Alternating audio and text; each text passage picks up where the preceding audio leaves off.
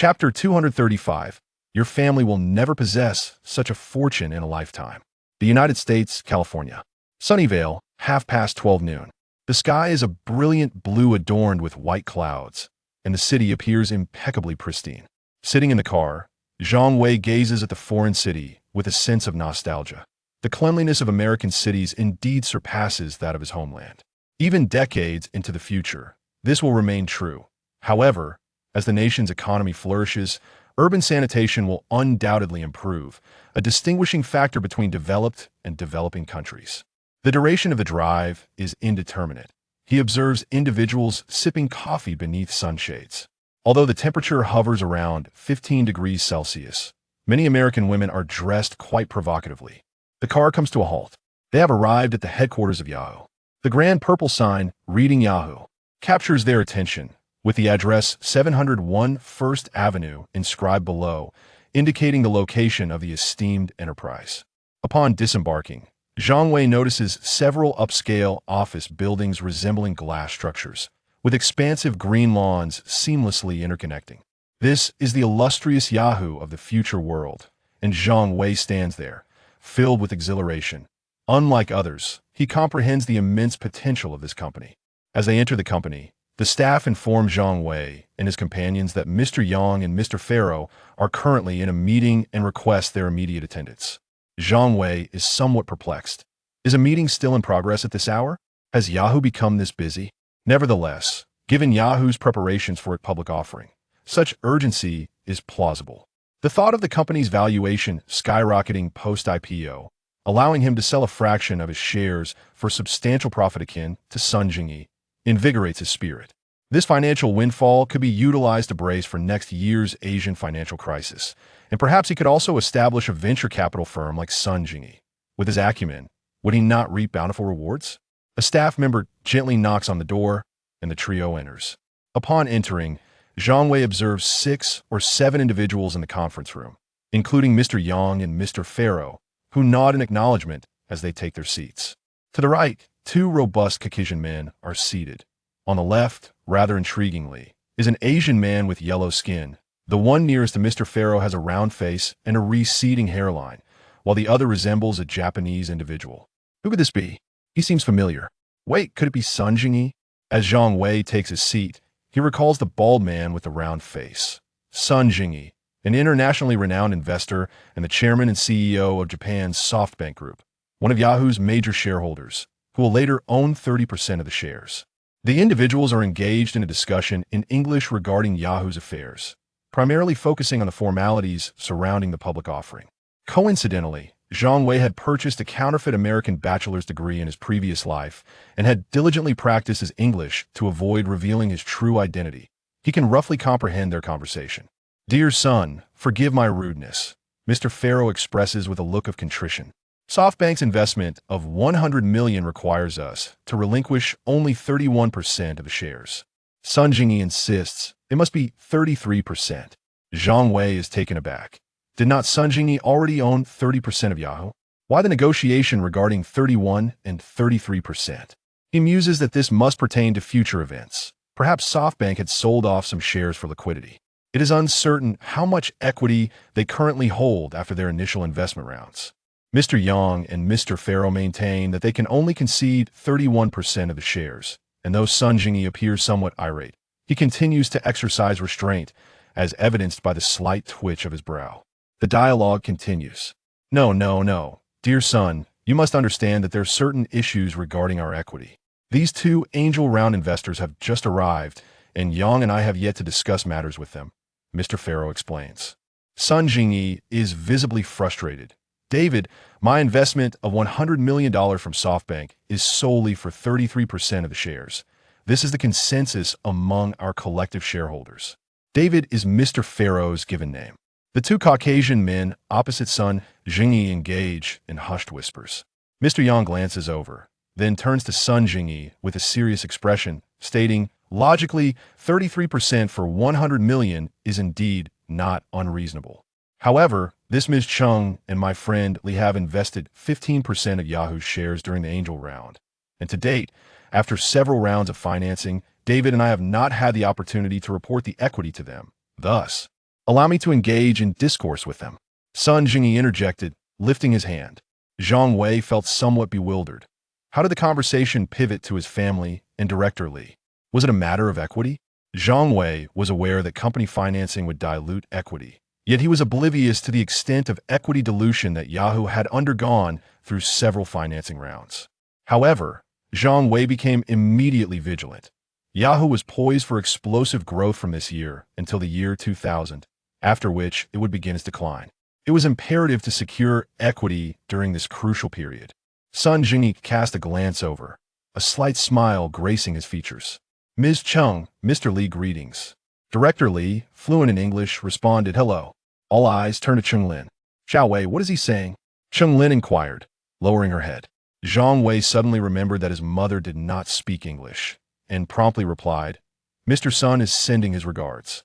But I cannot speak English, Chung Lin said, somewhat taken aback, and then absent-mindedly patted Zhang Wei's shoulder. Son, weren't you studying English textbooks recently? You should converse with them. Zhang Wei felt somewhat speechless. Fortunately, he had been self-studying recently. Otherwise, he would not have known how to explain his proficiency in English. Nodding, he turned to Sun Jingyi and, in somewhat convoluted English, articulated, Mr. Sun, my mother cannot speak English and has specifically asked me to convey her greetings to you. The group was taken aback. They had not anticipated that Zhang Wei could speak English. Although somewhat awkward, everyone could at least comprehend him. Sun Jingyi regarded Zhang Wei with interest. Young man, what is your name? Please inform your mother that I wish to acquire the equity she holds. Zhang Wei found the initial part of the statement quite agreeable, but the latter portion made him reluctant to engage further. Yahoo was on the brink of going public, and he was suggesting an acquisition of shares? Was he jesting on an international scale? Not for sale. Zhang Wei firmly rejected. Sun Jingyi frowned. Aren't you going to consult your mother? He then turned to Mr. Yang. Mr. Yang, how much equity does his family currently possess? Although Sun Jingyi's demeanor was rather unwelcoming, Zhang Wei had never held a favorable impression of him. When the topic of equity arose, not only Zhang Wei, but even Director Li perked up their ears. Mr. Yang and Mr. Fei Luo conferred quietly for a moment, while the other two Caucasians appeared to be engaged in their own discussion. Allow me to report on the equity matters. Mr. Yang adjusted his glasses and stood up, retrieving a folder from the table and flipping through a few pages. Last year, Yahoo underwent its first round of financing, with Ms. Chung and Mr. Li contributing $400,000 and $200,000 respectively, acquiring 10% and 5% of the shares. Zhang Wei thought something was amiss. Wasn't there supposed to be a $1 million investment from Sequoia Capital? He soon realized that back in April, Sequoia Capital had valued Yahoo at $4 million. And since Yahoo had already secured $400,000 from his family and $200,000 from Director Li the previous February, it was likely that they had not accepted Sequoia's investment. He continued to listen intently. Mr. Yang surveyed the room. In August of last year, Yahoo underwent its second round of financing, with SoftBank investing $30 million for 5% of the shares and Reuters contributing $10 million for 1.67%. Ms. Chung retains 9.34% of the shares, while Mr. Li's remaining. At the mention of Reuters, the two Caucasians nodded with smiles, evidently representatives from a British news agency. Zhang Wei listened as Mr. Yang recounted the rounds of financing, occasionally whispering brief summaries to his mother. Currently, Ms. Chung holds 7.2% of the shares, and Mr. Li has 3.6%, Mr. Yang concluded, closing the folder and raising his hand slightly. If Mr. Sun invests $100 million to acquire 31% of the shares, Ms. Chung will retain 4.97%, while Mr. Li and Reuters will hold. After a while, Mr. Yang finished his report. Zhang Wei had a rough understanding of how much equity they possessed. No wonder Mr. Yang and Mr. Fei Luo insisted on offering only 31%. They were likely concerned about diluting their own shares. After listening, Sun Jingyi nodded and turned to Chung Lin and Director Li, stating imperiously, I will purchase your shares. I will offer $220,000 for Ms. Cheng's 7.2% and $111,000 for Mr. Li's 3.6%. What do you say? Director Li appeared tempted. Zhang Wei found it amusing. Although he could not recall the valuation of Yahoo upon its public listing, he knew that even after the last round of financing, they should still possess 4.97% of the shares. Given that Yahoo was expected to go public at a value of $100 million, even with some dilution, their shares would certainly be worth more than $220,000. Not for sale. Zhang Wei remained resolute. Sun Jingyi's expression hardened slightly. You would do well to discuss this with your mother. $220,000 is not merely 220,000 RMB. Your family may never possess such a sum in their lifetime. When outrageous condescension, Zhang Wei felt a surge of anger. Just because they were unwilling to sell shares, he looked down on them? This was truly excessive. Now, let me have a proper conversation with you. Chapter 236. 2 million for my family. The atmosphere in the conference room was rather frigid. Sun Jingyi's remarks had incited a palpable resentment among the attendees. Whether it was the two founders of Yahoo, the representatives from Reuters, or even Director Li, all wore expressions of discontent. 220,000 US dollars. How much does that equate to in RMB? Not even 20 million. Only Chung Lin seemed bewildered by the conversation, tugging at Zhang Wei's sleeve. Son, what is he saying to you? Zhang Wei cast a cold glance at Sun Jingyi before relaying his words to his mother. Upon hearing this, Chung Lin's indignation flared, and she shot a fierce glare at Sun Jingyi. Seemingly oblivious to the disapproving gazes of those present, Sun Jingyi continued his monologue. When I first invested in Yahoo last year, I had already ascertained the backgrounds of several shareholders.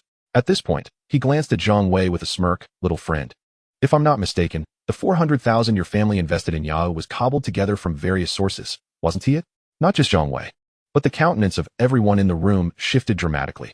How could someone delve into the private affairs of other shareholders? This was an invasion of privacy. The white male representative from Reuters sitting on the right immediately interjected, Shit, son, you've gone too far. Director Li also cursed in frustration. Do you have no shame? Damn it. Mr. Yang and Mr. Pharaoh remained silent, perhaps wary of the investment implications. Zhang Wei was equally furious. Sun Jingyi's audacity was appalling. How dare he discreetly investigate the affairs of other shareholders?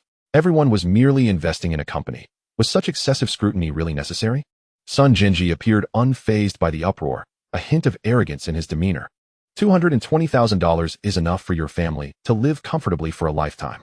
If you find it insufficient, we can negotiate further. No negotiation necessary. Zhang Wei rejected without hesitation. Mr. Sun, you should focus on your own affairs. My family's shares are definitely not for sale. Director Li echoed his sentiments. No matter the amount, I will not sell. Chung Lin, sensing the escalating tension, nervously clutched Zhang Wei's arm. Sun Jingyi snorted dismissively and turned his attention to Mr. Yang and Mr. Pharaoh. I insist on 33% of the shares. If you at Yahoo do not agree, then I'm afraid we at SoftBank will withdraw our investment. This tactic of retreating to advance was clear. He was determined to obtain the 33% stake. Zhang Wei narrowed his eyes, recognizing the shamelessness of Sun Jingyi.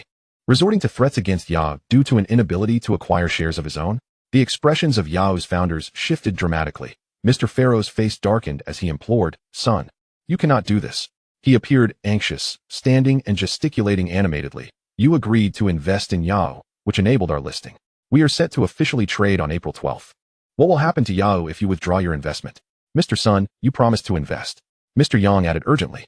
Sun Jingyi, however, wore an expression of indifference. SoftBank has numerous projects to invest in. For instance, we invested $3.1 billion in Ziff Davis over the past 2 years to gain complete operational control. As for you at Yahoo, I am merely drawn to your potential. Truth be told, $100 million for 33% is already an overvaluation of Yahoo. If you choose not to sell, I can easily invest in Psychos or Excite. I'm sure they would gladly part with 33% for $100 million. His SoftBank empire was flourishing, and he was in a position of power, completely dismissing those present.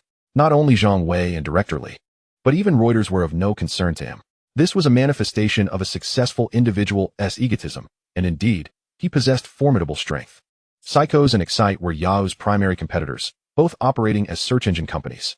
Zhang Wei's expression changed. If Sun Jingyi withdrew his investment, Yahoo's listing might not meet expectations, and the prospect of becoming an internet empire could very well evaporate. His dreams of sudden wealth could be dashed. Sun Jingyi had effectively seized upon the vulnerabilities of everyone present. Mr. Yang and Mr. Pharaoh's faces were ominously dark, as if they were about to burst with frustration. Unexpectedly, Sun Jingyi redirected the conversation back to Zhang Wei and Director Li. Of course, if either of you is willing to sell your shares, I would accept $100 million for 31%. Have you no shame? Is this never ending? Zhang Wei was now thoroughly incensed, glaring at Sun Jingyi. Don't think that $220,000 is enough. Even if you offer $22 million, my family will not sell our equity. His anger boiled over. He had even resolved that if Sun Jinji chose not to invest, he would accept the loss of the $400,000 invested in Yao. The atmosphere became increasingly tense. The two representatives from Reuters exchanged glances, while Mr. Pharaoh and Mr. Yang fell silent. Director Li turned away, unwilling to engage with Sun Jinji. And Cheng Lin anxiously observed the confrontation between Zhang Wei and Sun Jinji, though she remained unclear about the unfolding drama. Oh, Sun Jinji regarded Zhang Wei with newfound interest. Why is that? With utmost seriousness, Zhang Wei replied, because I believe in Yao's potential. In the future, not only 220,000. Even 200 million might not suffice to acquire 7.2% of Yao's shares. The expressions of Mr. Pharaoh and Mr. Yang softened slightly. Their eyes filled with goodwill towards Zhang Wei. While they did not believe Yao could achieve the heights he envisioned, they were nonetheless gratified by Zhang Wei's praise of Yao. Haha, Sun Jinji chuckled, shaking his head. Little friend, do you comprehend what 200 million signifies? He gestured toward the window. The entirety of Yao may not even be worth that amount. Zhang Wei shot him a sidelong glance. I am well aware of the weight of 200 million. A slight smile graced his lips. I believe that when you liquidate your Yao shares in the future, you will understand the veracity of my words today. Sun Jinji fell silent, studying Zhang Wei for a moment, seemingly attempting to glean some insight. Yet, he discerned nothing. He then turned back to Yao's founders. I reiterate, 100 million for 33% of the shares. Think it over. I shall take my leave now. As he spoke, he rose from his seat. And the short middle-aged man beside him quickly grabbed his bag and stood up as well. Mr. Sun, Mr. Pharaoh, and Mr. Yang chorused in an attempt to retain him. Ignoring their pleas, Sun Jinji strode toward the conference room exit. As the situation reached an impasse, Zhang Wei felt somewhat despondent. This investment in Yao might not meet expectations, leaving him in a gloomy state. Seemingly in a hurry, Mr. Pharaoh exclaimed, Sun, I agree. With a broad smile, Sun Jinji turned his head. Isn't that better? He returned to the conference table, exuding confidence. All right, let us sign the contract now. Mr. Pharaoh and Mr. Yang exchanged glances. Mr. Sun, 33% of the shares is acceptable, but I hope you can contribute an additional 2 million. Mr. Yang appeared quite dejected. The 2 million was merely a token gesture, serving as a final shred of dignity for Yao. Impossible. Sun Jinji flatly refused. Not a single cent more. Zhang Wei's eyes lit up. 2 million for 2% of the shares? On the day of Yao's official listing, it would be worth at least 100 million, meaning the 2 million would incur no loss. What if it reached 2 billion? Or 3 billion? That would yield exponential profits. With this thought, his heart raced. Seizing the moment of Sun Jinji's refusal, he quickly devised a plan. Why not, Mr. Sun? My family can cover the 2 million for the 2%. Zhang Wei's unexpected proposal stunned everyone. Sun Jinji was momentarily taken aback. 2 million to help him acquire shares? Mr. Pharaoh and Mr. Yang were equally astonished, unsure of how to process this turn of events. The representatives from Reuters widened their eyes in disbelief. 2 million to assist Sun Jinji in purchasing shares? Director Li stammered in Mandarin, Xiao Wei, how could you waste your money buying shares for that grandson of yours? Cheng Lin anxiously interjected. Son, you mustn't say that. She seemed to think of something, chuckling softly. Are you up to your usual tricks again? Zhang Wei responded to his mother with a sly grin. He wouldn't be foolish enough to spend money buying shares for someone else. He intended to seize this opportunity to trick Sun Jinji, given that he had been secretly investigating his family and looking down upon them. Oh, I will make that grandson regret it. Chapter 237. Sun Jinji was ensnared by Zhang Wei's words. The conference room fell into a profound silence. Everyone found Zhang Wei's proposal perplexing. Who would spend money to buy shares for another? Zhang Wei observed the crowd with a smile. Would he be that naive? Certainly not. This was a trap he had meticulously crafted. Are you suggesting you will help me with 2 million to sell this 2% of shares? Sun Jinji scoffed. Can your family even come up with 2 million? I mean in USD, not RMB. Zhang Wei chuckled, turning to Mr. Yang. Mr. Yang, can you make international calls? Without hesitation, Mr. Yang produced a compact phone from his pocket. Compact by contemporary standards, use my phone. Cheng Lin and Director Li exchanged glances. Such a small phone was unheard of in their country, where mobile devices resembled bricks. Zhang Wei took a closer look, seizing the phone and dialing home with the international code, 86.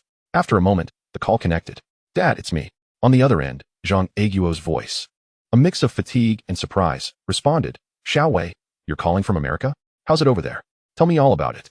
Zhang Wei, both amused and exasperated, quickly replied. Dad, listen, I have something important to discuss. International calls are quite expensive, so I'll get straight to the point. Prepare 2 million USD by morning.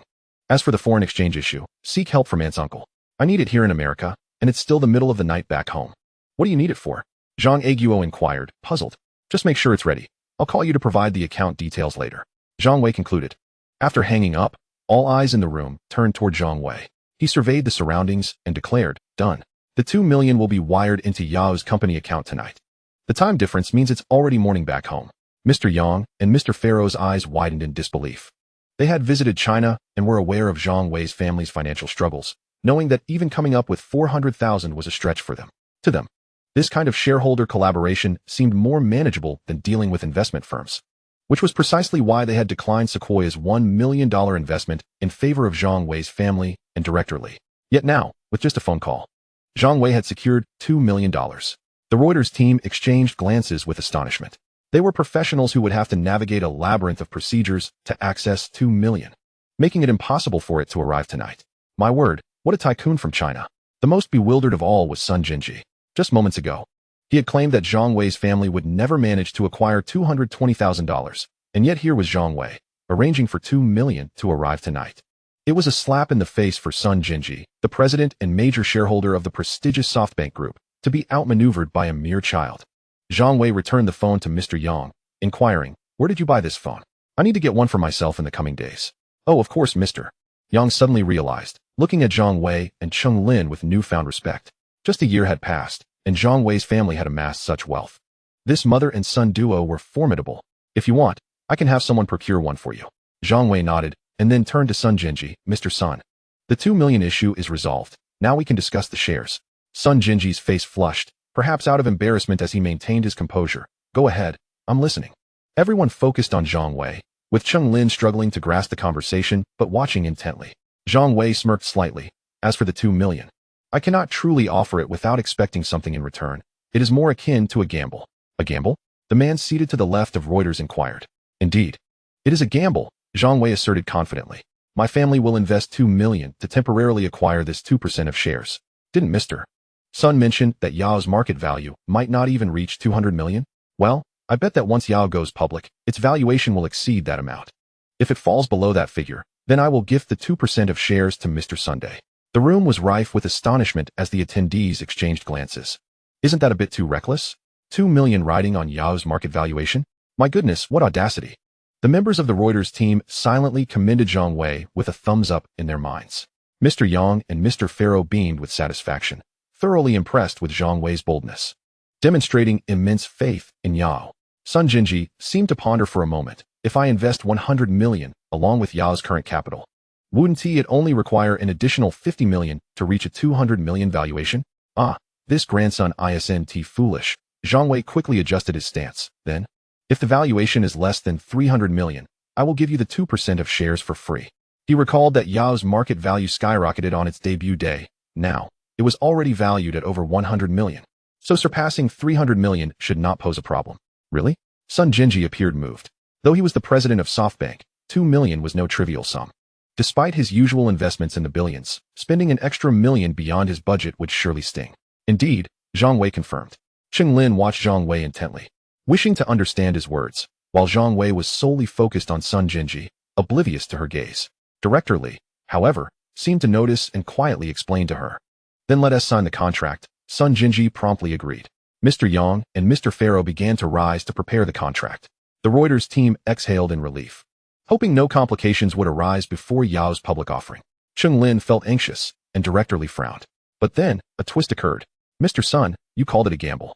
As the esteemed president of SoftBank, are you truly attempting to take advantage of this naive child?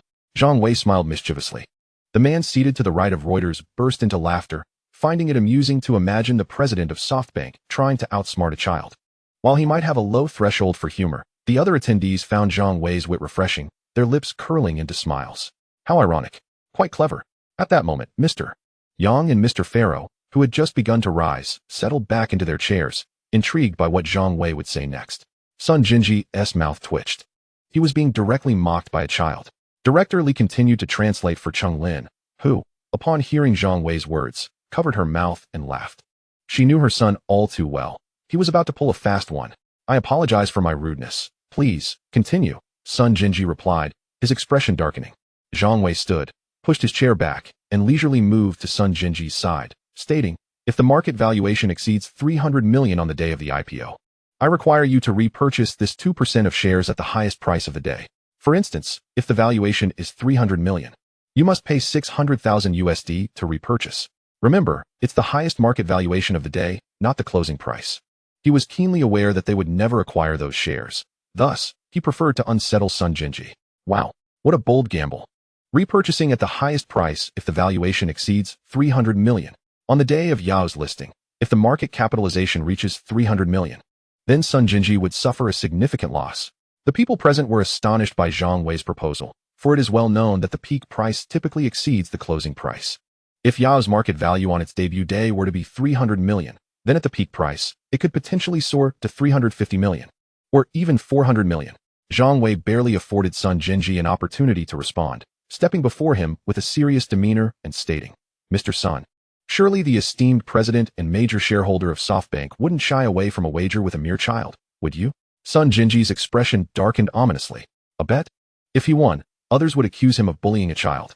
If he refrained, they would claim he was intimidated by a child. A dilemma indeed. Yet, Zhang Wei had ensnared him with his words. If he declined to bet, the attendees would undoubtedly label him a coward. Director Lin chuckled softly at the audacity of this young man. The others found the situation amusing, their eyes fixed on Sun Jinji, harboring little affection for him and eager to witness his humiliation.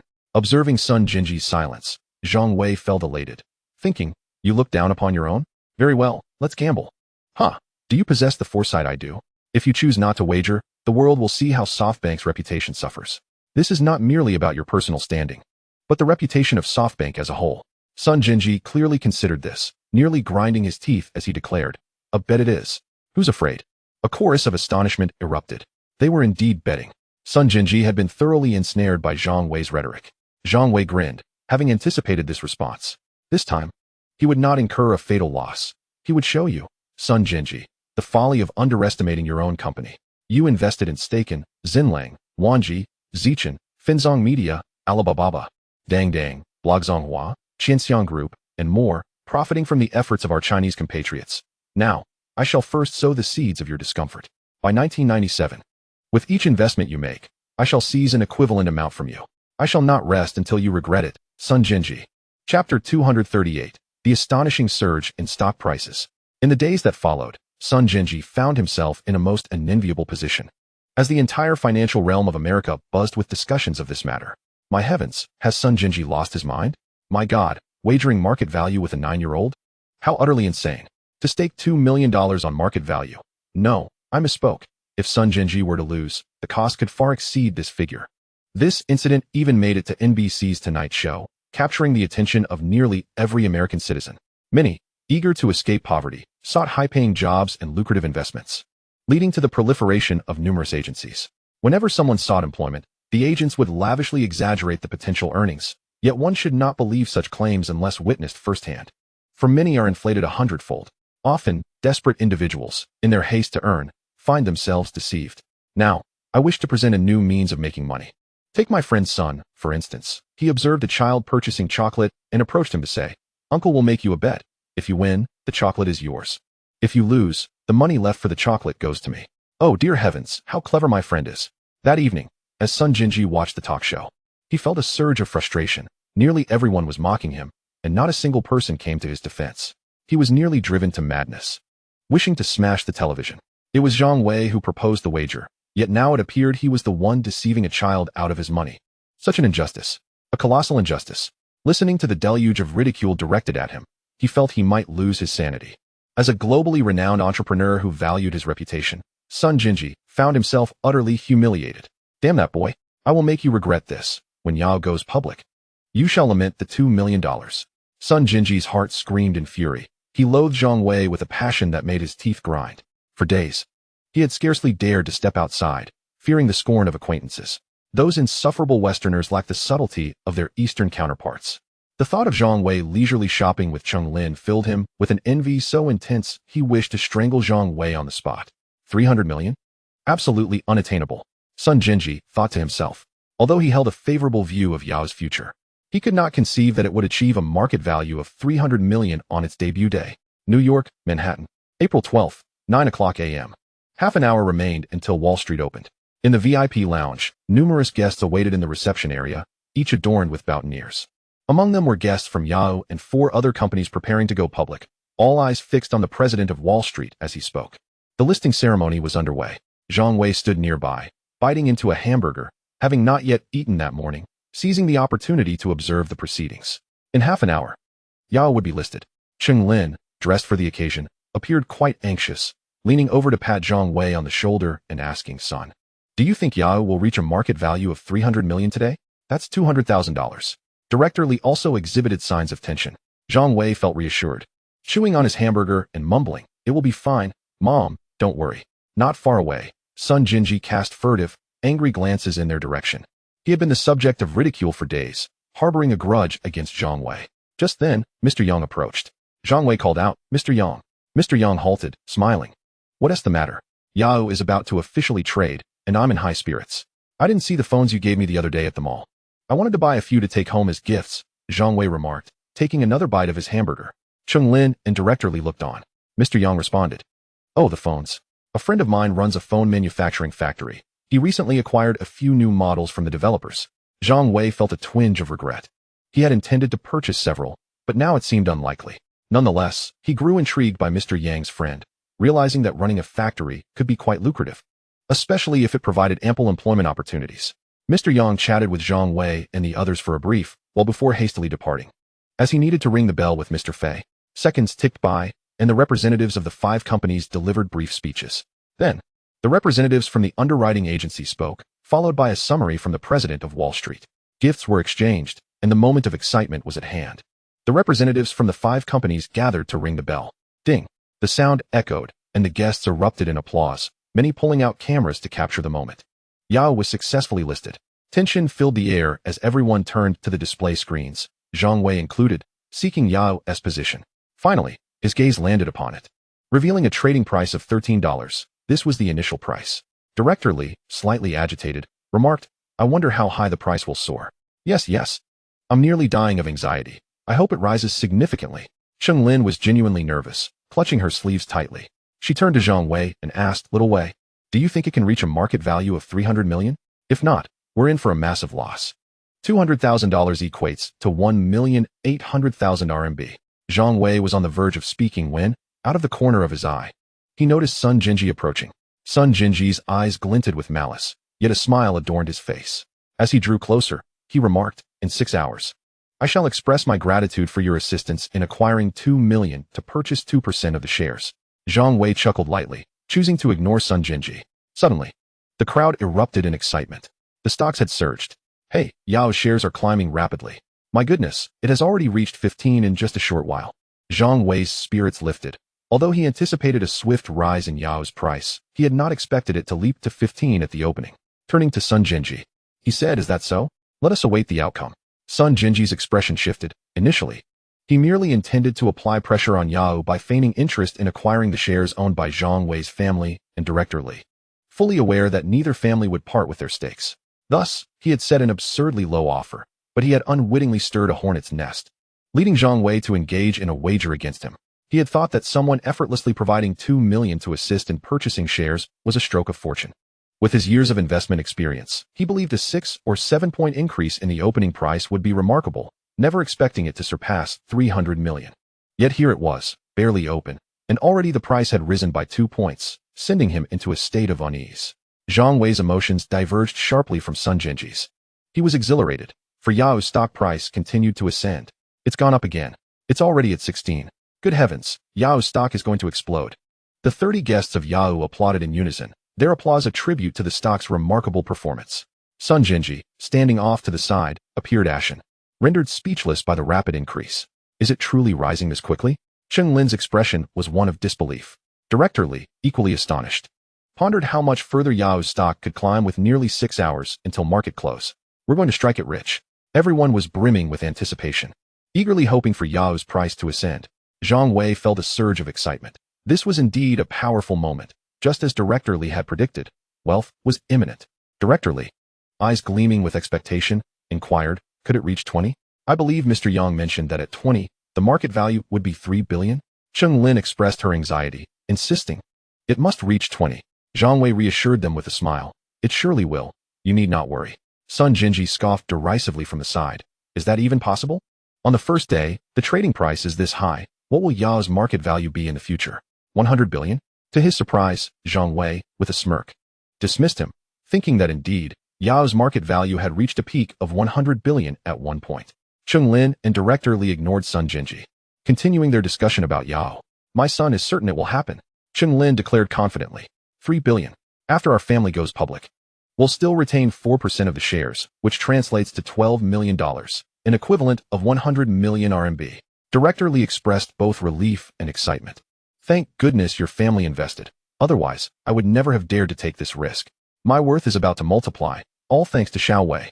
Zhang Wei listened quietly to their conversation, fully aware that Yao's ultimate market value would likely peak in the year 2000, potentially reaching 100 billion. At that time, selling their 4% stake could yield 40 billion. However, he was more concerned about today's closing price, as it would determine how much Sun Jinji would need to pay to repurchase the 2% of shares. As long as it exceeded 300 million, they would profit $6 million, nearly 50 million RMB. Securing such funds would provide a capital infusion during the impending Asian financial crisis next year, paving the way for significant advancement. This was what truly captivated Zhang Wei's attention. That would be the moment he could truly spread his wings. And he was diligently self-studying various financial disciplines, all in pursuit of leaving his mark on the annals of financial history. Let the stock price rise further. Zhang Wei fervently wished, and his desires were soon realized. 18. Wow, it's already up $5. My God, aim for 25. The crowd marveled at Yao's stock price. And upon glancing at Sun Jinji's expression, Zhang Wei noted the disgust etched on his face, as if he had just swallowed a fly. At that moment, Sun Jinji stood there, his expression dark and foreboding, his once plump visage now pallid, resembling the bottom of a well-used iron pot, rendered speechless for what felt like an eternity. Then, someone shouted, "It's gone mad. It's absolutely insane." 20. Director Li gasped. Yao's market value has reached 3 billion. Zhang Wei looked up and confirmed that Yao's stock had indeed reached 20. Sun Jinji was left utterly bewildered, rubbing his eyes in disbelief. Is it really this powerful?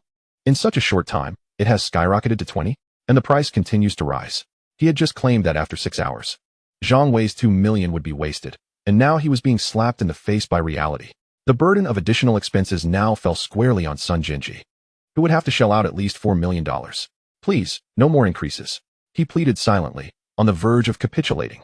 Yet the stock price continued its relentless ascent, threatening to breach the heavens. Chapter 239. The thrills of life's ups and downs are truly exhilarating. Cheers erupted all around. 23. Good heavens, Yao is incredible. Sun Jinji, the fool, was on the verge of tears. How did this turn into a discussion about Sun Jinji? Are you unaware that Sun Jinji has a wager with another shareholder's son from Yao? What happened? Oh, you don't know? Let me enlighten you. That day, I was discussing the IPO with David and Yang when the other two shareholders arrived. Sun Jinji foolishly fantasized about acquiring shares from Ms. Cheng and her son. A Reuters journalist recounted everything that transpired in the conference room. Now, the guests from Yao and the representatives from the other 4 companies grew restless, pointing fingers at Sun Jinji, calling him foolish and shameless. The derisive laughter rang out, and Sun Jinji was on the verge of tears. Indeed, he was close to tears, wishing he could plug his ears. Didn't we place a bet? Must you all berate me so? He thought. I'm the one losing money, not you. At that moment, he heard Director Li's voice. Xiao Wei, it seems Sun Jinji will owe you $6 or $7 million. Zhang Wei chuckled. It's only natural to accept the consequences of a wager. Given this trend, he may not lose as much as he thinks. Not lose millions? What more do you want? $1 million? Sun Jinji nearly erupted in frustration. And you two think I'm a ghost? Can't you see I'm standing right here, and you're chatting so merrily? What did that fool just say? In 6 hours, I'll thank you. Director Li continued. Zhang Wei, feigning embarrassment, responded, Isn't that a bit much? Accepting his money, and he still wants to thank me? My mother and I are decent people. We ought to be the ones thanking him. At this point, he seemed to have an epiphany, turning to Sun Jinji. Mr. Sun, you need not thank me. Please, do not feel obliged. Thank you very much. Sun Jinji was on the brink of bloodshed from rage. Countless eyes remained glued to the display screen as Yao's stock price continued its relentless ascent. Half an hour later, Cheng Lin suddenly exclaimed, Sun, 27. The market value of Yao has already reached 400 million. She was so elated that she leaped with joy. Director Li was also exhilarated, waving his fist in excitement. That fool Sun Jinji even said it wouldn't reach 300 million. Now it's already 400 million. Xiao Wei, Your insight is truly remarkable. Zhang Wei appeared equally thrilled, yet remained rational, advising, Director, keep your voice down. Mr. Sun is still standing nearby. Keep it down? And yet you're shouting so loudly? The entire VIP room can hear us. Sun Jinji was nearly driven to the brink of fury by Zhang Wei's words. For heaven's sake, could you lower your voice? Just stop talking. His body trembled with rage, while the soaring value of Yao meant his 33% stake was becoming increasingly valuable. It also heralded greater embarrassment. The entire financial realm of America, no, the entire nation, was now aware of the bet he made with Zhang Wei. If Yao's valuation continued to rise swiftly, it would only serve to highlight Sun Jinji's poor judgment. When competing for investments, who would investors choose? Anyone with a modicum of sense would definitely opt for the other individual with greater foresight. Sun Jinji was mortified, his shame echoing from the land of the rising sun all the way to America. If this were to be broadcasted, it would be a global embarrassment.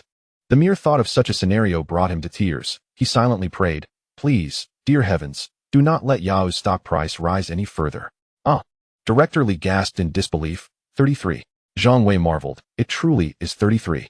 Skeptical, Sun Jinji rushed to glance at the display screen, and upon doing so, his eyes nearly bulged out of their sockets. The display revealed that Yao's price had indeed surged to 33. What did this signify? Yao's market value was now approaching 500 million. Just moments ago, he was contemplating whether Zhang Wei would demand $1 million. Now he was truly on the hook for $1 million. Sun Jinji was momentarily taken aback, then exclaimed, why has it risen so rapidly? Gasping, he found himself astounded by Yao's price surge. Zhang Wei grinned, indeed, it has risen this swiftly. Who knows, it might rise even more shortly. No sooner had he spoken than Yao's stock price jumped once more, leaving Sun Jinji utterly dumbfounded. He appeared so shocked that he instinctively took a step back, almost losing his balance. Are you a deity? It truly rises the moment you say so. Director Li slapped his thigh. Thank goodness I followed you and purchased Yao's stock. Cheng Lin chimed in, son, your vision is astonishingly precise. Nearby guests, recalling the earlier remarks made by the reporters, turned to look at Zhang Wei, marveling at the confidence it took to make such a bet, and now it had proven true. What kind of eyes did he possess? Golden eyes. Remarkable. Simply remarkable. The guests' excitement over Yao's stock price surge transformed into shock, then into awe, leading to a significant shift in their perception of Zhang Wei. Initially, they had sympathized with him and joined in mocking Sun Jinji, but as Yao's stock price kept ascending, they began to ridicule Sun Jinji for his poor foresight. However, when Yao's stock reached 38, the looks directed at Zhang Wei completely changed. This was not a mere whim that prompted him to make a bet. He undoubtedly possessed confidence. He indeed had absolute assurance. In Zhang Wei's eyes, they saw an inexplicable brilliance, a depth of insight that rivaled even Buffett's wisdom. Zhang Wei's profound gaze. He was, in fact, momentarily astonished. What did 38 signify? It indicated that Yao's market value was nearing 600 million, yet in his memory, Yao had not reached such heights on its debut day. Clearly, everyone had misconstrued Zhang Wei's dazed expression as one of wisdom and depth. At noon, after a light lunch, everyone remained fixated on Yao's stock price surge. By 1 o'clock in the afternoon, Yao's stock had achieved another astonishing leap. 43. Yao's price had skyrocketed to an astonishing 43. This left not only Sun Jinji, but all present, be it the 30 guests of Yao or the 120 guests from the other 4 companies, utterly astounded, their jaws nearly dropping in disbelief. Everyone stood in stunned silence. Sun Jinji, standing there, was rendered speechless. This price. Silence enveloped the room. Sun Jinji felt a wave of dizziness wash over him. He now faced a loss of at least $12 million, and with 2 hours left before the market closed. How much more would he have to pay if Yao's stock continued to rise? 15 million? 20 million? He struggled to breathe, realizing that the 200,000 he had initially planned to invest in a 2% stake now required 10 times that amount. Suddenly, Yao's stock price dropped from 43 to 42. The room erupted in a flurry of discussion. It dropped. It truly dropped. It fell by $1 in the blink of an eye. Will it continue to plummet? Sun Jinji's heart surged with renewed hope, as if grasping the last lifeline. Such fluctuations of soaring in the morning and plummeting in the afternoon were not uncommon in the stock market, and the speed of decline often far outpaced that of ascent. He yearned for Yao to fall back below $20. If that happened, he wouldn't have to incur losses. Ha!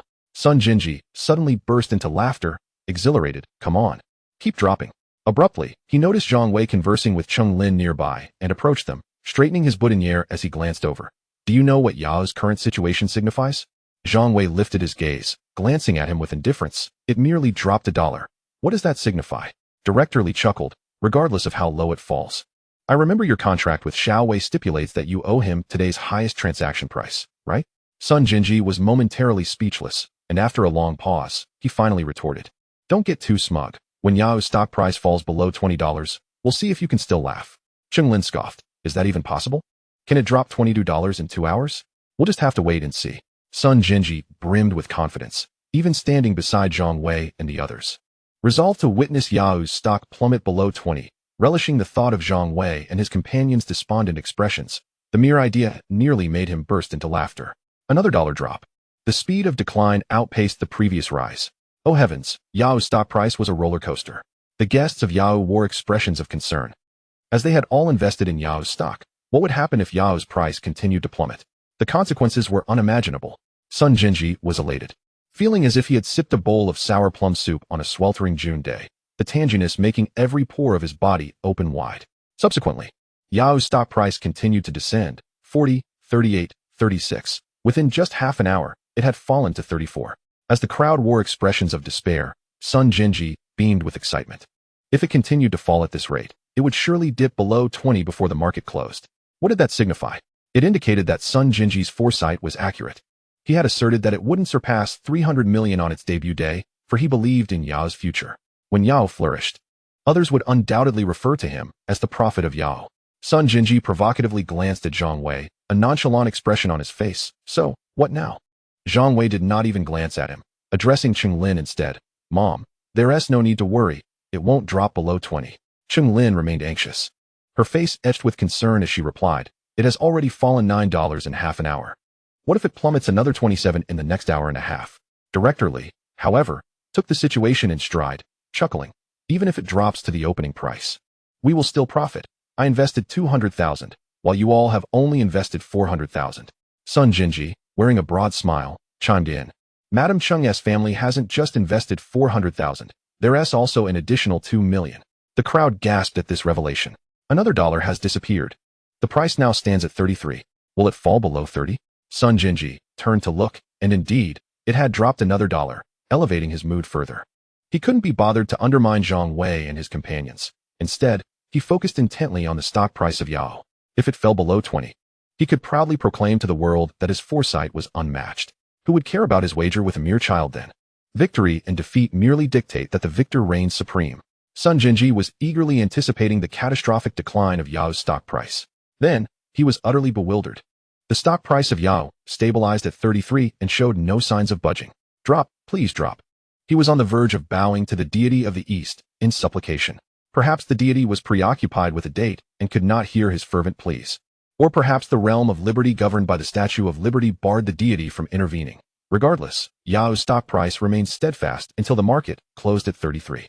When Mr. Yang and Mr. Fei Luo arrived to announce the celebratory banquet that evening, Zhang Wei, Lin, and Director Li were all elated. The only one disheartened was Sun Jinji, his expression one of utter despondency. Why had he, Sun Jinji, been bested by a mere child? At 33, Yao's market value soared to 500 million. He had been publicly humiliated, and by a child no older than 10. Now, the entire nation was mocking him for betting against a child. While they could chuckle at his expense, he had lost. Who would dare to accept his investments in the future? They would surely say, oh, that's the guy who lacked faith in his own investment. Do you really want to take his money? Are you not afraid he'll curse your company to ruin? Just moments ago, the stock price of Yao was in freefall. But why had it suddenly stabilized? It defied all logic. The dramatic swings of life were too exhilarating, leaving Sun Jinji utterly shattered. Chapter 240, A Lesson for the Americans. Manhattan Hotel. This evening, Yao's celebratory banquet was held here, with Mr. Yang and Mr. Fei Luo renting out the entire venue. 100 to 200 guests mingled in the hall, indulging in fine wine and food while engaging in lively conversations. The atmosphere brimming with joy. Zhang Wei noted the stark contrast between this celebration and those back home. In his homeland, guests typically sat at tables, listening to speeches from leaders, whereas the American celebrations resembled a vibrant party, with most guests standing while enjoying their food and few opting to sit. Several shareholders with significant stakes took to the stage to speak, starting with Mr. Yang and Mr. Fei Luo, whose speeches were met with resounding applause. Next was Sun Jinji, now considered Yao's largest shareholder, who took the stage after the founders. Zhang Wei, seated on a red sofa, listened to Sun Jinji's address, and had to admit that his oratory skills were quite impressive. Dear esteemed guests, good evening. On the occasion of Yao's listing, I represent our investment partner, SoftBank, to express our unwavering support. After unanimous approval from the SoftBank board, I have decided to invest in Yao. Sun Jinji stood on stage, his words flowing with generosity. However, to his surprise, the guests were far from impressed. They began to boo before he had even finished. Shut it. This guy just got lucky. Dear Harry, you cannot malign Mr. Sun like that.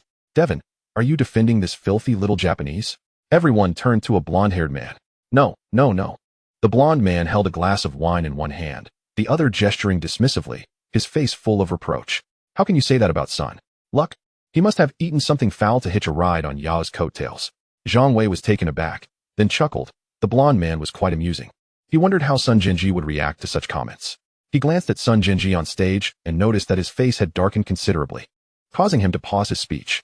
The veins on Sun Jinji's forehead bulged with fury as he coldly stated, "My speech ends here. Thank you." He bowed and exited the stage. Not a single clap was heard. At that moment, Mr. Fei Luo took the stage, clapping his hands and saying, "Thank you, Mr. Sun, for your remarks." The audience offered a sparse round of applause out of courtesy. Next, let us welcome Mr. Grosser from Reuters to share a few words. After Mr. Grosser spoke, the crowd erupted in applause. Once he stepped down, Mr. Yang rushed up, microphone in hand, and declared, "Next, we have a very special guest, or rather two, who are also shareholders of Yao, and were among the first to invest in us. Without their support, Yao might not have reached this point. Here, I want to extend my gratitude to them." Zhang Wei immediately realized that Mr. Yang was inviting his mother and director Li to speak. He quickly nudged his mother, "Mom, get ready to go up." Cheng Lin turned back in disbelief. "But I don't speak English." Zhang Wei hesitated, realizing this was indeed a challenge. He even pondered whether to ask Mr. Yang to skip their speech, fearing an embarrassing moment since he had not prepared any remarks. "Now, let us welcome Ms. Cheng and her son, Zhang Wei," Mr. Yang announced loudly, extending his hand. Clap, clap. The room filled with applause, all eyes fixed on the mother and son duo. Cheng Lin stood up timidly, asking her son, "What should I say?" Zhang Wei felt a surge of anxiety. What to do? What to do? This felt like being thrown into the deep end. Yet, seeing his mother's worried expression, he quickly reassured her in a hushed tone, "Just say a few words, and I'll pretend to translate." They walked toward the stage amidst the astonished murmurs of the crowd. "Oh my God, Orientals! Good heavens, it's Orientals! How could they possibly have the insight to invest in Yao?" I too found it hard to believe. Could these two be relatives of Mr. Yang? Otherwise, how could they have become shareholders of Yao? The gazes directed at Zhang Wei and Cheng Lin were filled with disdain.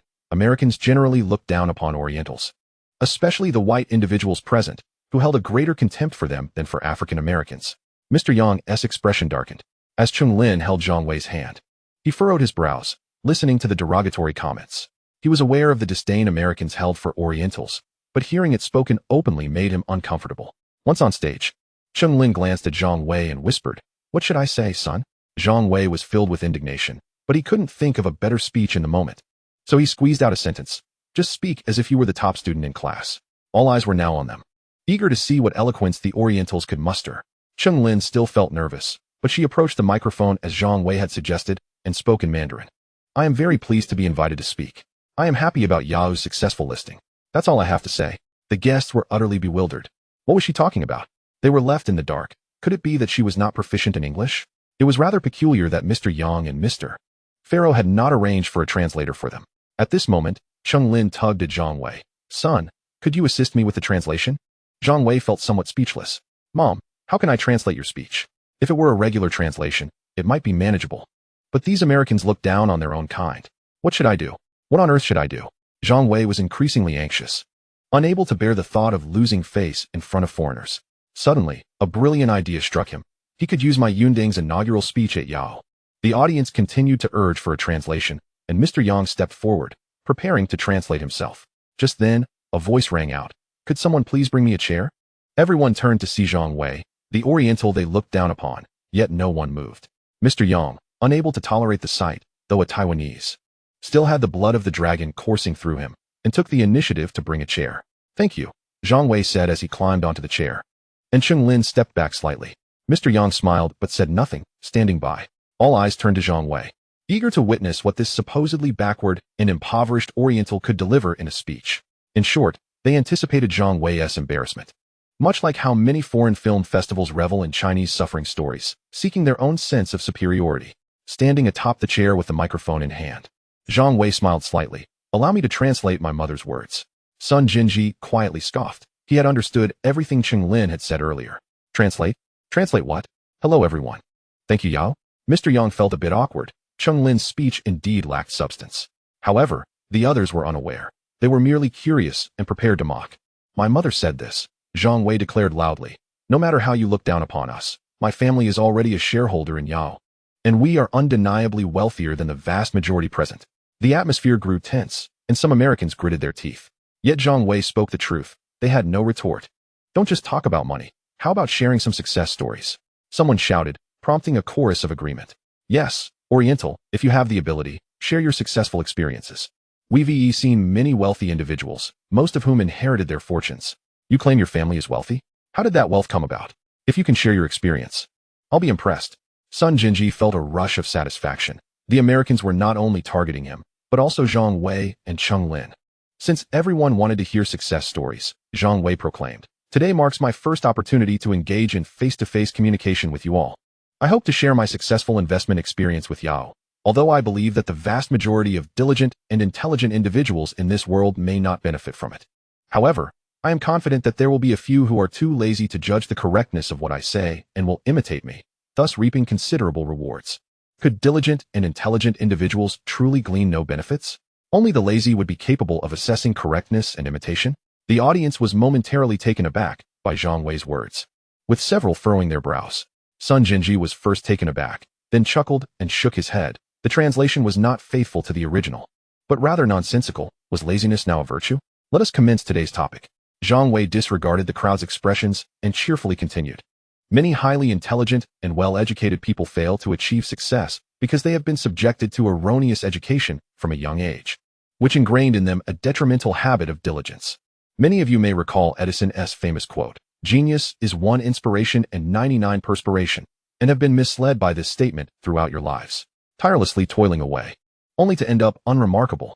In fact, Edison concocted this phrase to mislead us, as he was too lazy to ponder the true reasons for his success. Indeed, this was utter nonsense. Sun Jinji's earlier gloom dissipated entirely. He found Zhang Wei's assertions ridiculous. How could diligence lead to mediocrity? Not only him, but even Mr. Yang's expression shifted. He hadn't anticipated Zhang Wei would disparage diligence, who in attendance had not achieved success through hard work, whether it was Pharaoh, Grozer, or other guests. They all turned pale at the suggestion that Edison misled the world. Was this not too excessive? Nonsense. Absurd. They exclaimed. How could the lazy possibly succeed more easily than the intelligent? Zhang Wei, hearing the murmurs around him, couldn't help but smirk and declared loudly. Many of you may think I am spouting nonsense. Very well. Allow me to present 100 examples to prove your error. Facts speak louder than words. Let us hear what you have to say, the audience urged, their curiosity piqued. Do you all remember last year's Forbes list, where Bill Gates topped the rankings? Zhang Wei beamed at the crowd, raising a hand. He is the wealthiest person in the world. He was once a programmer who was too lazy to study, so he dropped out. He was also too lazy to memorize those complex DOS commands, so he created a graphical interface program. What was it called? I forget. Too lazy to remember such details. As a result, every computer in the world bears a similar face. And he replaced the Japanese tycoon Hiroshi Yamauchi as the world's richest man. Mr. Yang was taken aback. Sun Jinji was intrigued. Was Zhang Wei actually providing examples? Others were initially startled, but it seemed there might be some truth in what he said. Zhang Wei, disregarding their reactions, continued his cheerful discourse. The world's most valuable brand, which you all surely know, is Coca-Cola. Its owner is even lazier. Rather than embracing our rich Chinese tea culture or the aromatic Brazilian coffee, he was too lazy to do so. He simply mixed some saccharin with cold water and bottled it, and now, wherever there are people in the world, they are drinking that liquid resembling soy sauce. Saccharin and cold water? A liquid resembling soy sauce. A red-haired woman could not hold back her laughter, exclaiming, "Oh my God, how amusing. The world's greatest football player, Ronaldo, who just won the FIFA World Player of the Year, is so lazy on the field that he merely stands in front of the opposing goal, waiting for the ball to come his way before giving it a kick. He is the highest-paid athlete in the world. Some say he has astonishing speed while dribbling. That's obvious. Others run for 90 minutes, while he only runs for 15 seconds, so of course he's fast." Zhang Wei spoke with righteous fervor. This is too funny. Too funny. I'm dying of laughter. The guests were in stitches. Even Mr. Pharaoh could not contain his laughter. Others run for 90 minutes? Ronaldo only runs for 15 seconds? So that's why he's fast. Ha ha ha, how witty. Although Chung Lin was unaware of the exact reason for the laughter, she sensed that her son was being quite entertaining and smiled in response. At this juncture, Zhang Wei's expression turned serious. The most formidable restaurant chain in the world is McDonald's. Its owner is astonishingly lazy. Too lazy to learn the intricacies of French cuisine or master the complexities of Chinese cooking. He merely sells 2 slices of bread with a piece of beef in between. And as a result, the iconic logo can be seen worldwide. The owner of Pizza Hut is so lazy he doesn't even bother putting the filling inside the dough. He simply sprinkles it on top of the dough and sells it, and everyone calls that pizza. He leaned forward, dramatically extending his hands. It's worth 10 times the price of a regular pie. The audience was already in fits of laughter. Sun Jinji no longer bore any hint of mockery. Instead, his eyes reflected sheer incredulity. Was it possible that Zhang Wei had employed such a witty example? Although the words did not quite resonate, he found himself devoid of any rebuttal. Zhang Wei withdrew his hand, a smile gradually gracing his features. There are even more astute, lazy individuals who, unwilling to ascend stairs, invented the elevator. Those too indolent to walk created automobiles, trains, and airplanes, and those too lethargic to commit murder devised the atomic bomb. He also felt compelled to mention that oft-quoted phrase, life lies in movement. Have you ever seen an athlete who lives to a ripe old age? The longest-lived individuals in the world are, after all, those monks who are too lazy even to consume meat. Laughter erupted from the audience, many oblivious to the splashes of red wine that adorned their garments. I am in awe.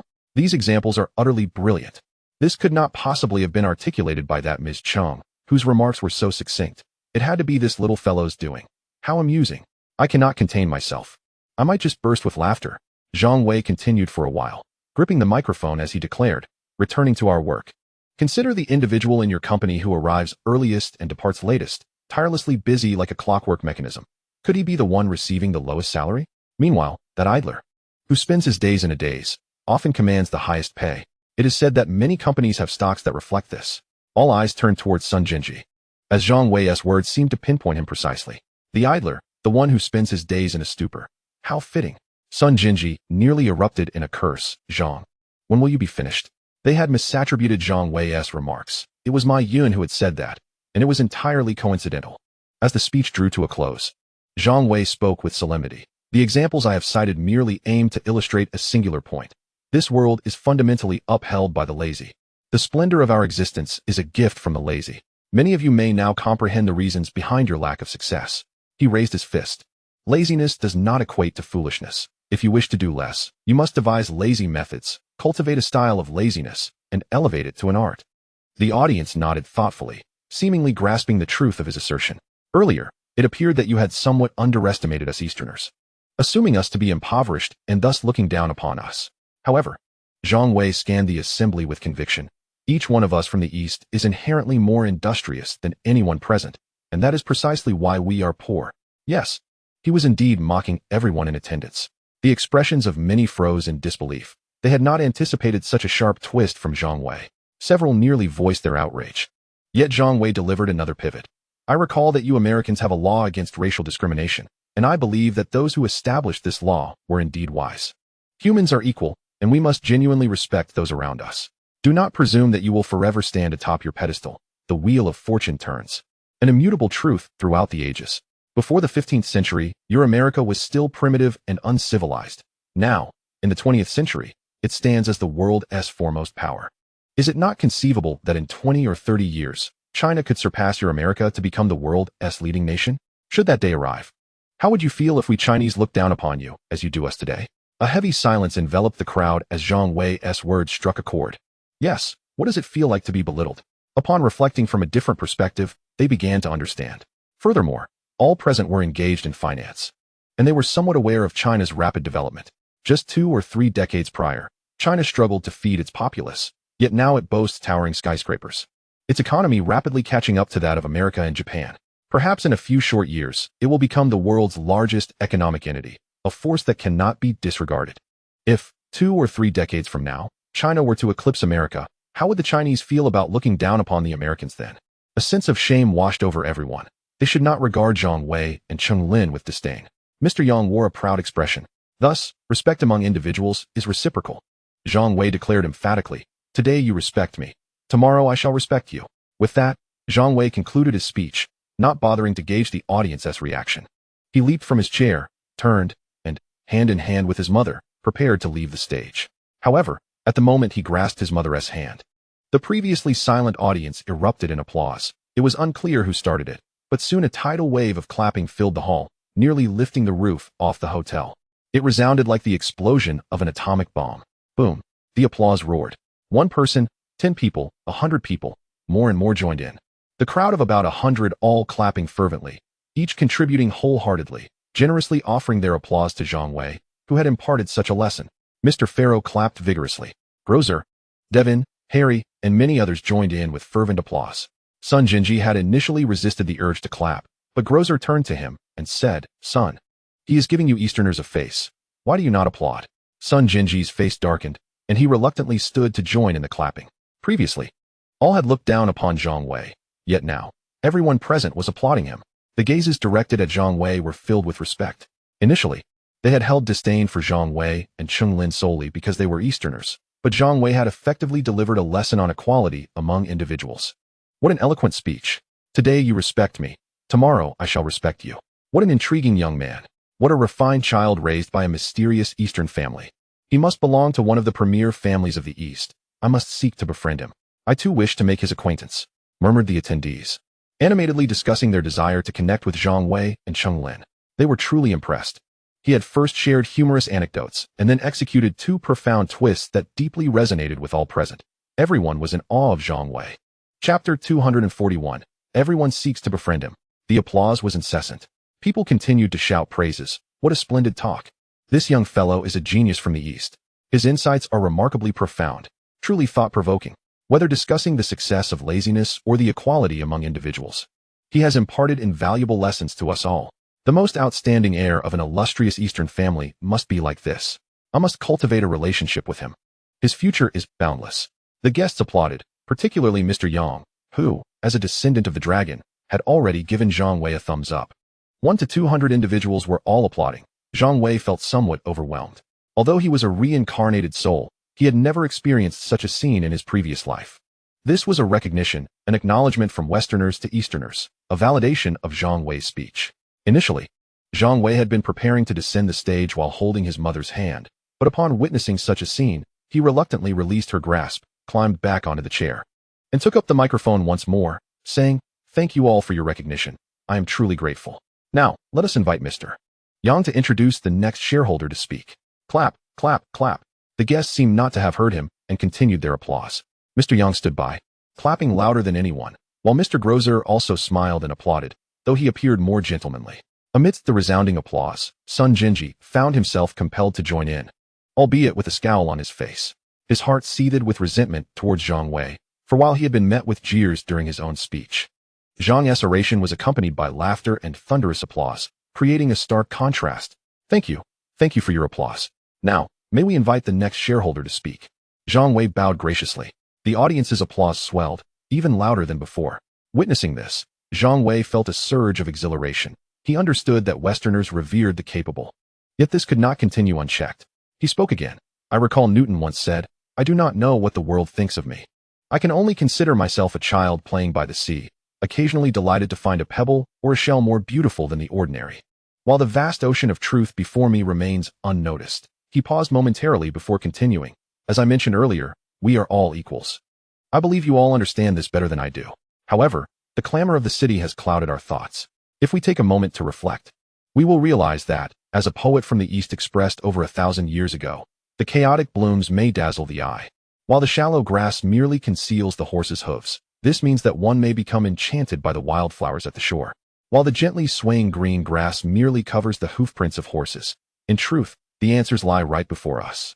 The applause began to fade as the audience fell into contemplation, seemingly acknowledging the validity of Zhang Wei's assertion that many truths are indeed within reach, obscured only by the illusions that cloud their vision. It was evident that Eastern poets had articulated such profound truths over a millennium ago. The richness of Chinese culture was undeniably profound. Indeed, it is a civilization steeped in 5,000 years of history. I have resolved to delve into the vastness of Chinese culture. It is profoundly thought-provoking. This young man speaks well. Who else could illustrate their point so vividly? Indeed, he articulated it brilliantly. The guests murmured in quiet admiration, one part marveling at the depth of Chinese culture, and another part impressed by Zhang Wei's quick wit, who effortlessly invoked Newton and the verses of poets unknown to them. Sun Jinji let out a sound of realization. He was well aware of Bai Ji's verse, perfectly suited for this moment. The assembly fell silent as Zhang Wei descended the stage, hand in hand with his mother. At that moment, Mr. Yang called upon Director Li to take the stage, and the audience erupted in applause once more, this time without any disdain. Director Li, a cultured man, delivered an impressive speech, concluding with another round of applause. As Zhang Wei and his mother stepped off the stage, they were soon encircled by a throng of people. Cheng Lin gasped, whispering, "Son, they look fierce and intimidating. What do they want?" "I have no idea," Zhang Wei replied, somewhat taken aback. Could it be that this crowd, offended by his earlier jibes, now sought to confront him? Yet, that seemed unlikely given the earlier applause. Before long, a dozen individuals surrounded Zhang Wei and Cheng Lin, all speaking excitedly at once. "Hey, little buddy, I'm Harry. I've been eager to meet you. I'm Keen, a friend of Yang. By the way, isn't that the phone you're holding that I gave to Yang not long ago?" Just then, Mr. Grocer approached, his face beaming with delight. "Young Mr. Zhang, you've won your bet with Sun, and you stand to gain $2 million. Zhang Wei quickly returned the greeting, "Good day, sir." Upon hearing Grocer's words, the crowd began inquiring about the details, only to discover that the one who had wagered with Sun Jinji was none other than Zhang Wei. This revelation elicited gasps of astonishment among the attendees. They had speculated whether Zhang Wei was indeed the one to challenge Sun, and now Grocer had confirmed their suspicions. However, their attention soon shifted away from Zhang Wei, as many turned to approach Sun Jinji. A red-haired man exaggeratedly exclaimed, "Oh, isn't this the fellow who snatched the chocolate from the child?" Sun Jinji's expression darkened. "It was a bet." Another blonde woman chimed in, laughing, "Dear Sun, what are your thoughts on failing to secure the chocolate and instead losing several pieces?" Sun Jinji gritted his teeth. "A bet is a bet."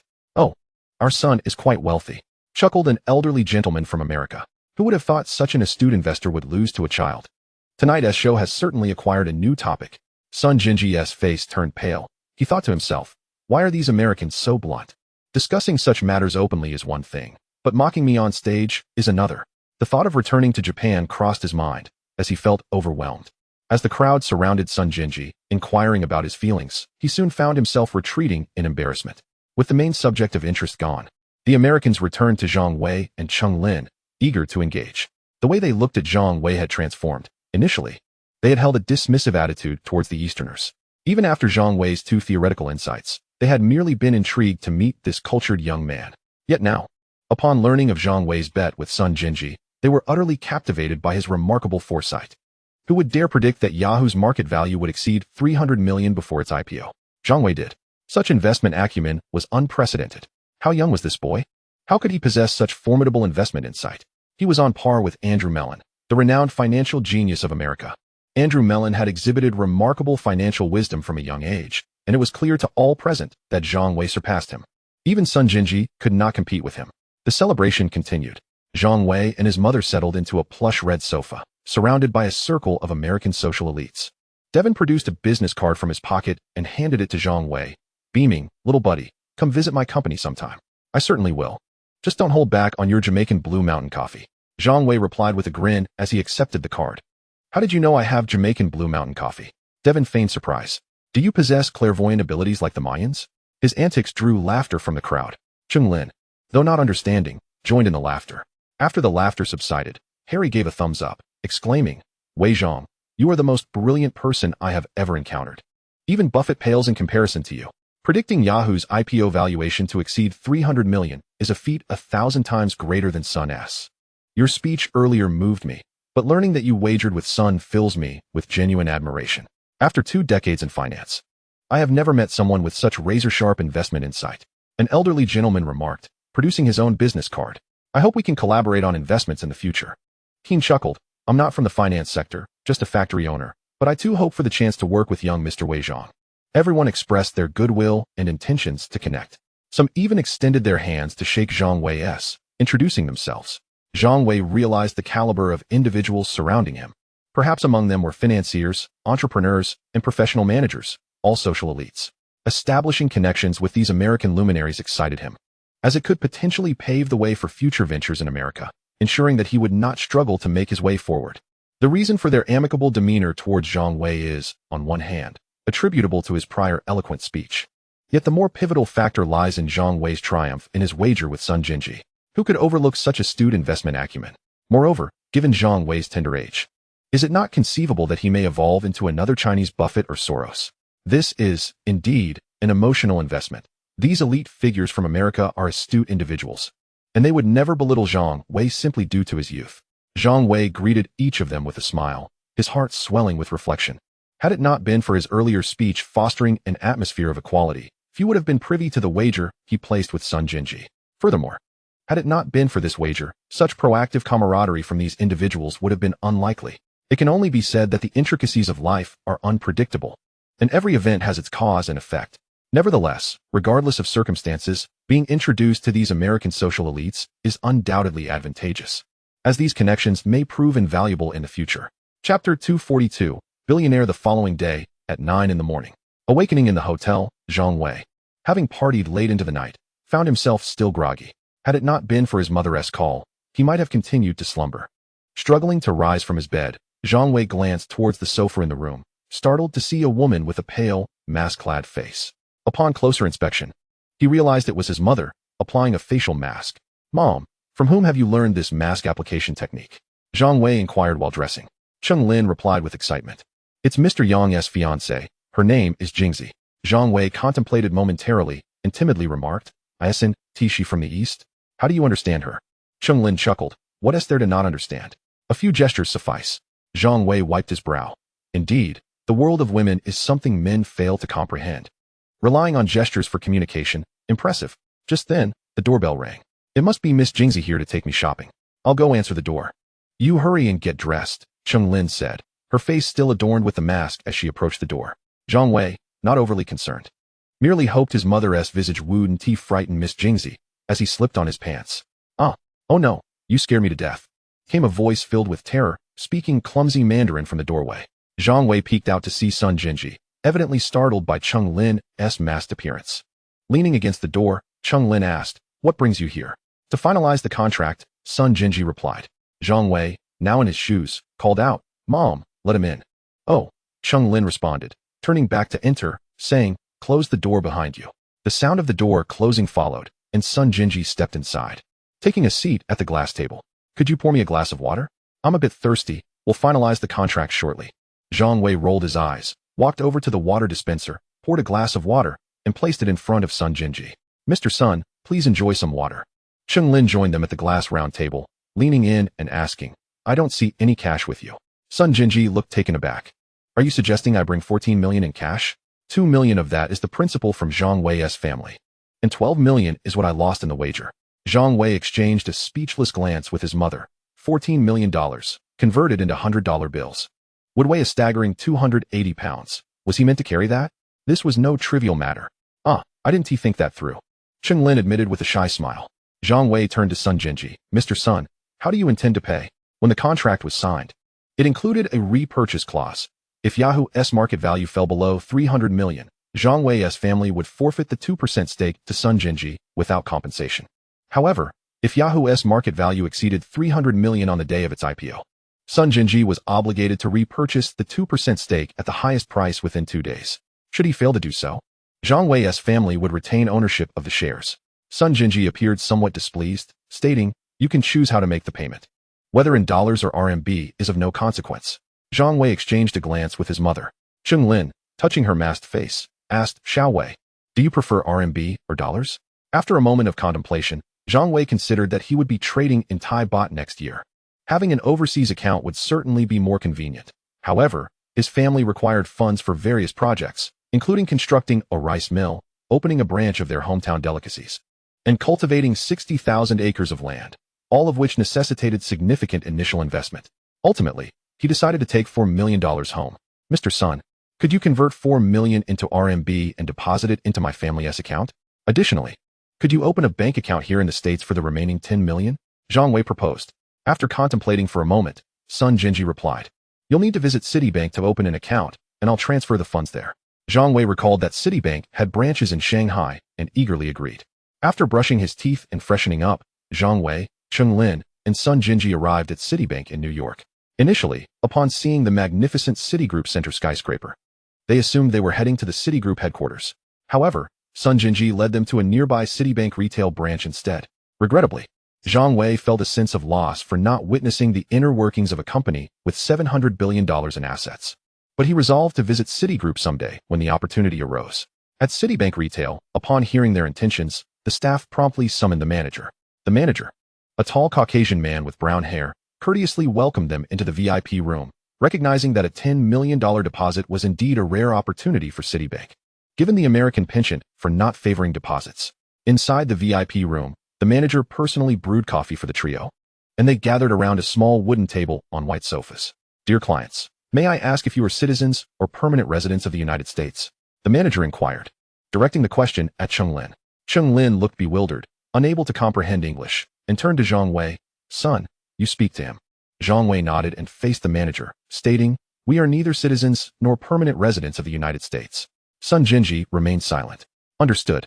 I will have someone bring in a form, the manager said, rising to walk to the door, calling out, Jerry, bring a customer registration form for foreign clients. Sure thing. Boss, came a male voice in reply. Americans often refer to their superiors as boss. The manager waited at the door, and soon a black man approached, respectfully handing over a form before turning to leave.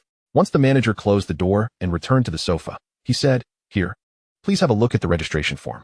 Zhang Wei took the paper and examined it closely. There were no significant issues, and it noted that as long as one held a deposit certificate from Citibank, it would be recognized at any Citibank worldwide.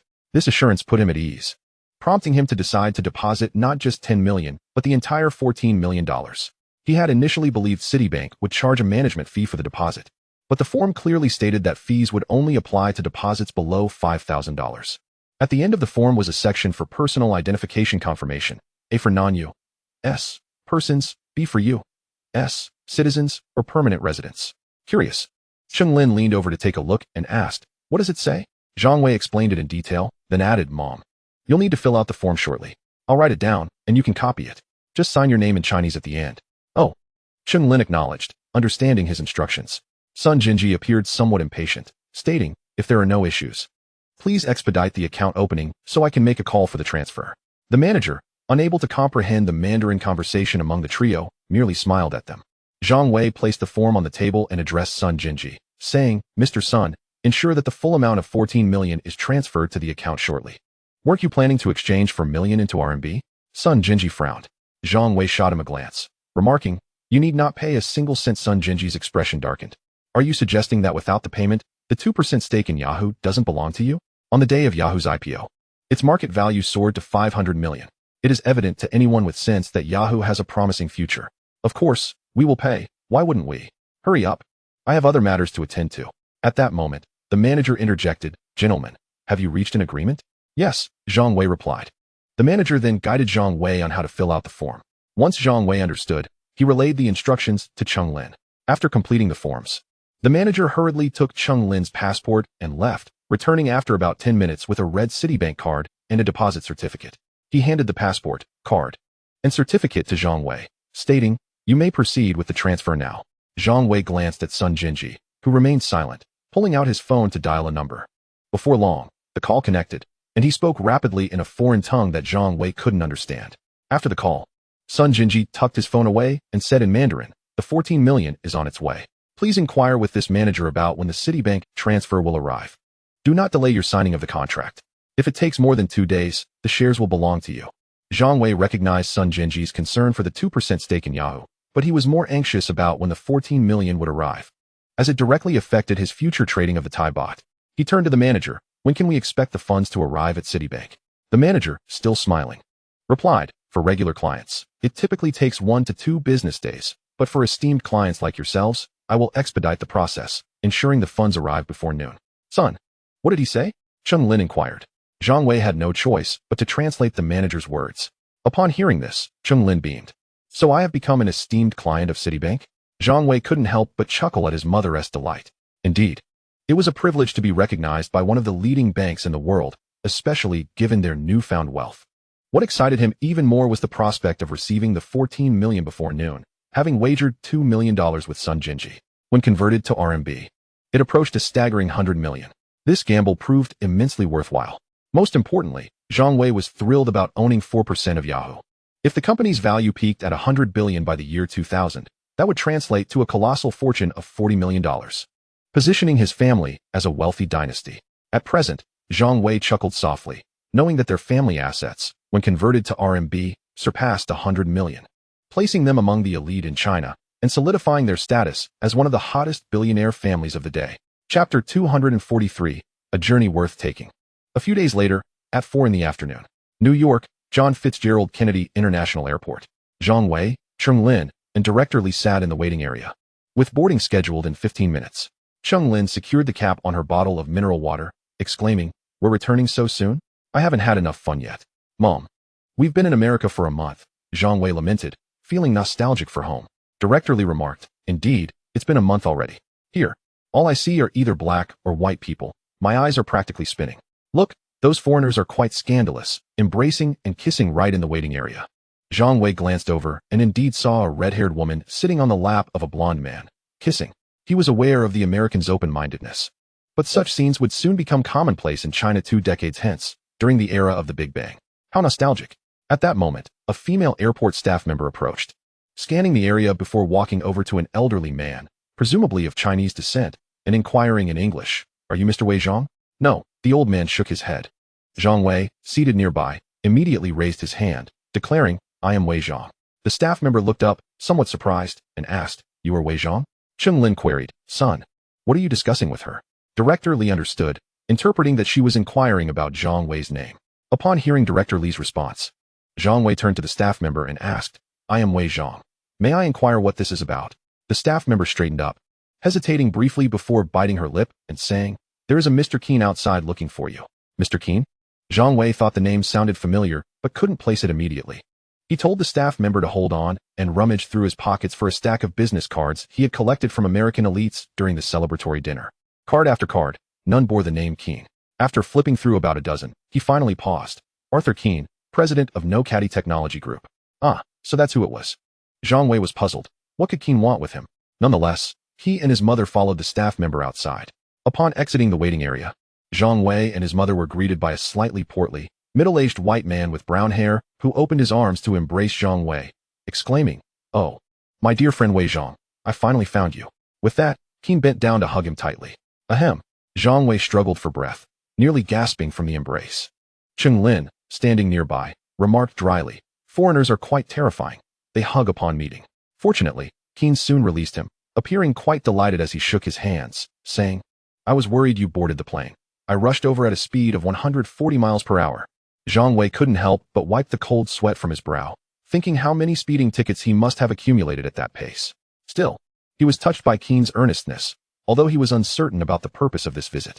He looked up and asked, "Mr. Keen, what brings you here in such a hurry?" Keen glanced around, then smiled. "Zhang, your family must be quite prominent in China. I am interested in opening a factory there." He then cursed, "Damn the federal government. They are nothing but vampires, and the California government is no better."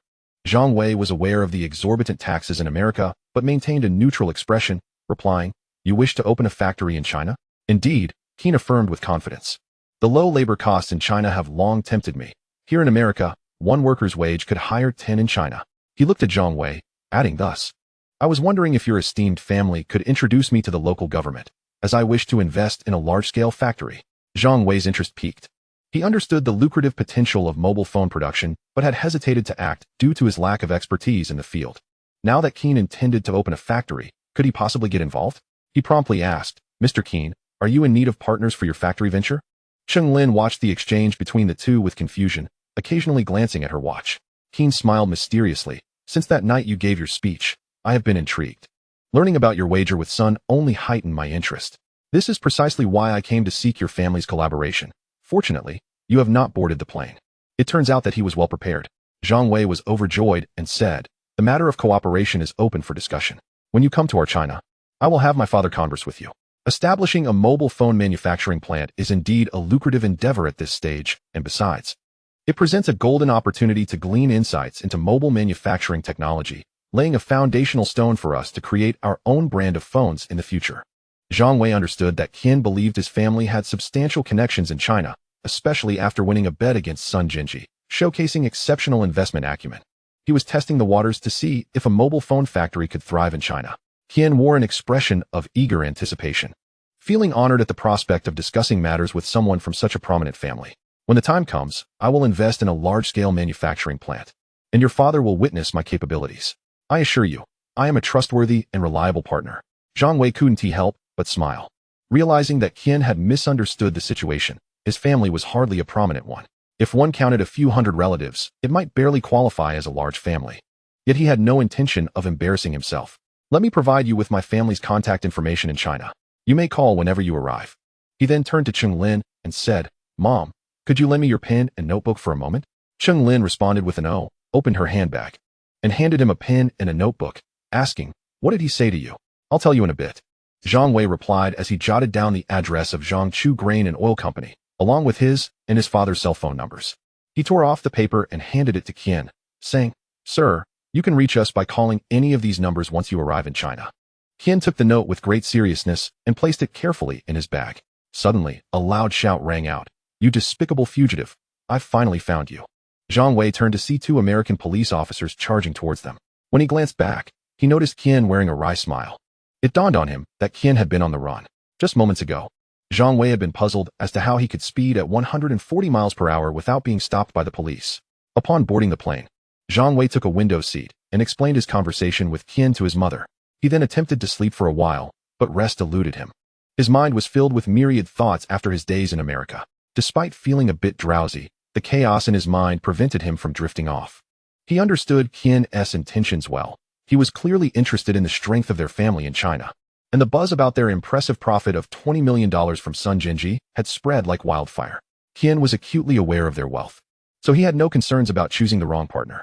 Reflecting on his own substantial assets, excluding his shares in Yahoo, which had already exceeded 100 million, Zhang Wei's spirits soared. Being a billionaire at just 24 years old was an extraordinary feat in their country.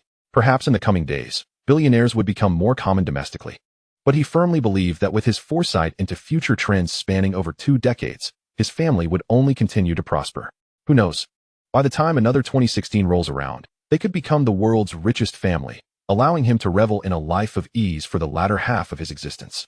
This trip to America had significantly multiplied their assets, and regardless of the events that unfolded, Zhang Wei felt it was all worthwhile. It marked a transformative leap for his family, with the next leap awaiting them next year. His heart raced with anticipation for the next opportunity to earn even more. Which company in the future will have the highest market value? Apple. Gazing out at the seemingly reachable blue sky and white clouds, Zhang Wei slowly closed his eyes. If Qian truly invested, there was no reason their mobile phone market couldn't carve out a share of the pie, perhaps even surpassing Apple, regardless of the outcome. This journey to America had been invaluable. Chapter 244, The Mysterious Boy Who Enhances Our National Prestige. In the bustling metropolis, they arrived home after 8 o'clock in the evening. Zhang Wei and Cheng Lin returned, burdened with numerous bags, without notifying Zhang Aiguo, eager to surprise him. Upon opening the door, they found Zhang Aiguo absent, and exchanging glances, they lamented that had they known he wouldn't be home, they could have avoided the hassle of carrying everything back. Undeterred, they turned off the lights and settled on the living room sofa, determined to give Zhang Aiguo a surprise. As midnight approached and Zhang Aiguo still hadn't returned, Cheng Lin could no longer contain herself. She stood up and said, I'll turn on the lights and call to see where he's been gallivanting so late. Just as Zhang Wei was about to agree, he heard footsteps on the stairs. He quickly held his mother back and whispered, Mom, I think Dad is back. Really? Cheng Lin's voice brimmed with joy as she flopped onto the sofa, whispering, Xiao Wei, you should hide. Zhang Wei nodded and crouched down behind the sofa, concealing himself. With a click, the door swung open and the lights flickered on. Zhang Wei and Cheng Lin leapt up from the sofa, shouting, Dad, we're back. Aiguo, we're home. Oh my goodness. Zhang Aiguo nearly jumped out of his skin, but upon recognizing them, he scolded, You two are just too much. You think it's funny to scare me to death? Zhang Wei chuckled and walked over to close the door, grabbing his father's arm and guiding him inside. Dad, we brought you some fantastic goodies that I'm sure you'll love.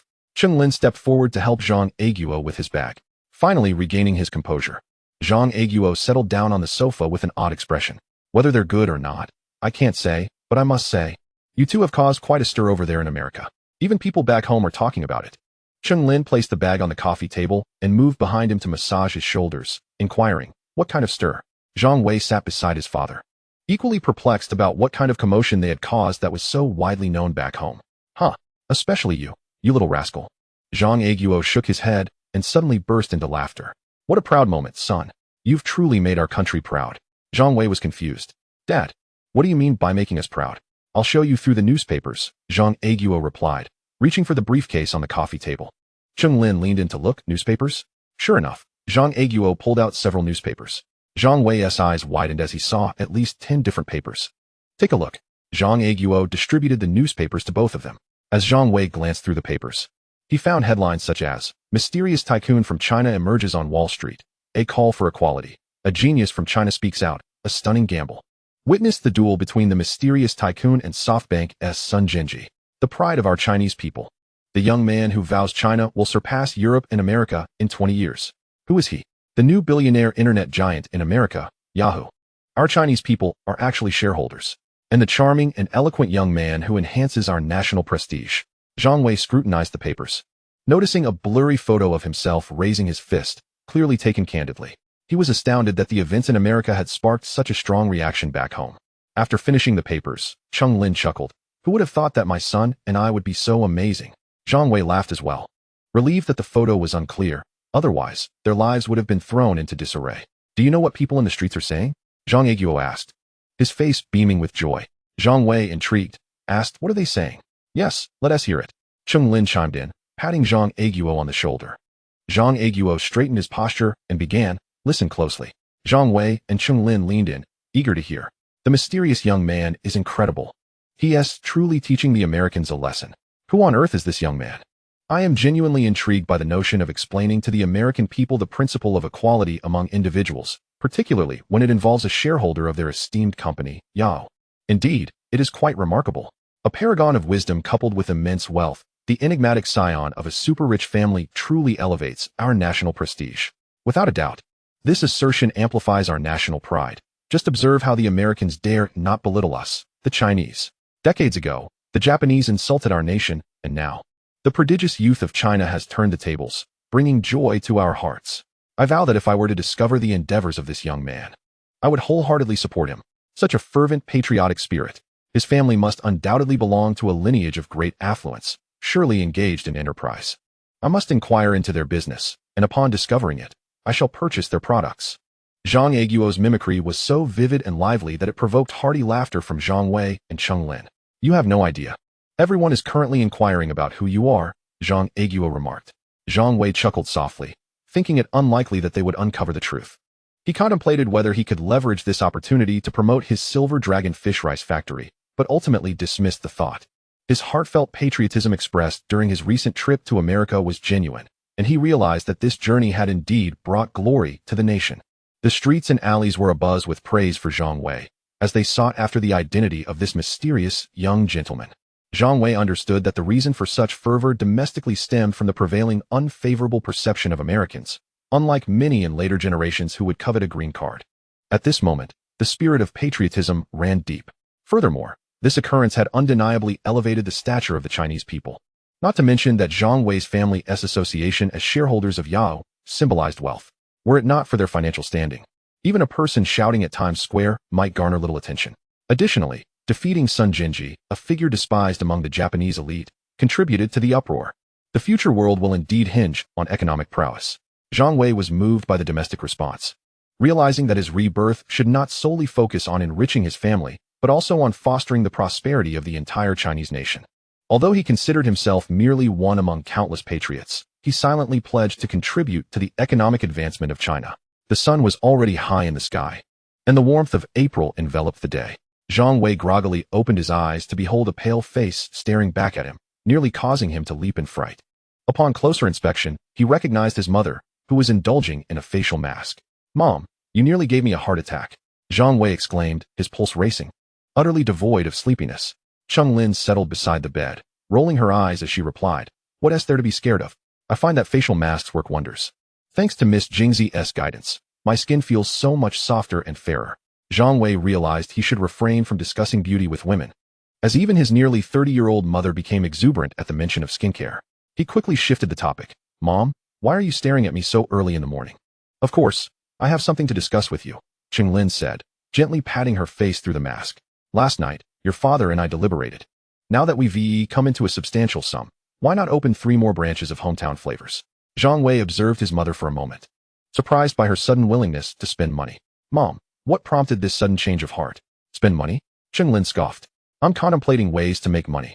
Given her frugal nature, it seemed that hometown flavors must be quite profitable for her to rush into opening new branches. Zhang Wei, too lazy to argue, yawned and said, if you and Dad have already made up your minds, why ask me? Just go ahead. I must consult you. It's essential, Lin asserted, pointing to the location of hometown flavors. You chose all the previous sites, and with all 4 branches thriving, this time I want you to select the new location. After all, with the substantial funds gifted by Sun Jinji, we could easily open dozens of hometown flavors. She chuckled, recalling how her husband had mentioned that their finances were nearly depleted, and they were fortunate to receive this new influx of cash. Zhang Wei calculated the funds. His father had given him $2 million, and with expenditures on farmland and machinery, it was clear the money was running low. The profits from the wager with Sun Jinji had come just in time. He considered the timeline, with a month for renovations. The other 2 branches would indeed be ready for opening. He inquired about the current profits from hometown flavors, realizing they were doing well, and sensed that China was genuinely beginning to soar. Otherwise, how could there be such consumer interest? Hometown flavors had now become a mid to high-end establishment, and with the domestic economy projected to grow increasingly rapid, they must keep pace to avoid obsolescence. I understand now. Just let me know when you're looking for a location, Zhang Wei said as he got dressed. Lin replied cheerfully, I'll go prepare some porridge now. Later, I'll take you to the gym and let Coach Zhang whip you into shape. You're far too frail. At the mention of Zhang Mei, an image of the striking woman pressing against him sprang to mind, causing Zhang Wei to mentally chastise himself. He must not think about that. Lin exited the room. After redirecting his thoughts, Zhang Wei chuckled softly, realizing he owed a debt of gratitude to Sun Jinji. Without this wager, not only would opening 3 more branches of hometown flavors be impossible, but they might not even have sufficient funds for the upcoming agricultural expenses. With the 16th day upon them, considering the growth cycle of the rice seedlings, planting would commence in a matter of days. These funds were indeed a lifeline, and as his mother suggested, he should express his thanks to Sun Jinji in person, though he wondered if his gratitude would infuriate him instead. Chapter 245, Heartfelt Conversations. After finishing breakfast, Zhang Wei first visited Chen Yingying's home to deliver gifts he had brought back from America. Unfortunately, only Lu Ling was home, as Chen Yingying appeared to have gone to school. After all, not every student enjoyed the same leisure as Zhang Wei. Subsequently, he presented cosmetics and a handbag to Leng Yan, and naturally, he bestowed upon Wang Dongliang the latest model of a smartphone, prompting Wang Dongliang to exclaim Zhang Wei's generosity. In truth, Zhang Wei had little desire to gift a phone to this miser, but given that Wang Dongliang was currently their significant creditor, he felt compelled to oblige. He distributed gifts from America to relatives and acquaintances in the bustling metropolis, including his great-uncle, uncle, and Chu Zonglin, until he finally made his way to the gym around 4 in the afternoon. At the gym, Zhang Wei first practiced yoga with Zhang Mei before moving to the aerobic area to run. While he was jogging, Zhang Aiguo hurried over. Dad, what brings you here? Zhang Wei inquired as he continued his run. Zhang Mei greeted him, Mr. Zhang. Zhang Aiguo nodded at her, then turned to Zhang Wei. I have an urgent matter to attend to at Heitong. Will you accompany me, or wait for your mother to pick you up later? Zhang Wei stopped the treadmill, stepping down with a puzzled expression. What is going on? Just a minor issue. Zhang Aiguo waved his hand dismissively. Are you coming or not? Zhang Wei considered for a moment. I still have school, so I want to go. All right, then you can call your mother later. I'll be leaving now, Zhang Aiguo said and turned to depart. As Zhang Wei watched his father hastily depart, a furrow formed on his brow, hinting at some pressing matter at hand. However, since his father had dismissed it as a triviality, Zhang Wei reasoned that it should be easily resolved. Not dwelling on it further, he turned to Zhang Moli and said, Sister Moli, let us call it a day. I'll ring my mother and have her pick me up. Zhang Moli removed a towel from her shoulder and handed it to him to wipe off his perspiration. Zhang Wei accepted the towel, dabbed at his forehead, and retrieved his phone from his bag. Today, he had acquired a localized version of the device. As many individuals in the country were now engaged in the business of localization, reportedly earning quite well. He dialed his mother's number, and after a brief wait, the call connected. Mom, Dad has returned to Heitong. Can you come to the gym to fetch me? Zhang Wei stated directly. The background noise on the line was considerable, and Cheng Lin's voice emerged. Xiao Wei, I'm currently at the shop and will likely be late. Why don't you wait at old Chu's? With that, she abruptly ended the call. Zhang Wei stood there, dumbfounded. Really, Mom and Dad, how could you do this to your son? Zhang Moli, noticing his bewildered expression, inquired with concern, what's wrong? With a sigh, Zhang Wei recounted the entire situation. I'm just about to finish work too. How about you come over for dinner? I can ask your mother to pick you up afterward, Zhang Wei suggested. Zhang Wei pondered for a moment. Surely, spending time with Zhang Wei would be far more pleasant than enduring the company of the brutish Chu Zonglin. After a moment of careful consideration, he gladly agreed. Zhang Wei's residence was a rented apartment, modest in size, comprising a one-bedroom layout of approximately 60 square meters. Observing Zhang Wei bustling in the kitchen, Zhang Wei, feeling rather idle, wandered around the living room before entering the bedroom. There, his attention was captivated by a white photo album resting atop a pink bedspread. Curiosity piqued. Zhang Wei sat on the bed and opened the album. It contained photographs. He casually flipped through the pages. Initially, there were images of a handsome man alongside Zhang Wei, followed by a picture of Zhang Wei holding a small girl, presumably her daughter. However, given that Zhang Wei appeared to be only 21 or 22, he was taken aback at the notion of her already having a child. How heartwarming. Flipping through a couple more pages, the man had vanished, leaving only pictures of Zhang Wei with her daughter. This was unremarkable until he turned to the next page, at which point his eyes widened in shock. He was stunned to find a rather provocative photograph. My goodness. One image depicted her clad solely in black lace lingerie and panties. And Zhang Wei couldn't help but swallow hard. Footsteps echoed from outside the bedroom, and in a flurry, Zhang Wei attempted to close the album. But Zhang Wei had already entered. What are you looking at? She asked, wearing an apron, her gaze briefly flicking to the album, her cheeks flushing with a hint of embarrassment. Did you see? Momentarily frozen, Zhang Wei clutched the album, and upon processing her question, he realized he needed to feign innocence. With wide eyes, he replied, Sister Molly, you look stunning in those photos, like a superstar. His tone resembled that of a little girl innocently asking her father if he could sing Twinkle, Twinkle, Little Star. Zhang Wei felt his cheeks redden, both from his words and from being caught in the act of viewing her sultry photos. He hadn't anticipated that the typically composed and virtuous Zhang Wei would possess such a daring side. Really?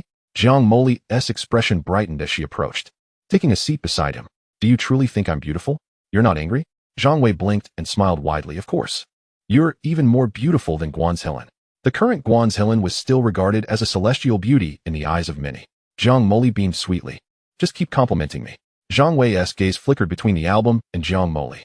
While he wasn't entirely insincere, it was true that Zhang Wei didn't possess Guan's Helen's beauty. However, her figure far surpassed hers, particularly in that revealing lingerie photograph that left him feeling faint. Under different circumstances, even if Zhang Wei felt awkward, he wouldn't dare utter such words. Sister Molly, it seems you don't particularly enjoy others viewing your photographs. So I won't look anymore, he said, closing the album. He had only glanced at those images by accident, certainly not with any ill intent. To his surprise, Zhang Wei chuckled. What age are we in? Go ahead and look, it's fine. Your sweet words comparing me to Guan's Helen flatter me immensely. She playfully cupped Zhang Wei's face and planted a quick kiss on his cheek. Zhang Wei's heart raced at the unexpected gesture. Oh, that felt rather nice. If I had known it was all right, I wouldn't have closed the album. However, Zhang Wei's words led him to sense that she might not be as conventional as most women. Yet, her demeanor in the gym was typically serious, suggesting she was not a bad woman. Perhaps she simply enjoyed taking some alluring photographs for her own appreciation, reminiscent of certain women in contemporary society.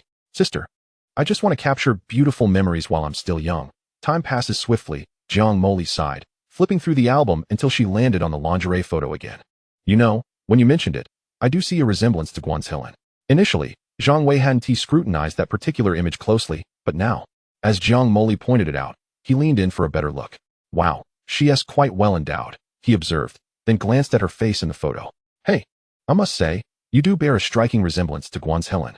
Earlier, I noticed photographs of what seemed to be your husband and daughter? Zhang Wei queried, intrigued. A hint of sadness crossed Zhang Wei's features. Yes, my husband and daughter.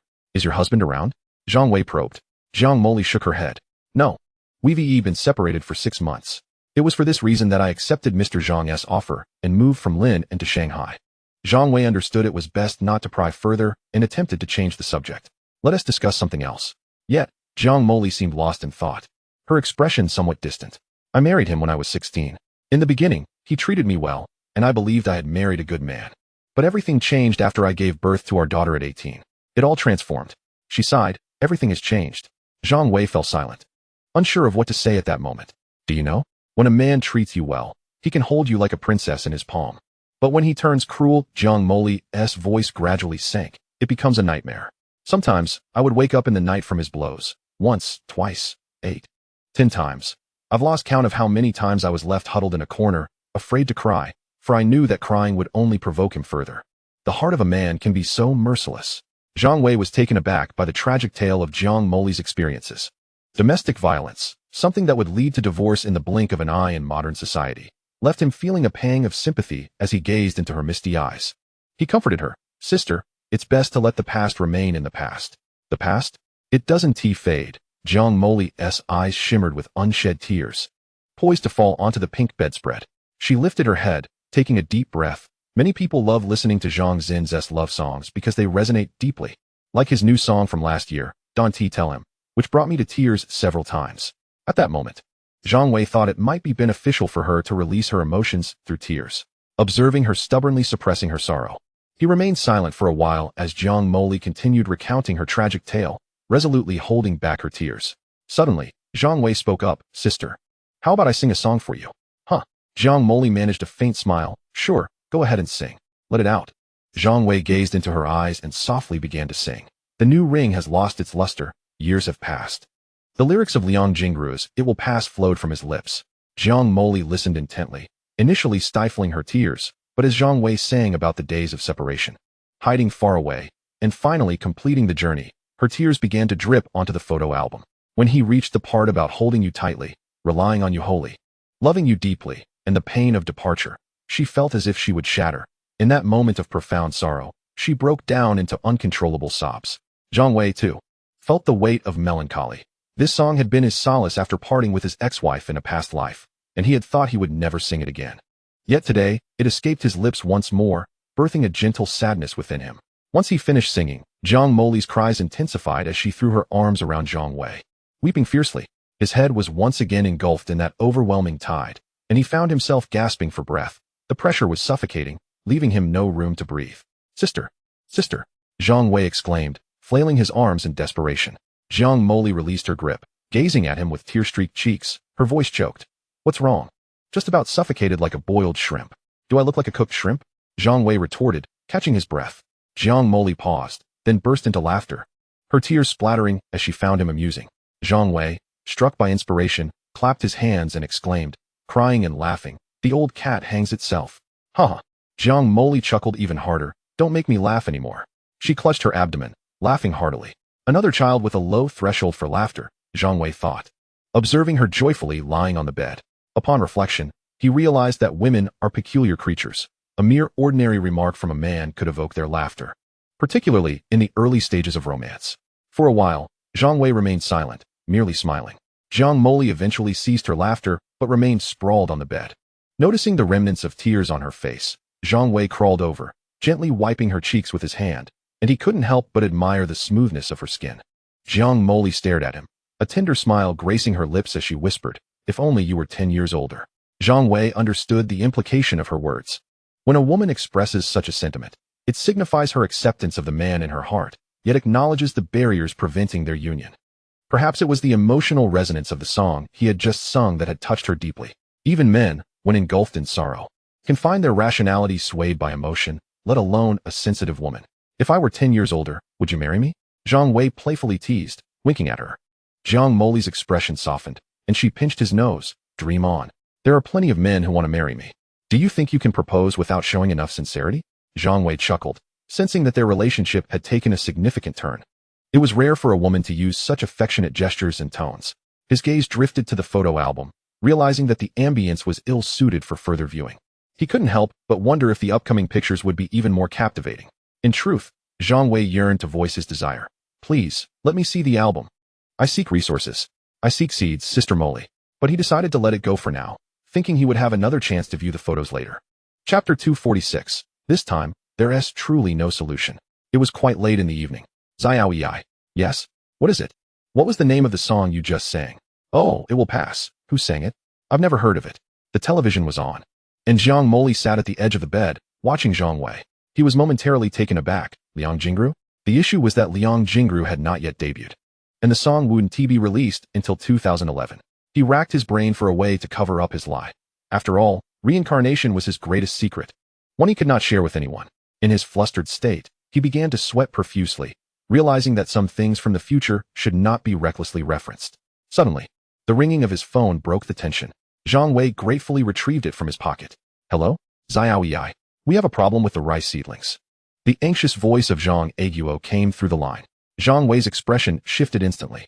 What kind of problem? Is it all of them, or just Haitong? We're supposed to plant in just over 10 days. How can there be an issue with the seedlings now? If it's all of them, that is 60,000 acres of farmland at stake. If it's just Haitong, that is still 2,000 acres, a significant investment. Zhang Moli looked over. Her eyes filled with concern. Just here, at our location, Zhang Aguo's voice sounded weary. 3 experts have come to take a look. They say it's either black leaf disease or rice blast. We applied the pesticide to stop it, but it has relapsed in the past couple of days. Zhang Wei furrowed his brow. It relapsed after applying pesticide? Noticing Zhang Moli's worried gaze, he explained, what happened? Before he could respond, Zhang Aguo's voice came through again. Come over and take a look. I'll come to pick you up in Modu. With that, he hung up. Zhang Wei felt bewildered. What good would it do for him to go? He had no knowledge of agriculture. If 3 experts were at a loss, how could he possibly resolve the issue? You seem troubled. What is the matter? Zhang Moli inched closer to him, a fragrant scent wafting through the air. Normally, he would have let his imagination run wild. But his mind was preoccupied with the rice seedlings. The Haitong venture alone had cost over 3 million for land contracting, not to mention labor and machinery expenses, which mounted to several million more. If not handled properly, the losses could exceed mere millions, potentially affecting the rice factory's income by as much as 10 to 20 million. And they had initially planned to expand their land contracts. Now, everything was in jeopardy. It's just a minor issue, Zhang Wei summarized. Zhang Moli, unsure how to comfort him, gently embraced him. It'll be okay. Things will get better. Will it? Zhang Wei's heart felt heavy. If 3 experts were stumped, could things truly improve? This time, Zhang Wei felt utterly powerless. That night, before midnight, Zhang Aguo picked Zhang Wei up and brought him back to Haitong. Though he knew nothing of agriculture, he accompanied the 3 experts to the rice field for a look. In the rice paddy, the green seedlings stretched endlessly. Zhang Aguo crouched at the edge of the field, shining a flashlight on a rice seedling's leaf. Xiao Yi, look, it's covered in black spots. Zhang Wei crouched down to examine it closely. Indeed, the leaves were dotted with small black spots. The 50-something-year-old expert Bien sighed, it's rice blast. Even after applying pesticide, it has recurred. I'm at a loss. Zhang Wei turned to glance at him. This expert Bien was once a top agricultural scientist at the Provincial Research Institute, reputed for his extensive knowledge and numerous published papers. Zhang Wei's family had paid a handsome sum to invite him. The fact that even he was at a standstill indicated how serious the problem was. Indeed, I've never encountered such a tricky issue before, the 60-something expert Mu added, his expression equally troubled. He was even more esteemed than expert Bien, having previously worked at a national research institute. Had it not been for his age and desire for a less demanding job, Zhang Wei's family would have never been able to hire him. The qualifications of expert Dai may be somewhat less extensive, yet he possesses a profound expertise in rice cultivation, being a disciple of the esteemed Professor Yuan, the father of hybrid rice. In terms of knowledge regarding rice, it is conceivable that experts Bien and Mu may not quite measure up to him. At this moment, his expression appeared rather grim as he remarked, resolving rice blast disease is indeed straightforward. I have thoroughly examined the soil multiple times, and the acidity remains within acceptable limits. Even if I were to summon my master, I fear it would be of little avail. Zhang Wei discerned the underlying implication of his words. It was not a matter of the inadequacy of the 3 experts, but rather that the issue was exceedingly complex. Was there truly no solution? Zhang Aguo rose, visibly anxious, asking, can you think of any other solutions? We have 20,000 acres waiting for these rice seedlings to be planted. Expert Dai shook his head, expressing his genuine inability to conceive of a remedy. We have exhausted all feasible methods. You are aware of our capabilities, Mr. Zhang. I am not boasting, but the problems we cannot solve are likely beyond the reach of more than 3 individuals nationwide. Which 3? Zhang Wei hastily inquired. Expert Mu, wearing a wry smile, gestured dismissively. Even if I were to name them, you could not engage their services. They are dedicated to national research, esteemed and aged. No amount of money would suffice. The other 2 experts nodded in agreement. Zhang Wei and Zhang Aguo exchanged glances. What use was it to know if they could not engage them? Their immediate concern was how to address the ailment afflicting the rice seedlings. Is there truly no one else who can resolve this? Zhang Wei persisted, feeling the chill of the night air as it sent a shiver through him. Zhang Aguo gazed hopefully at the 3 experts. They all admitted they could not think of anyone else. After a moment's hesitation, expert Dai suggested, my master might have a solution. Shall I call him? Zhang Wei felt a surge of joy. If expert Dai's master was indeed Professor Yuan, there might still be hope for a resolution. Should I call him tomorrow morning? Agreed. Expert Dai affirmed. If Professor Yuan intervenes, we can surely resolve the issue, Zhang Wei remarked enthusiastically. Expert Bian nodded in agreement, acknowledging Professor Yuan's unparalleled understanding of rice cultivation, which would undoubtedly yield results. Indeed, his comprehension of rice is unparalleled, Expert Mu added wistfully, recalling the super hybrid rice he had developed this year. Boasting an astonishing yield of 1,200 pounds per acre, Zhang Wei's eyes widened. Currently, the rice in his fields yielded only a little over 700 pounds per acre, and even scientifically optimized cultivation barely reached 800. If 1,200 pounds were achievable, it would signify an almost 50% increase in yield. At dawn, Zhang Wei and Zhang Wei made their way to the town, where the three experts were residing. Upon entering the room, Zhang Wei observed the trio gathered around a small round table, engaged in earnest discussion, likely deliberating on how to confront the current challenge. As he overheard terms like rice blast and soil, Zhang Wei and Zhang Wei seated themselves on a long bench beside the table. Expert Dai glanced at the father-son duo and smiled slightly. I will now call my master and ask him to come take a look. Zhang Wei promptly retrieved his phone, exclaiming, use my phone. Oh, is this a smartphone? Expert Dai remarked, examining it with curiosity, having never encountered such a device in the country before. Experts Bian and Mu also took a keen interest. Zhang Wei chuckled, I brought it back from abroad not long ago. Expert Dai, shall we call Professor Yuan? Ah, yes. Expert Dai responded, ceasing his examination, flipping open the device and dialing a number, placing the phone to his ear. Zhang Wei and Zhang Wei watched intently. The fate of the rice seedlings depended on whether Expert Dai could persuade Professor Yuan to assist. The call connected. Hello, Master. Expert Dai said into the phone. After a moment of silence, he continued, I am facing a bit of trouble here. He recounted the situation succinctly and fell silent again. I have taken note of the issues you mentioned. Despite applying pesticides, the problem has recurred. Could you possibly come take a look? Zhang Wei watched with unwavering focus, silently urging Professor Yuan to agree to visit. You cannot come at the moment? Expert Dai sounded anxious. Master, when will you be available? Half a month? In half a month, the seedlings will already be planted. Zhang Wei's heart sank. Half a month would be far too late. Just last night, he had observed that the black spots on the seedlings had become quite severe. They would not survive even 3 more days. Would they truly have no choice but to watch the rice seedlings perish? Suddenly, a thought struck Zhang Wei. What about that remarkable old man Yan? He had displayed extraordinary abilities previously, but could he solve a problem that stumped the 3 experts? Regardless, they had to give it a try. Chapter 247. Did he really think of himself as a prodigy? Zhang Wei shared the details about the old man Yan with his father, and together they brought soil and rice seedlings for him to examine. After a brief inspection, Yan proposed a solution. Zhang Wei was left bewildered, while Zhang Wei, with his background in chemistry, began to grasp the essence of the advice. He committed the method to memory, convinced that Yan was indeed a remarkable individual. Although his suggestions were rooted in traditional practices, Zhang Wei found them feasible upon comparison with scientific principles. Back at their home, Zhang Wei and Zhang Wei quickly gathered the experts and 30 or so villagers to implement Yan's recommendations. Once everyone was assembled, Zhang Wei addressed the crowd. The rice seedlings have encountered some issues these past few days, and I recognize the effort everyone has put in. However, we have now discovered a potential solution. The villagers erupted in curiosity. Zhang Wei turned to see that it was their neighbor, Uncle Ping, who exclaimed, What is the solution? We have been exhausted running alongside the 3 experts, applying pesticides and fertilizers daily. Thank you for your hard work, Uncle Ping, Zhang Wei replied with a smile. Now, my father and I have learned of a method, and we only need you all to assist us for 1 more day. The primary issue lies with the soil. So please follow my father's and my instructions. What? The soil is the problem? This seemed utterly implausible. The 3 experts had thoroughly examined the soil multiple times. How could there possibly be an issue? The villagers were taken aback. They had come to regard the 3 experts as figures of great authority, their status towering above that of mere common folk. The experts were held in higher esteem than ancient scholars, and the villagers could not fathom why Zhang Wei would suddenly contradict them. Expert Bian's brow furrowed slightly, a sense of discomfort arising from the implied distrust. I am not entirely sure how to proceed. Please listen to Xiao Wei. He is quite clever, Zhang Wei advised. Zhang Wei grinned. In truth, it is not complicated. My father and I consulted someone regarding the soil and seedlings, and he suggested that we simply sprinkle some lime and add some manure. Huh, sprinkle lime?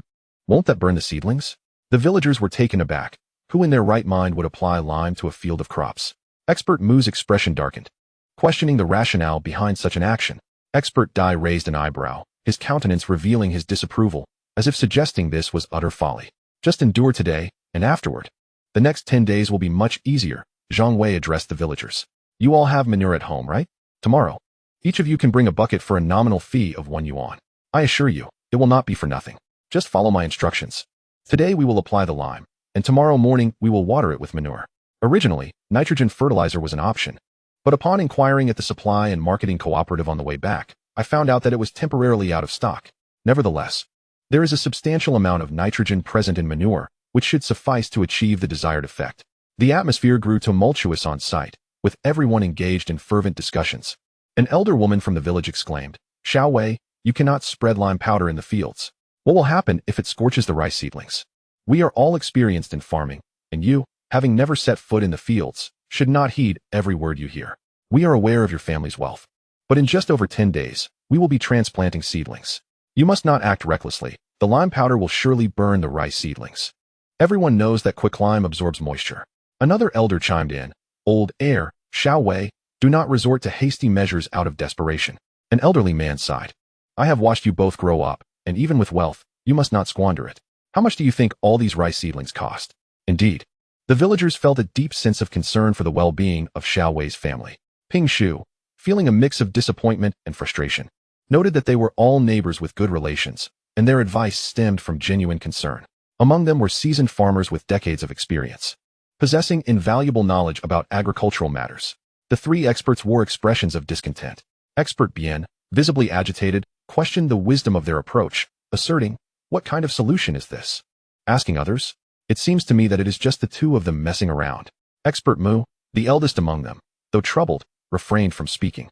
Expert Dai remarked, They do not trust us. We have clearly stated that there is no issue with the soil, yet they still wish to amend it? While I can understand the use of manure, I cannot comprehend the rationale behind spreading lime powder. The soil is already adequately acidic. Will spreading lime not render it alkaline? Can rice seedlings thrive in alkaline soil? What a farce. They clearly lack any scientific understanding. It has been made abundantly clear that these two do not trust us. Expert Bien expressed his indignation, recalling that when they were initially invited, they were assured that agricultural matters would be entrusted to them. Now, faced with an unsolvable problem, they were resorting to reckless measures. Sighing, Expert Mu finally spoke up, We have considerable expertise in domestic agriculture. You, from a provincial agricultural research institute, and you, a disciple of Professor Yuan, while I was formerly associated with the National Agricultural Research Institute. Yet, here we are, faced with this situation. I too felt disheartened. Expert Dai wore a look of despair, lamenting, How could I have been so blinded by greed? This plan must have originated from the son of General Zhang. Any inquiries were merely a pretext to mask their distrust in us. I have heard numerous tales of so-called prodigies. Does he truly consider himself one? If he genuinely understood agricultural matters, why would he even consult us? Observing the reactions of those around him, Zhang Wei began to grasp the situation. On one hand, the villagers were sincerely concerned for his family's welfare, and on the other, they feared that if the rice seedlings perished, they would be left without work. The experts, feeling their authority challenged, were equally frustrated. However, Zhang Wei found himself at an impasse. The experts had no solutions, and after comparing the chemical analysis, he recognized that Old Yan's method was indeed feasible and would have to be implemented. Zhang Aiguo turned to him, asking, Zhang Wei, is Master Yan's method truly effective? Yes, it should work just fine, Zhang Wei replied, then turned to the crowd, asserting, You shall do as I instruct. Do not question its efficacy. At this moment, he had no time to explain anything to the others, nor was there much to elucidate. The ultimate proof would be the flourishing of the rice seedlings in the field. With his decisive tone, silence enveloped the crowd. The villagers ceased their chatter, having already offered their counsel. And whether Zhang Wei and Zhang Aiguo chose to heed, it was no longer their concern. However, the three experts could not contain their frustration. This was an affront to their expertise, an undeniable insult. This method was utterly flawed, and the lack of consultation before proceeding was nothing short of a disgrace. They were, after all, top-tier agricultural experts. Expert Mu, feeling stifled, stepped forward and declared firmly, General Zhang, I resign. I too shall resign. Expert Bien echoed. Expert Dai shook his head. If you persist in this folly, we cannot allow our esteemed reputations to be tarnished. Should the rice seedlings perish, how will we face the world? Others will believe we were responsible for their demise. He sighed once more, expressing gratitude to General Zhang for his support during their time together. I too must resign. Panic set in for Zhang Aiguo as he pleaded. You have all signed 3-year contracts. You cannot resign like this. These three experts were invaluable, and Zhang Wei could not bear to lose them. Not to mention, The plans for the rice cultivation and the integration of fish farming were all devised by them. Their expertise in agriculture was undeniable, and the fact that they had failed to identify the issue was not their fault. It simply indicated that the land chosen for rice cultivation was too optimal. Previously, it had been used for rapeseed, which thrived in slightly acidic to neutral soils. In contrast, rice seedlings required neutral soil. While the surface layer of this land was neutral, the underlying layers had likely become acidic due to years of rapeseed cultivation, particularly around the root zone of the rice seedlings. No one would think to dig at the roots, as that would surely result in the death of the seedlings.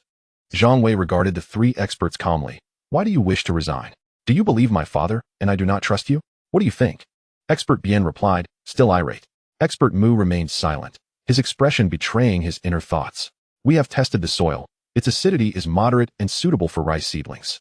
Now you suggest spreading lime powder, which would make the soil alkaline. How could that still be suitable for rice seedlings? Is this not a clear indication of distrust? Expert Dai stated bluntly. Zhang Aiguo was in a state of agitation. These three leading agricultural experts were essential. And upon confirming that their resignation stemmed from a perceived lack of trust, Zhang Wei smiled and said, do not be anxious, esteemed experts. I have a way to demonstrate that this is not a matter of distrust. A way to demonstrate? Are you suggesting you can prove this with agricultural knowledge? That is sheer folly. The three experts were not alone in their skepticism. Even the villagers were doubtful, for after all, these were experts. With Expert Mu hailing from the National Agricultural Research Institute, an emblem of authority, everyone knew that Zhang Wei had always been clever. But how could he possibly compare to such esteemed authority? It was an entirely different realm. Chuckling, Expert Mu responded. Expert Bien and Expert Dai shared a moment of amusement at Zhang Wei's boldness. Unfazed by their reactions, Zhang Wei continued straightforwardly. Let us dig a bit deeper in the rice seedling field, and you will retest the soil's pH to discover the truth. Dig deeper? Is there something unusual in the lower soil layers? Expert Mu raised an eyebrow, intrigued. Expert Bien turned to Zhang Wei, curiosity piqued, momentarily setting aside his anger. Could it be that there was indeed something amiss in the soil beneath? Expert Dai scoffed, for he had personally conducted the soil test. How could there possibly be an issue? The villagers, too, began to feel a sense of doubt. They had cultivated this land for so long. And surely there were no problems. Zhang Wei smiled, but remained silent, understanding that some truths must be uncovered through personal discovery. It was irrefutable that the soil around the roots was acidic. Chapter 248. The sky is the limit. As they made their way to the rice seedling field, the atmosphere was filled with a cacophony of chatter. The villagers who had not been called were filled with curiosity. What are you all doing? Is there an issue? Why are you all following the father and son duo? They asked. Why do the experts look so grim? Is there no hope for the rice seedlings? No. Xiao Wei claims to have found a solution, and the experts were just skeptical. Now we are going to prove it. Oh, the experts couldn't find a solution. But Xiao Wei did, and now he wants to prove it? Wait for me, I want to see too. As they spoke, a new wave of villagers joined the throng. Zhang Wei's home was situated at a considerable distance from the rice seedling fields, and along the way, he was incessantly approached by villagers seeking information. Eventually, the crowd swelled to 70 or 80 individuals. Those who joined later, upon inquiry, learned that Zhang Wei intended to tackle a problem that had stumped the experts. Could this be possible? After all, they were experts. To dare to resolve an issue that had eluded their grasp. Such audacity could only stem from either an inflated ego or, as the villagers whispered, a reincarnation of a celestial being. As Zhang Wei forged ahead, he wiped the sweat from his brow. The solution was not his own invention, but rather a piece of guidance from the venerable old Yen. However, both the villagers and the experts were skeptical of the method learned through inquiries, given that the experts had previously stated there was no solution. How could someone within Shanghai resolve what they could not? It was preposterous. If such a person existed, they would surely be a professor at the National Agricultural Academy. Not lingering in Shanghai, had they not witnessed the failures of the experts from the National Agricultural Academy, such as Expert Mu? The experts were particularly obstinate. Believing that Zhang Wei and Zhang Aiguo harbored doubts about their capabilities, with Zhang Wei now relying on a self-conceived method, bolstered by flattery regarding his prodigious talent. Upon reaching the rice seedling fields, the elder farmer, with a shovel slung over his shoulder, inquired, "How shall we dig, second brother?" Zhang Aiguo turned to Zhang Wei, urging him to explain. He had completely forgotten old Yan's instructions, which seemed rather esoteric. Zhang Wei smiled and suggested, "Let us dig along the ridges on either side of the rice seedlings." As the old farmer set down his shovel, preparing to commence, Expert Mu approached and gestured for him to pause. Then, he crouched down, scooping a handful of soil to examine closely. He sought to ascertain if the soil resembled that which had been tested the previous afternoon. Once he confirmed its consistency, he stood and declared, "Proceed." All eyes turned to the old farmer. Zhang Wei urged him, "Grandfather San, dig a bit deeper, perhaps to the depth of half my forearm." The roots of the rice seedlings only extend a palm's depth, yet to ensure accuracy, he advised the farmer to dig a bit deeper, noting that the differences between alkaline and acidic soils would be evident upon careful examination. "I understand," replied the old farmer, plunging his shovel into the earth, spitting into his palm, rubbing his hands together, and then calling out as he began to dig. As the soil was gradually unearthed, Zhang Wei observed intently. Upon noticing the color of the soil described by Old Yen, he immediately called for a halt. "Wait, this is acidic soil. So soon? Is there acidic soil already? We've barely dug 3 or 4 shovels."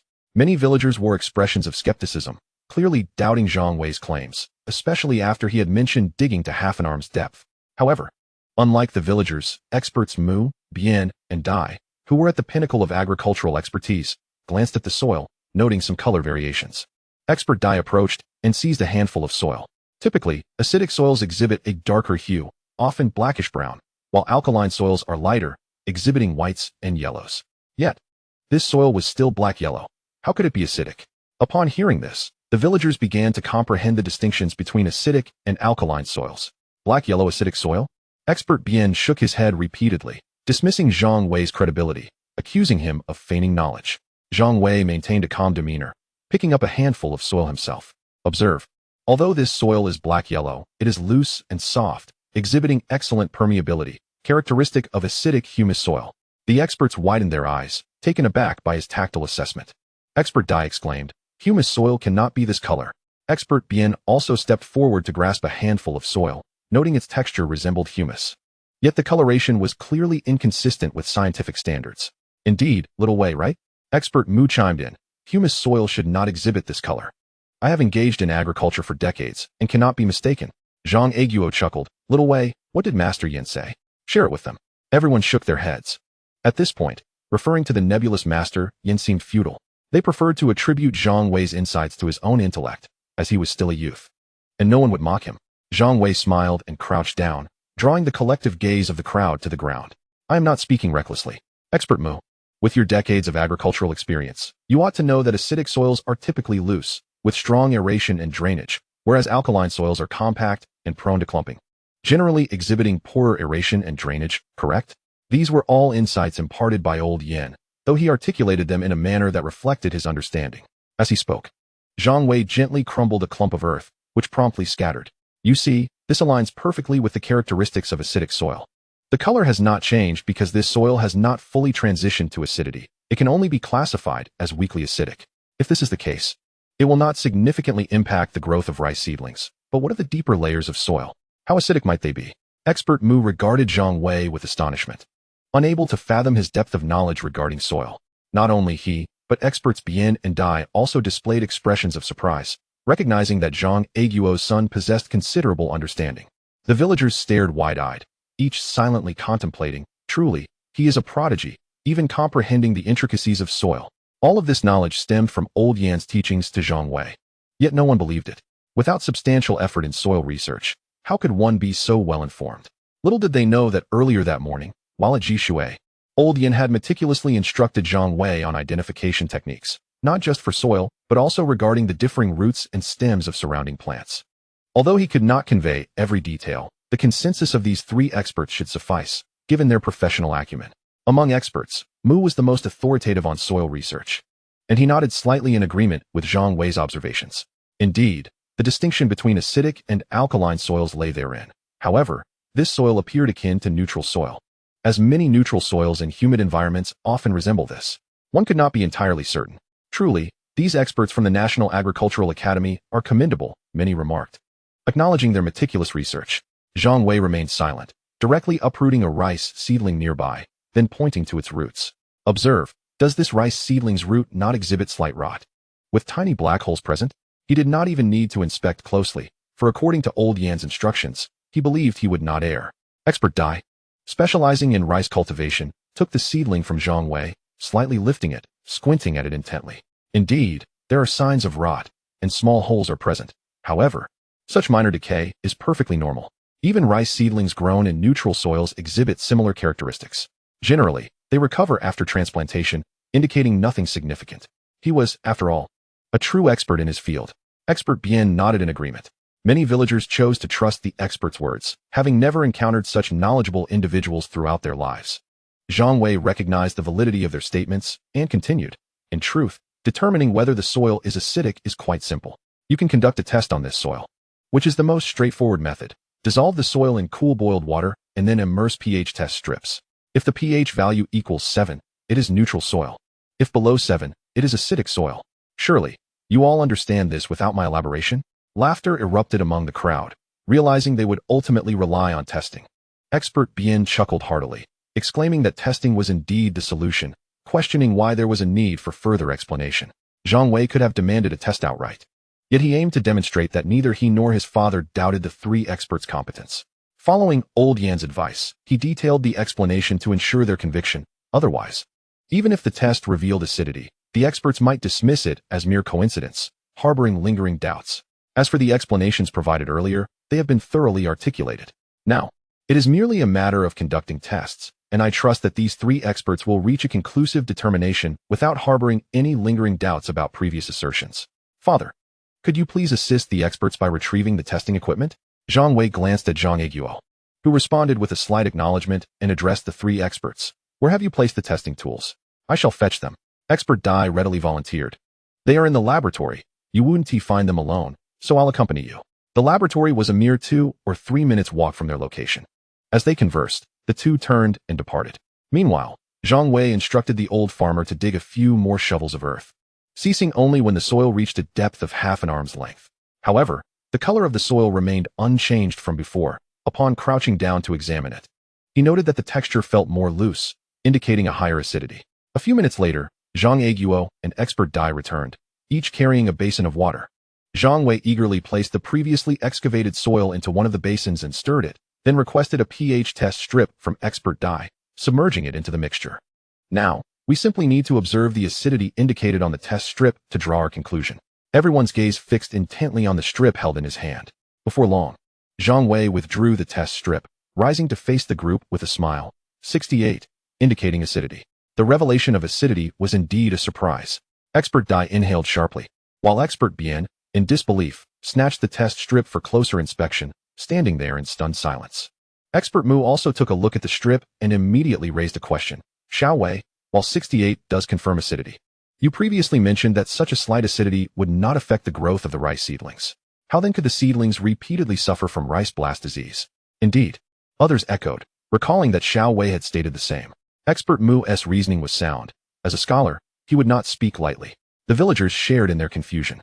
Zhang Eguo, perplexed by the discussion, turned to Zhang Wei and asked, Xiao Wei, is it truly as they say that this level of acidity will not impact the growth of the rice seedlings? Zhang Wei nodded with a smile, affirming, indeed. This degree of acidity will not hinder the growth of the seedlings. The recurring rice blast disease is still attributable to the soil's acidic nature. I boldly assert that the newly excavated soil is even more acidic. What? That cannot be. The crowd reacted in disbelief. The colors are nearly identical. What basis do you have for claiming greater acidity? The assembly was left in shock. Do you think we are blind?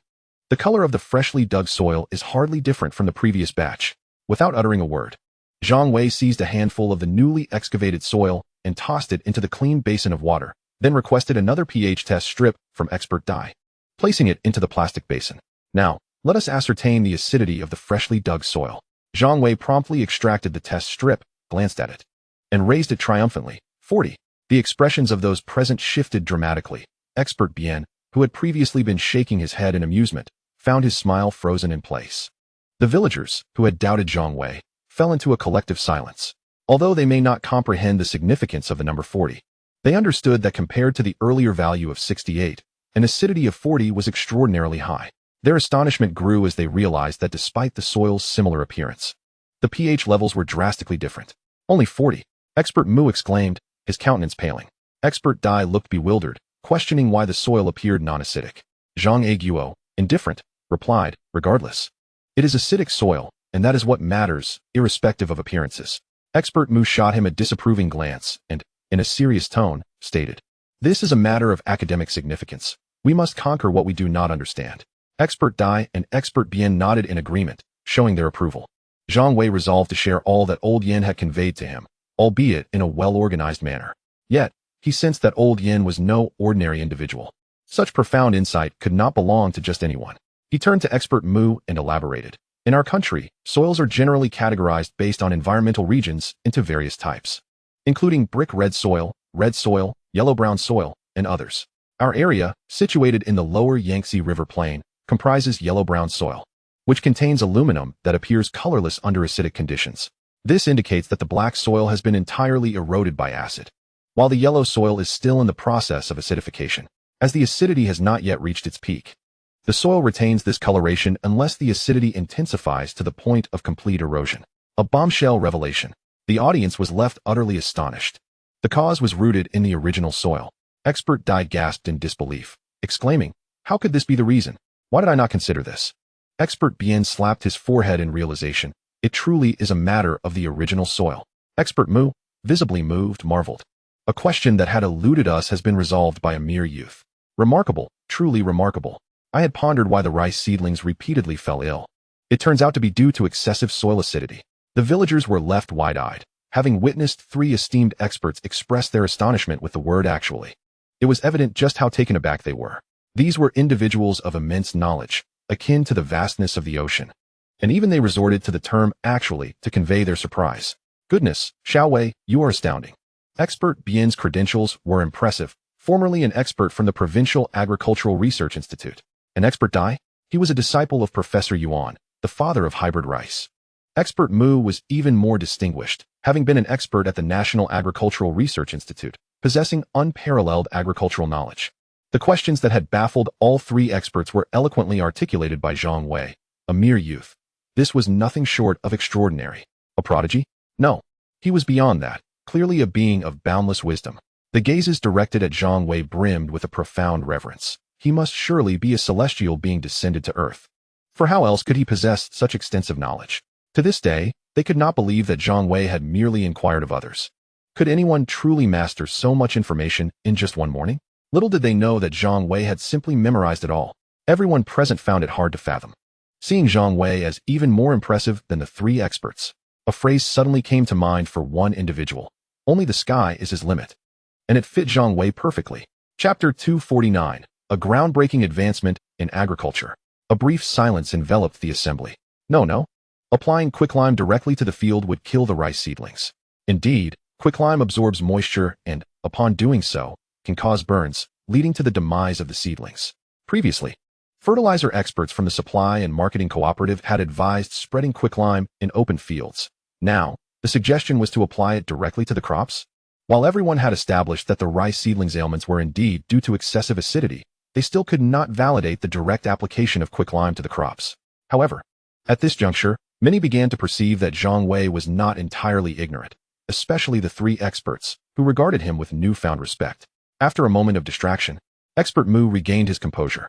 Though he possessed some knowledge regarding the application of quicklime, he pondered how it could be spread in a field containing crops.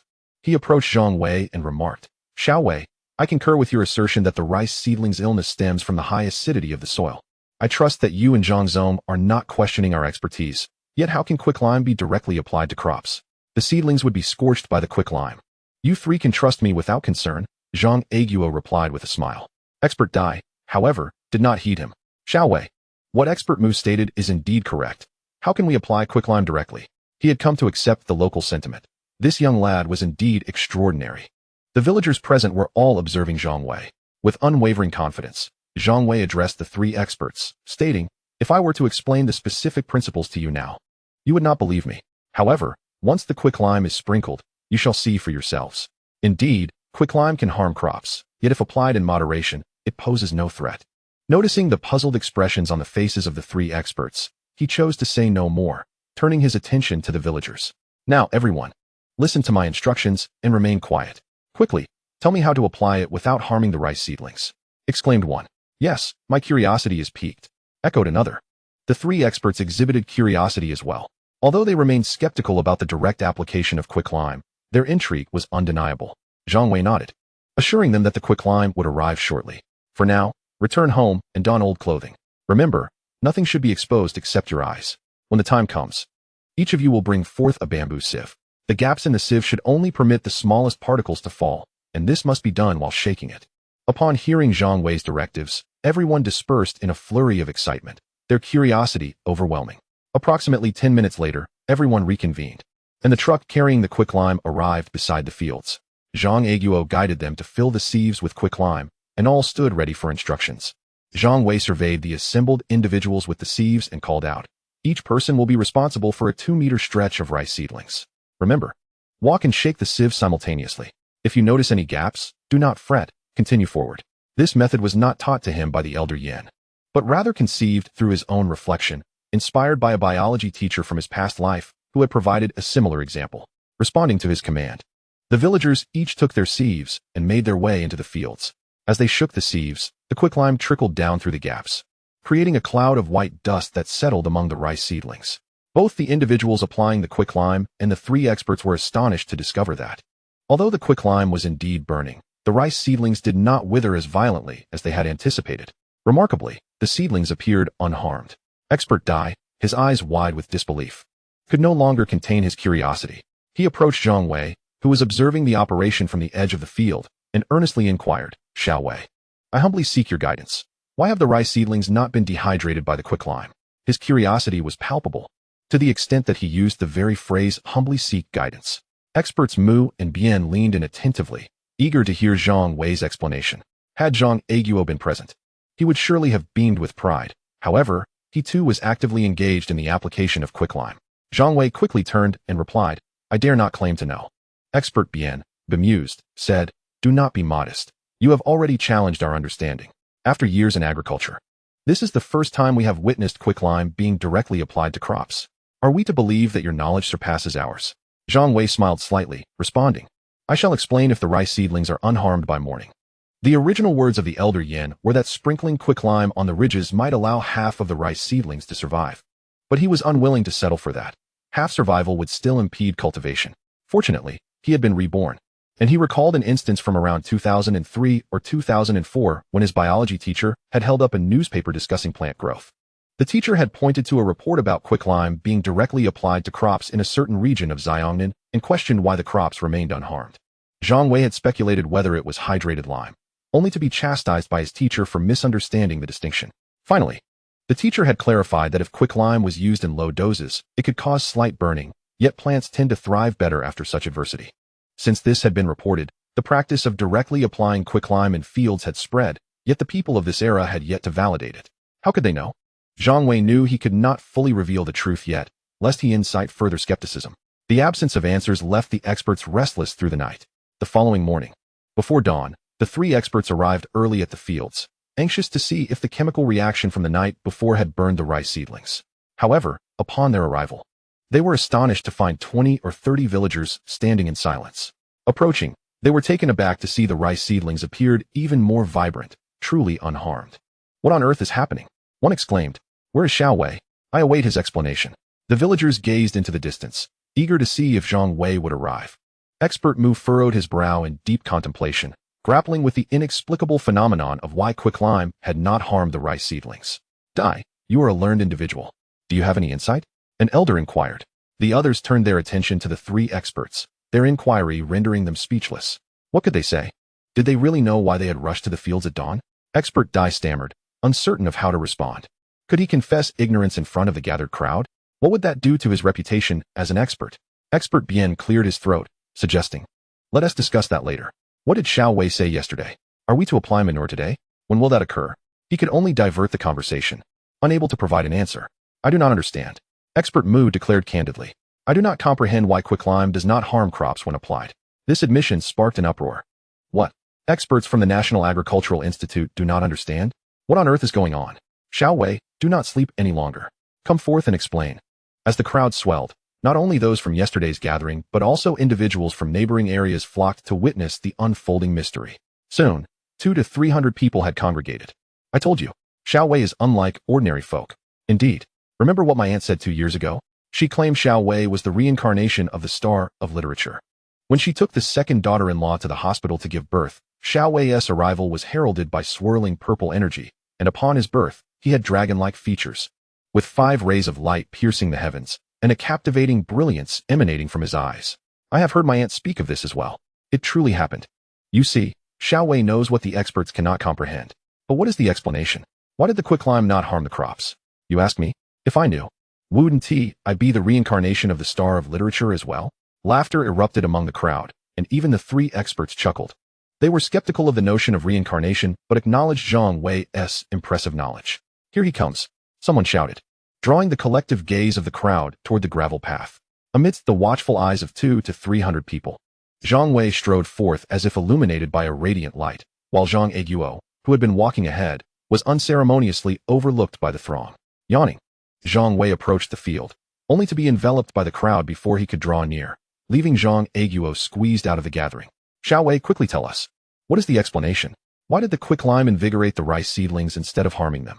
Three esteemed experts, despite their advanced age, managed to squeeze in front of the crowd, who gazed at them with wide, curious eyes eager for enlightenment. Zhang Wei, startled by the throng's fervor, hastily called out, "Please, quiet down." The crowd immediately hushed. Observing the sudden silence, Zhang Wei scanned the gathered faces and, with a beaming smile, remarked, "I trust you all can see that the rice seedlings are indeed unharmed?" "We can." The crowd responded in unison, their voices resonating throughout Zhangjia village. Zhang Wei was taken aback, wondering what had stirred the crowd's excitement today. Little did he know that their curiosity had been piqued by the revelation that quicklime would not scorch the crops, and they were now anxiously awaiting his explanation. "Since you have all witnessed it, allow me to elucidate the matter," Zhang Wei said, grinning at the assembly. "It is true that quicklime reacts with water and can cause burns. Indeed, the rice seedlings may display tiny scorch marks. Let me simplify this. Has anyone here ever cultivated bonsai?" He directed this question toward the three experts, knowing the villagers were unlikely to have engaged in such horticultural pursuits. "I have," exclaimed expert Bian, raising his hand. Zhang Wei nodded and continued, "Then you must have pruned the branches of your plants. After pruning, do the plants not thrive even better?" Expert Dai could no longer contain himself, interjecting, "However, pruning is done to effectively curtail the waste of nutrients caused by the continued elongation of the plant's apical shoots. With fewer nutrients, the plant naturally flourishes better." The crowd found this reasoning sound. Indeed, more nutrients would lead to more vigorous growth. Yet, they remained perplexed about how this related to the quicklime's effect on the rice seedlings. Sensing their bewilderment, Zhang Wei pointed toward the nearby rice plants and explained, "The growth of a plant is reliant on the presence of growth hormones within its structure. Notably, a significant portion of these hormones resides at the tips of the branches. Growth hormones have a propensity to promote growth at the apex while inhibiting lateral branch development. The same applies to rice seedlings. Those of you who have worked in the fields know that the uppermost leaves typically appear greener." The crowd nodded in agreement. Encouraged by their understanding, Zhang Wei elaborated, "When the rice seedlings are scorched by quicklime, the tiny holes formed at the tips are akin to pruning the leaves, which consequently results in an increased availability of nutrients. This explains why the rice seedlings exhibit improved growth following exposure to quicklime. Of course, moderation is key. The appropriate amount is around 0.5%. This is precisely why I instructed you to use a sieve to distribute the quicklime, as the small holes allow for an even, minimal application to the tips of the leaves. The roots of the rice seedlings, being nestled in the soil, are not at risk of being scorched. Furthermore, the soil is currently acidic while quicklime is alkaline. Any quicklime that falls onto the soil will be neutralized by the acid-base reaction." Another bombshell. The revelation detonated early in the morning. The three experts had not anticipated the explanation to be so straightforward. Quicklime was not merely a soil amendment, but also functioned as a means of pruning the plants. Is this for real? Good heavens. The villagers erupted into a flurry of excitement, particularly the three experts, whose faces bore expressions of astonishment. Zhang Wei's assertions were entirely congruent with the principles of plant growth. Everything he stated was demonstrably true. Standing on the outskirts of the crowd, Zhang Aiguo smiled. His back straightened with pride. Truly, this was his son, a genius of near-mythical prowess. Expert Mu took a deep breath, utterly astounded by Zhang Wei's innovative thinking. What a divine concept. A genius indeed. Expert Mu mused. Even he was left in awe. Everyone began to reflect on Zhang Wei's earlier statements. A middle-aged man in the crowd, unable to contain himself, exclaimed, "What did Expert Mu just say?" A nearby woman replied, "Didn't you hear clearly?" The middle-aged man retorted, "I heard clearly, but I find it hard to believe. Even Expert Mu called Xiao Wei a genius." The woman scoffed, "What of Expert Mu?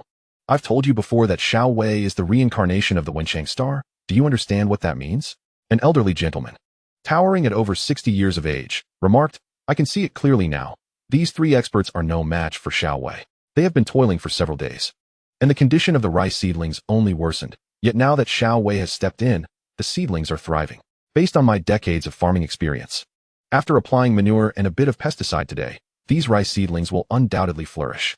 He looked at Zhang Wei, who remained composed amidst the crowd. Have you all noticed? Ever since Xiao Wei dealt with that incompetent barefoot doctor over 2 years ago, the Zhang family has been soaring to new heights?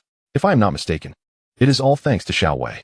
The woman nodded slightly in agreement. Indeed, the success of the Zhang family must be connected to Xiao Wei. I have thought this for some time, and seeing the astonishment on the faces of the 3 experts today has confirmed my belief. The middle-aged man sighed. Why don't I have a son like that? The 3 experts could not resolve the issue, yet Xiao Wei has truly solved it. Moreover, he explained it in a way we could all understand, unlike the experts who often speak in a torrent of jargon. The key is that Xiao Wei's abilities surpass theirs. The village elder coughed lightly. Let us not disparage the 3 experts. They are indeed capable individuals. It's just that Xiao Wei is extraordinary, a once-in-a-century genius. Our Zhangjia village is fortunate to have produced such a prodigy. Meanwhile, the 3 experts were engaged in hushed conversation. Expert Bien remarked, the solution he proposed is remarkably innovative. Expert Dai agreed, indeed. I have worked in agriculture for so long and never thought of it. Expert Mu felt a pang of shame. They had previously assumed there was mutual distrust between the father and son, yet it turned out that Xiao Wei had been confident all along. Earlier, when Zhang Wei had first suggested a solution, nearly everyone had doubted him. How could someone who had outsmarted the 3 experts come up with an answer? When Zhang Wei mentioned the soil issues, the experts felt uncomfortable, thinking that he and Zhang Aiguo did not trust their expertise. However, after Zhang Wei conducted 2 soil pH tests, it became evident they had been mistaken. Not to mention, when Zhang Wei proposed using quicklime in the fields, most people assumed the father and son were out of their minds, perhaps overwhelmed by excess funds. But after a night had passed, by the following morning, everyone observed the rice seedlings thriving. Most felt a twinge of shame, realizing that comparing Zhang Wei to the 3 experts was unwarranted. They were genuinely impressed by his quicklime solution. This was a tangible remedy. The once frail seedlings, which seemed on the brink of death, were now flourishing. One could not help but acknowledge Zhang Wei's profound intellect, unparalleled by ordinary standards. No, even the 3 experts could not compare. Expert Dai, Expert Bien, or perhaps Expert Mu from the National Academy of Agricultural Sciences. What merit was there in comparison? The villagers had witnessed the experts struggle with the fields. While Zhang Wei's seemingly whimsical quicklime solution had proven effective, the 3 experts looked at Zhang Wei with eyes brimming with excitement. This was a method that could send shockwaves through the national agricultural community. They pondered the implications of writing a paper based on Zhang Wei's approach. A national movement. This represented a groundbreaking advancement in agriculture. With this method, future occurrences of similar situations would no longer invoke fear for the survival of crops. As they gazed at Zhang Wei, the villagers felt fortunate to have such a genius emerge from Zhangjia village. However, the 3 experts were left in a state of disbelief. Why? Because this solution, let alone them, had not been conceived by anyone across the entirety of China. Even the professors from the Agricultural Science Institute only dared to scatter quicklime in barren fields devoid of crops. Zhang Wei is more astute than the entirety of the experts at the Chinese Agricultural Science Institute. Chapter 250. The silver dragon fish makes its debut in the national spotlight. The above does not count towards the main text. During these days, Zhang Wei has remained at Heitong, and thankfully, his methods have proven effective. Not only have the rice seedlings been revived, but they are thriving better than before. Tomorrow, the seedlings are to be transplanted. In the fields, 3 experts are observing the irrigation, with the channels already dug and merely awaiting the rice seedlings to be planted before fish fry can be introduced. At that moment, Zhang Wei and Zhang Aiguo approach, engaged in light-hearted conversation. Upon spotting them, Expert Dai greets them warmly. Xiao Wei, Zhang Zong, you've come. Zhang Wei promptly reciprocates the greeting. Hello, Expert Dai. Zhang Aiguo steps forward, saying, my son and I will be heading back to the Magic City soon. I hope you 3 can assist us in 3 different locations. Expert Bien chuckles. What trouble? Having signed a contract with your family.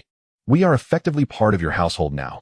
Quite a contrast to that day when I was filled with righteous indignation and contemplated resigning.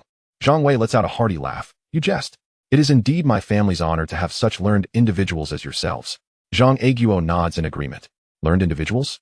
Expert Mu chuckles, gesturing towards the distant rice paddies. Our knowledge is insufficient to even manage a single field. He then shifts the topic. The method of directly scattering quicklime in the fields has led us, myself, Xiao Dai, and Xiao Bian, to co-author a paper, which we anticipate will be published in the newspapers shortly. Of course, we credited you as the innovator behind this method.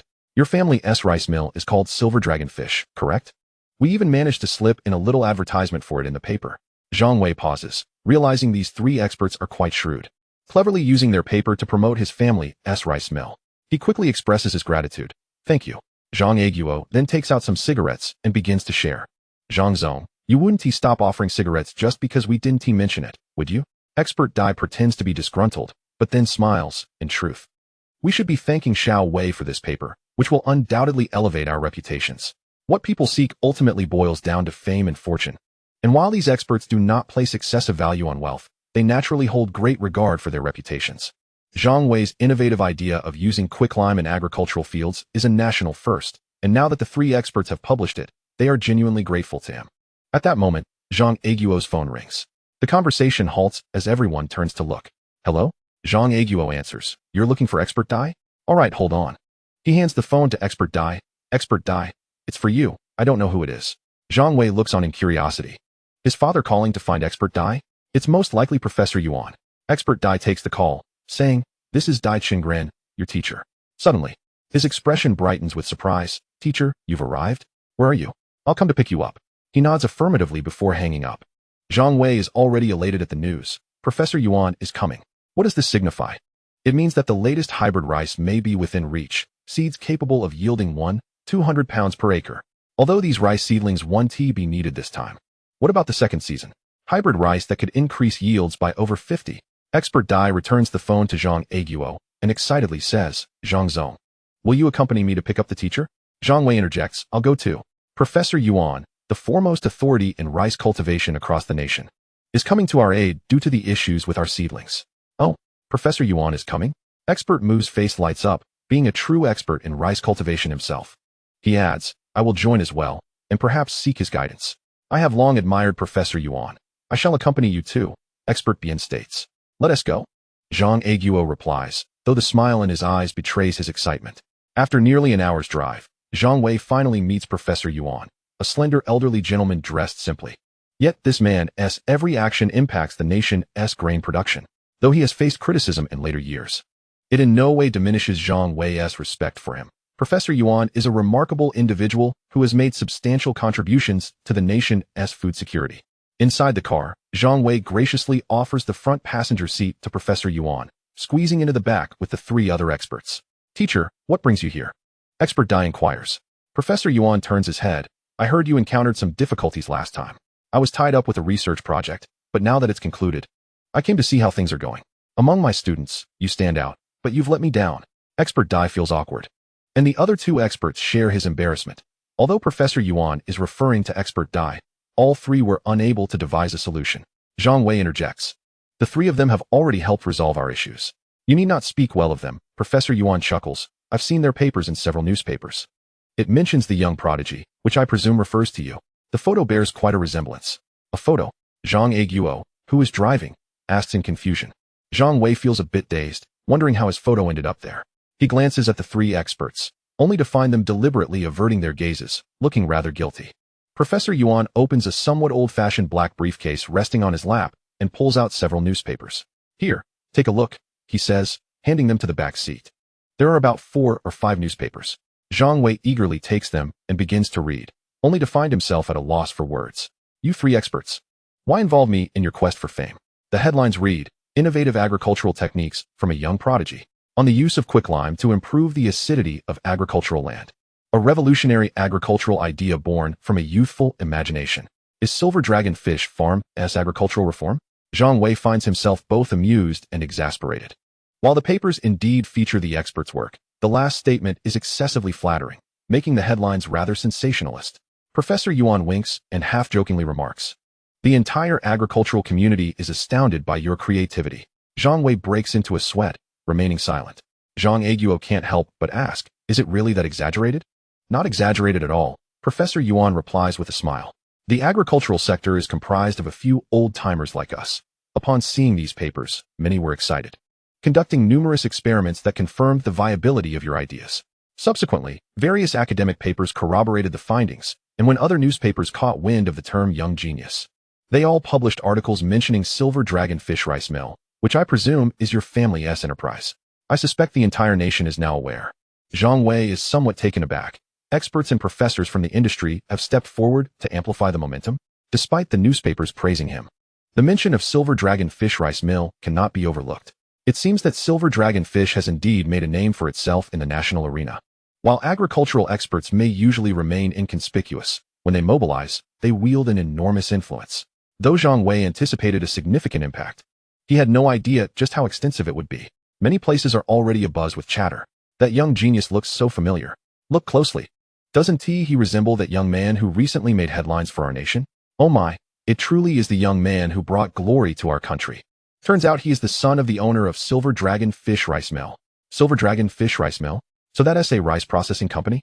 His family must be thriving. What an extraordinary young man has emerged. The photograph in the newspaper may be somewhat blurry, yet everyone recognized him instantly. He is indeed the boy who recently brought honor to our nation. Goodness, what sort of rice does his family's mill produce? Are you inquiring about purchasing rice processed by the Silver Dragon Fish Mill? Of course. Upon seeing this young man bringing pride to our country in the newspaper, I resolved to support his family's enterprise. Such sentiments are widespread, as many are eager to learn about the rice processed by the Silver Dragon Fish Mill, wishing to support this boy who stands as a symbol of national pride. The astonishment is not confined to the agricultural sector alone. Anyone in China who reads the newspaper feels a wave of shock. Zhang Wei's innovative approach has been documented in a paper by 3 experts. And with the endorsement of several agricultural giants, the Silver Dragon Fish has gained nationwide recognition. The city of magic is abuzz, as these newspapers have circulated and gained traction. Today marks a pinnacle of discussion, with countless individuals engaging in conversations about this matter. For instance, within Zhangchu Grain and Oil, figures like Chu Zonglin, Gong Zhendong, and others, as well as local employees such as Xiao Su and Ding Xiaoxiao, and fellow townsfolk from the Bay Area like Zhang Jingguo and Wei Shulin, have all become aware of this event. Even executives like Wang Dongliang and General Gao are in the loop, primarily due to the previous sensational story of the mysterious boy who elevated our national pride, coupled with the agricultural community's collective acclaim for Zhang Wei's method, which has sparked a tremendous uproar. Initially, when some claimed that these 2 boys were one and the same, most were skeptical. One hails from the family of a shareholder in Yao, while the other is the son of an unremarkable mill owner. How could they possibly be the same individual? However, upon purchasing the newspaper, everyone's eyes widened in disbelief. A crowd of young people stood astonished. Numerous middle-aged and elderly individuals were equally taken aback. Goodness, is it even possible to be so exceptional? This utterly shatters my worldview. What was I doing at his age? Climbing trees to gather bird nests, while the son of the Silver Dragon Fish Mill was striving for national glory. Darling, look at the newspaper. It's that mysterious boy again. Now I finally know his identity. He is the son of the Silver Dragon Fish Mill owner. A significant portion of rice sold in our Magic East New District comes from the Silver Dragon Fish Mill. From now on, I will steadfastly purchase only Silver Dragon rice to support this boy. I must support the youth who brings honor to our nation. I shall buy Silver Dragon rice. In the office area of Zhangchu Grain and Oil, Chu Zonglin, Gong Zhendong, and Zhou Xiaoman were left speechless after reading the newspaper, exchanging glances in silence for a considerable time. Can you believe it? Xiao Wei even understands agriculture? Miao Yu was the first to break the silence, exclaiming, "Now I finally comprehend. The young boss truly is a man of many talents." Wu Bin remarked, "The young boss is remarkably impressive." Gong Zhendong chuckled, "This time, our sales at Zhangchu Grain and Oil are bound to soar." Chu Zonglin, puzzled, asked, "Why do you say that?" The article didn't even mention Zhangchu Grain and Oil. It only spoke of Xiao Wei and the Silver Dragon Fish Mill. Because our rice packaging prominently features the Silver Dragon logo, this is essentially free advertising. Almost all the newspapers at the newsstands have written about this agricultural paper, and they all mention Silver Dragon. "We're going to soar alongside Silver Dragon," Zhou Xiaoman exclaimed excitedly. Yes, we're about to prosper. Riding this momentum, we'll initiate our first round of financing immediately, and by year's end, we can wrap up the final round, positioning us for a listing on the Shanghai Stock Exchange next year. In the Bay Area, at Haitong Grain Company, Zhang Jingguo, Wei Shulin, and others were emulating Zhangchu Grain and Oil. The space was modest. Wei Halen burst into the office, clutching several newspapers, shouting before even stepping inside, "Incredible! Xiao Wei is in the newspapers again." Zhang Jingguo and Wei Shulin, along with several others, turned to him, and Wei Shulin chuckled, "You're just now realizing? We've been discussing this already." Curious, Wei Halen asked, "What are you discussing?" Zhang Jingguo, brimming with energy, replied, "What else? We're discussing how to expand our business. We might no longer be limited to the Bay Area. Just now, several people from Wangpu district called to inquire whether we have silver dragon rice available for purchase. All thanks to Zhang Wei making such a splash. Perhaps Zhang Wei never anticipated that by employing modern methods to address his family's farming issues, he would create such a significant stir nationwide, bringing the silver dragon into the public eye. In time, while the silver dragon begins to flourish in the Magic City, other regions may only have heard whispers of it. However, given time, as the silver dragon expands its production and promotes itself, it is certain to create monumental waves. Chapter 251. Shanghai will become a focal point of national attention. Today marks the day for transplanting rice seedlings. The entire Minqiang township is abuzz with activity, as hundreds of villagers are busy throwing seedlings into the fields. Generally speaking, the throwing seedling method is only applicable for early and mid-season rice. Late rice must be transplanted in the traditional manner. Fortunately, Zhang Wei's family possesses a transplanting machine. On the ridge of the fields, Zhang Wei, Zhang Aiguo, Professor Yuan, an expert Dai observe. The other two experts have gone overnight to guide villagers in the throwing method. Initially, Zhang Wei and Zhang Aiguo opted for traditional transplanting. But expert Mu proposed the throwing method, as seedlings planted shallowly promote early growth and high yields. To avoid delaying the second season's planting, they chose to use the throwing method for the first season. Professor Yuan crouched down to examine the seedlings closely and remarked, "These seedlings are thriving. Based on my years of experience, they could potentially yield 800 pounds per mu." Expert Dai rolled up his sleeves and also crouched down, checking the water temperature and inspecting the rice. "Professor, these rice should be ready for harvest by August. For the next planting, we'll need to use your latest hybrid rice. Will it yield 200 pounds per mu?" Zhang Wei interjected with a smile. Professor Yuan's hybrid rice yielding 200 pounds per mu is certainly feasible. He knew that this time, Professor Yuan was providing super hybrid rice, which the Ministry of Agriculture has initiated as a breeding plan. According to future research, it could yield up to 700 kilograms per mu, with the second phase of super rice achieving even 800 kilograms. The 600 kilograms is merely a modest estimate from Professor Yuan. Indeed, one must consider who Professor Yuan is, a member of the Chinese Academy of Engineering. Zhang Aiguo praised. Professor Yuan stood up, reflecting, "Being an academician is of little consequence. I am merely contributing to the nation's agriculture. The super rice has yet to undergo trials domestically. I consider this an opportunity to conduct trials on your family's contracted land." A thought struck Zhang Wei. This was a prime opportunity to collaborate with the Academy of Agricultural Sciences and the Engineering Academy. With Professor Yuan's introduction, he could forge valuable connections, provided he offered sufficient enticing capital. He contemplated and suggested, "Professor, in the next season, my family plans to contract a vast area of land in Shanghai, estimated to reach 700,000 mu. How about using this extensive contracted land for your super rice trials?" Zhang Aiguo looked at Zhang Wei in astonishment. Previously, Zhang Wei had been hesitant to contract too much land, yet now he was preparing to undertake such a significant area. Professor Yuan's face lit up with joy, and he turned to Zhang Aiguo, asking, "Mr. Zhang, is that true?" Zhang Wei nodded at his father. "Yes. We expect to begin extensive land contracting once the transplanting is completed," Zhang Aiguo confirmed. Expert Dai was visibly moved. "Teacher, the pilot project for super rice was originally planned for Xiongnan, and given your limited funding, if Mr. Zhang's family were to generously support an investment of 10 million, it is highly probable that you could overcome the challenges of the two-line hybrid rice method. This would indeed be a boon for the nation and its people." Zhang Wei seized the moment. "Professor, my family can provide the 10 million, as long as you keep the super rice pilot project in Shanghai." Professor Yuan was clearly tempted. He gritted his teeth and replied, "All right, I will report this matter to the Prime Minister. I believe he will be eager to support it." Zhang Wei felt dizzy. How did the Prime Minister come into play? Upon reflection, he realized that super rice was a key focus for the Ministry of Agriculture, and it was entirely possible that the Prime Minister was personally overseeing it. If the Prime Minister took note of their rice factory, the future development of Yinlonggayu in the domestic market would be smooth sailing.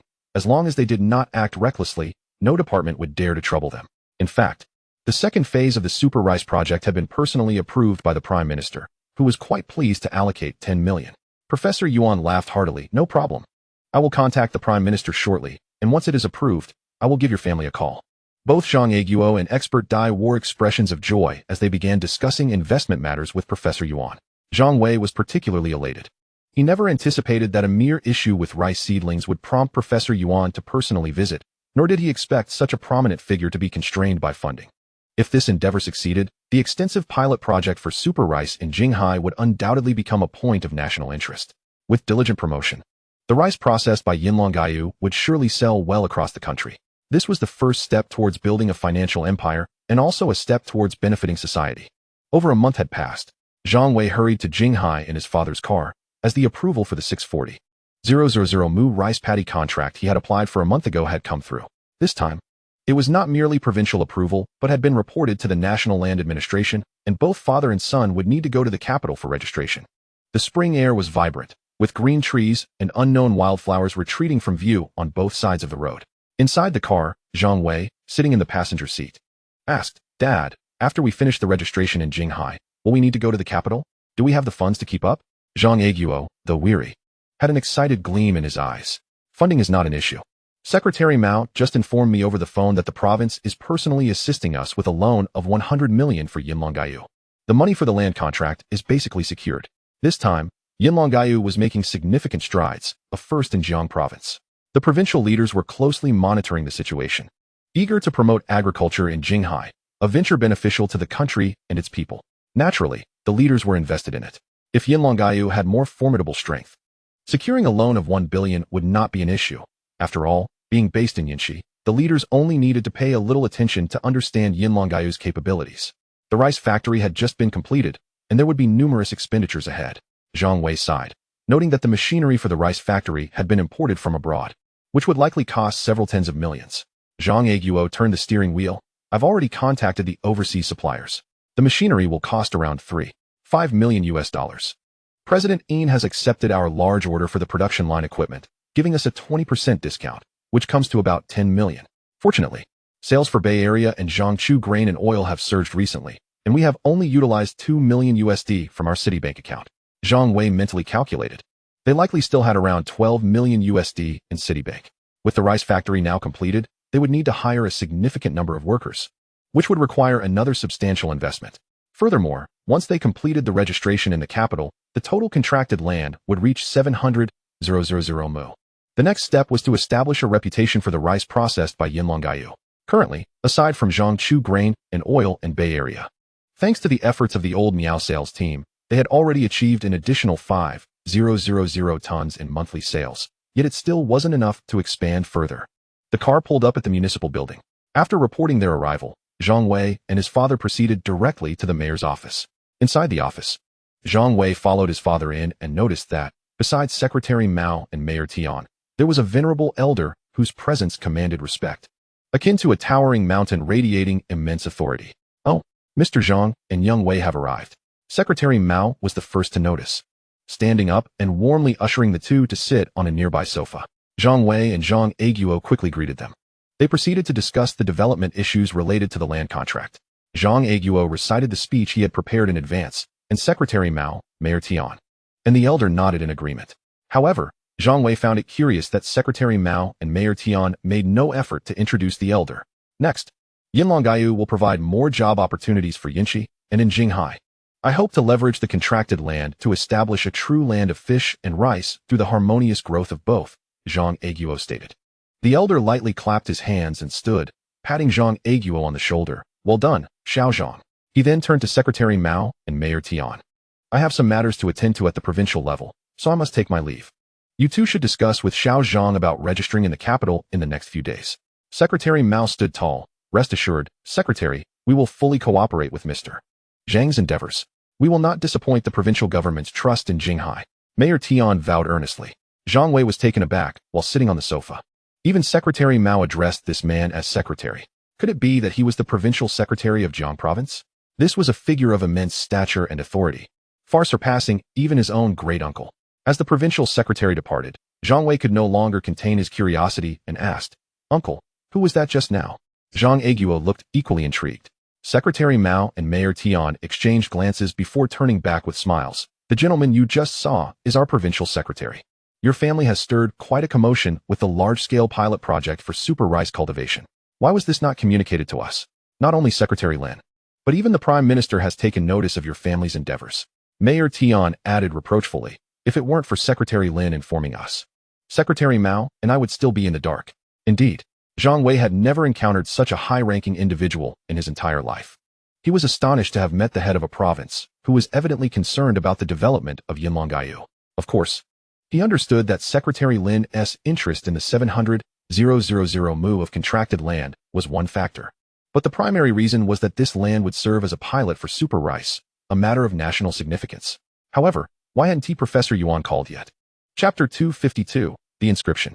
In the capital, the registration of the land contract documents had just been completed. Outside the Land Administration Bureau, the sun shone brightly.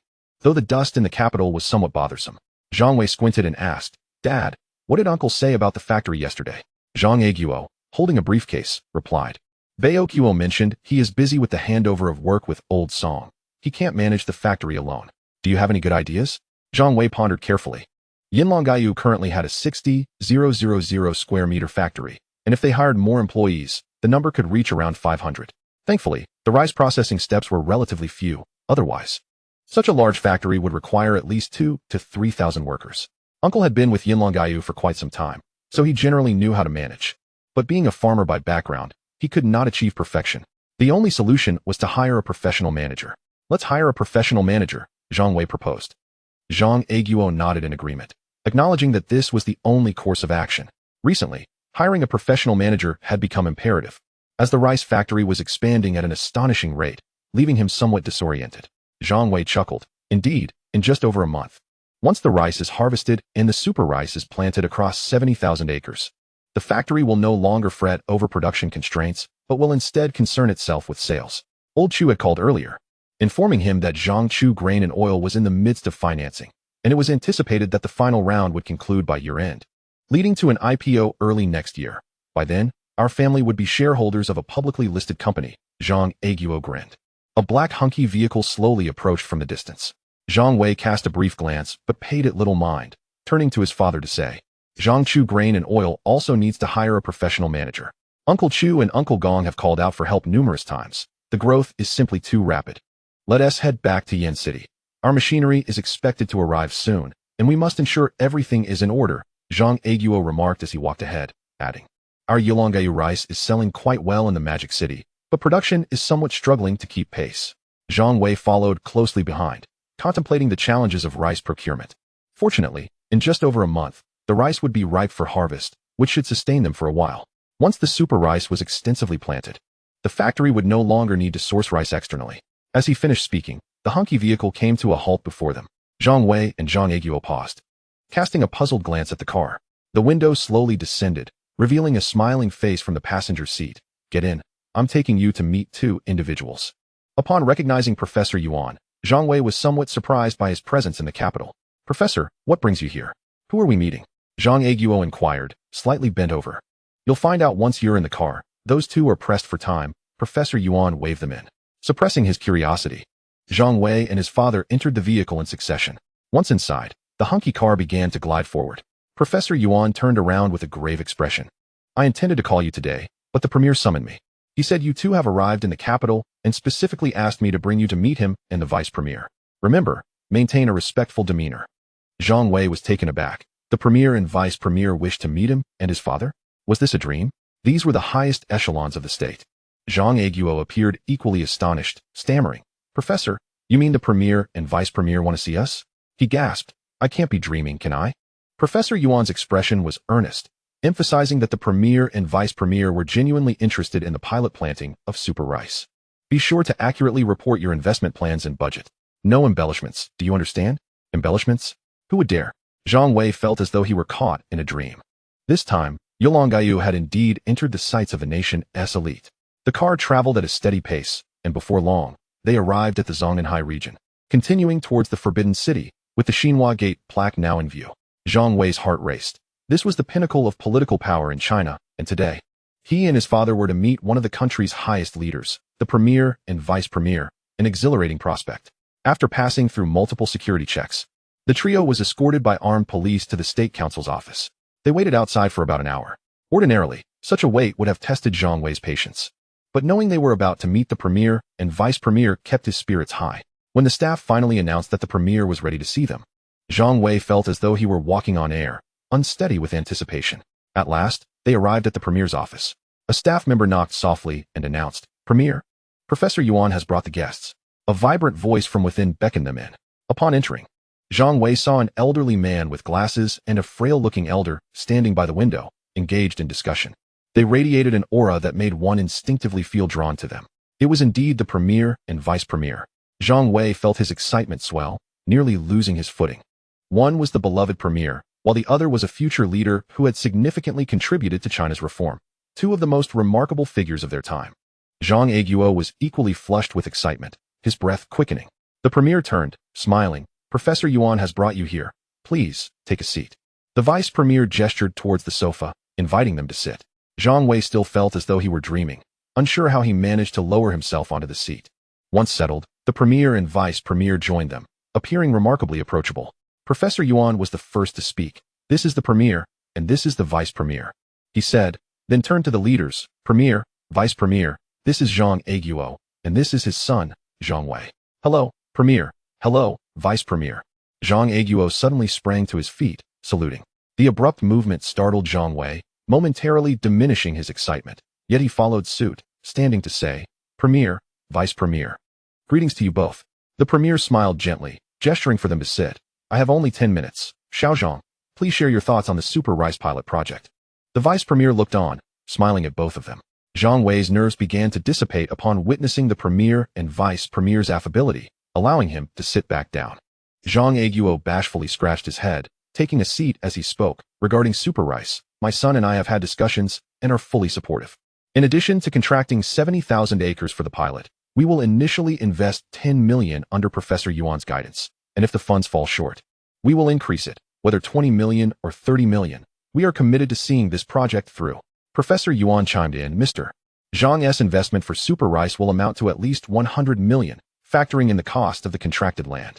The two leaders exchanged glances, their expressions warm. Xiao Zhang, I am thrilled that you can contribute to the nation's agriculture. Pursue this endeavor with confidence. Both the vice premier and I are fully supportive of the Super Rice project. The premier affirmed with a nod. The vice premier patted Zhang Aiguo on the shoulder. Your commitment to the people and the nation is commendable. The premier's and vice premier's words were simple, yet resonated deeply with Zhang Wei. Their willingness to take time out of their busy schedules to meet him and his father indicated their earnest support. The encouragement to pursue it boldly and the vice premier's praise conveyed their substantial backing. Zhang Aiguo, overwhelmed by the honor, vowed, I will strive even harder to contribute to the country's development. Professor Yuan further supported him, stating, Mr. Zhang plans to transform Shanghai into a true land of fish and rice. He elaborated on the current practice of integrating fish farming into the rice paddies. The premier and vice premier listened intently. Indeed, Xiao Zhang's resolve is commendable. The premier seemed to recall something, turning to Zhang Aiguo. Xiao Zhang, I commend your actions this time. Do ensure that past mistakes are not repeated. Laws are enacted to safeguard the legitimate rights of the people. Zhang Wei was taken aback. The premier was alluding to the earlier incident in the Bay Area. It seemed the premier had reviewed their records. But upon reflection, it was only logical that he would examine the materials before meeting them. What did this signify? It meant they had caught the attention of the premier. As long as they remained diligent, there would be no cause for trouble. I assure you, I will not repeat past mistakes, Zhang Aiguo vowed earnestly. The vice premier suddenly patted Zhang Wei's head and remarked, I am well aware of your accomplishments. I have been following your progress for over a year now. If it weren't for my intervention, you might have continued your studies in the capital indefinitely. Zhang Wei let out a small sound of surprise. He had previously thought that the prodigies of this era were often featured in newspapers, and that his own remarkable performance was inconsequential. Little did he know that he had already caught the attention of the influential figures. No wonder things had been so peaceful. It turned out the vice premier had been protecting him. He quickly expressed his gratitude, saying, Thank you, vice premier. The vice premier waved his hand slightly, stood up, and addressed the premier, saying, This time, their family has worked for the nation and its people. We cannot fail to show our appreciation. The premier smiled as he rose and walked over to his desk, retrieving a scroll of writing paper. Zhang Wei watched curiously. The premier unfurled the scroll, revealing the characters Silver Dragon Fish benefits the nation and its people, and handed it to Zhang Aiguo, saying, Consider this my token of appreciation. Zhang Aiguo promptly stood up and carefully accepted the paper, repeatedly thanking the premier.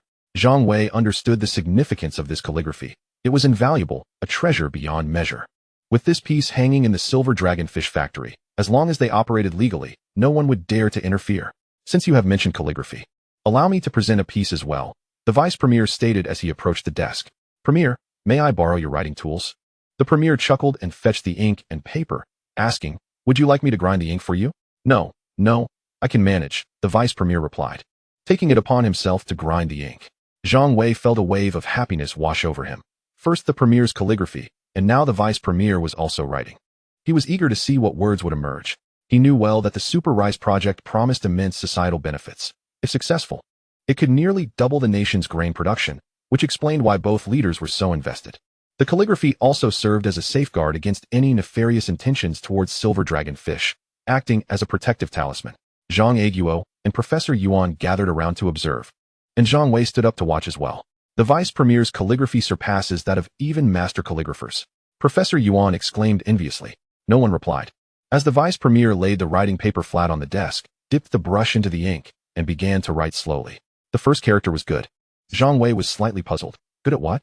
But soon he understood, as the vice premier wrote fluidly, crafting the 8 characters, study diligently, and make progress every day. After finishing, he inscribed his name at the bottom, put away the brush, and smiled at Zhang Wei, saying, "Do not disappoint my expectations. I hope you grow up to be a person who contributes to the nation." Zhang Wei was overwhelmed with excitement. This calligraphy was a gift from the vice premier. He vowed to contribute to the nation's development as he grew older. Subsequently, the premier and vice premier discussed a few more points regarding the Super Rice project. 10 minutes flew by swiftly. Zhang Wei and Zhang Aiguo exited the office, each holding a piece of calligraphy. It felt surreal. Zhang Wei could hardly believe that they had received calligraphy from both the premier and vice premier. The opportunities in his life seemed utterly remarkable. From the issues with the rice seedlings that brought Professor Yuan rushing over, to the meeting with the leaders, his life felt extraordinarily magical. In that moment, Zhang Wei's resolve solidified.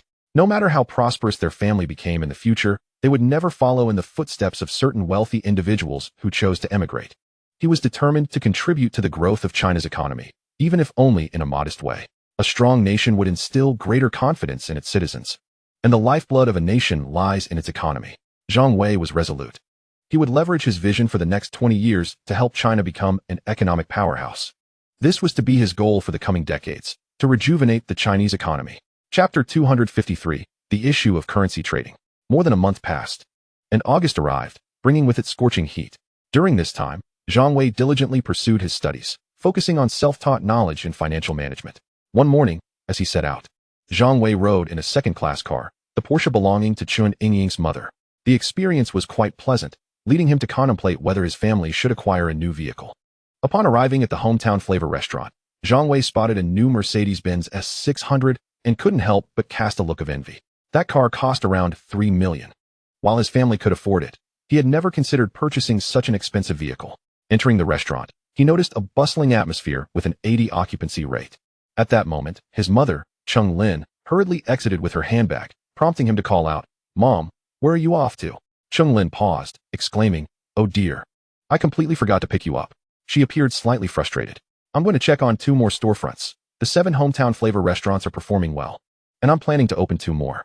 Zhang Wei quickly interjected, "Mom, we're out of money. We really have no funds left. I still need to keep a reserve of around $10 million in Citibank." Chung Lin shot him a look, saying, "Who is touching the money in Citibank? Do you think I'm running a sham with our 7 hometown flavor restaurants? We earn over $1 million a month." Zhang Wei was taken aback and weakly asked, "Is hometown flavor that profitable?" He had been preoccupied with land contracting and self-studying, neglecting to keep up with the restaurant's development. "Of course. Have you forgotten who your mother is?" Chung Lin replied with a hint of pride, glancing at her watch. "I can't chat any longer. I need to check on the storefronts." "Wait, are you taking a taxi?" Zhang Wei asked, stopping her. Dad took the car to the countryside. He won't be back anytime soon since they're harvesting rice. "Why take a taxi? I bought a new car. Your father has been driving my Audi all over the place, so I got a Mercedes just to annoy him. He won't be driving my Mercedes this time," Chung Lin declared, strutting away in her high heels. Zhang Wei was stunned. The Mercedes S600 outside was purchased by his thrifty mother? Just as he was about to ask for clarification, Chung Lin had already disappeared from view. He rushed to the window and indeed saw her getting into the S600. He lamented, "What a reckless spender my mom is." At that moment, Zhang Aiguo, out of breath, appeared at the entrance. "Dad, why are you back? Didn't you go to oversee the harvest?" Zhang Wei asked curiously. Panting, Zhang Aiguo ignored his son and rushed to the counter, asking, "Shaoli, is the boss lady back? Has the car I ordered arrived? I'm waiting to pick up my brother." Suddenly, Zhang Wei realized that the seemingly expensive car his mother had purchased was actually for his father. It made sense, considering his father's current status. Driving an Audi might seem less impressive, especially since even Chu Zonglin had bought a BMW. Xiao Li at the counter pointed outside and said, "The boss lady just went out to check on the storefront, and it seems she took your new car."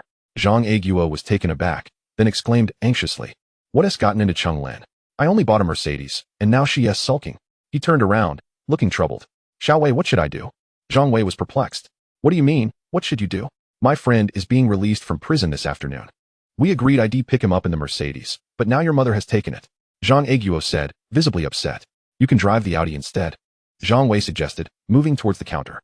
Zhang Aiguo grabbed his arm, saying, Wait. You're coming with me to pick up my friend." "Dad, let go. It's embarrassing with so many people watching," Zhang Wei exclaimed, feeling exasperated. Xiao Li and several female attendants had already stifled their laughter. "Don't embarrass yourself. This is someone you've longed to meet," Zhang Aiguo said mysteriously. "Longed to meet?" Zhang Wei pondered, as a name suddenly sprang to mind. Could it be the prison mate of his father who worked as a trader? His face brightened with joy. "Dad, are you referring to that trader?" "Yes, it's Zhang Wan," Zhang Aiguo confirmed. Zhang Wei immediately grasped his father's hand, eagerly exclaiming, "Let us go, we must pick him up right away." This individual was of paramount importance to him. In just over 10 months, the Asian financial crisis would strike. His understanding of foreign exchange trading was minimal, but Zhang Wan had experience as a trader and was undoubtedly well-versed in the intricacies of Forex. He had previously informed his father of Zhang Wan's significance, which explained his father's decision to purchase a Mercedes S600 to impress Zhang Wan with their family's financial prowess. At 1 o'clock in the afternoon, the father and son arrived outside the prison, waiting for Zhang Wan, as the Mercedes had been driven away by Cheng Lin, leaving them with only the Audi. Inside the car, Zhang Wei sat in the passenger seat, turning around to ask, "Dad, why hasn't he come out yet?" Zhang Aiguo sighed in exasperation. "You've asked that a dozen times already. Just wait, he should be out soon." Zhang Wei was anxious. He was eager to meet Zhang Wan and learn how to navigate the impending trades involving the Thai baht. This was crucial for his family's ascent to international wealth. He felt powerless to prevent the inevitable financial turmoil of 1997, but he could certainly seize opportunities from the likes of Soros. Every little bit counted. Time ticked by slowly, and a few individuals were released from the prison, yet none were Zhang Wan. Finally, the prison doors swung open once more. Zhang Wei, having been disappointed several times, had nearly given up hope. "Zhang Wan," Zhang Aiguo suddenly called out, quickly exiting the car. Zhang Wei turned around just in time to see a slender man with glasses emerging from the prison, carrying his luggage. He hurriedly followed his father out of the car, and they jogged toward Zhang Wan. "Zhang Go," Zhang Wan exclaimed joyfully from a distance, quickening his pace. Upon reaching them, he embraced Zhang Aiguo tightly, exclaiming, "I can't believe you really came to get me." Zhang Aiguo patted his back, cheerfully responding, "Good brother, it's wonderful to see you out. Let us get in the car." Zhang Wei followed closely behind the two, his mind racing with how to broach the topic of foreign exchange trading with Zhang Wan. Once inside the car, instead of taking the passenger seat, he opted to sit in the back with Zhang Wan while Zhang Aiguo started the engine. As they drove off, Zhang Wan jokingly remarked, "Zhang Ge, you said you'd pick me up in a Mercedes. Why are we in an Audi?" Zhang Aiguo sighed, gripping the steering wheel. "Let us not get into it. My wife is upset with me and took the new Mercedes." "Oh," Zhang Wan replied, astonished. "You really bought a Mercedes?" Zhang Wei interjected with a smile, "Of course. My dad ordered the S600 specifically for you, saying it would be yours to drive in the future." This was a fabrication. Zhang Aiguo had never uttered such words. Zhang Wei made it up to curry favor with Zhang Wan and demonstrate their family's regard for him. True to form, Zhang Wan appeared flattered and quickly waved his hands, saying, No, that is too much. Zhang Ge, I appreciate your kindness, but let us forget about the Mercedes." The three of them exchanged light-hearted banter for a while before a brief silence fell upon them. Seizing the moment, Zhang Wei posed a question. "Uncle Zhang, I heard you used to be a trader?" "Indeed," Zhang Wan replied. Zhang Aiguo glanced at Zhang Wei through the rearview mirror, but said nothing. Zhang Wei shifted in his seat, leaning slightly closer to Zhang Wan, and asked, "Then you must be quite proficient in foreign exchange trading?" "I manage," Zhang Wan responded, casting a curious look his way. "Oh, nothing much," Zhang Wei replied with a grin. "I'm just interested in foreign exchange trading and wanted to know how it works." Zhang Aiguo turned to glance back at them, still remaining silent. "Foreign exchange trading?" Upon discussing professional knowledge, Zhang Wan straightened his posture, stating, to be precise, it should be referred to as Forex trading, which encompasses 7 distinct methods: spot trading, forward trading, arbitrage trading, swap trading, Forex futures, and Forex options trading. "I wonder which one you're referring to." Zhang Wei felt overwhelmed. He had always thought Forex trading was a singular concept, only to discover it comprised 7 varieties. Feeling a bit flustered, he asked, How do you operate each of these 7 types?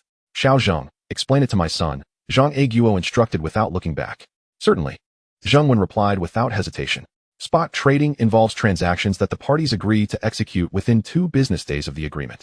Forward trading refers to transactions where delivery does not occur immediately, but rather at a predetermined time, as specified by the contract.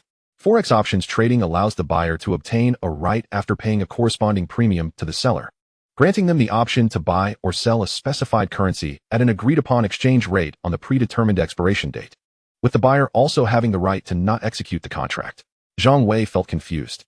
He genuinely didn't know which forex trading method to choose for shorting the Thai baht. He recalled that, in early 1997, international speculative capital had begun a relentless assault on the Thai baht, culminating in its abandonment of the fixed exchange rate on July 2nd, ultimately triggering the entire Asian financial crisis. Gathering his thoughts, Zhang Wei tentatively asked, hypothetically, if I wanted to short a currency with a leverage of 1,000 times, potentially over a span of 6 to 7 months, which forex trading method should I select? Oh, you understand leverage of 1,000 times? Zheng Wen chuckled. Zhang Guo laughed heartily. Don't underestimate my son. He is quite clever. Just listen to him. Then let me explain. Zheng Wen nodded. As the traffic light turned red, the car came to a halt. Zhang Wei looked at Zheng Wen, urging, please, go on.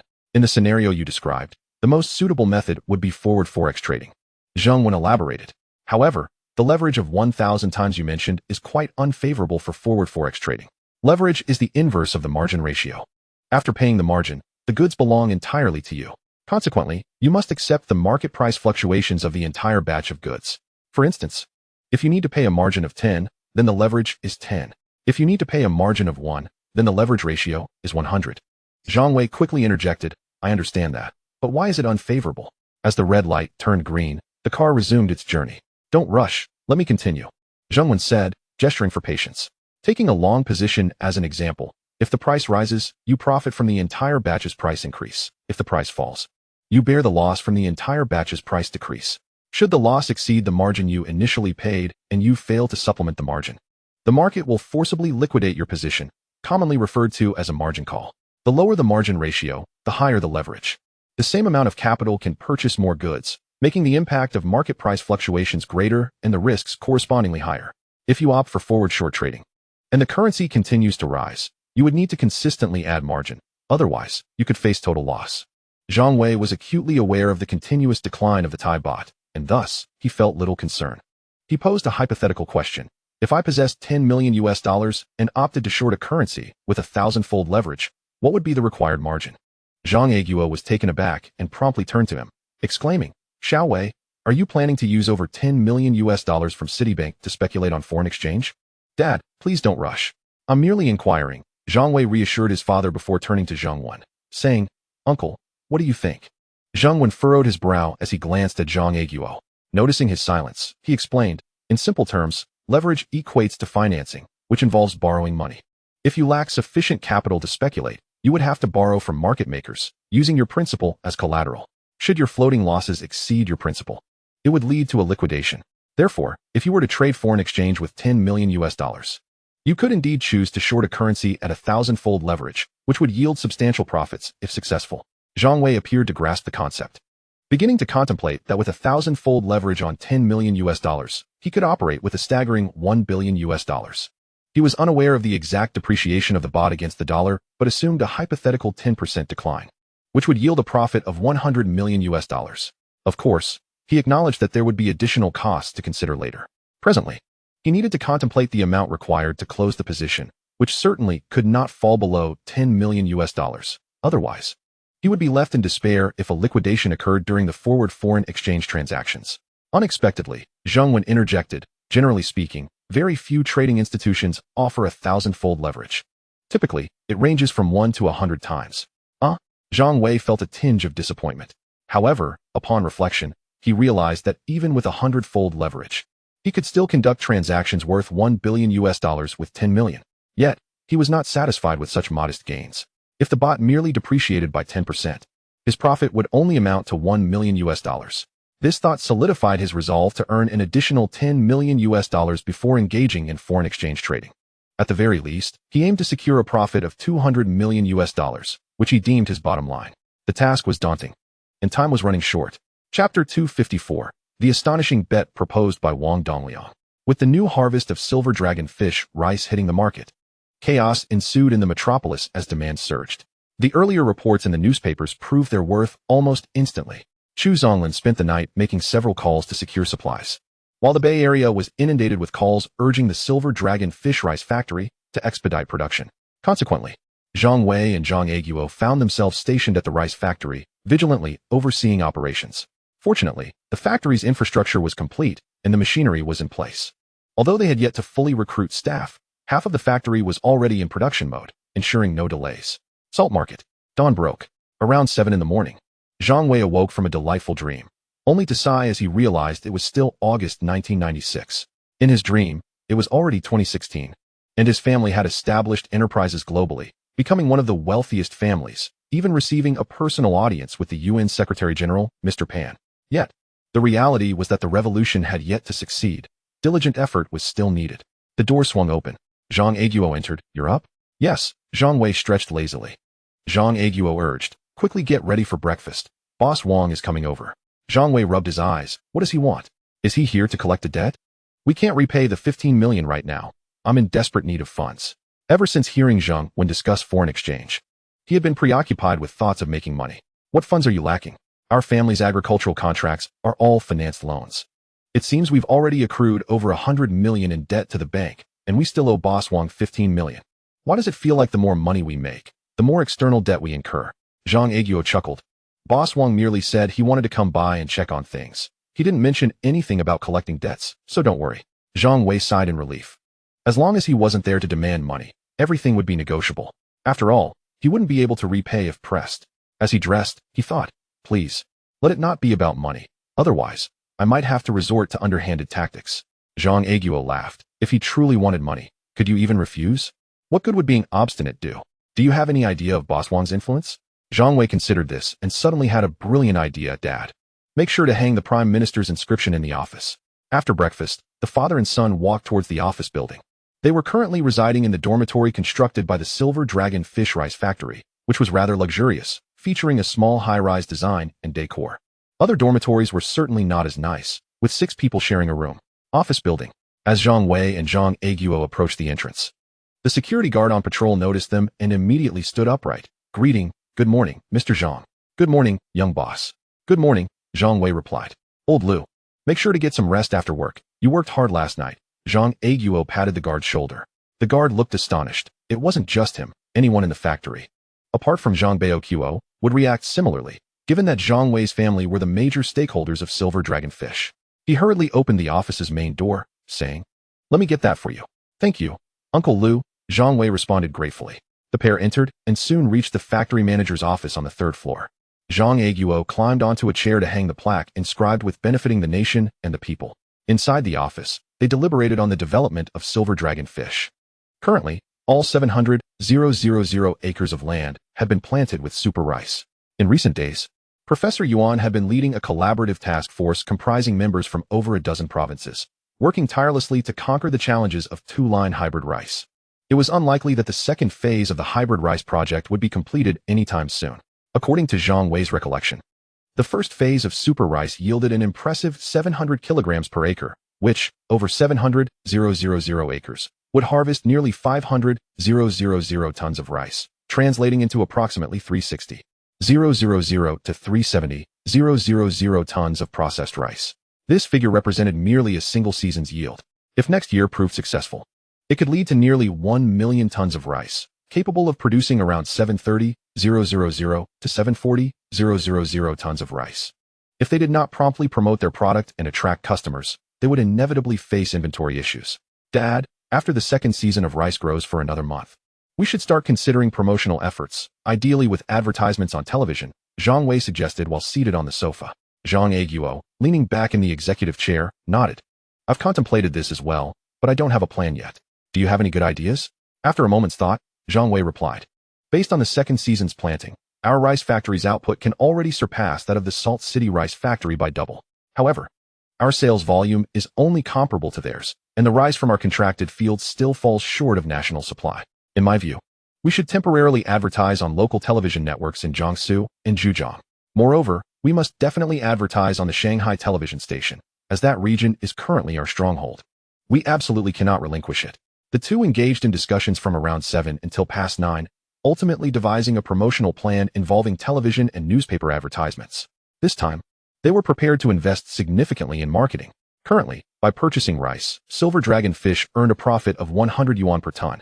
If they achieved self-sufficiency, that figure could potentially rise to 200 yuan per ton. Should they successfully sell all 70,000 tons of rice, they could net over 14 million yuan. Even after deducting the 100 million for the contracted land, they would still profit over 40 million yuan. Crucially, Silver Dragon Fish not only provided livelihoods for hundreds of employees at the factory, but also supported nearly 1 million residents in Shanghai, making it a key enterprise of national interest, as long as they upheld the Silver Dragon Fish brand. Future investments by the Zhang family and other industries would enjoy numerous advantages. In essence, Silver Dragon Fish served as a springboard, propelling the Zhang family into broader markets. As they were deep in conversation, the gatekeeper entered to announce that a certain Mr. Wang, driving a Mercedes, requested to see them. Zhang Wei recognized it was Wang Dongliang. The two made their way downstairs and indeed found Wang Dongliang accompanied by the elegant Leng Yin. Subsequently, the father and son took Wang Dongliang and Leng Yin on a tour of the rice factory, a jaunt that lasted over an hour. Wang Dongliang could not help but express his admiration, frequently exclaiming how remarkably the Wei family enterprise had flourished, expanding to such heights in just over 2 short years. By the time they completed their tour of the rice factory, it was already noon. The four of them decided to find a restaurant where they could dine and converse, before returning to the office building of the factory. Outside the factory manager's office, Wang Dongliang was engaged in conversation with Zhang Wei, while Zhang Aiguo had already entered the office, and Leng Yin chose to disregard the two, following him inside. Wang Dongliang adjusted his glasses and stepped forward, saying, "Xiao Wei, you only won half of our bet last time." Zhang Wei, without looking back, followed him into the office and casually closed the door behind them, smiling as he replied, "Why do you say I won only half? Surely you've heard that Silver Dragon Fish rice is selling exceptionally well in Modu?" Wang Dongliang settled onto the sofa, chuckling softly. "When we made that bet, it was based on the entire factory being fully operational. As it stands, only half of the Silver Dragon Fish facility has begun production. Thus, I contend you have only succeeded halfway. Unless the other half of the factory is fully operational and all produced rice is sold without any backlog, I cannot declare your victory." Zhang Aiguo entered, carrying 2 cups of freshly brewed tea that he placed before Wang Dongliang and Leng Yin, inquiring, "What bet have you made?" "Dad, I'll explain later," Zhang Wei replied, taking a seat next to Leng Yin and deliberately inching closer to her. Leng Yin seemed oblivious, not flinching at his proximity. He then turned to Wang Dongliang, saying, "Uncle Wang, your reasoning seems a bit underhanded. I have no choice. I need you to strategize for me," Wang Dongliang stated, taking a sip of tea. "If you believe my approach is unfair, you can return the 15 million to me, and I assure you I won tea, bring it up again." He abruptly halted, his eyes widening as he stared incredulously at the wall opposite the sofa. He stood and moved closer, exclaiming, "Is that a calligraphy piece by the premier?" Zhang Wei and his father exchanged amused glances, chuckling at the revelation that this piece had been hung specifically for Wang Dongliang. Leng Yin briefly raised her eyelids before lowering them once more. "Indeed, we are fortunate to have received a calligraphy piece from the esteemed elder." Zhang Aiguo's voice rang out, slightly louder than intended. Wang Dongliang turned, regarding Zhang Wei and Zhang Aiguo with a peculiar expression, remaining silent for a moment. Zhang Wei smiled. "Uncle Wang, please don't just stand there, have a seat. You were just saying something about returning 15 million to you? No problem. I'll have my dad transfer it to you shortly. If not now, then when should we flaunt our success?" Wang Dongliang remained quiet, returning to the sofa with a sigh, expressing his lament. "I have implored Premier Uncle several times to write something for me, but he has consistently declined. Your family, however, is indeed fortunate to have received his words." "Ah, Premier Uncle?" Zhang Wei and Zhang Aiguo exchanged bewildered looks, realizing they had mistakenly boasted to the wrong person, leading to an awkward atmosphere. Leng Yin merely pursed her lips, seemingly detached from the unfolding drama. "I am not here to ask your family to repay debts." Wang Dongliang removed his glasses, gently wiping them with a handkerchief. "To put it simply, I seek to collaborate with your family." He had long desired to partner with Zhang Wei, but had refrained from doing so until now, as Silver Dragon Fish had yet to meet his expectations. However, witnessing the premier's calligraphy had shifted his perspective. "How do you propose we collaborate?" Zhang Aiguo retrieved a cigarette from his pocket, offering one to Wang Dongliang. Zhang Wei observed as Wang Dongliang accepted the cigarette. "Is your supermarket planning to stock Silver Dragon Fish products?" He had heard whispers of Wang Dongliang's supermarket chain flourishing, reportedly expanding across Modu. Wang Dongliang lit the cigarette and replied, "It pertains to the supermarket chain, but not in terms of stocking products." He leaned back on the sofa. Crossing his legs, "Let me first outline the scale of GRN's supermarket. Following substantial financial investment, we now boast over 101 chain stores, with sales totaling 500 million over the past 8 months. We anticipate reaching an annual revenue of 8 to 900 million by year-end, yielding a net profit of approximately 160 million. Zhang Wei expressed surprise. Mr. Wang's supermarket has escalated to such a scale. Zhang Wei was equally astonished. Realizing that Wang Dongliang had quietly expanded GRN's supermarket to such proportions, he then compared it to Lianhua's supermarket, recalling that, as a state-owned enterprise, Lianhua should have achieved similar growth this year. However, considering GRN's market dominance, he wondered how Lianhua could continue to thrive. Having not followed supermarket developments closely, he curiously remarked, "Your supermarket seems to be outperforming Lianhua." Lianhua? Wang Dongliang took a drag from his cigarette, exhaling a cloud of smoke. "When I first ventured into the supermarket business, Lianhua was indeed my formidable rival. However, at this juncture, they have been left far behind by my GRN supermarket." A mysterious smile crept onto his face. "Though Lianhua is a state enterprise, I can share a little secret with you. My GRN is also a state enterprise." Zhang Wei's eyes widened in realization, finally grasping Wang Dongliang's true identity. He understood how he had captured the attention of the vice premier over a year ago. It was likely that Wang Dongliang had reported on him. If he was correct, Wang Dongliang was backed by the entire nation, working towards the country's economic betterment. No wonder he had been meticulous about every penny when negotiating prices for 2,000 jeans of rice. Naturally, he was bargaining with funds that were not his own. Zhang Wei stood in stunned silence, speechless. Leng Yan remained with her head bowed, seemingly unaffected by the revelations. "This time, I am merely acting on orders. Yet I still wield considerable authority," Wang Dongliang continued, still smoking. "What I seek is to exchange shares of GRN supermarket for shares in Silver Dragon Fish." Zhang Wei's expression soured as he immediately rejected the proposal. "That is out of the question." He was willing to contribute to the nation's economy, but he could not tolerate the notion of being absorbed. Wang Dongliang regarded him with a knowing smile. "Allow me to elaborate." He extinguished the cigarette in the ashtray. "I am willing to offer 30% of GRN Supermarket's shares. As for how many shares Silver Dragon Fish should contribute, I have a proposal. Let us say, if Silver Dragon Fish can achieve a net profit of 50 million this year, we can proceed with an equitable exchange of shares. However, if Silver Dragon Fish fails to meet the 50 million mark by year-end, the shortfall would determine the additional shares you must offer. For instance, if Silver Dragon Fish falls short by 5 million, you would need to contribute an additional 3% of shares. How does that sound?" "Xiao Wei," Zhang Wei called out. Zhang Wei glanced at his father, then lowered his head, deep in thought. 8 months had passed, and Silver Dragon Fish's current net profit was around 20 million. Earning 30 million in the next 4.5 months would be a daunting task. The super rice would not be harvested until November, and before that, Silver Dragon Fish could perhaps earn an additional 7 million. This meant they would need to generate 23 million in the last 2 months to meet their target. Assuming a profit of 200 per ton, they would need to sell over 115,000 tons in that time frame. However, combined sales from Bay Area, Jiangsu grain and oil, and scattered clients only amounted to about 30,000 tons per month, totaling 60,000 tons over 2 months. They were still short of 55,000 tons, a monumental task that felt insurmountable. "Let us do it."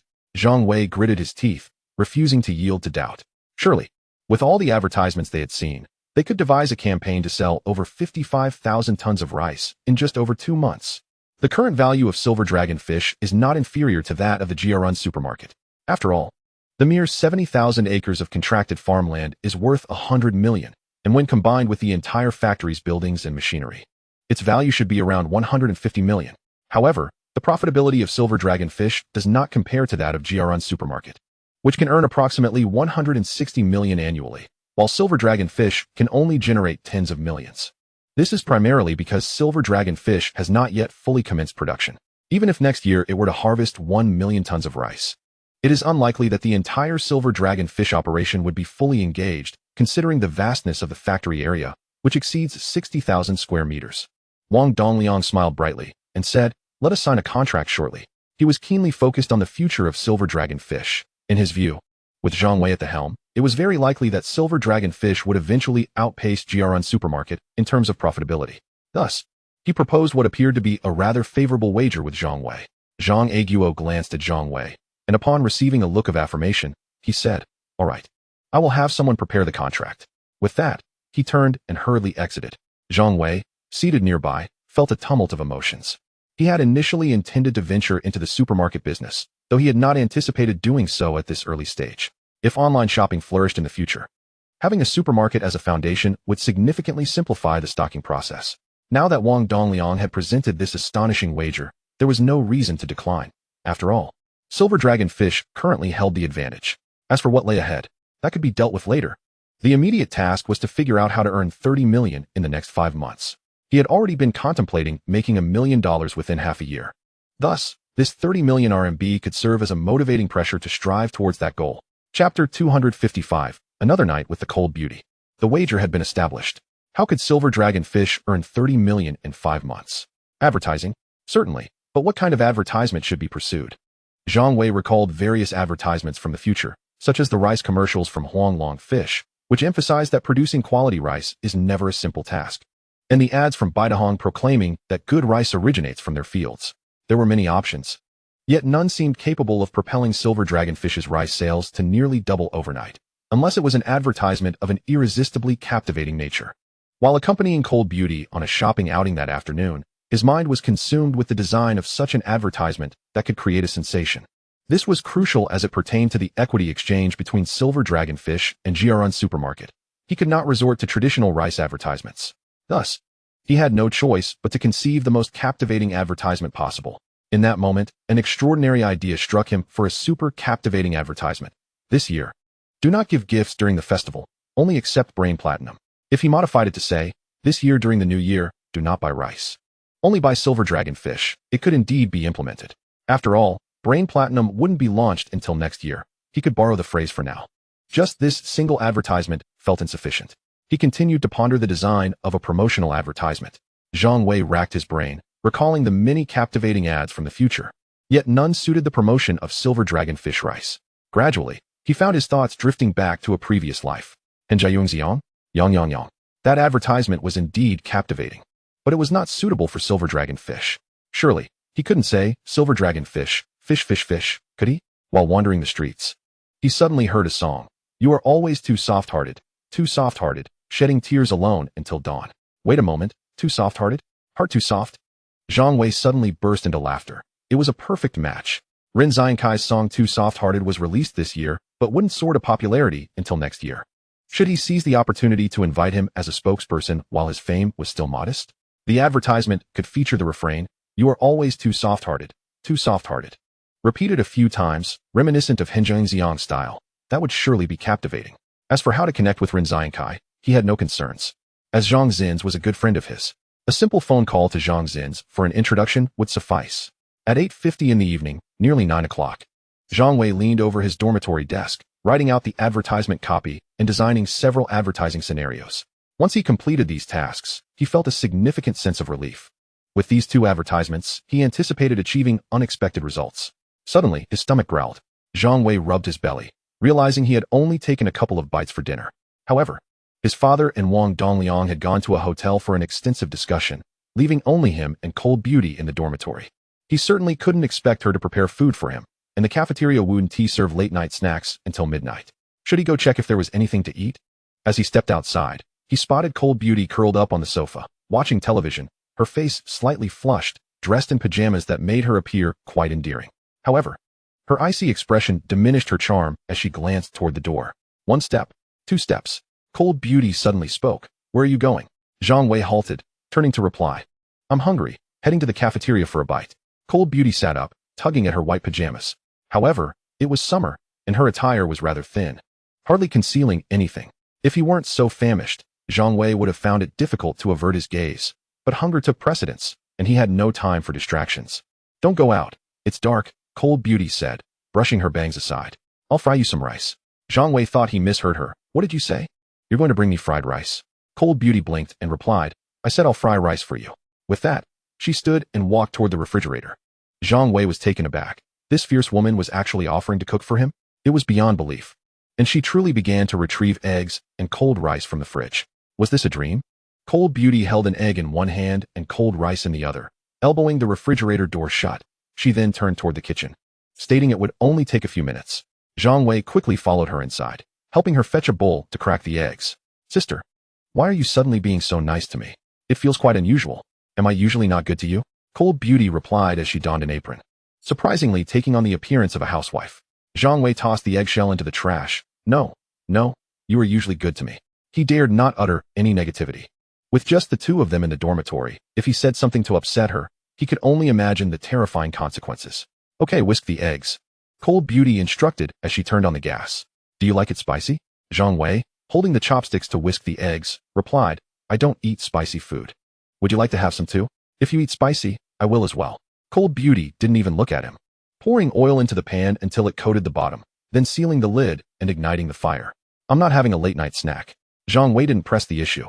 He placed the whisked eggs beside the stove, feeling that if they continued this conversation, they would soon run out of topics. So, he attempted to change the subject. Sister, having known you for so long, I've always seen you following Uncle Wang. Don't you ever go home? Cold Beauty paused momentarily in her actions, her voice still calm. Don't ask what you shouldn't. I'm just curious, Zhang Wei replied, sensing the conversation was not going to continue. He searched for another topic. A while back, you mentioned teaching me martial arts next year. You haven't told me what kind of martial arts you'll teach. Can you do the Foshan no shadow kick? The one that Jet Li used in Once Upon a Time in China, where he jumps and kicks like that? I have to tell you, that move is incredibly cool. I loved it when I was younger.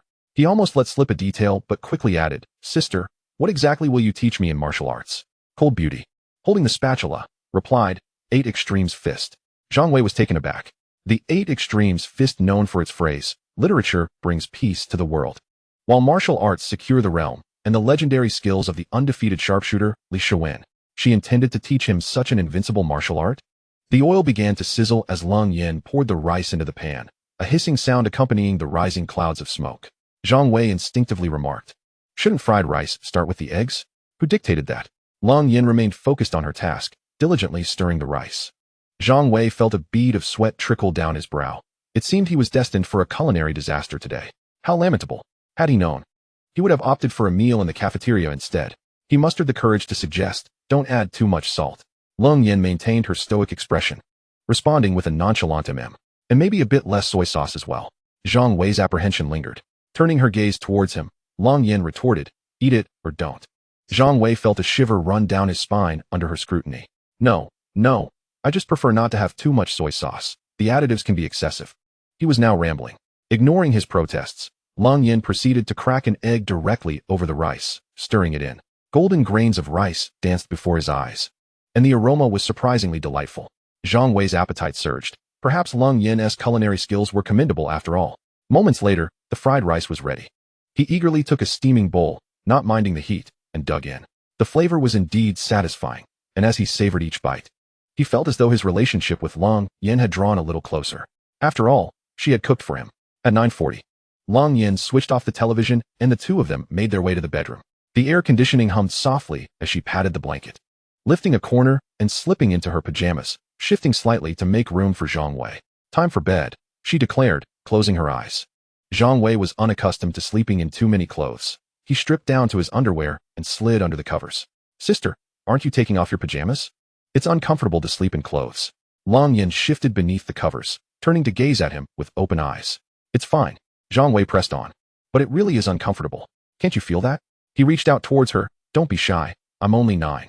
What are you afraid of? Lung Yin seized his hand. I'll take them off myself.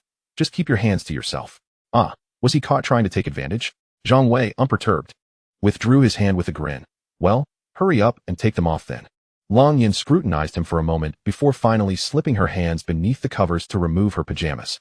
The covers stirred slightly as she revealed her delicate arm, placing the garment atop the blanket. Can we sleep now? Yes, we can, Zhang Wei replied, trying to glimpse under the covers. But disappointment washed over him as he saw nothing. Resigned, he got up to turn off the light and lay back down. Sister, shall we chat for a while? Time for bed, came her voice from the darkness. Zhang Wei sighed. All right, since it's rare to sleep alongside you, it seems we won't be catching up. Lung Yin ignored him again, her breathing steady, seemingly already asleep. Zhang Wei knew she couldn't possibly drift off so quickly. He stared into the darkness, trying to discern her form. After about 10 minutes, unable to contain himself any longer, he tentatively asked, Sister, can I hold you while I sleep tonight? He waited for a response, but silence enveloped them. To hold her? Or not? Zhang Wei hesitated, pondering the consequences of her potential rejection. Then he thought, forget it. Such an opportunity would be a sin to let slip away. With that thought, he shifted his body closer, extending his trembling hand towards her. Wow, her skin feels incredibly smooth.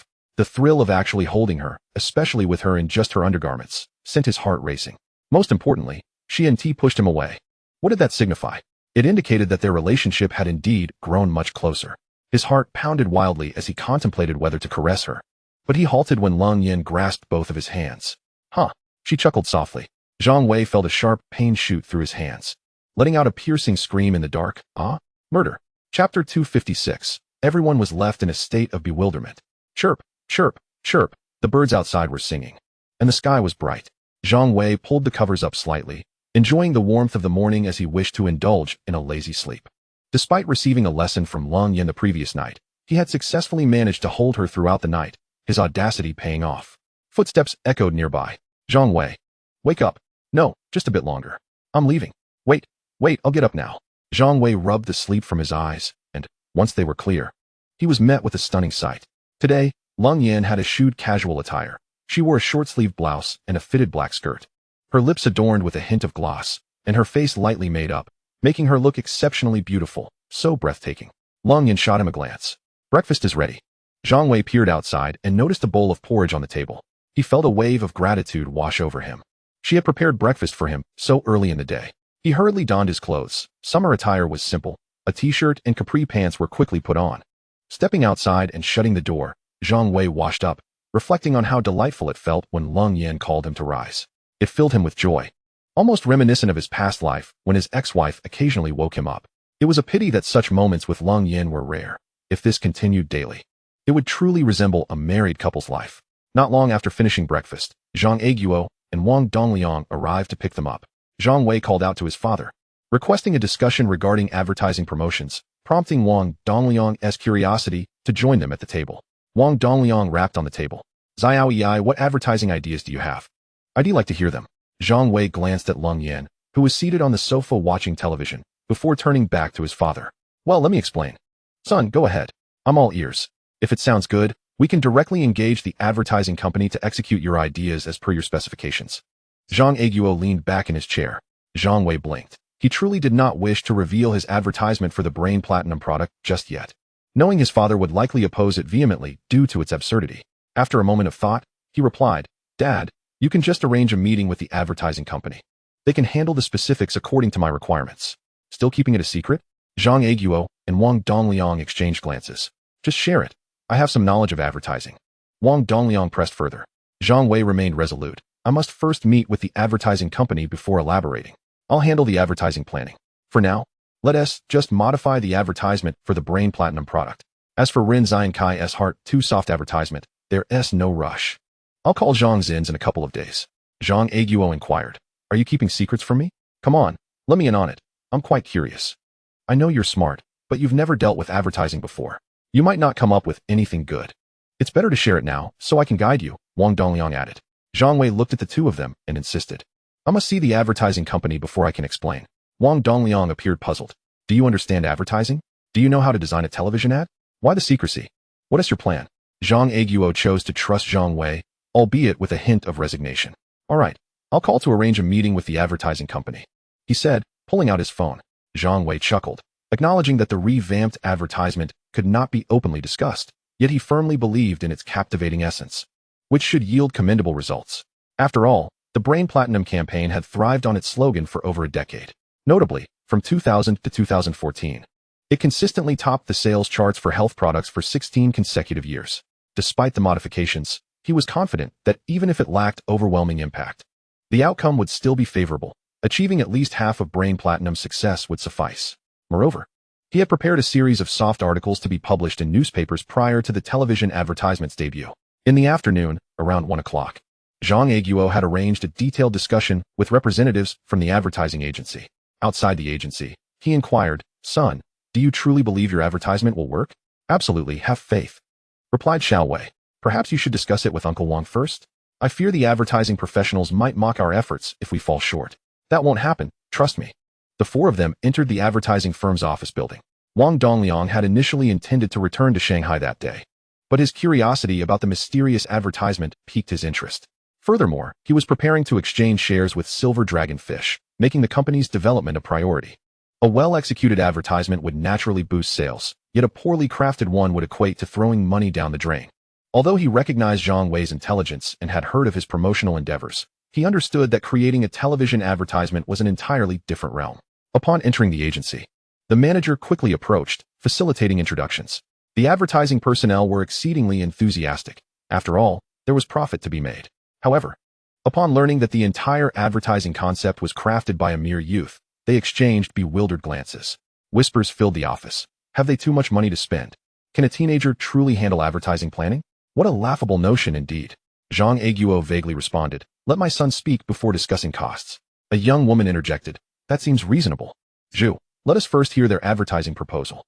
Although she said this, she held little faith in Zhang Wei's capability to devise a worthwhile advertisement, given his age.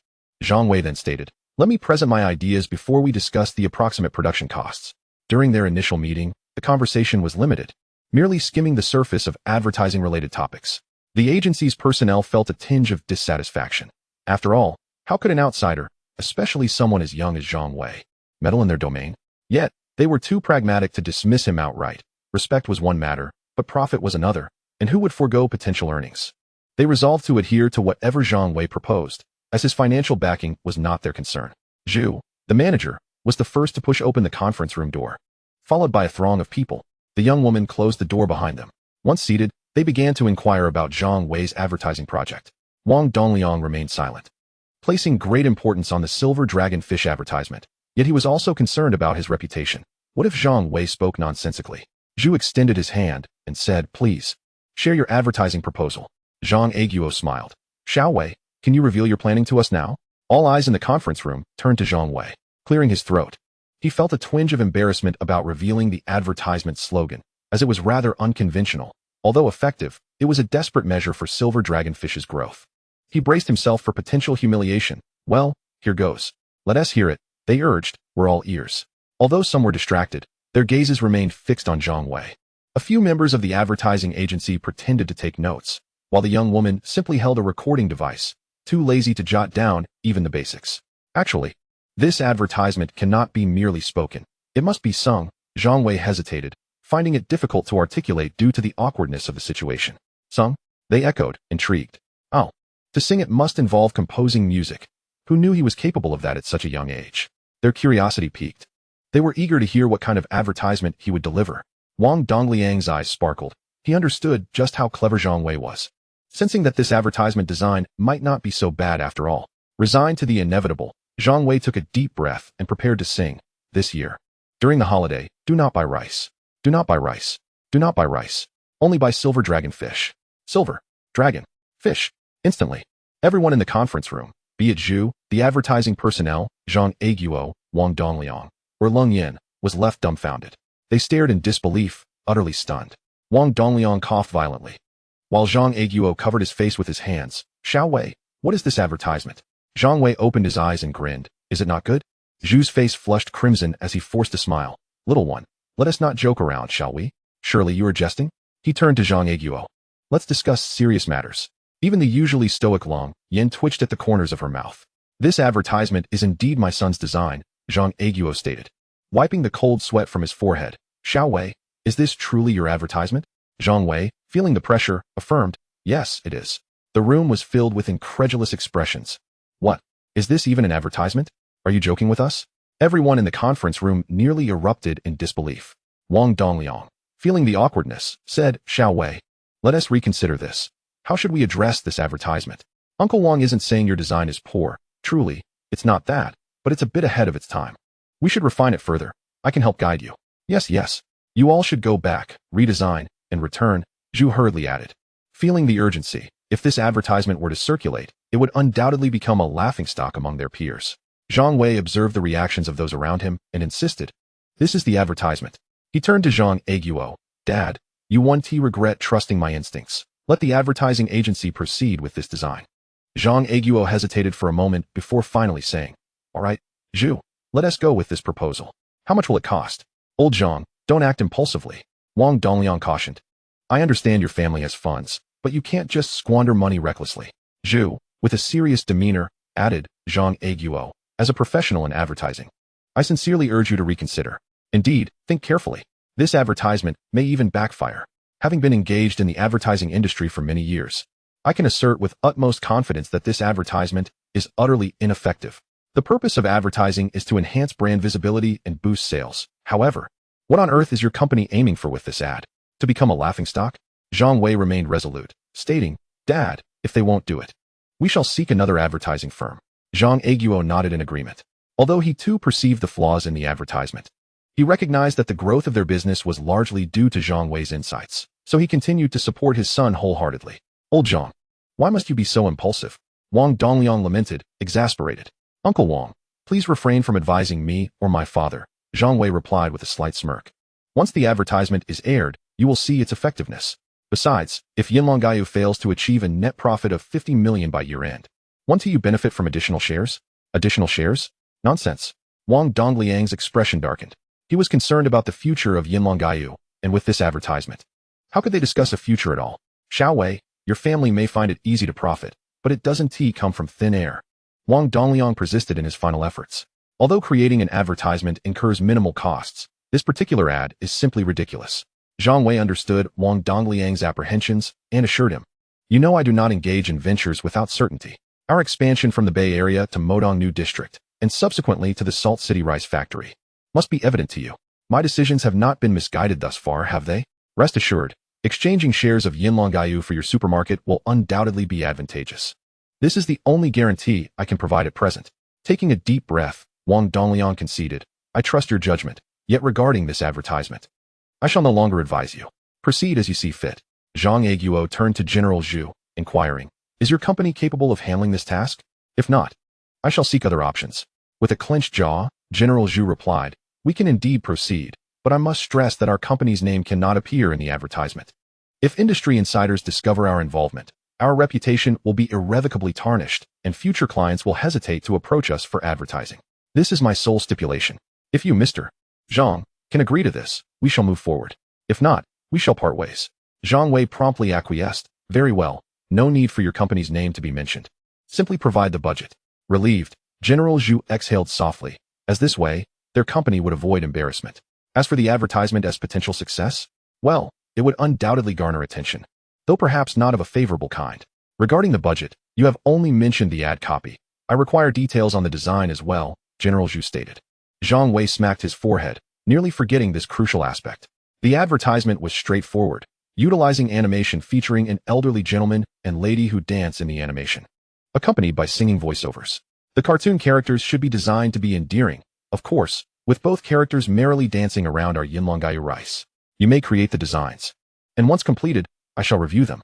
Although the advertisement had undergone some modifications, Zhang Wei was cautious not to alter it excessively, as the effectiveness of the ad remained uncertain. However, he still had another plan, which required a discussion with Ren Xiankai before implementation. "Who will sing the advertisement jingle?" General Zhu timidly inquired. The representatives from the advertising agency collectively averted their gazes, feigning ignorance of the question. Observing this response, General Zhu hesitated before turning to Zhang Aiguo. "Mr. Zhang, would you care to try singing the ad jingle?"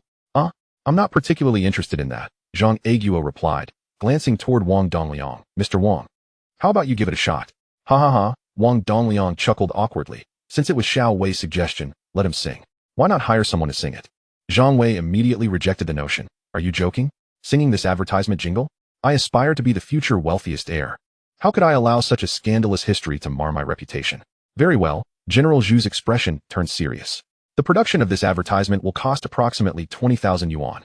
Then let us expedite the process. I wish to see it at the earliest opportunity." Zhang Wei agreed, instructing, "Dad, sign the contract and make a partial prepayment." Subsequently, everyone signed the contract, and General Zhu clapped his hands, urging everyone to commence work on the cartoon character designs for Zhang Wei's approval. As they exited the conference room, hushed murmurs circulated among the group. Having witnessed countless advertisements, they found this one particularly ludicrous. Truly, in a vast forest, one can encounter all sorts of birds. The character design progressed swiftly. Zhang Wei provided a few reminders based on his recollections, and it largely met the requirements. After concluding the discussions regarding the advertisement, the four departed the advertising agency. In the car, Wang Dongliang pulled Zhang Wei to the back seat, allowing Leng Yin to sit in the passenger seat. "Xiao Wei." Wang Dongliang fixed his gaze upon him. "Tell me, do you have any backup plans?" Zhang Aiguo, driving, glanced back and added, Indeed, this cannot be the sole advertisement, right? Even Leng Yan, intrigued, turned to listen. Zhang Wei had initially intended to mention the soft article placement in newspapers, but smiled and said, "Of course, there are backup plans. A single television advertisement may not suffice. I also intend to publish soft articles in newspapers." Zhang Aiguo, curious, turned back again. "Soft articles? Old Zhang, keep your eyes on the road, don't crash." Wang Dongliang interjected, patting Zhang Wei's shoulder. "I knew you would have a backup plan. Now, tell me exactly what you have in mind." Zhang Wei pondered carefully and decided to utilize the soft article from the king of rice concept. "First, we need to find journalists with questionable ethics to write articles for Yinlonggayu," he stated. Wang Dongliang looked puzzled. Why recruit journalists? And one's lacking ethics at that? Zhang Aiguo also turned back, questioning. "Hey, old Zhang, focus on the road." Wang Dongliang complained. "Xiao Wei, just spill it all at once. I fear your father will turn back again, and it'll be unfortunate if we crash." Zhang Wei chuckled. "It's quite simple. We'll have them write soft articles in the newspaper to create a buzz around Yinlonggayu rice." Wang Dongliang's interest piqued. "That sounds intriguing. Please continue. Let me elaborate." "Listen closely." Zhang Wei surveyed the group. Except for Zhang Aiguo, Wang Dongliang, and Leng Yan were all attentive. Zhang Wei recalled, "First, we shall publish a physical condition test in the newspaper, asking readers if they know whether they belong to an acidic or alkaline body type. Below that, we will list symptoms such as 1. Frequently lacking appetite. 2. Often experiencing poor sleep at night, waking up feeling dizzy. 3. Emotionally unstable and prone to anger. 4. Regularly suffering from back and leg pain, feeling fatigued. 5. Commonly experiencing constipation and bad breath. 6. Feeling drowsy whenever in a vehicle. 7. Hands and feet often cold throughout the year. 8. Frequently suffering from neurasthenia and memory decline. 9. Weakened immunity, easily falling ill. 10. Having rough skin and prone to skin diseases. What comes next?" Leng Yan inquired impatiently. "Patience, let me continue." Zhang Wei smiled slightly. "The newspaper will further state, if your condition aligns with more than half of the aforementioned symptoms, it indicates an acidic body type. Individuals with an acidic body are susceptible to various diseases due to the suppression of hormone secretion, nerve regulation, and organ function, which can trigger other ailments. Medical experts assert that the acidification of the body is the root of numerous illnesses. Approximately 70% of individuals possess an acidic body type. The average pH level of commonly consumed rice is between 20 to 30, while our Yinlonggayu rice has a pH level between 68 to 70. Yinlonggayu rice is rich in essential trace elements and mineral nutrients such as iron, zinc, manganese, and selenium." Zhang Wei concluded his proposal. Wang Dongliang was taken aback, exclaiming, "Your soft article is truly insidious. What a clever idea." He clicked his tongue in admiration. "Indeed, it's a remarkable concept. A soft article advertisement? I had never imagined that advertisements could be executed in such a manner. Remarkable, remarkable." Zhang Aiguo turned his head again and gave Zhang Wei a thumbs up, then swiftly turned away, as Wang Dongliang nearly leapt up in excitement. Zhang Wei continued, stating that one piece of soft advertisement was insufficient. He had several more. "As the years grow, so do the blessings of longevity. Healthful rice is delivered to every household. We care for you, we bless you, and we present you with healthy and good rice. Caring for one's health begins with a single grain of rice. Eating well is more important than merely eating." Zhang Wei recited several soft advertisements concerning rice, reiterating each proposal, speaking nonstop for nearly 20 minutes, his throat beginning to feel strained. The 3 individuals in the car were left in utter disbelief. Was it truly possible to market in such a fashion? With the Mid-Autumn Festival approaching, the town government chose not to distribute gifts but instead to deliver silver dragon fish rice to impoverished households. Rather than offering mooncakes from the factory, they would provide the highly nutritious silver dragon fish rice. What of health, vitamins, and trace elements? Such shameless advertising. It was truly an eye-opener. The level of deception in these soft advertisements was astounding. Each piece was a form of brainwashing, instructing everyone to choose quality rice. Yet what truly constitutes good rice? Silver dragon fish, of course. Hadn't they noticed that neither the town government nor the factory distributed mooncakes, and instead opted for silver dragon fish rice? Wang Dongliang exclaimed. "With these soft advertisements alone, sales of silver dragon fish rice will undoubtedly soar. The previous television advertisements were superfluous." Zhang Wei chuckled, acknowledging that while these soft advertisements were indeed commendable, he placed greater faith in the television ad for silver dragon fish that was adapted from the Beiju advertisement. The effects would reveal themselves once the ad aired. At this moment, they might not fully grasp it. Chapter 258. This time, coming to Wanwan was the right decision. In the evening, the 4 gathered in the dormitory to dine. Zhang Wei assisted the elegant Leng Yan in placing the dishes on the table. and the four settled around it, with Zhang Aiguo and Wang Dongliang pouring themselves some yellow rice wine. As they began to eat, Zhang Aiguo praised the meal, proclaiming it delicious. Wang Dongliang picked up a piece of braised chicken leg and took a bite, asserting, Xiaolong's culinary skills are not merely confined to the kitchen. Once you've tasted her barbecue, you'll understand.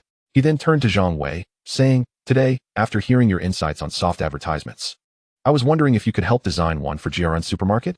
Zhang Wei glanced at the dining Long Yin and jokingly replied, no problem, just bring the money. Wang Dongliang, taking him seriously, responded, sure, whatever the cost, as long as your soft advertisement meets my satisfaction.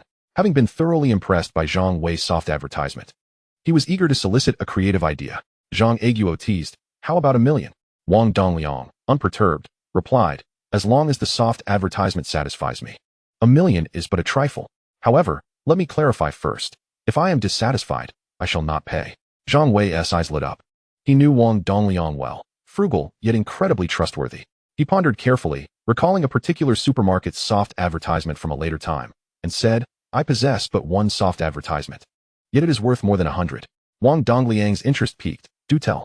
Zhang Aiguo and Leng Yin slowed their eating, their attention drawn to Zhang Wei. Zhang Wei thoughtfully elaborated. It wouldn't be purely a soft advertisement. Jiaran Supermarket should also host a parent-child event. First, they could publish a soft advertisement in the newspaper, suggesting that amidst their busy lives, parents should cherish their children, subtly mentioning that Jiaran Supermarket is organizing a parent-child event. Observing the rapt attention of his companions, he continued. Then, at the supermarket entrance, we can host a fair, inviting 2 television reporters to cover the event. Surely, with Uncle Wang's connections, this would be a cinch? No problem. No problem. Please go on, Wang Dongliang replied, clearly intrigued. Zhang Aiguo chimed in. Now that's a creative idea. However, a fleeting shadow of sadness crossed Leng Yan's face at the mention of the parent-child event, quickly dissipating. Zhang Wei, oblivious, continued, next. The television news and newspapers will extensively promote the success of this parent-child event, with Jiaran Supermarket's name prominently featured. Finally, we must include a scene with a reporter interviewing the event's organizer, where they express their intent to continue such events in the future, emphasizing that Jiaran Supermarket is more than just a supermarket, but a place where consumers can find joy in shopping. He smirked slightly. This creative concept could serve Jiaran Supermarket for 20 to 30 years. Do you think $1 million is justified? Absolutely. Wang Dongliang exclaimed, slapping the table. Which parent doesn't care for their children? A parent-child event will undoubtedly elevate the supermarket's visibility. He could sense the business opportunities within, exclaiming, Xiao Wei. I must say, even if your family never ran a business, your talent in crafting soft advertisements could sustain you for a lifetime.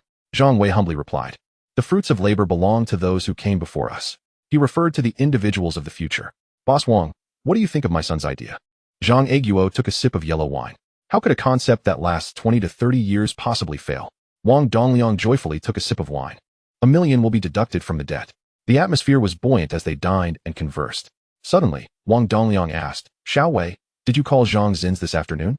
Zhang Wei smacked his forehead, nearly forgetting the matter. He hastily set down his chopsticks, exclaiming, I need to make a phone call. Rising, he headed to the bedroom to retrieve his phone. Earlier that afternoon, he had tried to call Zhang Zins, but found him busy, having agreed to call back in the evening for discussions. After retrieving his phone, he returned to the table. Zhang Aiguo and Wang Dongliang were enjoying their drinks, while Leng Yin ate her meal with grace.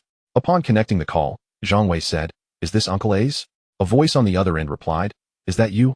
Xiao Wei, what is the matter? You called earlier. Although Zhang Zins, a big star, was quite busy, Zhang Wei never forgot to keep in touch, reaching out regularly.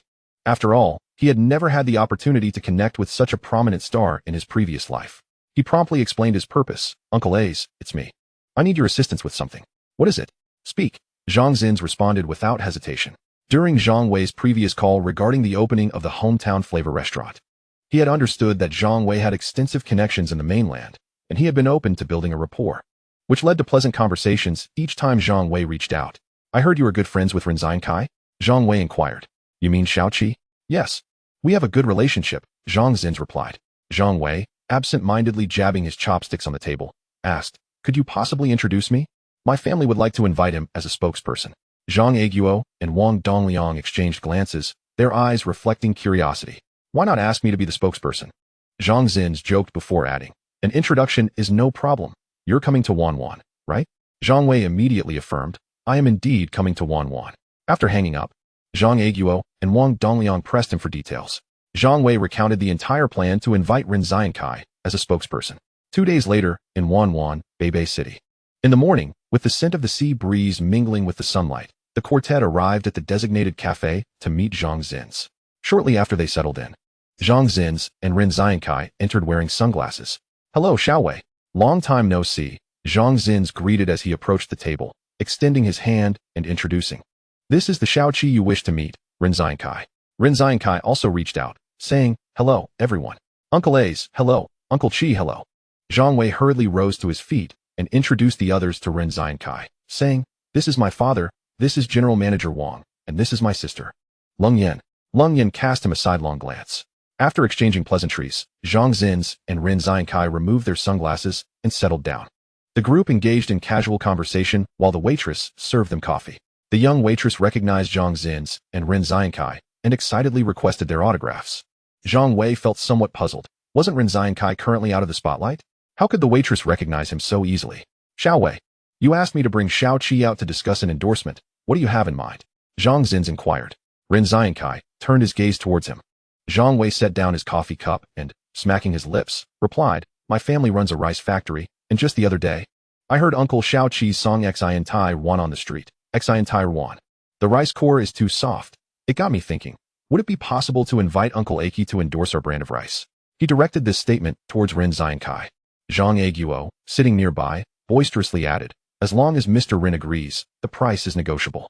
Ren Zhangkai glanced at Zhang Wei before turning back to say, "I have no objection to being an endorser. However, regarding the song Xin Tai Yuan, I will need to consult with my company." Wang Dongliang's expression shifted to one of displeasure. Assuming Ren Zhangkai was being aloof, Zhang Zins, aware of Wang Dongliang's stature, quickly interjected. "Aki's song Xin Tai Yuan has only been trialed in 2 or 3 major cities in the mainland, and the album won't be released until December. There are some complications involved." Zhang Wei blinked. "Trialed?" Ren Zhangkai nodded, stirring his spoon in his coffee cup. "I just released my personal album Cow this year, which has achieved some success here in Taiwan. The company has tailored the album Xin Tai Yuan for the mainland market, but since we are uncertain whether the mainland audience will appreciate my style, the company is currently trialing the single in Shanghai, Beijing, and Shushan, gathering feedback. If the results are favorable, it is expected to enter the mainland market in December." Zhang Wei seemed to grasp the situation. Rolling Stone was likely trying to minimize unnecessary expenditures, as promoting an album in the mainland can be quite costly. Given that Ren Zhangkai had just signed with Rolling Stone, it was understandable that the company wouldn't fully release their financial support. Hence the trial runs in the 3 first-tier cities. "Mr. Ren, why not give your company a call?" Zhang Wei suggested. "All right." Ren Zhangkai nodded in agreement. Pulling out his mobile phone to dial a number, Zhang Wei and the others turned their attention to him. "Hello, is this Edith?" Ren Zhangkai began speaking into the phone. Standing and walking a short distance away, Zhang Wei glanced at him before turning back to Zhang Zins, asking, "Uncle Ace, do you think this will work out?" "It should be fine," Zhang Zins replied, though he appeared uncertain. Zhang Wei chuckled and pointed at Ren Zhangkai. "Is he quite famous in Taiwan?" Wang Dongliang and Leng Yan looked towards Zhang Zins. "Very famous," Zhang Zins remarked, taking a sip of his coffee. Xiao Qi's personal album Cow has achieved 6 platinum sales in just 1 month here in Taiwan. Zhang Wei was taken aback. In Taiwan, 6 platinum signifies sales of 300,000 copies, and to achieve this within a month was astonishing. He realized how prominent Ren Zhangkai had become. Fortunately, Xin Tai Yuan had yet to be released, otherwise, he would have hesitated to ask him for an endorsement. Just then, Ren Zhangkai returned to his seat. "Apologies for keeping you waiting," he said, placing his phone on the table. "I just spoke with someone from the company. We can proceed with the endorsement, though the price may be somewhat steep." Upon hearing that someone was willing to provide free promotion for Ren Zhangkai, Rolling Stone immediately encouraged him to accept the offer. The vast mainland market was one that could not be overlooked, and Zhang Wei's family seeking Ren Zhangkai for advertisement equated to free publicity. Moreover, specifying the use of Xin Tai Yuan created a win-win situation. Zhang Wei exchanged glances with his father and inquired, "How much?" 2 million new Taiwan dollars, Ren Zhangkai stated, which was approximately 400,000 RMB. Wang Dongliang chuckled, finding the figure rather reasonable. "That's not exorbitant at all." Zhang Wei quickly agreed. "No problem." He then turned to his father. "Dad, let us head to Uncle Aki's company to sign the contract." "Sure, I have the money ready. I can pay in US dollars if needed," Zhang Wei replied. Zhang Zin smiled, relieved not to disappoint everyone. "Knowing that you're coming, I specially organized a party tonight. Rin Zhangkai teasingly pointed at Zhang Zins. Ace values you greatly. He has invited many stars to attend. Zhang Wei felt a surge of excitement. While mingling with stars might not hold immediate value, the influence of each celebrity was substantial. Building good relationships with them would undoubtedly benefit future advertising and product promotions. Coming to Taiwan this time felt fortuitous. Chapter 259, I Want That Necklace. Nightfall descended, the sky adorned with a tapestry of stars. Zhang Wei and the others were invited to Zhang Xin's villa, the car still en route. Xiao Wei, why did you agree to attend such a tedious party? Wang Dongliang, seated in the passenger seat, turned around. Zhang Aiguo, too, looked on with curiosity. Zhang Wei, sitting in the middle of the back seat, explained, what do we, as business people, need? Recognition. The celebrities that Zhang Xin's has invited are all highly renowned figures. If we can establish good relations, it will facilitate future advertising endorsements significantly. Not to mention, if social media like Weibo were to open up in the future, imagine the impact of a multitude of stars collectively endorsing a product. Fans would undoubtedly rush to support it. Zhang Aiguo nodded thoughtfully, acknowledging the merit in his son's reasoning. Lung Yin leaned back, closing her eyes, seemingly uninterested in the conversation. Wang Dongliang remarked, you seem to have a long-term vision. Do you plan to invite other stars to endorse Yulonggayu rice? Or perhaps wait until GRN and Yulonggayu exchange shares before enlisting stars for GRN's endorsements? Zhang Wei merely scoffed, not responding. Did he truly believe that rice and supermarkets were his ultimate goals? The future lay in the internet empire, real estate, mobile technology. Each of these fields promised greater profitability. Furthermore, in the future, countless products would engage stars for endorsements. It was a prevailing trend. The night breeze was cool, refreshing against their skin. The car soon arrived at Zhang Xin's villa. As soon as Zhang Wei stepped out, he was greeted by the sight of a magnificent three-story detached villa, exuding a distinctly Western architectural style, illuminated by vibrant lights. Numerous luxury cars lined the driveway, clearly belonging to the stars in attendance. BMWs and Benzes were commonplace among the vehicles, while an array of supercars could also be spotted. Zhang Wei was momentarily bewildered by the scale of the event and wondered how many stars had been invited. Following behind the trio, Zhang Wei straightened his attire. Hey, wait a moment, a young girl's voice called from behind. Zhang Wei turned around first, and the girl looked vaguely familiar. Upon closer inspection, he realized it was Rong Zuer. He suddenly recalled a piece of news stating that she had been dropped by her agency this year due to her appearance. The thought nearly made him laugh. Excuse me, do you need something? Wang Dongliang inquired, turning his neck. Rong Zuer, looking rather pitiful, said, I got separated from my teacher. Could you take me inside? She added, my teacher is Luo Wan. Zhang Wei was unfamiliar with the name Luo Wan and thought little of it, replying, let us take her in with us. Zhang Aiguo and Wang Dongliang said nothing, allowing Rong Zuer to follow behind them as they entered. Throughout the journey, Rong Zuer chattered excitedly. Today, Zhang Xin's has invited a multitude of celebrities. My teacher mentioned bringing me here to broaden my horizons. I heard that Wu Sikai, Zhang Yu, Jiang Yuhang, and perhaps even Wu Qixian are coming. The more she spoke, the more animated she became, revealing a glimmer of aspiration as she added, I believe the esteemed director Chen Shupai is also attending. He directed Justice Bao, have you seen it? How wonderful it would be if he cast me as the female lead. Zhang Aiguo, Wang Dongliang, and Lung Yin paid her no mind. However, Zhang Wei was intrigued. Wu Sikai, Zhang Yu, Jiang Yuhang, and Wu Qixian were indeed in their prime, and Zhang Xin's had truly put in considerable effort to gather such talent. It was no small feat yet. His greater curiosity lay with Chen Shupai, a director of remarkable repute, responsible for hits such as My Fair Princess Ankangzi coming to the private visit. The thought of the staggering viewership of My Fair Princess sparked Zhang Wei's imagination. Perhaps it could serve as a platform to promote a product? An exclusive sponsorship, perhaps? As they reached the entrance, Zhang Xin's greeted them with a warm smile, saying, at last, our distinguished guests have arrived. Welcome. Wang Dongliang and Zhang Aiguo promptly reciprocated the greeting. Upon entering, Zhang Wei noticed a congregation of stars engaged in lively conversation. Ying and Lu Jialing were whispering over glasses of red wine, while Huang Painyuan and Wu Bai, along with Zhang Yu, erupted into laughter. There were countless other celebrities present, Xie Jinli, Pan Yueyun, Xiao Huangqi, Rin Zhangkai, Jiang Yuhang, and so forth, at least 30 or 40 in total. Yet, his eyes searched the crowd. Seeking Chen Shupai, regrettably, he had no idea what the director looked like, and ultimately could not locate him. Zhang Xin's led everyone further inside, where Rong Zuer quickly spotted her teacher, Luo Wan. Everyone, please quiet down. Zhang Xin's called out in the center of the hall, and the room fell silent. All eyes turning towards him. I would like to introduce a few esteemed guests, he continued with a beaming smile. gesturing towards Zhang Wei and the others. "This is Mr. Wang, this is Mr. Zhang, and here is Mr. Zhang's son, Xiao Wei, along with the lovely Miss Lum." He added with a hint of significance, "Mr. Wang and Mr. Zhang are prominent figures in the mainland. Let's all get acquainted." The celebrities displayed smiles, being public figures themselves, refraining from any undue discussions, exuding a sense of decorum. Zhang Wei observed the reactions. Most offered amiable smiles, though some remained indifferent. After the introductions, several stars approached to greet them, their demeanor not overly enthusiastic, some perhaps reserved, and others simply uninterested. At that juncture, Zhang Zins proposed a singing competition, presenting a platinum necklace as a prize. Whoever sings the most fitting song according to the theme shall claim this necklace. If a male wins, he must present it to a female in attendance. If a female wins, it is hers to keep. His intention was twofold: to enliven the atmosphere and to assert his prowess, subsequently awarding the necklace to Lang Yan, thereby demonstrating his regard for Zhang Wei and his companions, understanding that neither Wang Dongliang nor Zhang Wei lacked financial means, necessitating a more nuanced approach to strengthen their relationship. "A singing competition, you say? That necklace is exquisite. I want it," exclaimed a voice. "But to obtain it, one must possess talent. Just look at all the singers here. Do you think you can best them?" Another replied. "But didn't A's just mention that the theme would be announced on site, and whoever sings the most appropriate song will win? How many rounds did he say, 3 or 4? I believe he mentioned 4 rounds, right?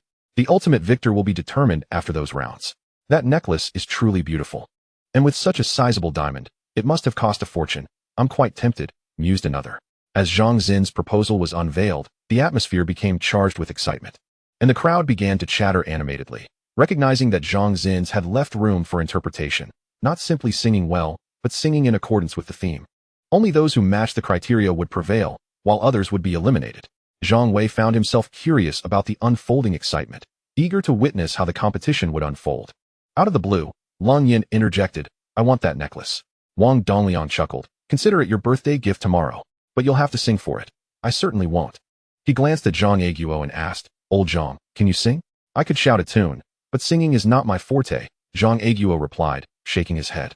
Meanwhile, Zhang Wei's interest was piqued. He turned to his sister. "Sister, is your birthday tomorrow?" Lang Yan, her gaze fixed on the necklace, absent-mindedly nodded.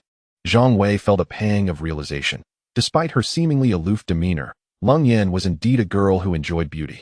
Her previous requests for loans to buy cosmetics, along with her wishes for designer bags and makeup when he visited America, indicated her penchant for aesthetics, though she kept her emotions tightly guarded.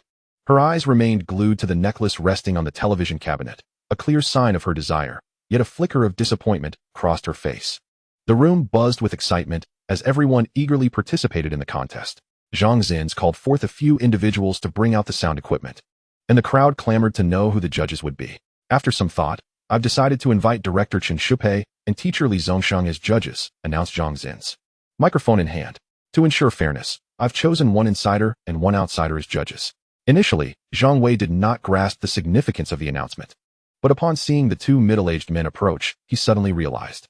The bespectacled figure was none other than the esteemed master Li Zongsheng, known as the godfather of music, while the other, with a round face, was undoubtedly the future director of My Fair Princess, Chen Shupei. Having not noticed them earlier, Zhang Wei felt a surge of joy. He had initially aimed to familiarize himself with Chen Shupei, but now with Li Zongsheng present, he was eager to forge a connection with the true luminary of the music world. Cultivating a relationship with such a figure could open doors to numerous opportunities with singers from Taiwan and Hong Kong. Li Zongsheng took the microphone without hesitation, stating, "It is my great honor to be invited as a judge by A's tonight. Without further ado, anyone interested in participating, please come forward to register. I will discuss the theme with teacher Chen Shupei."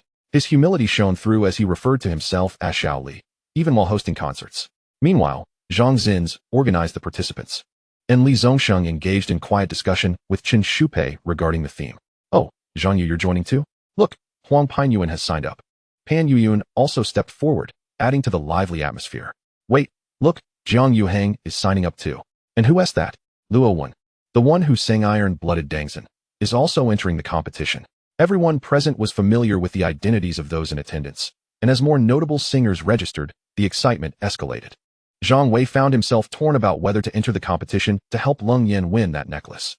After all, using songs from the future would certainly draw attention. Yet, upon seeing Master Li Zongsheng take the stage, he resolved to participate. Regardless of whether he could win, Showcasing his talent before Li Zongsheng could lead to valuable connections. Such opportunities were not easily come by. Thus, Zhang Wei approached to register, and though initially unnoticed, his declaration to participate soon stirred a commotion among the crowd. Who is this young fellow? Didn't you hear A's mention him? He is the son of Mr. Zhang from the mainland. No way. Observing his youthful visage, appearing no older than a mere 10 years, one might wonder why he is participating in this competition. It would be unwise to dampen the spirits of a child. After all, he may possess a genuine passion for this endeavor. I shall wholeheartedly support him, regardless of whether his performance aligns with the theme. It is rather amusing to witness a young lad competing against a multitude of seasoned vocalists. Almost everyone in attendance cast curious glances at Zhang Wei. Yet their intentions were benign. Although they did not anticipate any remarkable display from him, there was no malice in their observations. Perhaps they were aware of Zhang Wei's family's connections within the mainland. For the markets of Taiwan and Hong Kong are too minuscule to overlook the vast potential of the mainland. After registering, Zhang Wei stood aside, his gaze inadvertently drifting to a nearby girl in her 20s, clad in a beige long dress adorned with yellow flowers. Upon closer inspection, her face seemed strikingly familiar. Wait, is that not the ageless phenomenon known as Su Ruoxuan? Little brother, are you participating in the competition organized by A's? Su Ruoxuan inquired with a warm smile. Zhang Wei could not help but admire her beauty, thinking to himself, how delightful to encounter such a figure. Su Ruoxuan gently ruffled his hair and added, if you find yourself in need of guidance later, do not hesitate to ask your sister. Zhang Wei did not shy away, responding, I must thank you, dear sister. When I seek your advice, please do not disregard me. I am not very skilled in singing, and whether I prevail tonight hinges entirely upon your assistance. If I win, I shall invite you to visit the mainland. With a playful wink, Su Ruoxuan teased, are you implying that you will not invite me if you do not win? She sighed softly, winning a competition is no easy feat. I merely wish to make an impression before Master Li Zongsheng. If he takes notice of me, I might return to Taiwan to develop my career. The competition in Japan is far more intense than in Taiwan. As they conversed, a sudden commotion erupted within the crowd. Ah, the queen is here, exclaimed someone. A's must have quite the influence to have invited her.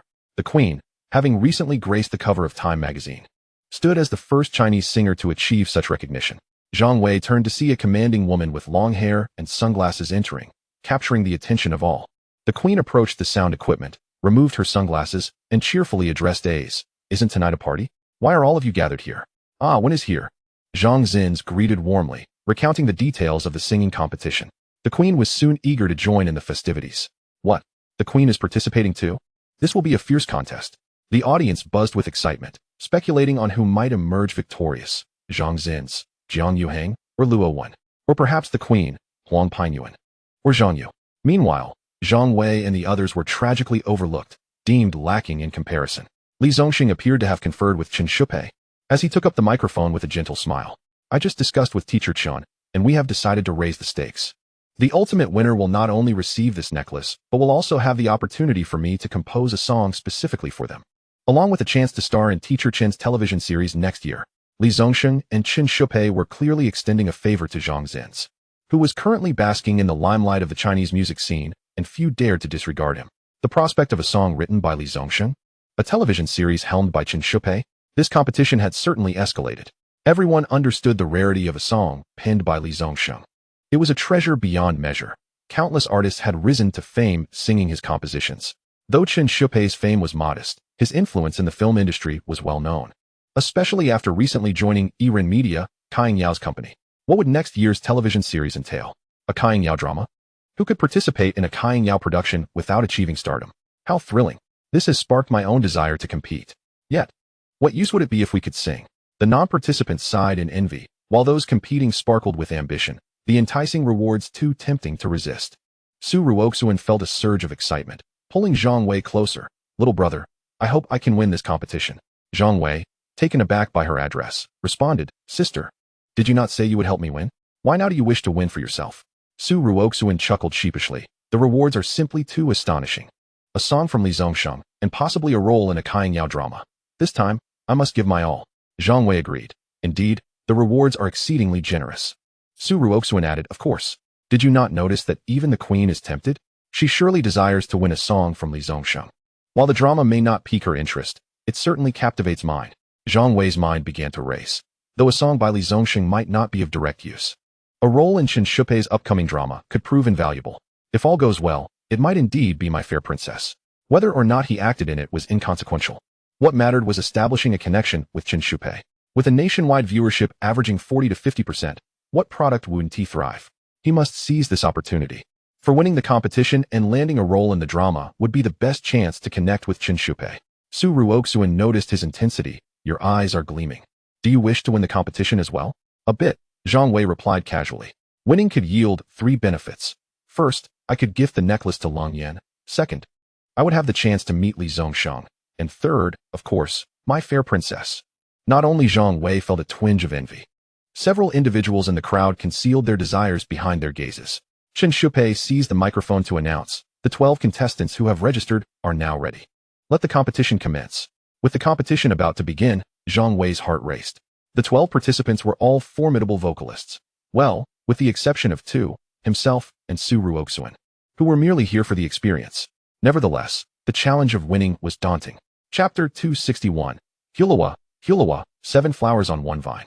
The atmosphere grew lively. Everyone was determined to succeed, and Zhang Wei was no exception. Initially, Zhang Xin's suggestion was merely to enliven the atmosphere. But with Li Zongsheng and Qin Shupai increasing the stakes, the excitement escalated. Nearly every singer present possessed remarkable talent, particularly Luo Wen and Zhang Yuheng, whose prowess was widely recognized.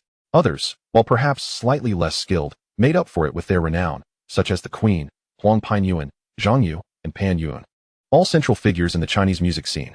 As for Su Ruoxuan, having only debuted a few years prior and currently developing her career in Japan, her abilities did not quite match those of the seasoned competitors. And then there was Zhang Wei, the source of shared amusement, clearly here just to observe. All right, I shall present the first challenge, Li Zongsheng declared, gripping the microphone. Luo Wen appeared unfazed. Present the challenge. I shall assist my apprentice in winning this necklace. A voice from the crowd cheered. Go, teacher. Li Zongsheng smiled slightly. The first question is, you and I. Qin Shupai added. As long as the lyrics contain the words you and I, it counts as passing the first round. You may sing any personal song, whether previously performed or unpublished. And let me stress, we are all trustworthy individuals here. No new songs will be leaked. This question was a mere formality, designed to maintain the dignity of all competitors. The second question would truly test their mettle. However, the gaze of the crowd shifted, becoming somewhat peculiar as they regarded Zhang Wei. The stipulation of personal songs, disallowing covers, left Zhang Wei at a distinct disadvantage. Not only Zhang Wei, but many present lacked personal songs to perform. Luo Wen unabashedly declared, allow me to take the stage first. Do not accuse me of bullying the less experienced. Haha. Laughter erupted among the crowd. For Luo Wen's seniority was undeniable, commanding even the respect of Li Zongsheng, let alone the others. It's time to sing. What will Master Luo perform? Who knows? We shall find out. In an instant, all eyes were riveted upon him. Luo Wen, a renowned singer since the 1960s, may not have been a household name in the entertainment industry, yet his reputation within the field was resounding. Not to mention his illustrious history with the Luo Wen Quartet and his romantic duet ensemble with Shin Diangxia. The plethora of classic songs he had penned commanded utmost respect among his peers. For instance, Jingxia Qianxing, which dominated the Hong Kong radio charts for an astonishing 24 consecutive weeks, or the 15 sold-out solo concerts he held at the Lee Theater in Hong Kong. His song Xiao Li Fei Dao also graced the Hong Kong radio's Chinese song charts for 15 weeks and clinched the prestigious title of Best Chinese Song at the inaugural 10 Golden Melody Awards. Most significantly, he performed the theme and incidental music for the 1983 adaptation of The Legend of the Condor Heroes, a feat that left his industry acclaim formidable and awe-inspiring. Zhang Wei observed Luo Wen closely, recognizing him as the most formidable competitor of the evening, even surpassing Zhang Yuheng. As Luo Wen began to sing, he asked the world, is this mountain the highest? In Cantonese, it's the eternal you. Master Luo was indeed starting off with a bang. Was he truly going all out for his disciple, Rongzhu? The earnestness of Master Luo was formidable. It seemed that others might falter in his wake tonight. Even Zhang Yuheng might find it difficult to compete. By the way, do you think that young lad can make it past the first round? I find it somewhat challenging. Although the prompt is simple, does he have his own song? That diminishes his chances considerably. The audience, both competitors and non-competitors alike, began to murmur among themselves. The consensus was that Luo Wen would ultimately triumph, with others merely serving as backdrop to his brilliance. As for Zhang Wei, the crowd regarded him with kind amusement, understanding that he was merely a child here to have some fun. Before long, Luo Wen completed his performance, bowing graciously. Thank you. Thank you. He was clearly putting forth his utmost effort for his disciple tonight. The audience erupted in applause. The participating singers felt the weight of pressure. There was no denying that Luo Wen's prowess was exceptionally formidable. Standing off to the side, Zhang Wei had to concede that Luo Wen's talent was indeed remarkable. Yet he was determined to succeed tonight. He had overheard the earlier discussions about him. While this array of prominent stars was somewhat reassuring, he sensed that they did not believe he could make it past the first round. However, he was confident in his own abilities. The prompt I and you is not overly complicated. It's merely a personal song. Though I cannot compose, my mind is filled with various songs yet to be performed. I and you? Too simple. I can just sing Lu Huan's I and you. Soon, one by one, the singers took their turns, including Wu Sikai, Zhang Yu, and Wang Fei, all breezing through the challenge as the prompt was akin to a gift for them. When it was Su Ruoxuan's turn, she sang a song from her current group, Black Biscuit, titled Remix. Surprisingly, it was quite pleasant. Although her singing still bore a hint of inexperience, it was well received by the audience, even catching the approving glance of Li Zongsheng. Only Zhang Wei remained without performing. Chen Shupei, with a smile, passed the microphone to him. Little one, it's your turn. Finally, Zhang Wei exclaimed, I've been waiting for this moment. The audience chuckled, wondering if he would be able to sing or might end up in tears. Well, considering he's only about 10 years old, what if he does cry? A Ling, if he starts to cry, just comfort him, even if you haven't been a mother. It won't hurt to experience soothing a child. But enough of that. Let us hear if our adorable little friend can sing. Laughter rippled through the crowd. They weren't trying to mock Zhang Wei, as they were a collection of public figures with better things to do. They simply found his enthusiastic participation delightful. As it was Zhang Wei's turn to sing, no one truly believed he could perform a personal song, let alone create one, as typically, no one at his age would have assistance in songwriting. Su Ruoxuan gently tugged at Zhang Wei's sleeve and whispered, Would you like me to teach you a song? I guarantee no one here has heard it. There's no time for that, Zhang Wei replied, covering the microphone, then turning to the audience, lightly brushing off his clothes before bringing the microphone to his lips. All right, I shall sing now. You're really going to sing? Do you have a personal song? Laughter erupted as the crowd was curious to hear what he would perform. Chen Shupei leaned towards Li Zongsheng, whispering, As long as he sings the words I and you, we can count it as a success. Li Zongsheng chuckled in agreement, affirming that it was vital to bolster the child's confidence. Luo 1, 2, was smiling, finding Zhang Wei utterly charming. He clapped his hands in encouragement and shouted, Come on, little friend. I look forward to your performance in the final round. The audience burst into laughter, enjoying the playful banter. Zhang Zins also smiled, noting how mature Zhang Wei was in conversation, not expecting his fondness for singing. Meanwhile, Zhang Aguo shouted from a distance, Go, son, go. Haha. The crowd erupted in laughter again. Are we fueling up with 90 or 97 octane? The spectators and participants alike were thoroughly entertained. Watching a boy of merely 10 years sing a personal song was simply delightful. Hurry and sing. I can hardly wait to hear. Don't just hold the microphone. Give us a performance. Hey, don't rush him. What if he gets so pressured, he drops the mic and runs off? Right? No need to rush. We're just here for some fun. Let us all quiet down and see what he sings. Let us hope it's not the theme song from Hulawa. Everyone fell silent, their eyes fixed intently on Zhang Wei. Hulawa? Zhang Wei felt a bead of sweat trickle down. Could he really sing Hulawa? Hulawa, 7 flowers on one vine. Unafraid of wind and rain, la la la? He doubted he could manage that. Such a song was only meant for true children. Amidst the gazes of the crowd, Zhang Wei, calm and composed, grasped the microphone and sang the opening line, I and you. Chapter 262. This is a disruptive act. Zhang Wei began to sing. The moment he uttered I and you, laughter erupted among the crowd. The prompt was I and you, and he truly sang I and you? Almost everyone burst into cheerful laughter, as they were merely teasing a child, and this further solidified Zhang Wei's portrayal as someone whimsically improvising. I and you? If the prompt were you, I, he, would you sing you, I, he as well? After this line, what next? Will you sing I and you in mud?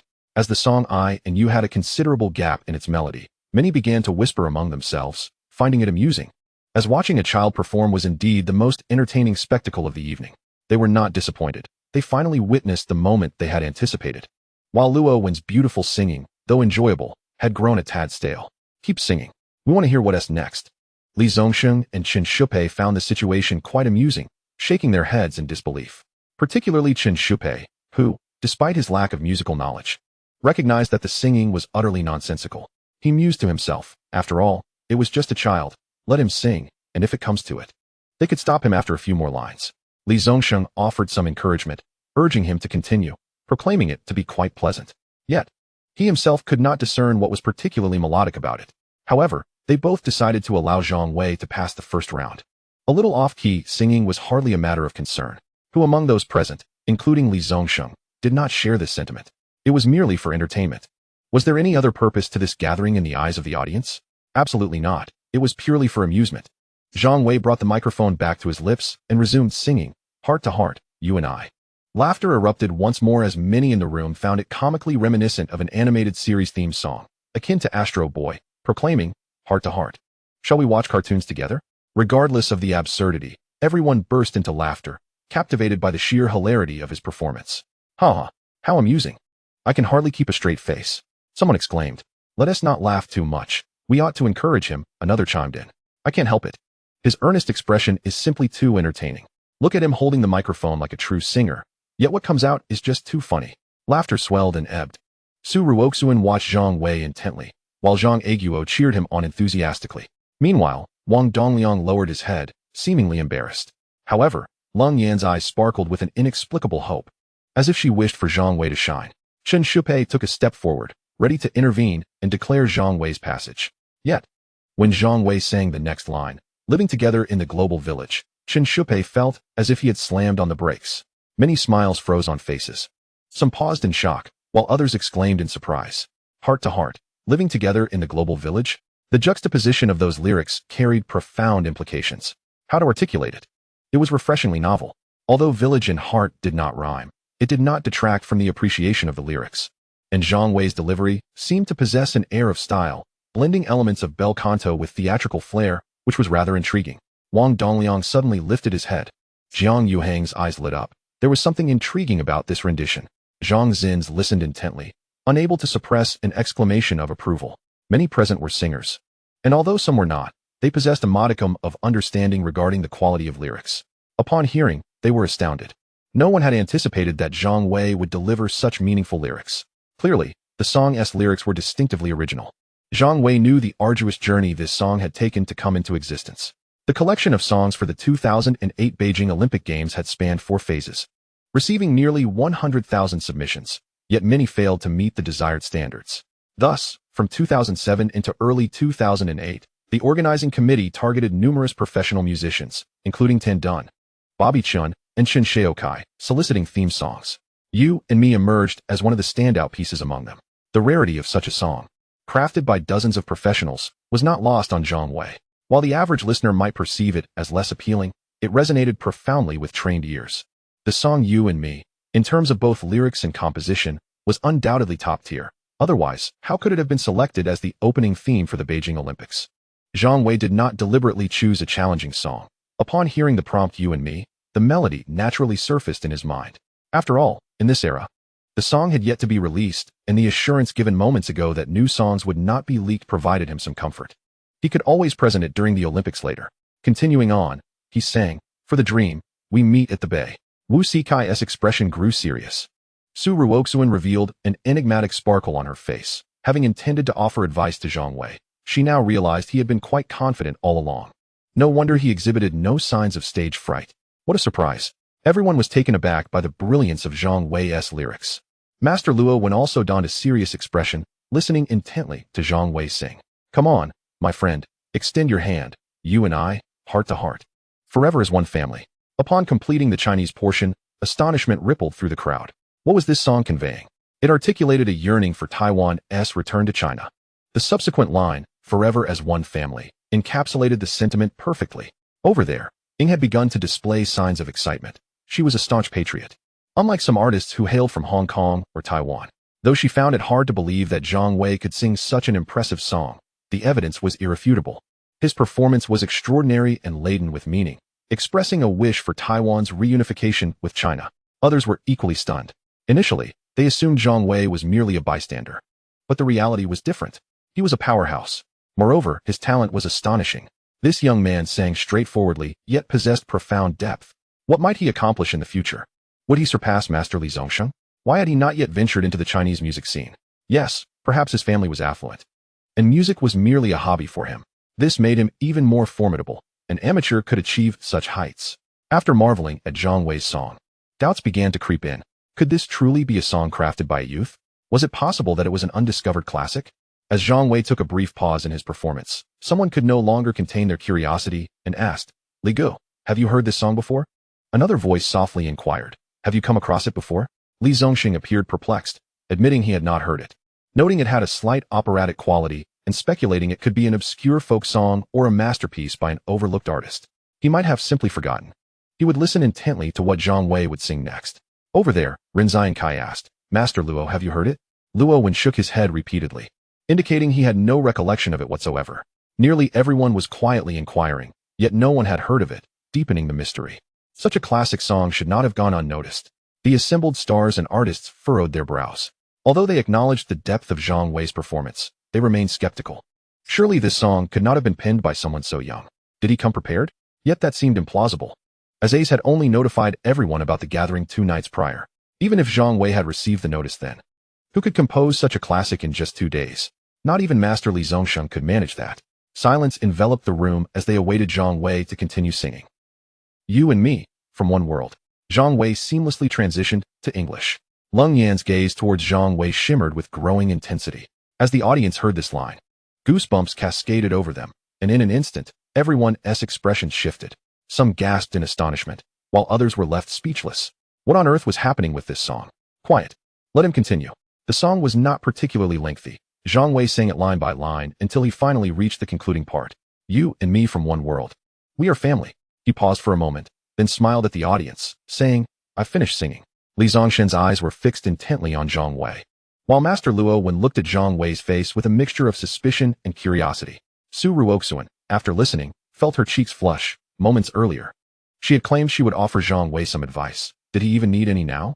Aside from Zhang Aguo, Lung Yan, and Wang Dongliang, who were musically ignorant, everyone else present exchanged astonished glances, recognizing the sheer brilliance of the English lyrics that corresponded perfectly with the Chinese lines, devoid of any awkwardness. Wow, incredible! Exclaimed Rongzhu, her youthful exuberance bubbling over. As she called out, the crowd suddenly awoke from their stupor, erupting into admiration. The singing was truly profound. Indeed, this song was laden with meaning. Although Zhang Wei's vocal skills were rather ordinary, the song itself was undeniably exceptional. How had he never heard of such a masterpiece? Don't even mention yourself. Who among us has heard it? Li Zongsheng stepped forward, his brow furrowed in confusion as he scrutinized Zhang Wei. Did you compose this song on the spot? Lu Jialing, standing off to the side, gasped. That's hardly possible. The assembled stars were taken aback. Zhang Wei's silence seemed to imply an unspoken affirmation. These celebrities, seasoned in grand spectacles, were left in disbelief. He had composed a song live. It had only been half an hour since Zhang Zins proposed the competition, and the theme had been conceived by both Li Zongsheng and Chen Shupei. Dozens of gazes turned toward Zhang Wei, collectively astonished. How can you be so remarkable? Where did you come from? Did you spring forth from a stone, like the Monkey King in Journey to the West? How could you create such a classic song in such a short span of time? Several stars inhaled sharply, feeling a pang of envy. While 11 singers had performed previously familiar songs, here was Zhang Wei, presenting a live composition filled with depth and significance. Absolutely astounding. He was not merely participating, but rather overshadowing all the other contestants. Chapter 263. A tearful performance inside the villa. The atmosphere was electric. Zhang Wei's rendition of Me and You had left everyone stunned. Although the song was indeed challenging to sing, Zhang Wei was merely imitating yet infused elements of bel canto and theatrical performance. His throat was slightly strained. Hence, when Li Zongsheng inquired whether he had composed it on the spot, he was momentarily at a loss for words. Nonetheless, it must be stated that the compositional quality of Me and You was extraordinarily high, which was why those with musical knowledge were so taken aback. Surely, he would pass the first round now. With renewed confidence, Zhang Wei approached to drink some water, his throat still aching. The 2 judges exchanged glances. Li Zongsheng cleared his throat and took the microphone, declaring, I announce that young Zhang Wei has passed the first round. He couldn't recall Zhang Wei's full name. But this was not a mere act of kindness. It was a testament to genuine talent. The song and the theme aligned perfectly. I have witnessed something remarkable. There are indeed individuals capable of composing such excellent songs in such a brief time frame. Impressive. The audience murmured amongst themselves. Chen Shupei timely picked up the microphone that Zhang Wei had set down, announcing, Now, I present the second challenge. Laughter and tears. This topic would not cater to the crowd. While songs about laughter and tears might abound in the future, they were relatively scarce at present. The attendees erupted in conversation, recognizing the difficulty of the task. Laughter and tears. I can't quite recall any. Li Zongsheng had a few songs that fit the theme, but what of the others? Those not participating in the competition exchanged opinions, acknowledging the challenge. It seemed they had rarely encountered songs addressing such a paradoxical theme. I forfeit, Yining said after a moment of contemplation. What? Someone's forfeiting so soon? I, too, forfeit, Su Ruoxuan added helplessly. I can't think of any either. I forfeit. Zhang Yu remarked nonchalantly. Ren Xiankai chuckled. I have no personal songs fitting this theme, so I must forfeit as well. No one anticipated that 4 individuals would forfeit immediately upon the introduction of the topic. After all, laughter and tears are inherently contradictory. In contemporary songs, tears are often predominant, making it challenging to write something that encapsulates both emotions. Suddenly, Wang Fei spoke up. I don't have a song for that either. I forfeit. Her decision was not due to a lack of suitable songs, but rather the realization that she lacked the confidence to compete against the masterful talents of Jiang Yuheng and Luo Wan. She hesitated, ultimately opting to forfeit to avoid potential embarrassment.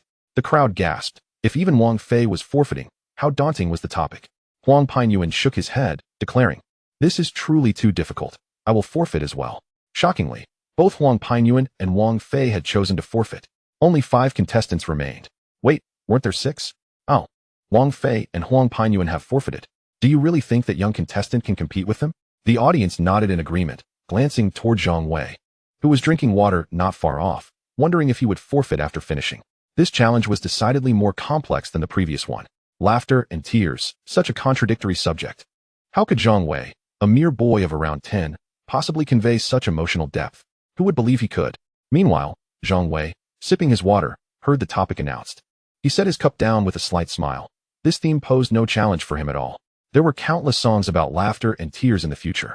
His dilemma lay not in the absence of a song, but rather in choosing which one to perform. At that moment, Lung Yin approached him, her gaze fixed. Do you think you can win? Zhang Wei met her eyes, winking playfully. If you can help me win the necklace, what will you reward me with? Lung Yin shot him a sidelong glance. What kind of reward do you have in mind? Zhang Wei grinned mischievously, teasing. How about a kiss? Lung Yin paused, turning away. And after a few steps, she replied, all right. Did she truly agree? Zhang Wei was momentarily taken aback, then utterly exhilarated. He had been joking, but to his surprise, Lung Yin had genuinely accepted. The thought of receiving a kiss from such a stunning beauty filled him with anticipation. He envisioned her rosy lips, perhaps adorned with a hint of lip gloss. If she truly did kiss him, he resolved to refrain from washing his face for an entire day. Once he finished drinking, Zhang Wei returned. Li Zongsheng, smiling, inquired, did you hear the topic clearly just now? His underlying implication was that if he couldn't, he should voluntarily withdraw. Yes, I heard it clearly. It's quite simple, Zhang Wei affirmed with a nod. Quite simple? Huh, that's quite the boast. Songs of laughter and tears require emotional experience. What could a boy of his age possibly know about such sentiments? The audience shared amused silence. Suddenly, Master Luo Wen stood up, suggesting, in my opinion, simply singing isn't enough. Let us alter the competition rules. Zhang Zins chuckled. Let us keep it lighthearted. We're not here to compete. I support Master Luo. Pan Yuyun chimed in, glancing at Li Zongsheng with a charming tone. Li Gu, this way of competing lacks substance. Wouldn't you agree? She is a year older than Li Zongsheng, yet due to the fact that he assisted her in producing an album, he has gone to such lengths to flatter her. While her character was never particularly commendable, she has maintained a facade of modesty since her debut. In reality, her moral integrity is quite lacking. In 1999, she was discovered to be pregnant out of wedlock, and in 2008, she was caught in bed with another man by her husband. When confronted by the media, she feigned vulnerability and criticized her husband for his alleged shortcomings. How brazen for someone caught in infidelity to cast blame. Furthermore, her sister-in-law revealed that she had debts she refused to repay and had resorted to violence. It is one thing for a celebrity to be indebted, but to resort to physical aggression is truly telling of her character. The audience, which had not participated in the competition, began to stir. Just singing like this lacks excitement. Someone exclaimed. Indeed, it would be far more invigorating to see them go head-to-head. I concurred, for such generous rewards render this competition rather mundane. It would be more engaging to see who can bring a fresh interpretation to their songs. The two judges found themselves in a quandary, exchanging glances. Li Zongsheng turned to Zhang Zins, asking, what do you think, Ace? Although Zhang Zins was currently at the pinnacle of his career, he was wary of inciting public ire. He glanced at Zhang Wei, who was conversing with Su Ruoxuan, and replied, well, we do have a non-professional among us. So I propose we judge solely based on the songs, rather than their singing abilities. What do you all think? This suggestion was met with unanimous agreement. After all, Someone had previously remarked that Zhang Wei's vocal skills were quite average, which was already a generous assessment. To be precise, Zhang Wei could only manage to sing in a karaoke setting. Thus, judging solely on the songs would be the fairest approach. And while the audience doubted Zhang Wei's ability to convey emotional depth in his performance, they nonetheless offered him their goodwill. After some deliberation, Chen Shupei took the microphone and announced, after discussing, "We have decided, per your requests, that we will proceed with one-on-one matches. Whoever shines brighter will advance to the third round." He then turned his gaze to the 6 contestants, adding, "As for your opponents, you may choose yourselves. We shall refrain from offending anyone in our arrangements." Ha. Both he and Li Zongsheng believed this arrangement would be in Zhang Wei's best interest, as no one would dare to volunteer to face a young competitor. Everyone accepted this as a matter of course. Even if they wanted Zhang Wei to compete against someone, they would likely feign silence until the end, unable to make a choice. But then, an unexpected turn of events occurred. Pan Yuyun eagerly stepped forward, pointing at Zhang Wei, declaring, "I choose him as my opponent." The crowd, which had been debating potential matchups, fell silent, gazing at Pan Yuyun in astonishment. How shameless could she be? The usually low-profile Pan had resorted to such brazen tactics. Does this woman have no shame? Zhang Aguo shouted from the sidelines, visibly agitated. Wang Dongliang quickly attempted to soothe him, saying, "Old Zhang, don't be upset. Trust in Zai's abilities." The crowd overwhelmingly supported Zhang Aguo's sentiments, casting unfriendly glances at Pan Yuyun. "I am not bullying a child," Pan Yuyun laughed, covering her mouth. "I will take it easy on him. Perhaps he might even win against me." "Win against you? Is that even possible? You, Pan Yuyun, are a well-established powerhouse in the music industry." Yet, with her words, the audience refrained from further objections, albeit with furrowed brows, disapproving of Pan Yuyun's conduct. Standing a short distance away, Zhang Wei found amusement in the situation. "Are you underestimating my youth? Do you think you can trample me into the third round? Have you no sense of dignity?" He had heard tales of Pan Yuyun's poor character. Initially, he thought they were merely biased media portrayals. However, upon witnessing her behavior firsthand, he recognized the truth behind those rumors. "Oh, you wish to undermine me? I fear today will not unfold as you desire." Zhang Wei narrowed his eyes and addressed Pan Yuyun, saying, "I do hope you will show me some leniency, dear auntie." Auntie? Pan Yuyun, at just 40 years old, hardly fit that label. Laughter erupted among the crowd, surprised by the young man's audacity. Pan Yuyun, undeterred, forced a smile and replied through gritted teeth, "Sister would be more appropriate." "Pa, sister, my foot." "You old hag," Zhang Wei retorted coldly, ignoring her. Next, Jiang Yuheng and Luo Wen were matched against each other. Both were the strongest contenders and certainly would not stoop to Pan Yuyun's level of choosing an opponent far beneath them. Zhang Zins and Wu Sikai formed another pairing. Meanwhile, the non-participating Wu Kixian pointed to the 2 pairs and declared, "These 2 groups will surely engage in a fierce battle." Nods of agreement rippled through the audience, as it was clear that Jiang Yuheng and Luo Wen were evenly matched, and Zhang Zins and Wu Sikai were equally formidable. Determining a victor would be quite challenging. All eyes were on Li Zongsheng for his commentary.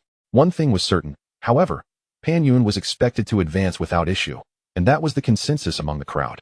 Chen Shupei announced, "Since the pairings are set, let us commence the competition. The first group will be Pan Yuyun and Little Zhang." He was unsure of Zhang Wei's exact name. Li Zongxing shot several glances at Pan Yuyun, appalled at her lack of integrity. He resolved never to assist this woman in songwriting again, for it was an affront to the artistry itself.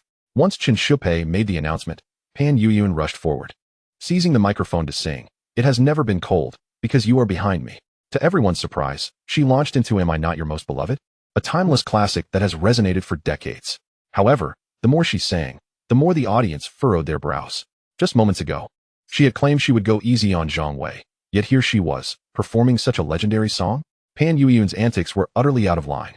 After concluding her performance, Pan Yuyun wore a smug expression, feigning humility with a bow before flashing a disingenuous smile. "Little friend, it is your turn now," she said, handing him the microphone. The audience shook their heads. It was evident that Zhang Wei stood little chance. Zhang Wei smiled faintly as he took the microphone, remarking, "Auntie Pan's song was indeed splendid. However, the song I am about to sing is no less remarkable. I will perform Eyes That Love to Laugh for you all." Indeed, this was Su Ruoxuan's signature song, penned by Hong Rui and composed by Lin Junjia, a classic that could rival Am I Not Your Most Beloved? In its own right. The key difference was that while everyone had heard the latter countless times, Eyes That Love to Laugh was a fresh offering. Zhang Wei had decided that after singing, he would dedicate the song to Su Ruoxuan, perhaps even encouraging her to return to the industry domestically. Zhang Aguo waved his fist, shouting, "Go, son." Yes, You can do it. We believe in you. You must win. Eyes that love to laugh. Someone murmured, unsure if they had heard it before. Is it another original composition? Regardless, the crowd rallied behind him. Their support stemmed from Pan Yueyun's excessive behavior. It was one thing to pick on Zhang Wei as an opponent, but to wield a pinnacle song as a weapon against him had roused deep-seated resentment among all present. Zhang Wei began to sing. If it weren't for that mirror, I would never have believed that without you, my smile is even more beautiful. His soft voice immediately captivated the audience. Pan Yueyun's previously smug expression froze in shock. As Zhang Wei sang, he strolled over to Su Ruoxuan, taking her hand. That day, when I heard your slightly apologetic concern over the phone, I felt that your words of parting were far more definitive. Once he completed his performance, he intended to announce that this song was dedicated to Su Ruoxuan, of course. Having prepared beforehand, Su Ruoxuan was initially taken aback, but soon smiled gently as Zhang Wei guided her along. Wang Fei was the first to close her eyes, immersing herself in the melody. Master Luo Wen gently closed his eyes, lost in ecstasy. Almost everyone slightly raised their heads, their eyelids coming together as a vivid scene unfolded before them. A pair of lovers engaged in a phone conversation, one expressing heartfelt apologies while the other abruptly ended the call. Ah, what a magnificent song. The imagery was so vivid it felt as though it was materializing right before their eyes. Tears-stained clothes washed clean and dried in the sun, memories folded neatly. And from tomorrow onward, only joy would accompany them. Zhang Wei's youthful voice resonated with clarity.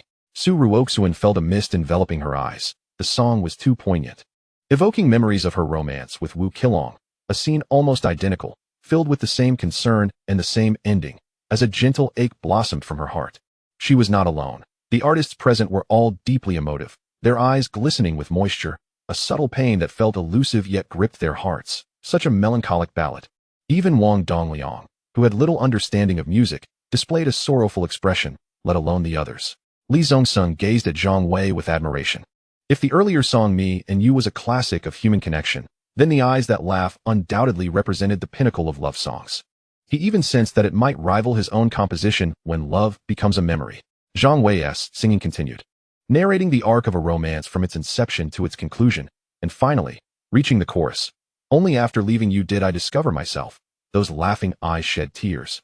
Like an unavoidable storm, the drenched yesterday cannot be erased. Wow. Wang Fei covered her mouth and burst into tears, instantly recalling a teenage romance, her first love. Yet she had never even said goodbye. The once resolute facade crumbled as she realized the drenched yesterday could never be erased. Su Ruoxuan, holding Zhang Wei's hand, was already in tears, two streams of glistening sorrow cascading down her cheeks. This song was too heart-wrenching, stirring her emotions uncontrollably, a desperate urge to cry out.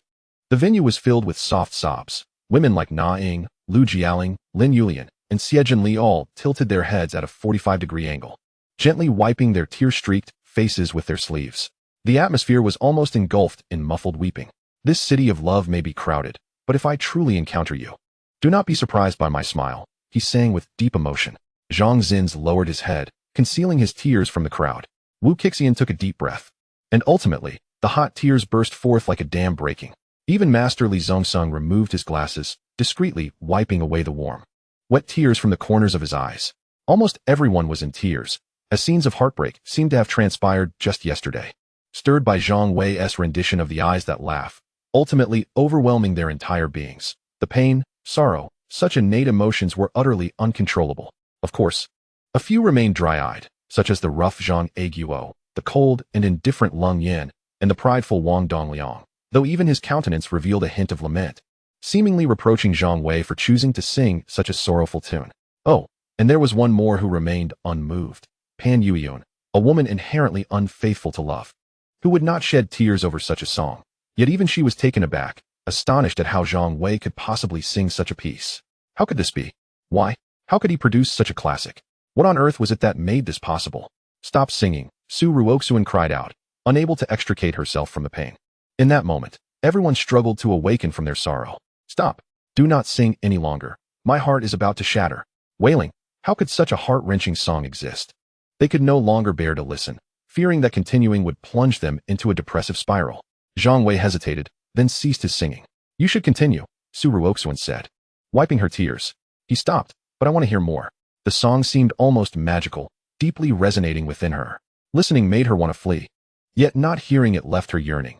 She felt she was on the verge of madness. The crowd of dozens truly felt they might lose their minds, desperately wanting to hear the song while simultaneously wishing to escape. To sing or not to sing? Zhang Wei pondered for a moment, then bowed deeply to the audience. Picking up the microphone to declare, "My performance concludes here." He did not intend to continue. Although this song would later become a sensation, its impact seemed unparalleled at this moment. He realized that contemporary songs primarily focused on sentimentality, while The Eyes That Laugh painted a vivid scene from a first-person perspective, gradually delving into the soul, a type of song rarely encountered in this era, naturally resonating with nearly everyone present. After finishing his performance, Zhang Wei turned to place the microphone on the audio equipment. Suddenly, a single clap erupted. Following that, a wave of applause surged forth.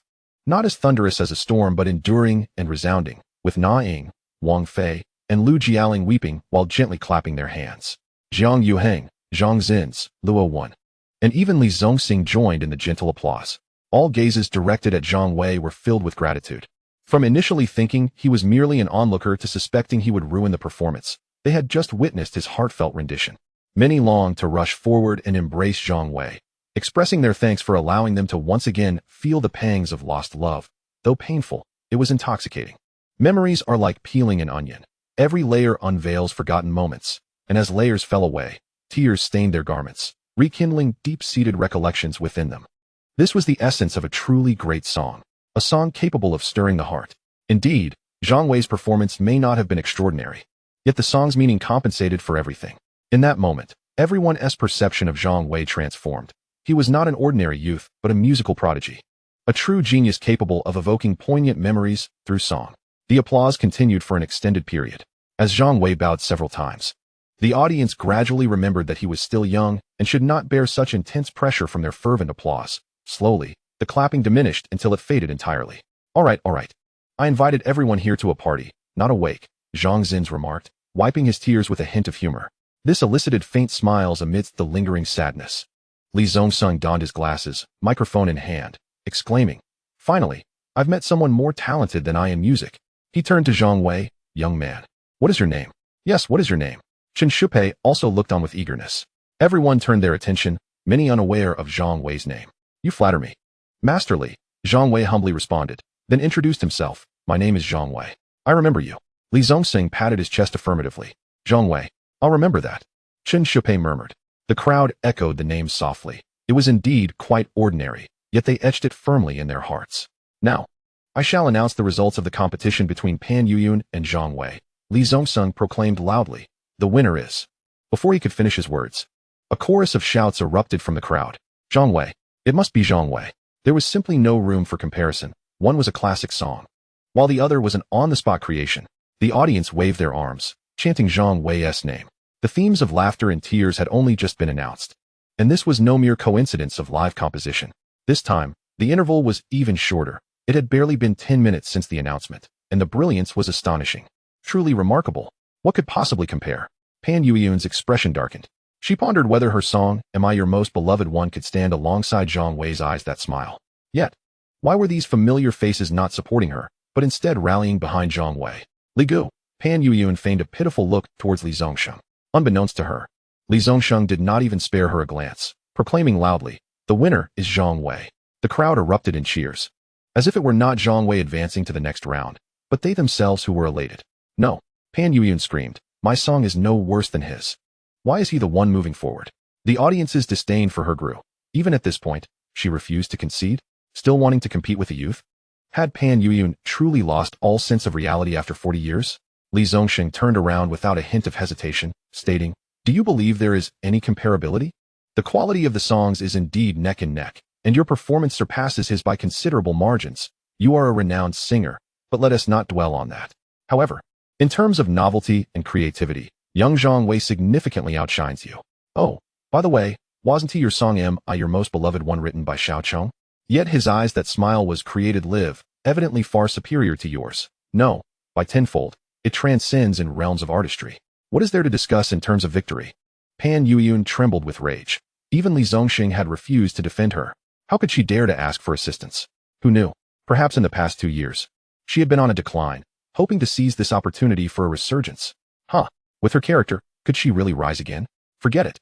Trying to challenge Zhang Wei as a rival, thinking to bully a child? She truly lacked the genuine capability. Many in the crowd began to whisper derisively, mocking Pan Yuyun for her arrogance. The murmurs reached Pan Yuyun's ears, turning her face a ghastly shade of green. Initially, she believed Zhang Wei to be a soft target, which prompted her to boldly select him as her opponent. She even fantasized about possibly eliminating Jiang Yuheng or Luo when in the next round and ultimately claiming victory. The process of winning mattered little. What counted was the outcome. But what was this? Zhang Wei was not only no soft target, but a stubborn and formidable rock. She gained nothing yet lost face. Realizing this, Pan Yuyun felt an overwhelming urge to find a hole to hide in. It was utterly humiliating. Zhang Wei, noticing the crowd disparaging Pan Yuyun, did not want Zhang Zins to feel awkward due to the party he was hosting with Wang Dongliang. So he stood up humbly, saying, "It was Aunt Pan who let me win. Otherwise, how could I have triumphed?" Su Ruoxuan, who was by his side, let out a giggle. Her? Pan Yuyun thought Zhang Wei was mocking her and nearly exploded with rage. "You little brat, winning and still mocking me?" Pan Yuyun regretted her arrogance, wishing she could turn back time. Challenging Zhang Wei as a rival, boasting about leniency. What was the result? Zhang Wei's song, conceived in less than 10 minutes, completely outshone hers. Chapter 264, A Creative Talent Unmatched. Zhang Wei emerged victorious. Ignoring Pan Yuyun's resentful gaze, Zhang Wei took Su Ruoxuan's hand, and seeing her puzzled expression, gently said, "This song Eyes That Smile is for you to sing." Su Ruoxuan was momentarily stunned before bursting into ecstatic screams. "Really? You're giving me eyes that smile?" All eyes turned to them. Those from the film industry were indifferent, but those from the music industry turned envious. For they knew what this song represented, its potential to skyrocket to fame with minimal promotion. Zhang Wei felt a bead of sweat trickle down as he squeezed Su Ruoxuan's hand, whispering for her to lower her voice. The feel is quite nice. She's pretty, and her hands are soft." But the moment was too late. Everyone had already heard him. Her luck was truly remarkable. Indeed, how wonderful it would be to receive such a classic song. Wealthy and talented, he was truly the epitome of a perfect husband, if only he weren't so young. As the crowd conversed, Li Zongsheng stepped forward. "Xiao Su, when you return to Taiwan, I will produce an album for you, with Eyes That Smile as the title track." The commotion intensified, yet everyone understood that Li Zongsheng was likely keen on this song, believing Su Ruoxuan's rendition would surely make her famous. His intention was probably to recruit her into his company, but regardless, credit was due to Zhang Wei for Eyes That Smile. Su Ruoxuan quickly expressed her gratitude to Li Zongsheng, then excitedly crouched down to give Zhang Wei a tight hug. A wave of sweet, fragrant allure enveloped Zhang Wei. He took a few sniffs, wrapping his small hands around her delicate back, and whispered in her ear, "Sister, what perfume are you wearing? It smells delightful." He planned to ask her for recommendations to buy one for Lung Yen as well. Finally calming down from her excitement, Su Ruoxuan turned and said, "It's Life Water, currently the most popular perfume from the East. Do you want one? I'll give you a bottle later. And I'll also leave you my private number. I really adore you." Receiving Su Ruoxuan's personal number was an unexpected delight for Zhang Wei. Gazing at her beautiful face so close, he couldn't help but want to kiss her, yet he ultimately suppressed the urge. There were too many people around. He wasn't bold enough. However, he thought of giving Long Yin a bottle of perfume later. She would surely be thrilled. "By the way, could you write down the music for Eyes That Smile for me later?" Su Ruoxuan stood up, beaming with happiness. Zhang Wei blinked, "Compose? I can't do that." Su Ruoxuan. Several nearby singers nearly fainted. "What the heck? You just sang those two classic songs, and you say you can't compose? How did you create those two songs then? Are you kidding us?" Pan Yuyun scoffed. She believed Zhang Wei was merely putting on an act. How could someone who couldn't compose create You and I? How could someone who couldn't compose create Eyes That Smile? Both songs demanded a high level of musicality. Little did they know, Zhang Wei didn't need to compose. His mind was filled with countless songs from the future, and he simply sang them out. Why bother with composition? "Well, I'll refine the composition later," Li Zongsheng interjected to ease the tension, also sweating profusely. "Does genius really not need to know composition?" Chen Shupei also looked speechless and said, "Let us proceed to the next round. A's versus Ake." Now it was Zhang Zins and Wu Sikai's turn to compete. Although both put in considerable effort on stage, the audience was distracted. Teacher, Rong Zuer rushed over and tugged at Luo Wen's sleeve.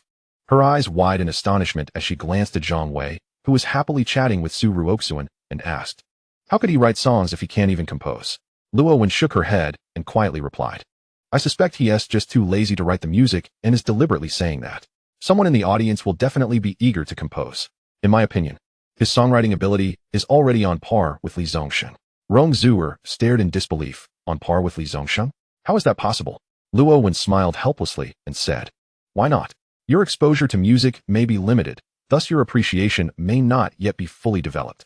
The creative caliber of the two songs you just heard is undeniably among the best in contemporary times. Are you aware of who assisted me, your teacher, in crafting these songs? It is none other than the illustrious Huang Zhan. If you were to summon him to compose these two songs, he might find it a challenge to replicate them, especially within such a constrained time frame. I am exceedingly confident that these two songs will resonate for 2 decades, if not longer. They are truly remarkable." Many are discussing Zhang Wei's alleged inability to compose, while he is fervently racking his brain to conjure songs for posterity. Whether he receives a reward or not is of little consequence. However, what did Lung Yin just say? If he wins, a kiss for the necklace, right? Isn't there a saying that goes, to die under the peony is to be a flamboyant ghost? Moreover, there is no need for death. All that is required is earnest reflection on the songs of the future. If victory is within reach, one must seize it. After all, these songs will not be disseminated beyond this venue. Feeling a slight dryness in his throat, Zhang Wei was about to pour himself a glass of water when Zhang Aguo eagerly offered to assist him, praising the act of quenching thirst. As Zhang Wei sipped his water, his gaze drifted towards the competition between Zhang Zins and Wu Sikai, where Zhang Zins emerged slightly ahead, securing his place in the next round. Subsequently, Zhang Yuheng and Luo Wen took the stage, but the outcome was rather astonishing, as Luo Wen triumphed decisively. While Zhang Yuheng exhibited no displeasure in defeat, Zhang Wei noticed the third round was about to commence and hurried back. Lung Yin caught his arm, inquiring if his throat was uncomfortable. Zhang Wei replied softly, "A bit." After a moment of silence, Lung Yin suggested he forego the competition. Zhang Wei reassured her, "It's fine, there are just 2 rounds left." Despite his words, his throat indeed felt quite raw, primarily due to the strain from singing Me and You. After touching his throat, Zhang Wei returned to the center of the hall. Regardless of his discomfort, he was determined to win the competition and present Lung Yin with a birthday gift. Moreover, he aspired to meet Chen Shupei and Li Zongsheng through this victory. He had already devised a plan to leverage the popularity of My Fair Princess to promote their products, which boasted viewership surpassing that of the 1998 World Cup, a phenomenal program indeed. If Zhang Wei's family products were to gain exclusive sponsorship of My Fair Princess, it could lead to unparalleled fame, much like Nongfu Spring's rise during the World Cup. Moments later, Chen Shupei took the microphone, announcing the commencement of the third round. Li Zongsheng followed suit, stating, "Only 3 remain. I will present a topic for all 3 to sing, after which I shall provide my candid evaluation, and the top 2 will advance to the final round." He turned to Zhang Wei and the others with a smile, adding, "Those eliminated, please do not harbor any resentment." The trio chuckled in agreement. Li Zongsheng then declared the topic for the third round, scenery, with the requirement of vividly evoking images in the listeners' minds. Eyes widened in surprise. Songs about scenery are rather scarce in contemporary pop music. Zhang Zins was the first to perform, singing Tonight, Dreams Are Misty. After listening, Li Zongsheng nodded, deeming it barely acceptable. Given Zhang Zins' focus on love songs, this theme posed a significant challenge for him.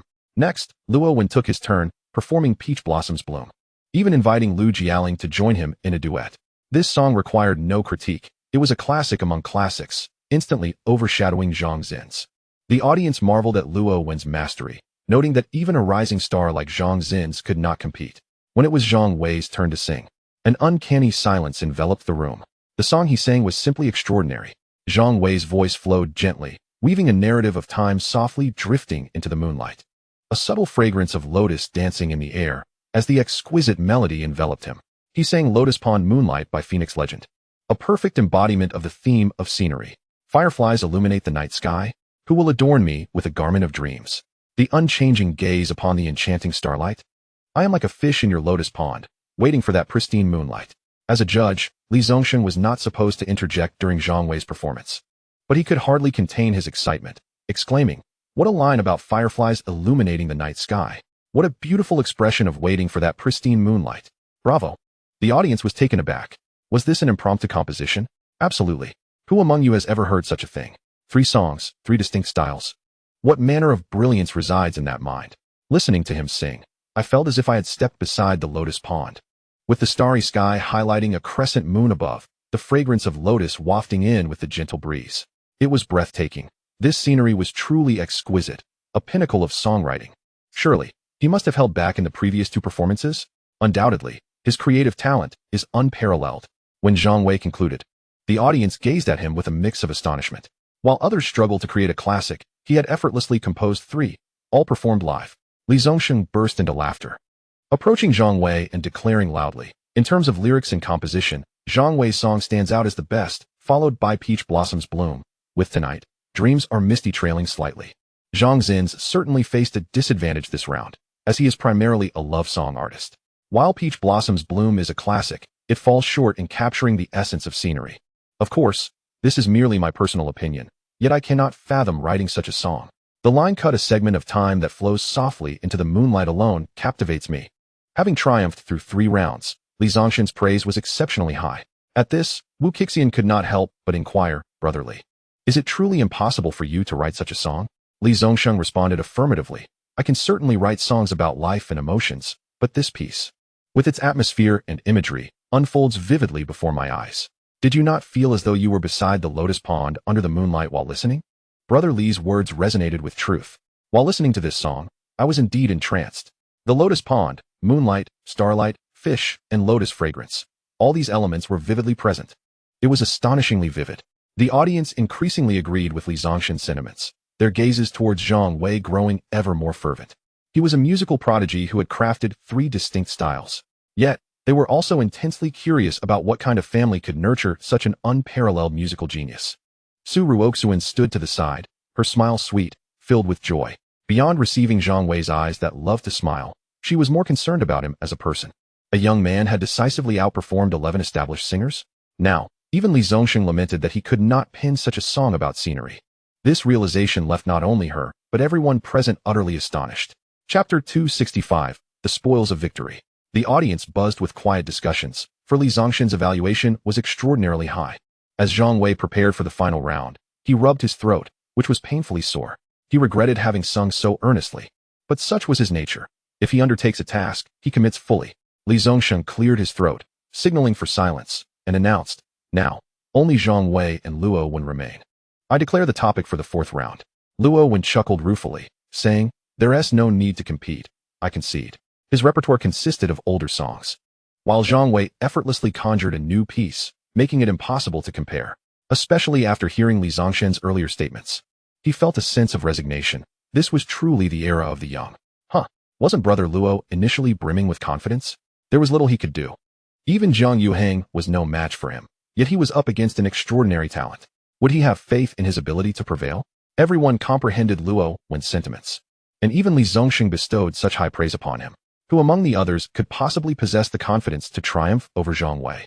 They found it rather peculiar that among the 12 participants, the eventual victor turned out to be an outsider, leaving them astounded.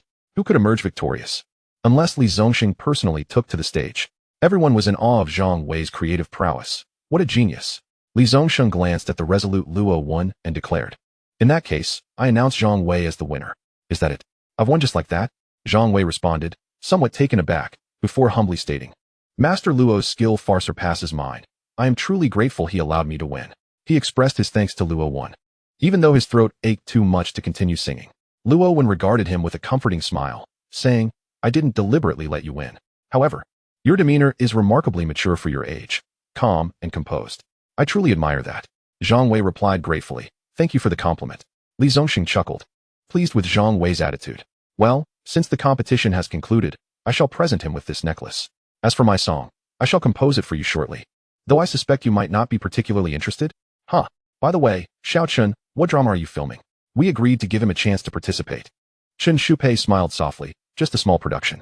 Our company has recently initiated it, and we expect to start filming in July next year. It's an adaptation of Aunt Chen's Huan Zhu Ge Ge, and we will assign him a role." Indeed, Huan Zhu Ge Ge. Zhang Wei felt a surge of joy. But with so many people around, it was not the time to express his excitement. Huan Zhu Ge Ge. This was a television series that had garnered astronomical ratings, sweeping across all of Asia. After agreeing to discuss acting with Chen Shupei the following day, Zhang Wei returned to his father's side, not intending to pursue acting, but rather to discuss other matters with Chen Shupei. Shortly after the competition concluded, and as the night grew late, the party came to an end. Before leaving, Su Ruoxuan discreetly slipped her personal number and a bottle of perfume to Zhang Wei. As the night deepened, Zhang Wei and his companions returned to the hotel. Zhang Aguo and Wang Dongliang exuberantly praised Zhang Wei, then retreated to their rooms to rest, weary from the day. Although the 4 of them were not lacking in funds, they only booked 2 rooms, partly due to Zhang Aiguo's frugal upbringing and partly because Wang Dongliang was notoriously stingy. In their room, Zhang Wei shared with Leng Yan. The moment he closed the door behind him, he eagerly exclaimed, "Sister, would you like a necklace?" Leng Yan remained silent, setting her bag down by the bed before sitting and finally looking at Zhang Wei. "What is the story behind these songs?" "What story?" Zhang Wei feigned ignorance. Moving to sit beside her, Leng Yan cast him a sidelong glance. "Both I and you and the eyes that love to smile are about love. How can you, at your age, understand love? Now speak, what's going on?" It was rare for her to be so talkative. Zhang Wei retorted, "Why wouldn't I understand love? Back in school, he almost let slip something." Thinking to himself, "How could I not understand love? Are you teasing me? Back in school, I had countless girls pursuing me whom I couldn't be bothered with. And how did my buddy end up getting married? Not to boast, but I have quite the wealth of romantic experience." Leng Yan chuckled lightly, appearing to be in good spirits. "Back in school? You mean when you were in kindergarten?" Zhang Wei attempted to explain, but Leng Yan interrupted him, extending her hand. "Give me the necklace." "You promised to kiss me," Zhang Wei exclaimed immediately. Leng Yan smirked, her expression playful yet serious. "Will you give it to me, or not?" In the end, Zhang Wei reluctantly relinquished the necklace, feeling exasperated. This person, a veritable dragoness, was utterly unreasonable, often resorting to threats. After both had taken their showers, Zhang Wei, as he slid into bed, suddenly remembered the perfume Su Ruoxuan had given him. Leaning against the pillow, he gazed at the now sleeping Leng Yan and softly called out, "Sister." Leng Yan responded, "Eyes still closed." Noting her disinterest, Zhang Wei chuckled and said, "I remember you particularly like perfume, right?" Leng Yan opened her eyes, asking, "What is it?" Zhang Wei propped himself up on his elbow, staring at her lips for a moment before stating, "I have a very exquisite perfume. Would you like it?" Not believing she wasn't intrigued, Leng Yan's eyes brightened as she scanned the surroundings, seemingly searching for the perfume's location, before finally turning her gaze back to Zhang Wei. "What perfume?" Zhang Wei tilted his head, squinting as he recalled, "It's a Japanese perfume. I believe it's called Issey Miyake. Yes, L'Eau d'Issey. Issey Miyake is a globally renowned fashion brand. And L'Eau d'Issey is a classic fragrance launched in 1994, now considered a luxury item in Japan." Leng Yan's eyes sparkled as she sat up slightly, revealing a glimpse of her snow-white skin. She quickly pulled the blanket to cover herself and asked, "Where is it?" At this, Zhang Wei, no longer oblivious, smirked slightly. "You can have it if you kiss me." Leng Yan hesitated for a moment before replying, "First, show it to me." "That won't do," Zhang Wei firmly stated. "What if you use force to take it from me later?" Leng Yan gazed at him earnestly. "I promise I will kiss you." "I don't believe you." Zhang Wei shook his head. Leng Yan's eyes narrowed dangerously. This was sheer tyranny. Zhang Wei felt a wave of indignation. However, given that he was no match for Leng Yan, he reluctantly got out of bed, donned his slippers, and walked to the chair next to the television. He retrieved the L'Eau d'Issey from his pocket, saying, "Here it is, brand new." Returning to the bed, he placed the perfume beside Leng Yan, muttering in irritation, "If you don't want to kiss, then fine." Leng Yan appeared quite pleased, unboxing the perfume. Zhang Wei had yet to see what it looked like until Leng Yan revealed it. The bottle featured a simplistic prism design, elegant yet bold, with a frosted silver cap and a single silver bead atop it, radiating a lustrous halo, exuding an air of nobility. Leng Yan gently pressed the nozzle, releasing a seductive yet refreshing fragrance that filled the room. She took a delicate sniff before carefully repacking the perfume and placing it on the nightstand. Turning to Zhang Wei, she beckoned, "Come closer." "Come closer?" Zhang Wei was slightly bewildered but moved a bit closer to her head, asking, "I've given you the perfume. What else?" Before he could finish his sentence, Leng Yan cupped his face, her rosy lips drawing near. Chapter 266. The ambitions of greatness reside within. In the midst of a deep slumber, the doorbell rang insistently. Zhang Wei, half asleep and dazed, fumbled around the bed, searching for Leng Yan, but finding her absent. He closed his eyes again, yawning, "Sister, please answer the door." After a moment of silence and another round of persistent ringing, Zhang Wei, now irritated, sat up and raked his fingers through his hair.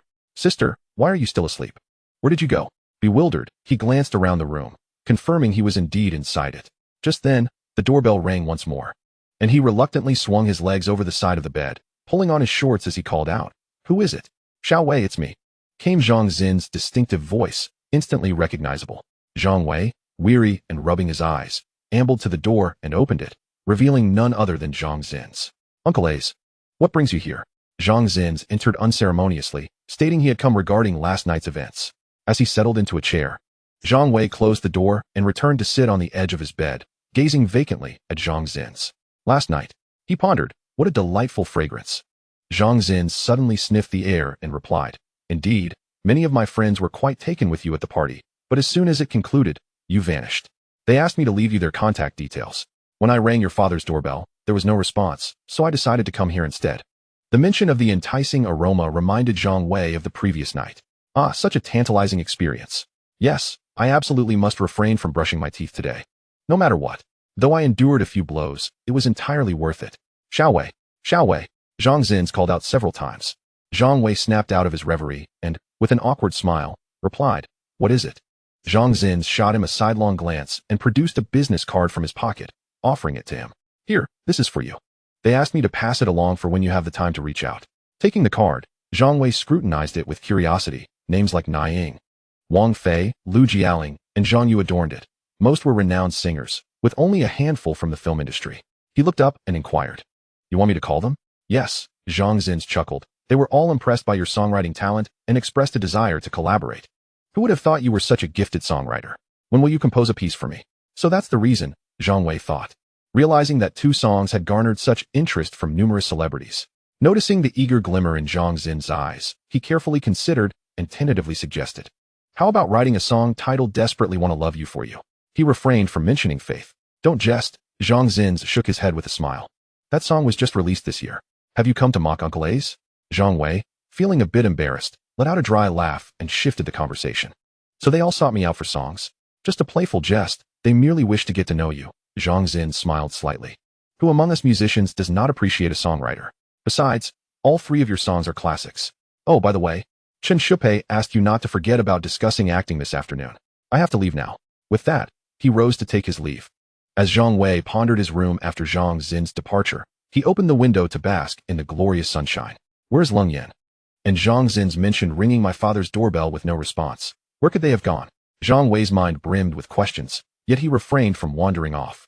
Sitting back on the bed, he mused about their whereabouts while the sun's rays streamed in, warm and intense. A familiar scent wafted through the air, reminiscent of either water lilies, roses, or primroses. It must be the residual fragrance of the perfume Leng Yan had worn the previous night, though it had faded considerably. After waiting for a while, without seeing anyone return, Zhang Wei could no longer contain himself. He donned his clothes, preparing to brush his teeth and wash his face. After all, although last night had been delightful, it was hardly reasonable to skip dental hygiene entirely. Just as he stood up, the door swung open, revealing Leng Yan clad in white sweatpants and a matching top. Despite the sweltering heat outside, she appeared remarkably composed, lacking any sheen of perspiration.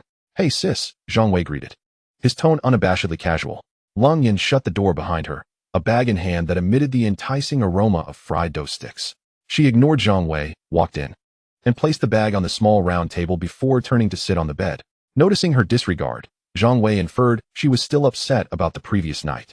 He shuffled closer and squeezed beside her, murmuring, Sis, please don't be mad about last night. It wasn't intentional. You know I was just excited when you held my face like that. Excited enough to thrust your tongue into my mouth. Leng Yan replied, her expression unyielding. She pointed to the bag on the table, urging, Go eat breakfast. Seeing you annoys me.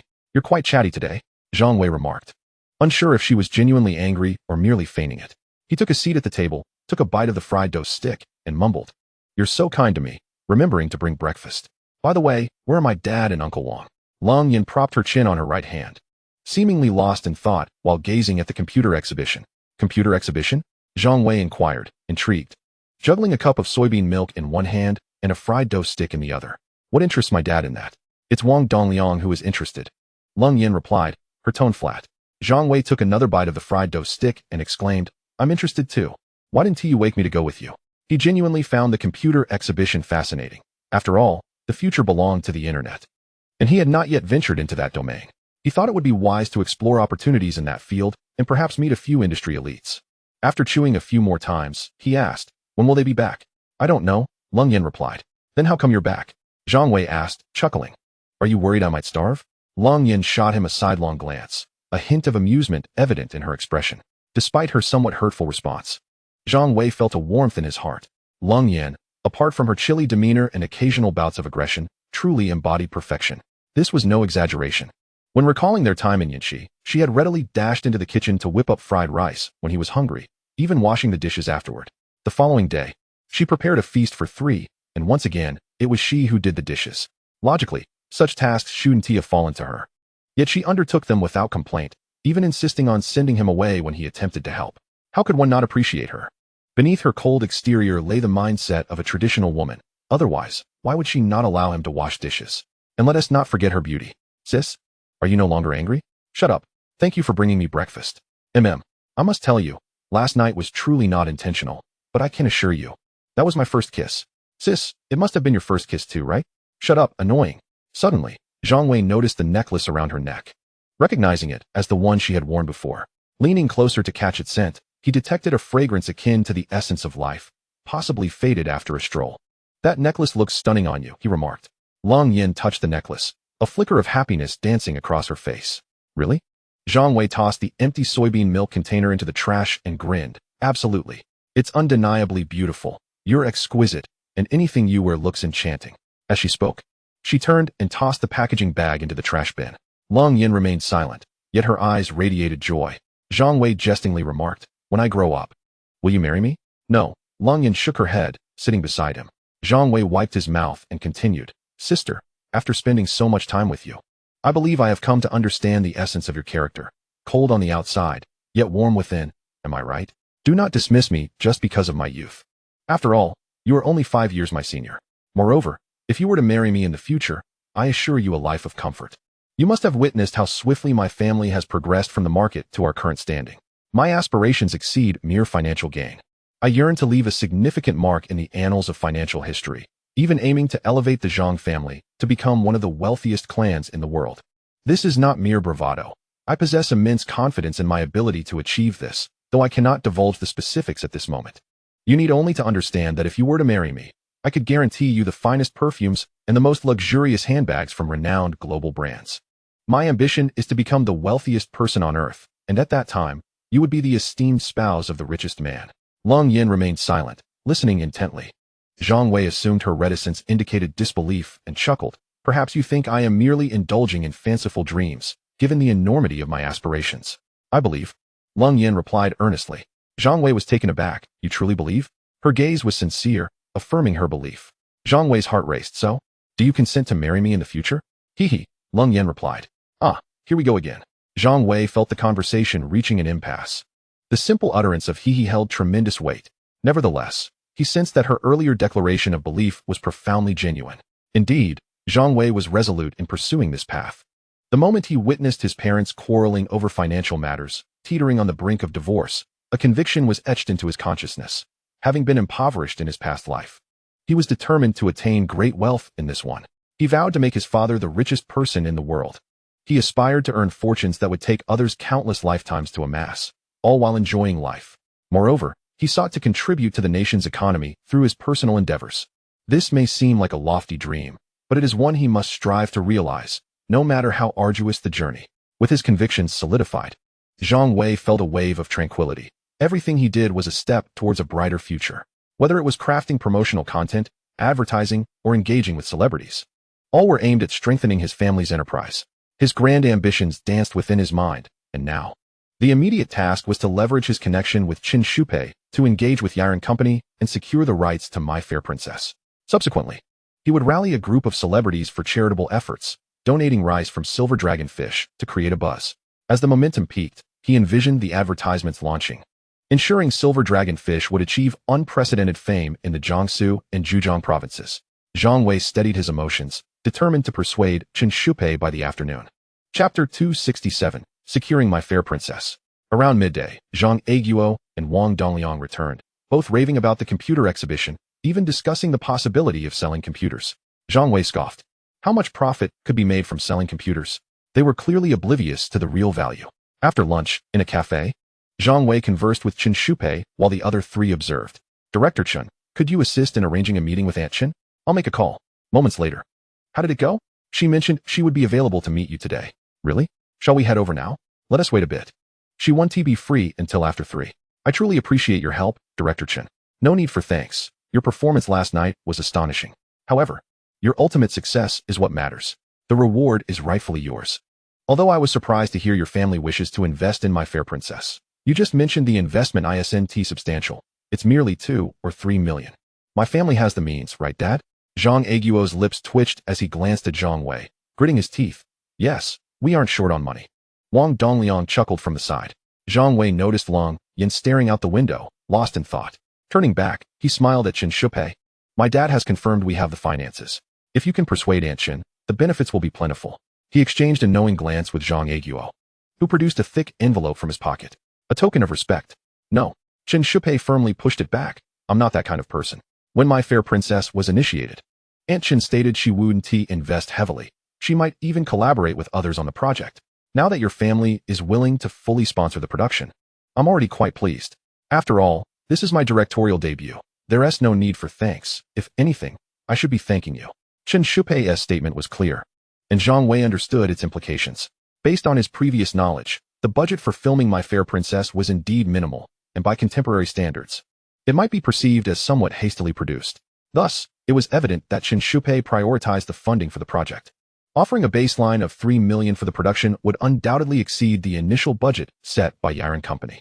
My Fair Princess had taken Asia by storm, even prompting South Korea to issue bans against Chinese films, resisting the encroachment of Chinese culture. The magnitude of its success was evident. Securing exclusive sponsorship for this series would mean the endorsed products would gain widespread recognition across Asia. Zhang Wei sought not merely to have his name associated with My Fair Princess, but rather to establish a bundled sponsorship. Want to broadcast My Fair Princess? Absolutely. But it must feature exclusive sponsorship from our own industry. After further discussion, around 3 in the afternoon, Chen Shupei received a call. He answered and glanced at his watch. Let us head to our company. Zhang Wei sprang to his feet. Is Aunt Chen available? Let us hurry. Aunt Kaianjao was exceedingly busy, being the highest authority in the company, and time was of the essence. Yes, Aunt Chen should have about half an hour to spare. Chen Shupei grabbed his bag and headed out.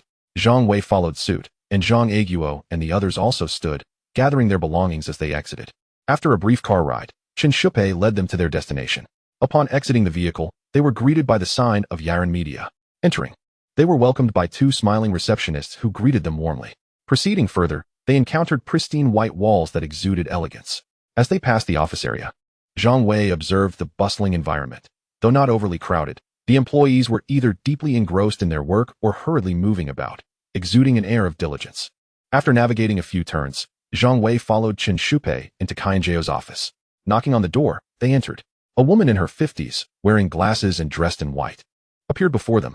Zhang Wei recognized that despite her youthful appearance, she was actually over 60, having taken good care of herself. The office was tastefully decorated, reflecting a scholarly aesthetic. Please, have a seat. I see you've arrived all sweaty. Cool off in the air conditioning for a bit. I have some work to attend to, so sit tight. Kaianjao gestured towards the sofa. The group settled down, and Zhang Wei found Kaianjao to be quite amiable, her demeanor exuding warmth and comfort, akin to a kindly elder.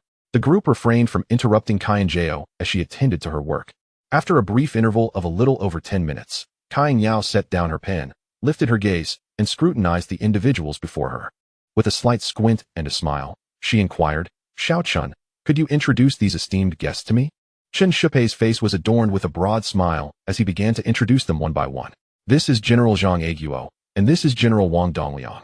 That is Miss Lung, and this gentleman here is the musical prodigy Zhang Wei, the son of General Zhang. Zhang Wei and his companions greeted Kaianjao warmly, and even Wang Dongliang displayed a notably amiable demeanor, likely aware of Kaianjao's reputation. After the pleasantries, Kaianjao shifted in her chair and addressed the group. I overheard Xiao Chun on the phone mentioning your interest in investing in My Fair Princess. Zhang Wei reclined against the sofa, resting his feet on the coffee table's footrest, seemingly unprepared to speak. Wang Dongliang and Lung Yan also remained silent. Indeed, Zhang Aiguo leaned slightly forward in a show of respect, saying, Aunt Kaianjao, I have heard of your illustrious name since childhood, and back in school, I even watched your cousin Wan Jun, which was absolutely splendid. In truth, he had never read the book. He merely recited what Zhang Wei had instructed him to say prior to this meeting. Flattery is universally appealing, and indeed, Kaianjao beamed with delight upon hearing his words. She engaged Zhang Aiguo in a lively discussion about the plot of Cousin Wan Jun, and fortunately, Zhang Wei had already briefed him on certain aspects, enabling their conversation to flow effortlessly. This delighted Kaianjao further, and they became so engrossed that they momentarily forgot the presence of the others. Observing this, Zhang Wei sensed the urgency of redirecting the conversation before it extended into the evening. He carefully studied Kaianjao's expression and noted her genuine happiness, perhaps due to the rarity of such unabashed flattery. This observation simplified the forthcoming dialogue. He was confident there would be no exorbitant demands. Having already determined a bottom line of 3 million RMB, no more, no less. Aunt, may I express my fondness for my fair princess? Zhang Wei ventured to steer the conversation back, despite the fact that, by age, he could have easily addressed her as grandma. Nevertheless, he opted for aunt, as women, irrespective of age, often prefer to be addressed in a manner that keeps them feeling youthful. Really? Kai Yao exclaimed, her eyes brightening. That makes me exceedingly happy. She closed the documents on the table and regarded Zhang Wei with a warm smile. I just heard from Xiao Chun that it was you who encouraged the investment in my fair princess? She assumed Chen Shupei had merely mentioned it in passing. Zhang Aguo paused his conversation, while Wang Dongliang and Leng Yan remained silent. Indeed, it was him, Chen Shupei chimed in cheerfully. He specifically asked me to inquire if you had any availability, and here we are. Zhang Wei beamed.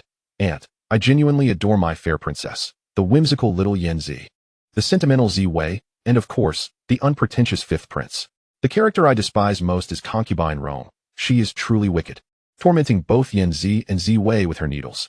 While his intent was to endear himself to Kai Yao, Zhang Wei could not deny that, upon reflection, no character in the entire series exhibited a personality as vivid as concubine Rome's, particularly the portrayal by the esteemed Li Minqi, which incited a visceral loathing.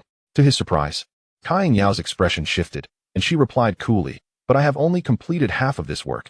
How could you know the plot? The project for my fair princess had indeed been initiated, but this year, Xiongnan Satellite Television had commissioned her to write a palace drama. Thus she was still in the throes of creation. Initially, she assumed Chen Shupei had merely shared a snippet, but this revelation fell off. How could he possess such detailed knowledge? She regarded Zhang Wei with astonishment and discontent, suspecting him of having pilfered her manuscript. Zhang Wei's countenance also changed.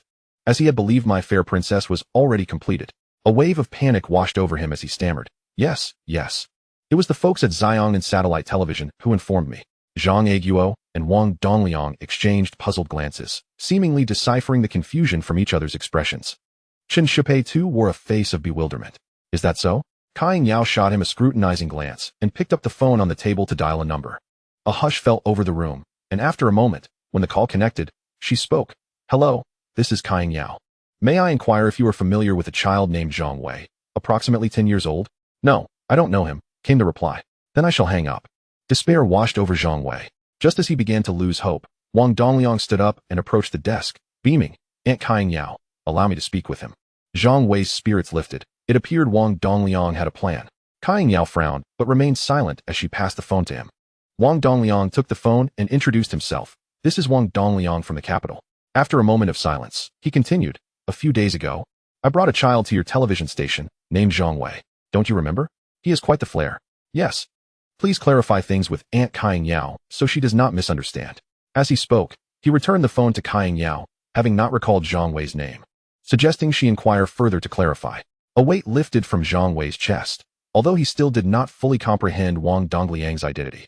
He felt reassured that the Xiongnan Satellite Television personnel would likely assist in smoothing over the misunderstanding. Kai Yao, puzzled, took the phone and began to ask questions. After a few exchanges, her expression softened, and she hung up, apologizing. I must apologize. I made an error earlier. Zhang Wei quickly replied, not at all. Anyone would feel incensed in such a situation, especially since we did not clarify. Chen Shupei stood to ease the tension, laughing heartily. As long as the matter is resolved, we can continue our discussion. Indeed, it is good to have clarity, Zhang Aguo added with a smile. Leng Yan exhaled, seemingly relieved. Please, take a seat. Kai Yao, in a congenial manner, gestured for everyone to sit, a smile once again gracing her face. It was my misunderstanding earlier. It is not your fault. Turning her attention to Zhang Wei, she inquired, do you enjoy stories like My Fair Princess? Once I complete it, I shall send you a signed copy. Wang Dongliang returned to his seat and exchanged a knowing glance with Zhang Wei. Zhang Wei chose to ignore him, focusing on Kai Yao instead. Thank you, Aunt. Not at all, Kai Yao replied gracefully, waving her hand. Given your sincere desire to fully fund the production of My Fair Princess, I am truly delighted. To be candid, I anticipate an investment of around 2 million RMB for this television series. However, since you wish to invest, I am inclined to enhance its quality.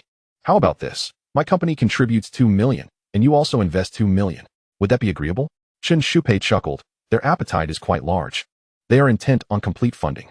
Zhang Wei affirmed with confidence. Indeed, my family wishes to fully fund this television series, and we do not require the copyright, provided a clause is added to the contract. What clause? Kai Yao inquired curiously. Zhang Wei detailed the exclusive naming rights, stating, "This is our sole request. My family is willing to invest 3 million RMB in the production of this television series." Kai Yao remained silent as she glanced at Zhang Aiguo and Wang Dongliang. Initially, Zhang Aiguo seemed taken aback, but upon Zhang Wei nudging him, he responded, "Yes, my family is willing to invest 3 million, provided we receive exclusive naming rights." "I will consider it," Kai Yao replied thoughtfully. Zhang Wei, Zhang Aiguo, Wang Dongliang, and Leng Yin remained silent, awaiting her decision. "Aunt, please agree to their proposal." Chen Shupei unexpectedly interjected, raising his hand. To be honest, a 2 million investment would yield a mediocre production. With their willingness to invest 3 million, I am confident we can create something remarkable. An exclusive naming right is merely a small concession for us. Zhang Wei cast a grateful glance. He understood that Chen Shupei was repaying a favor. Very well. Kai Yao acquiesced, stipulating one condition: the production of 2 installments of My Fair Princess, with the sole requirement that both must be financed by their company. Since they had made a request, she felt justified in making one of her own. She harbored little faith in the potential success of My Fair Princess, and with someone eager to invest, she decided to secure funding for the second installment as well. Zhang Wei smiled sweetly, agreeing without hesitation. Not a problem. Initially, he had been pondering how to resolve the funding issue for the second part, but Kai Yao had brought it up herself. As for a third installment, that was a matter for another day. Subsequently, Kai Yao had a contract prepared, and Zhang Wei suggested a staggering penalty for breach of contract, 500 million. Kai Yao was taken aback by the amount, but Zhang Wei was adamant. He did not wish for the second installment to be jeopardized should My Fair Princess become a hit. This hefty sum would deter any thoughts of defaulting. Ultimately, Kai Yao consented, as she had never held high expectations for the series. Observing his father signing the contract, Zhang Wei felt an overwhelming sense of joy. The exclusive sponsorship for My Fair Princess was finally secured, and he owed it all to the singing competition proposed by Zhang Zins. Although his throat still ached from singing 3 songs, the result was worth it, as it concerned a show with an astronomical viewership. Furthermore, the profits from the singing competition extended beyond My Fair Princess, bolstered by a large stack of business cards that Zhang Zins had delivered that morning. Zhang Wei understood precisely what this represented: a network of influential celebrities. Some would be of immediate benefit, while others might prove advantageous in the future. As Zhang Wei sat on the sofa, his eyes gleamed with anticipation. Next came the song by Li Zongsheng, and of course, there was the urgent collaboration with Zhang Zins. Wang Fei and Na Ying, who had agreed to engage in charitable endeavors in preparation for upcoming television advertisements. Chapter 268. Not yet having turned the red beans into lingering wounds for you. Upon returning to the hotel after signing the contract, Zhang Zins arrived, stating that Wang Fei and Na Ying were waiting at another hotel to discuss charitable matters in detail. Zhang Wei and Zhang Aiguo followed him. Fortunately, it was not far. A 15-minute ride in Zhang Zins' car brought them to the hotel, a 3-story establishment. As they reached the entrance, Zhang Zins rang the doorbell and remarked, "I'm glad you informed me in time. Otherwise, Wang Fei would have returned to Hong Kong tomorrow." Feeling fortunate, Zhang Wei replied, "Thank you, Uncle Ace." Zhang Aiguo added, "I." A voice from inside interrupted him. "Who is it?" It sounded like gnawing. "It's me, Ace," Zhang Zins called out. Footsteps approached, and soon the door opened to reveal Na Ying in a black dress. "Come in quickly. I've been waiting with Ah Fei for a while," she said, stepping aside to allow them entry. Inside, the television was on, broadcasting a rapid stream of Japanese dialogue that Zhang Wei could not comprehend. Wang Fei, seemingly having just finished drying her hair, was seated on the bed with a hairdryer in hand. Upon noticing the newcomers, she smiled and said, "Have a seat. I'll join you shortly once I finish drying my hair. Please talk with Na Ying in the meantime." The 3 gathered around a small round table, and Na Ying retrieved 3 bottles of drinks from the refrigerator. Zhang Wei felt a pang of concern. This was the stark contrast of living in a hotel, all due to Wang Dongliang's frugality. "Ace briefed us this afternoon," Na Ying said, blinking as she sat down. "What plans do you have for this charitable endeavor?"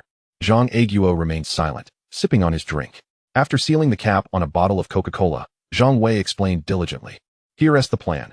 My family has prepared 2 million worth of goods, which we will declare as charitable donations to impoverished elderly and vulnerable women and children. You 3 will need to personally deliver these items to the recipients, and I will arrange for reporters to cover the event." He paused, adding, however, "It won't be reported directly, but rather through covert filming.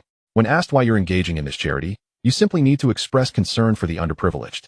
We will handle everything else on our end." Na Ying frowned, But wouldn't that mean we won gain much exposure? I'm indifferent. It's up to you to decide. Zhang Zins leaned back in his chair, extending his hand. No, no, Zhang Wei smiled at gnawing. I can imagine you're wondering why we're opting for covert filming instead of direct coverage. Wouldn't that better showcase your prominence? Gnawing nodded but remained silent.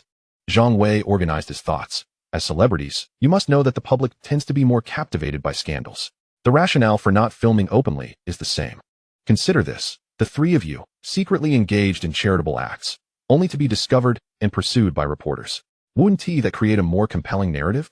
Zhang Aiguo appeared perplexed, questioning why covert filming would yield better results. You might not be aware, Zhang Zins interjected with a grin, but in our entertainment industry, people place greater trust in what is captured clandestinely, which is why so many paparazzi lurk near celebrities' homes. Gnawing seemed to grasp the concept, exclaiming, "How did I not think of that? Yes, this idea is excellent. I have no objections, it primarily depends on Fei." The situation unfolded surprisingly smoothly. Yet Zhang Wei was more concerned about whether Wang Fei would agree. After a while, Wang Fei finished drying her hair, flicked it back, and approached. With no chairs available, she squeezed in beside Gnawing, smiling. "How did your discussion go?" Gnawing recounted the previous conversation, adding, "I'm prepared to agree. It's a free opportunity to gain visibility while helping those in need. What about you?" Zhang Wei gazed at Wang Fei, adorned in a pink gown, silently urging her to agree. Wang Fei did not respond immediately, playing with her hair for a moment. "Initially, I didn't have time for such endeavors. But who could resist when Xiao Wei writes such wonderful songs?" She blinked and said, "Xiao Wei, if you write me a song, I will agree." Zhang Wei felt a bead of sweat. He had no talent for songwriting. Moreover, he was not particularly familiar with Wang Fei's music, as the few songs he knew had already become popular. What could he do? "Son, just write her a song," Zhang Aiguo said casually. Zhang Zins also looked at Zhang Wei with a smile. "Yes, just write another one."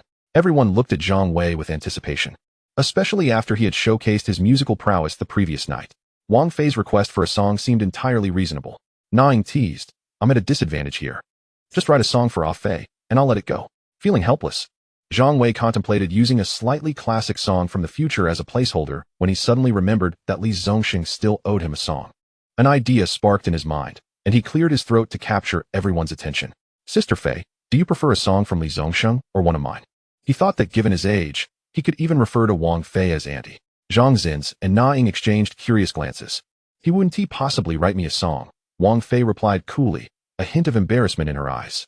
Just as Zhang Wei was about to say more, he suddenly recalled a rumor from the future. Li Zongxing and Wang Fei had an unpleasant encounter when she left Hong Kong for America. Li Zongxing had pursued her, hoping to sign her, but in a shocking turn of events, Wang Fei had torn up the contract in front of him. This was a blatant slap in the face. How could Li Zongxing ever write a song for Wang Fei now? Yet Wang Fei's condition was clear. She wanted a song. He remembered a few songs she had sung, but by now, they were all well known. What to do? What should he do? Zhang Wei felt a rush of anxiety. If Wang Fei participated in this charitable endeavor, the impact would be significantly greater. Although she was still not widely recognized in the mainland, her status as the first Chinese singer on the cover of Time magazine was enough to attract considerable attention. Relying solely on Zhang Zins and Gnawing might diminish the effectiveness of their efforts. The princess smiled gracefully, stating that her request was not excessive. She asked for a song to be written for her. She promised to participate in any future charitable endeavors, and even offered to endorse an advertisement for free if needed. Zhang Aiguo's eyes lit up at this, as he was well aware of the princess's immense fame, which far surpassed that of Ren Xiankai. In his estimation, if Ren Xiankai's endorsement was worth 400,000 RMB, then the princess should be valued at 4 million. Why not sell a song for that amount? He urged. "Son, write a song for the princess." Zhang Zins and Gnawing remained silent, their gazes fixed on Zhang Wei. With a wry smile, Zhang Wei thought it over. Perhaps he could just cobble together a song from the future as a makeshift solution. Just as he was about to speak, his eyes inadvertently caught a scene from a Japanese drama on television, where the female lead was absent-mindedly boiling red beans, resulting in them being burnt. Suddenly, Zhang Wei recalled the princess's song Red Beans, a piece he could sing, albeit with some forgotten lyrics. However, that was not the crux of the matter. It would suffice to impress the princess. "No problem," Zhang Wei said, his confidence shining through as he leaned back in his chair. "I may not compose music, but I can sing, and with the three of you renowned vocalists here, you should know how to compose." The princess, Gnawing, and Zhang Zins looked astonished. "You truly cannot compose. Were you not fibbing last night?" The princess remarked, exasperated. "Sing for us," she insisted, her expression darkening. Ignoring their incredulity, Zhang Wei began to sing softly, not fully absorbing the moment. In the climate where snowflakes bloom, it is I, sometimes. I haven tea, even turned the red beans into tender wounds for you. He stumbled through a few lyrics, hastily adding in a couple of words. The group listened attentively. And even Zhang Aiguo, the straightforward man, seemed at ease with the melody. After he finished, the princess nodded approvingly. What a beautiful song. I like it, however. I think changing bloom to unfurl would be better. Zhang Zins frowned, suggesting, what about turning red beans into tender wounds instead? Perhaps boiling them into tender wounds would suffice? Na Ying chimed in, nothing lasts forever. How about eternal instead? The three debated animatedly, quickly correcting nearly all of Zhang Wei's misheard lyrics and discussing the composition.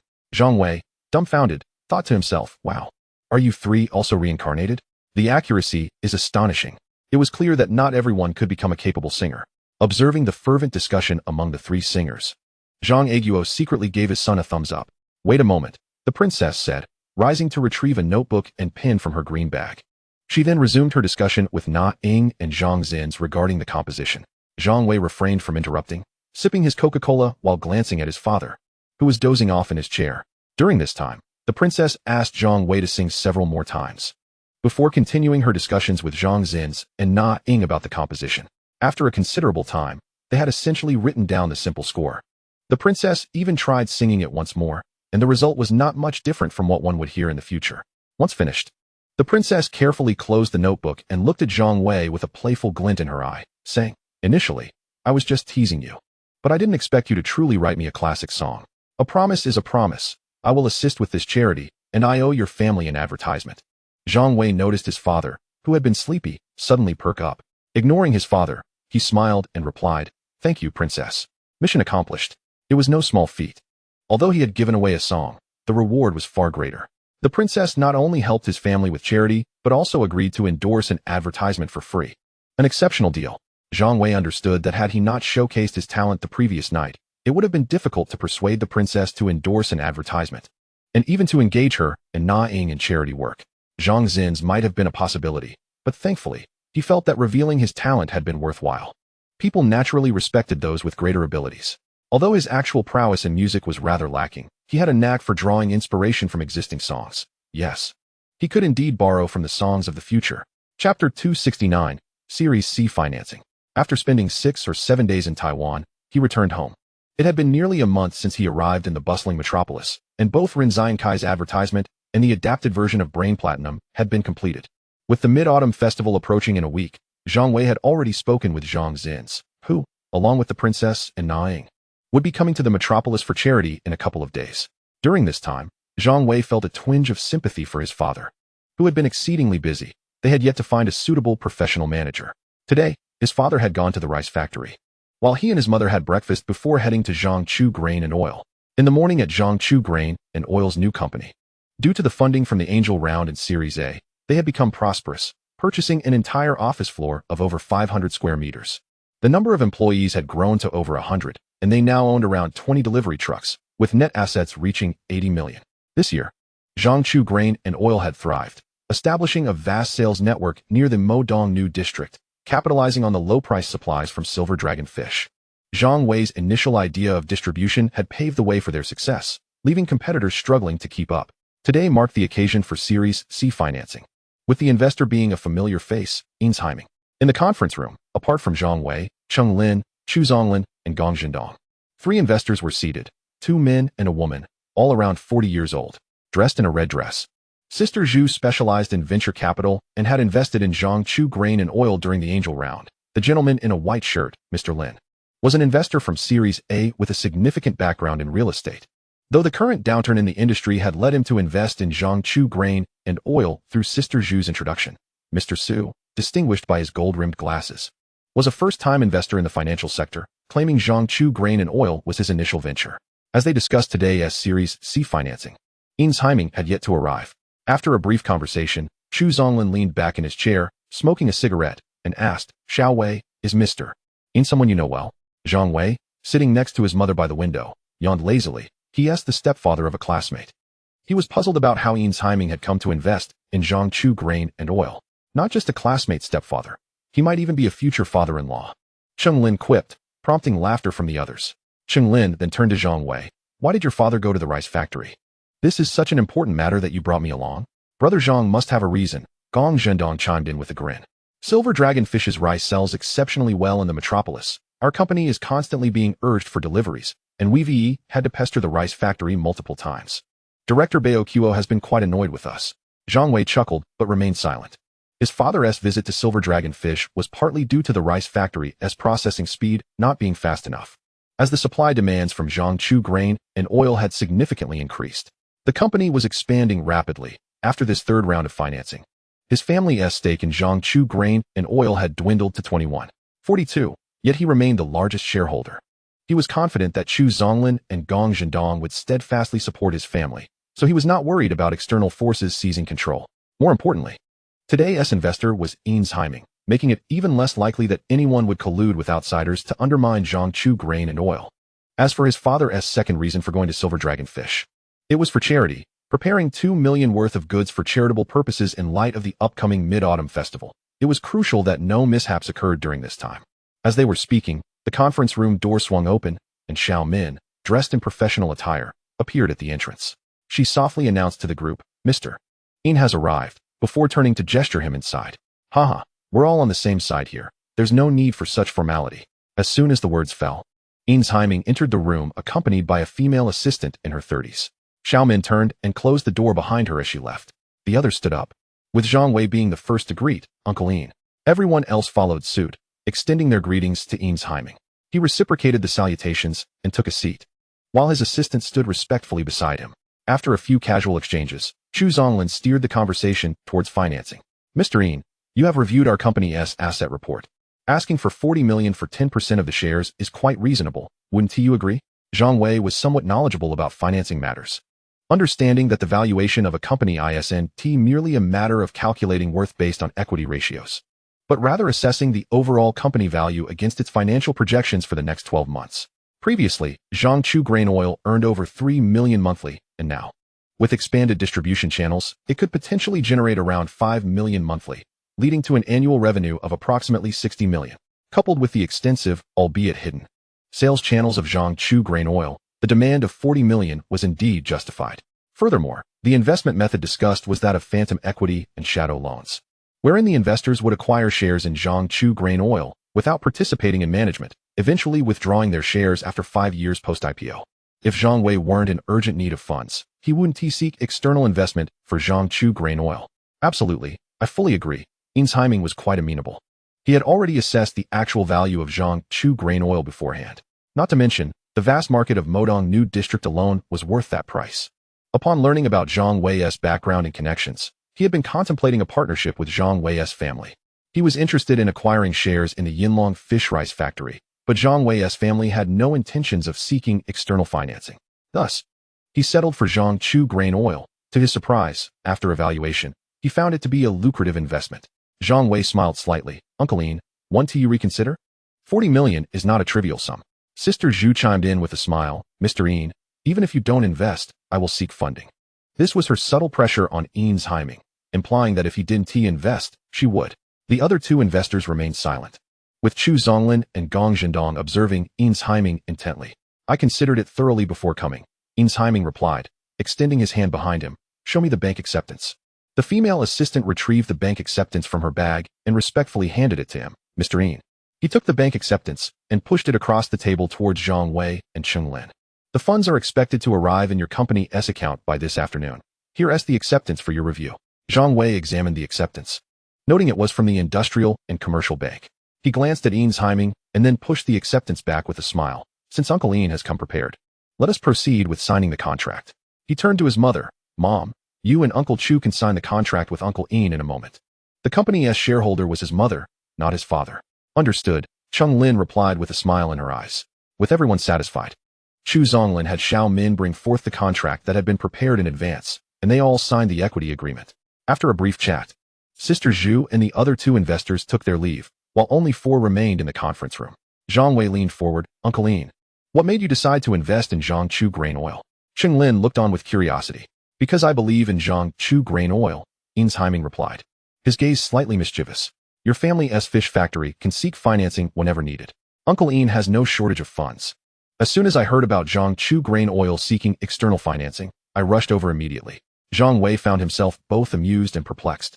Realizing that Heiming's investment was motivated by a desire for close collaboration with his family, he couldn't deduce the specific reasons behind it, so he earnestly stated, 40 million is no small amount, especially considering its phantom equity and shadow loans. Thank you, Uncle Ian. Heiming waved his hand dismissively. To be frank, my confidence in Zhang grain oil is one aspect. On the other hand, I've heard that your family's Yinlong fish is receiving full support from the government. He lightly tapped the table. I believe even the premier has written a calligraphy for Yinlong fish. Lin began to boast. Indeed, he is quite amiable. It was as if she had met him herself. At last, Zhang Wei understood the situation. Heiming's investment was likely influenced by information from powerful figures behind him. Such matters were not his concern, as long as the funds were secured. Heiming might be a man of ambition, yet he was also straightforward. Far better than those hypocritical pretenders. After a while, Heiming stood to take his leave. Once he and his assistant departed, Zhang Wei rubbed his temples and asked, Mom, how is the hometown flavor progressing? Lin responded cheerily, what do you think? I'm preparing to open several more branches. Zhang Wei was taken aback, quickly exclaiming, Mom, don't rush. Why open so many branches? Opening a branch doesn't cost much, Lin retorted with a roll of her eyes. My goal is to have hometown flavor branches throughout the entire Magic City by the end of this year. She laughed. You and Dad will develop the rice factory while I expand hometown flavor, and we'll see who grows faster and stronger. Zhang Wei hesitated, acknowledging the quick returns from the restaurant industry. In contrast, the rice factory's profit cycle was considerably longer. If solely comparing the rice factory to the fast food outlet, it was indeed possible that hometown flavor could surpass the rice factory in a year or two. However, his ambitions lay elsewhere. Yinlong fish was merely a stepping stone. What he needed to do now was fortify this stepping stone through upcoming charitable endeavors and advertising, all to pave the way for Yinlong fish's growth. As long as no issues arose during this period, substantial profits could be made next year from the Thai baht, allowing him to venture into the internet industry thereafter. Just as the two were conversing, hurried footsteps approached. Chu Zonglin reappeared at the conference room door, appearing somewhat anxious, and shouted, This is bad. This is bad. Zhang Wei was puzzled. Heiming had just invested, so what could possibly be wrong? Before he could inquire, Lin blinked and asked, Old Chu, what is going on? With a furrowed brow, Chu Zonglin entered and heavily sat down in the chair beside Zhang Wei, sighing deeply. I just saw in the newspaper that someone is slandering Yinlong fish rice. Zhang Wei was taken aback. Who would dare slander Yinlong fish rice at such a crucial time? The advertisements were set to air soon on television, and shortly thereafter, the rice from the 70,000 acres of contracted fields would be ready for harvest. If it were to be tarnished, it would truly be disastrous. Chapter 270. You dare to strike us? The atmosphere in the conference room turned tense as Zhang Wei examined the newspaper handed to him by Chu Zonglin. It was the Yangtze Daily, not only the largest urban newspaper in Jiang province, but also widely circulated in the Magic City, possessing significant influence. Xiao Wei, turn to the second page. Chu Zonglin exclaimed with anger, slamming his hand on the table. This is utterly outrageous. Naturally, he was concerned that Zhang grain oil and Yinlong fish's fortunes were intertwined. Lin hurriedly nudged Zhang Wei. Quick, turn the page and see. All right. Zhang Wei replied, spreading the newspaper on the conference table. He flipped to the second page, where the headline boldly proclaimed, Scam? Nationwide attention on Yinlong fish's alleged false advertising. It was shocking and alarming. He quickly read the content, which stated, Recently, a whirlwind of praise for Yinlong fish has swept through Jiangsu and Zhejiang provinces. Curious about the source, our reporter investigated and discovered a startling scam. Numerous newspapers have been reporting on the health benefits of the silver dragon fish, and how a local government has distributed silver dragon fish rice to the elderly and lonely in honor of the Mid-Autumn Festival. However, setting aside the discourse on health preservation, our reporter has conducted thorough investigations over several days and has ultimately unveiled the deception surrounding the silver dragon fish. The Heidong Minqiang Township government has, in fact, never distributed silver dragon fish rice to the elderly. Below are excerpts from our interviews. Zhang stated. Wang remarked. In conclusion, many villagers expressed to our reporter that they were entirely unaware of what the silver dragon fish was. We strongly condemn enterprises that exploit charitable endeavors for their own gain, and we will expose their nefarious actions to the public, hoping that the relevant authorities will conduct a thorough investigation into this matter. Initially, Zhang Wei bore a solemn expression, but after reading the newspaper, his brow slightly unfurled. The Yangtze Daily has misreported. We had already communicated with Mayor Li and sent a batch of rice over, and the photographs published in those newspapers were indeed taken as described. How can the Yangtze Daily slander my family like this? Cheng Lin exclaimed, angrily slamming her hand on the table. Chu Zonglin, with a wry smile, remarked, this is not about discussing slander. It is about how to mitigate the fallout. The Yangtze Daily boasts millions of readers. Indeed, the readership of the Yangtze Daily is substantial, and mishandling this situation could inflict significant reputational damage on the silver dragon fish. Zhang Wei nodded, closing the newspaper, and with a squint, he said, however, I have no intention of mitigating the impact. Rather, I wish to amplify it. Amplify it. Chu Zonglin expressed his confusion. Cheng Lin also stared, bewildered by his meaning. Zhang Wei smiled faintly, leaning back in his chair. Didn't the Yangtze Daily accuse the silver dragon fish of not donating goods to the township government? We shall send a letter from our attorney demanding a public apology from the Yangtze Daily, or we will proceed to court. Chu Zonglin and Cheng Lin exchanged glances, both struggling to comprehend Zhang Wei's intentions. Zhang Wei did not respond to them, but turned to Cheng Lin, saying, Mom, call Dad now and have him send a lawyer's letter to the Yangtze Daily in the name of the silver dragon fish. Cheng Lin acknowledged and retrieved her mobile phone from her bag, dialing Zhang Aiguo's number and conveying the situation once it connected. The public outcry had reached a boiling point. No, it would be more accurate to say it had erupted in condemnation. Following the publication of the report by the Yangtze Daily, many people voiced their opinions on the matter. Silver dragon fish? That mysterious young man's rice brand? My goodness, turns out silver dragon fish is so filthy. I can't believe I supported it before. Who would have thought? The news reported previously was entirely fabricated. How shameless can the silver dragon fish be to exploit charity for false advertising? Utterly disgraceful. From that moment on, many vowed never to purchase silver dragon fish rice again. The silver dragon fish swiftly became the subject of widespread disdain, with numerous public figures stepping forward to criticize its actions, urging their followers to boycott the brand. It seemed as though, overnight, the silver dragon fish had become a pariah, with countless calls for a thorough investigation into its despicable conduct. Under mounting pressure, the relevant authorities issued a statement promising to investigate the alleged false donations by the silver dragon fish, prompting applause and approval from the public. With only a day remaining until the charity event hosted by Zhang Wei's family, the fervor against the silver dragon fish grew ever more formidable, with many vowing not to relent until the company faced severe repercussions. On a cloudy morning, Zhang Wei and his father arrived in Jinling. The lawyer's letter had already been dispatched, and the president of the Yangtze Daily personally called to invite them for a discussion regarding the matter. At the newspaper office. In the president's office, the 50-something-year-old President Ling adjusted his reading glasses and scrutinized Zhang Wei and Zhang Aiguo before him, speaking softly. Was it your lawyer's letter that we received a few days ago? Zhang Wei remained silent. Indeed, I am quite outraged by your newspaper's false reporting, Zhang Aiguo responded indignantly. Oh, false reporting? President Ling leisurely lifted a porcelain teacup from his desk, a hint of mockery in his tone. Our Yangtze Daily is a provincial newspaper. Would we engage in false reporting? Zhang Wei felt his irritation mounting due to Ling's demeanor. Initially, he had assumed they were summoned for an apology. But the triangular-eyed President Ling's attitude was far from apologetic. He furrowed his brow and replied, President, has your newspaper conducted a thorough investigation? Exactly. We have proof of how much rice we donated and the township government's acknowledgement. Zhang Aiguo's fury was palpable. President Ling sipped his tea, unfazed, stating, whether you have proof or not is of no concern to me. As I mentioned earlier, our newspaper is a major publication and would never publish false reports. He set down the teacup, smirking. I brought you here not to retract your accusation, but rather to have our reporters interview you to understand your motives for committing such a heartless act. How dare you? Zhang Wei exploded, fully enraged. You dare to cast such an accusation upon us. Our rice factory has already donated a significant amount of rice to the township government. And you say proof is irrelevant to you? What do you mean by false reporting? Zhang Aiguo slammed his hand on the desk, demanding, what do you mean by that? President Ling maintained a sardonic smile. What do you think I mean?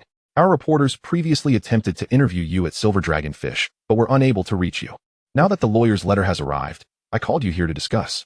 He leaned forward slightly, his grin widening. So, will you accept the interview? If not, I will have to show you the door. Anyone faced with such a situation would undoubtedly be furious, perhaps even smashing President Ling's office in anger. Yet he remained unfazed, seemingly relishing the prospect of Zhang Wei and his father creating a scene, as it would provide material for an article titled The Silver Dragon Fish Owner Loses His Temper and Causes a Ruckus at the Yangtze Daily. To this end, President Ling rummaged through his drawer, retrieving a recording device, ready to document the exchange, fully intending to use it as evidence of the Silver Dragon Fish's alleged misdeeds. He had sensed trouble when the lawyer's letter arrived and subsequently had his team investigate, ultimately discovering that the silver dragon fish indeed had made donations. Now, he found himself in a quandary. Would he have to issue a public apology? That would be an embarrassment for the Yangtze Daily. Thus, he devised a cunning plan to provoke Zhang Wei into anger, allowing him to continue maligning the silver dragon fish without consequence. Noticing the somber expressions on the faces of the father and son, President Ling's amusement deepened as he continued to provoke. Every unscrupulous merchant has their tricks. But I have never seen anyone utilize charitable causes for false advertising quite like you. For this, I, Ling Jingkai, feel compelled to continue. Huh? You dare to push your luck? Zhang Wei's eyes nearly narrowed to slits, and he was on the verge of cursing. Suddenly, he caught sight of President Ling's hand emerging from the drawer, seemingly holding a black object resembling an MP3 player. Judging by its dimensions, it was likely a recording device. What a scheming individual. Zhang Wei's temper boiled over, realizing President Ling's intentions. So, you want us to create a scene for your recording, do you? Very well. Today I shall provide you with a monumental piece of evidence, but I fear you may regret it later. Zhang Wei's face flushed crimson as he slammed the desk, roaring. Ling, you son of a... President Ling's expression brightened with anticipation. Finally, the moment he had been waiting for had arrived. But then, an unexpected turn of events occurred. Dad! Zhang Wei called out to his father, urging him not to berate President Ling, for he is indeed an intellectual. President Ling was taken aback, bewildered by the situation. However, Zhang Wei was visibly flustered. I understand your indignation. Zhang Wei offered him a calming glance before turning to President Ling with sincerity, saying, My father is a rough man, lacking in eloquence. If he has offended you in any way, President Ling felt a wave of disappointment wash over him. It seemed that today's discord would not escalate, and a long legal battle loomed ahead, leaving him somewhat disheartened. Zhang Wei, with a grin, exclaimed, Come on. You're welcome to take a swing at us. Chapter 271, The Master of Insults. As soon as Zhang Wei finished speaking, President Ling stared at him in astonishment. He had just seemed to be apologizing, yet the next moment he was challenging him. Was he putting on a show?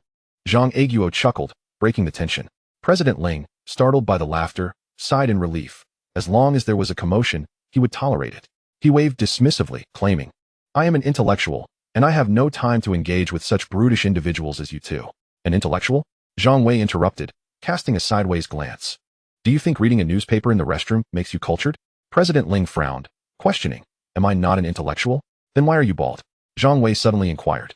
President Ling's expression darkened. How dare this brat point out his flaw? He retorted coldly, What does my baldness have to do with you? Zhang Wei looked equally puzzled at Zhang Wei's line of questioning. Wasn't he supposed to be insulting? Why was he now concerned about someone else's baldness? Your baldness may not concern me, but if you're not very bright, why would you want to emulate someone who is bald? Zhang Wei asked earnestly. Not very bright. Emulating baldness. You little brat, are you implying that I am foolish? President Ling nearly leapt up to slam his fist on the table. But thinking of the humiliation he must endure, he quelled his anger. He was somewhat aware of Zhang Wei's family background. Rumored to be closely linked with Secretary Mao of Shanghai City, who was a member of the Provincial Standing Committee. Although Secretary Mao had no authority over the Yangtze Daily, entangling himself with them would still prove troublesome. His initial intention was to provoke the father and son duo, but he never anticipated Zhang Wei's sharp retorts. Zhang Wei had no desire to insult him. However, his family had contributed not only 100,000 yuan worth of goods for charity, but also planned to donate 2 million yuan worth to Zhang Xin's and others, along with another million yuan worth of goods. They had invested so much simply to win a wager against Wang Dongliang, yet unexpectedly found themselves slandered by the Yangtze Daily. If only the Yangtze Daily had reported the facts, it would have been bearable, but President Ling's sarcastic remarks coupled with his intent to record the conversation were intolerable. Indeed, Zhang Wei had utilized the charity for self-promotion, yet he had genuinely engaged in philanthropy. So, the Yangtze Daily sought to tarnish his family's reputation? If they were willing to sacrifice their own dignity, then he had no qualms about hurling insults back. The facade of civility had been shattered. It was time for everyone to abandon their pretenses. Zhang Wei, who had been simmering with pent-up frustration, could no longer hold back. After all, it was in his nature to retaliate when others disparaged his family without fear of consequence. Outside, Chief Editor Han of the Yangtze Daily was preparing to report to the president's office when a wave of humorous expletives erupted from within. You fool.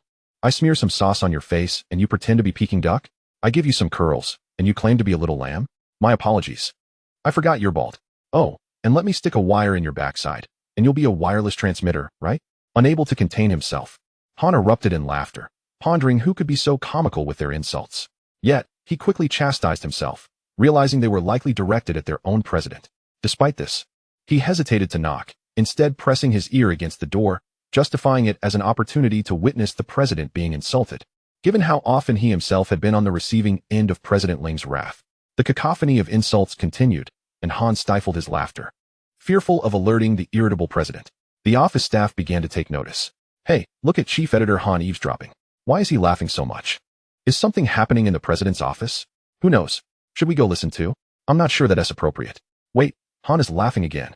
I can't resist the curiosity. Let us go. Several staff members tiptoed over, though they refrained from pressing against the door like Han. Moments later, they too were drawn in by the laughter, finding the insults utterly entertaining.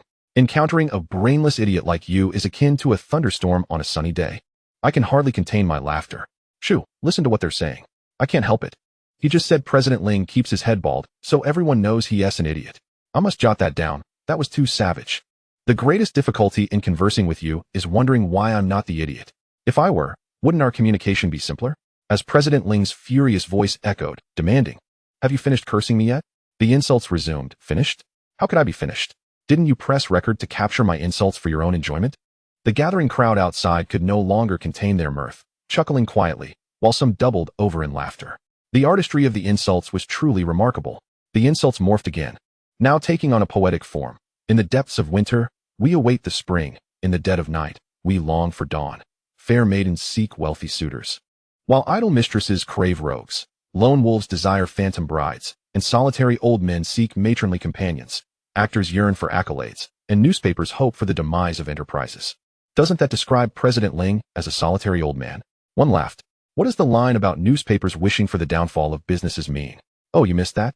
A few days ago, while you were away, our paper reported on a company accused of using charity for false advertising, but upon investigation, it turned out to be untrue.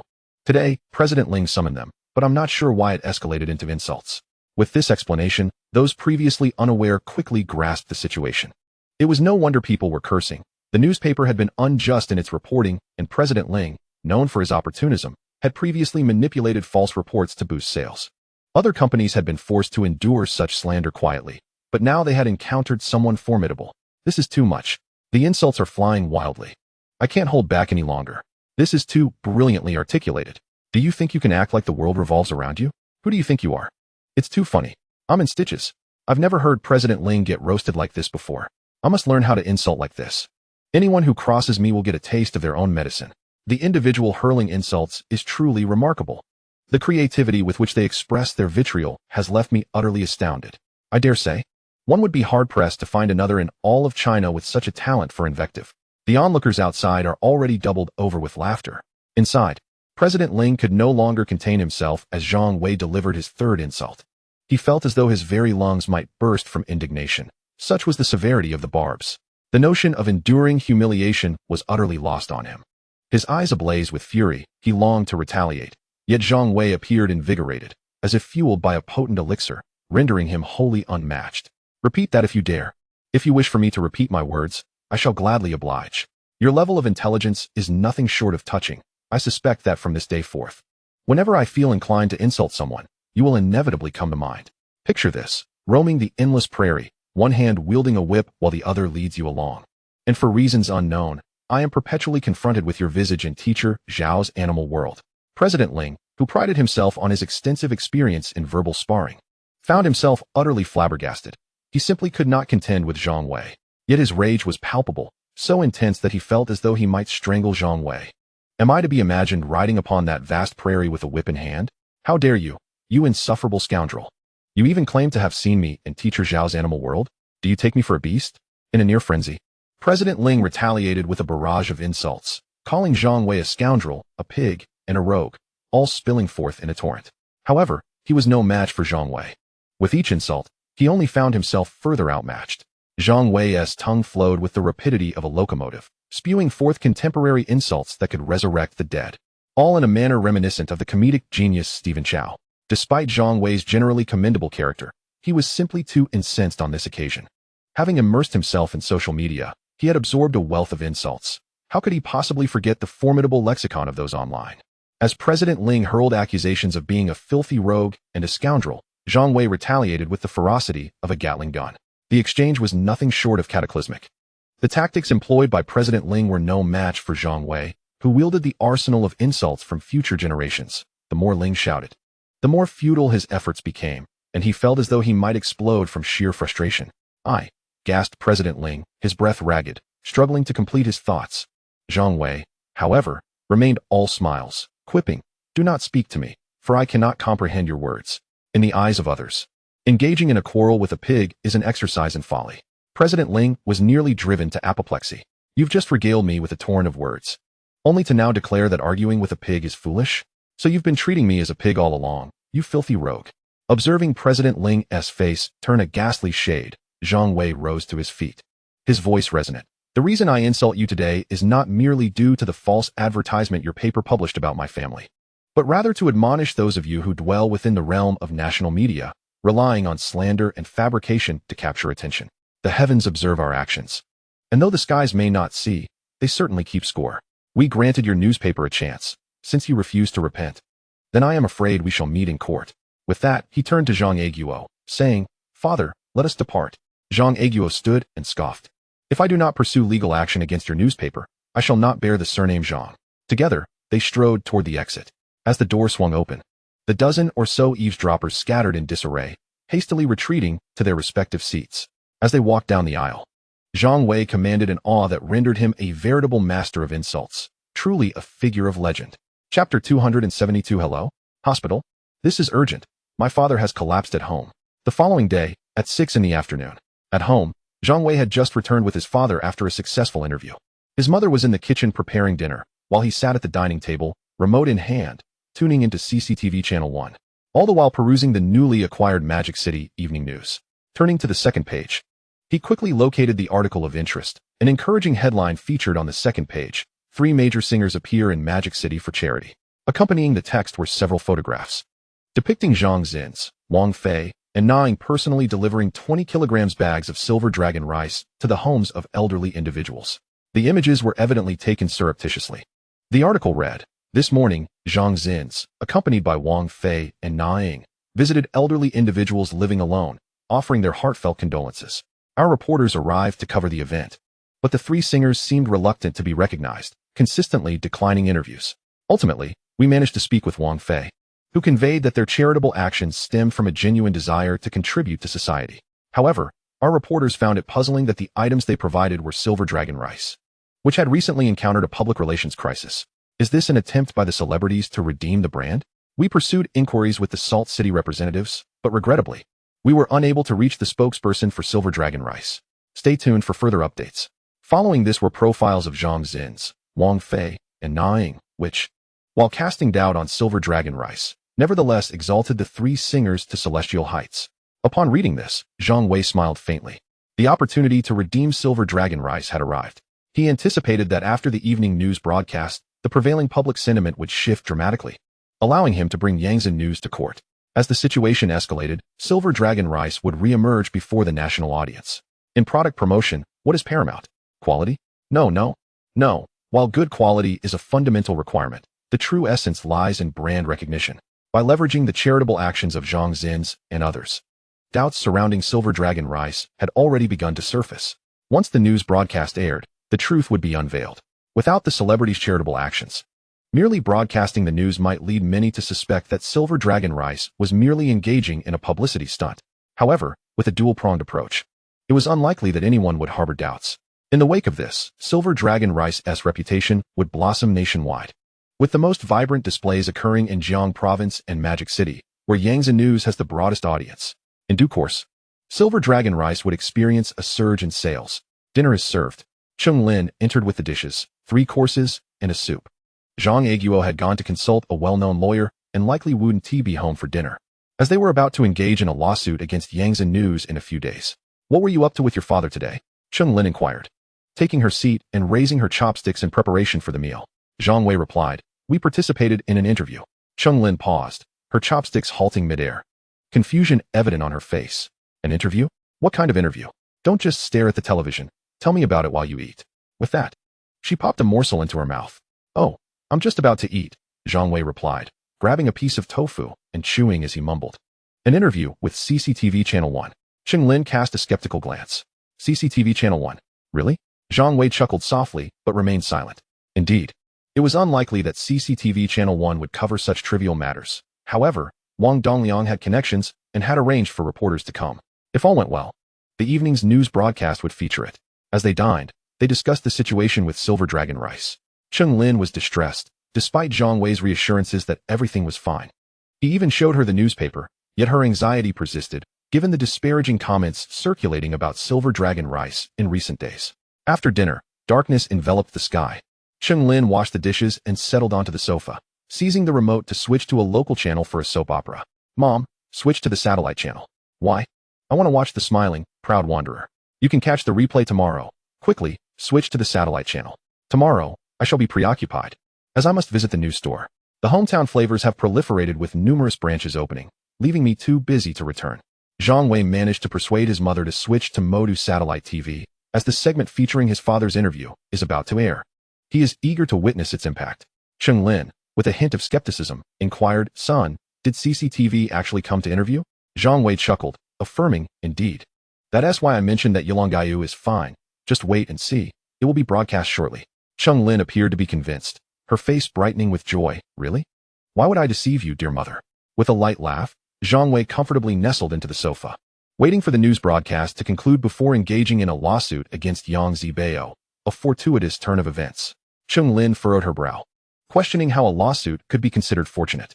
Zhang Wei raised the corners of his mouth slightly. How could it not be a good thing? Recently, Yang Zibao tarnished the reputation of Yulonggayu. Once this news airs, Yulonggayu will be vindicated. Seizing this moment to amplify the issue, I suspect the entire nation will come to know the name of Yulonggayu rice, and it will surely sell out. Hearing Zhang Wei's reasoning, Cheng Lin began to understand, her spirits lifting as she settled on the sofa to watch television. In Jinling, at President Ling's residence, he and his daughter were enjoying dinner while the news broadcast commenced on television. The daughter, while eating, playfully remarked, Dad, how is the meal I prepared today? You didn't touch a morsel yesterday. Quite delicious, President Ling replied, though he had little appetite yesterday, having been scolded by Zhang Wei, which nearly induced a heart attack. Originally intending to provoke the father and son duo and use the recorded content to substantiate that Yulonggayu was indeed an unethical enterprise, he found himself instead being enraged and verbally assaulted by Zhang Wei, who was remarkably sharp-tongued. The very thought of Zhang Wei's harsh words soured President Ling's appetite, rendering it as unpalatable as consuming a half-fly. Noticing her father's loss of appetite, his daughter pouted, Are you dissatisfied with my cooking? No, he shook his head. I'm merely troubled by matters at work. A few days ago, the newspaper reported on Yulonggayu. Now, the CEO of Yulonggayu wants to sue us. His daughter laughed, setting down her chopsticks. Dad, this isn't your first time dealing with such matters, so what is there to fear? Besides, it's not like the newspaper hasn't faced lawsuits before. It's just a matter of compensating for some reputational damages.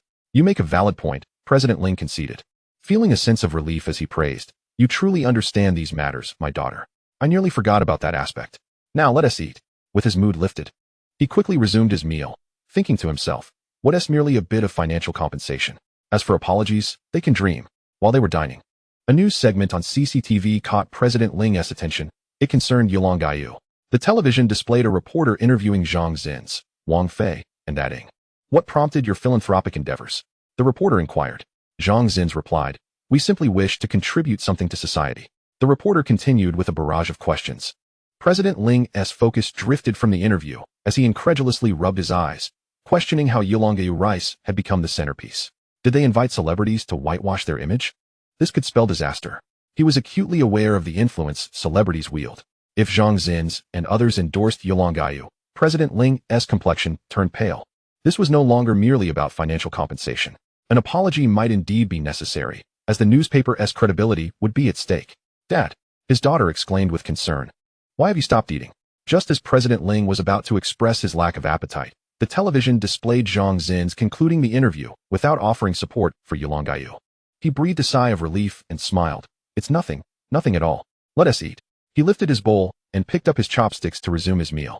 Logically, the news segment should have concluded at this point, but an unexpected turn of events occurred as the screen shifted to reveal Zhang Aiguo and Zhang Wei. Just as President Ling was about to take a bite, he coughed violently, spewing his food across the table. Are you all right? His daughter hurriedly rose to pat his back. President Ling was bewildered. How can this be? How are these two appearing on the news broadcast? This is truly disastrous. On screen, the reporter asked, "Why did Zhang Zins and his companions choose to use Yulonggayu rice for their charitable efforts?" Zhang Aguo confidently addressed the camera. "This is because our Yulonggayu rice is rich in nutritional elements, and I wholeheartedly support their philanthropic initiatives." Recently, Yulonggayu also engaged in charity work. He produced a red booklet, stating, "This is the proof of our donation to our hometown. I have always supported charitable causes, and upon witnessing the three celebrities donate such substantial resources, I felt my previous efforts were inadequate. Therefore, I am prepared to donate an additional 1 million in resources for charity." As President Ling watched the news unfold, his expression transformed with each passing moment, and when Zhang Aguo announced the additional 1 million donation, his bowl crashed to the table in terror. This is it. This time, it's truly over. He realized that the news had confirmed the donations, leaving no doubt that Yang Zibao would undoubtedly lose the impending lawsuit. President Ling felt a chill run down his spine.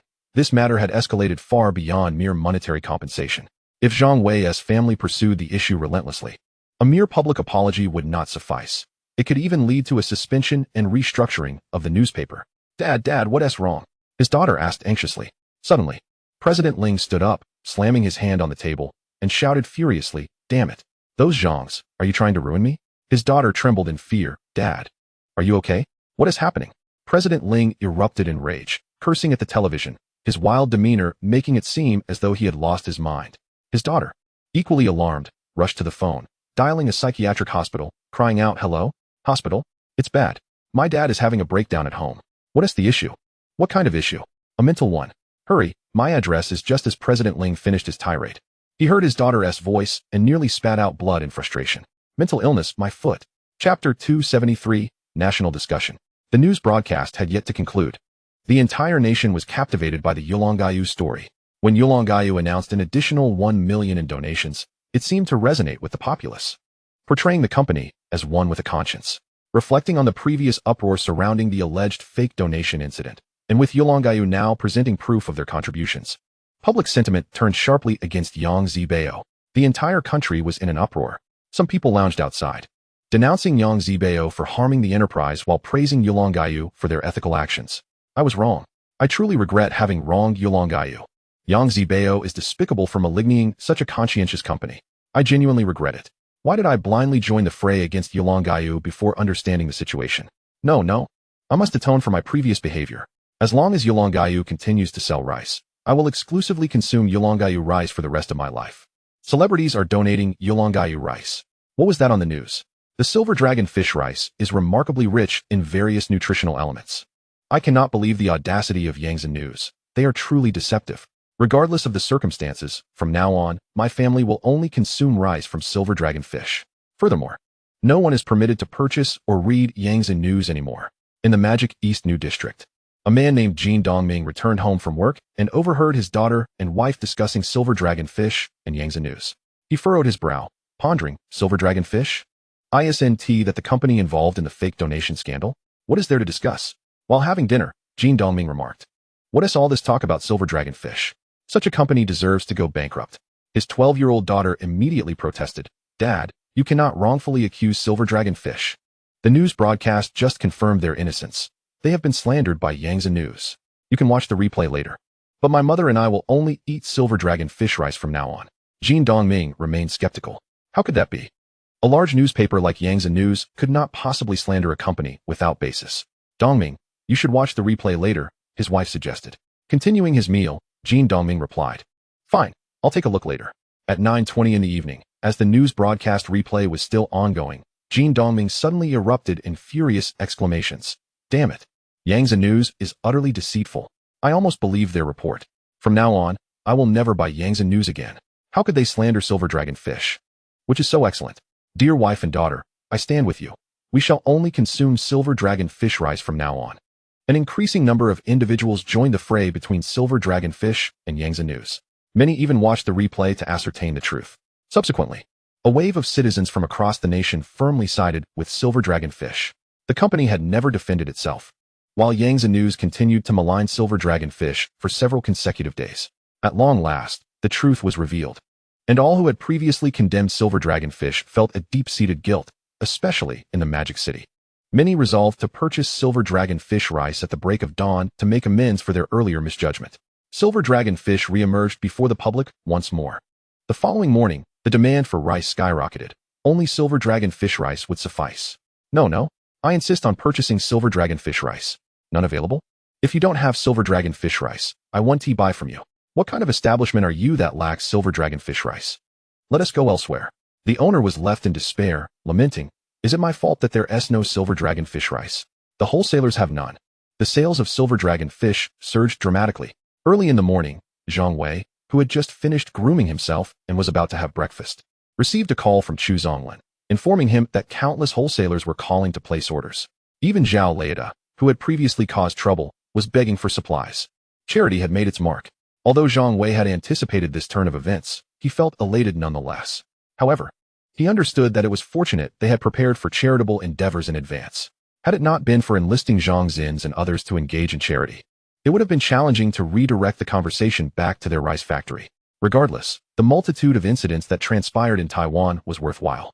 Although the involvement of celebrities in charity was merely a catalyst, it was a crucial one. Without it, how could they capture the attention of newspapers and television stations? Would they have to rely on direct interviews with the news broadcast? That would seem too contrived. After breakfast, as Zhang Wei left home to head to school, he realized the immense commotion this news had stirred. Passers-by were abuzz with discussion. Whether at street-side stalls enjoying breakfast or waiting at the bus stop, the chatter was incessant. As Zhang Wei walked towards school, he listened intently. "This morning, I sent my wife to buy silver dragon fish rice, and when she returned empty-handed, I nearly lost my temper. How could she not procure rice? Upon inquiry, I discovered I had wrongly accused her. She explained that the line for rice extended from the market and outside. By the time it was her turn, they had run out. Indeed, I attempted to buy some as well, and the crowd was overwhelming. That deceitful Yangtze News. How could they act in such a manner? You know, if it weren't for Yangtze News, I wouldn't have even known about silver dragon fish rice." Haha, so in a way, Yangtze News inadvertently promoted silver dragon fish? Who cares? I wholeheartedly support silver dragon fish. Absolutely. Where else can one find such a conscientious enterprise? At this moment, Zhang Wei noticed a woman at a breakfast stall holding the morning's freshly printed newspaper, pointing at an image as she spoke to a group of people. He could not discern the details, but it appeared to be a screenshot from last night's news broadcast.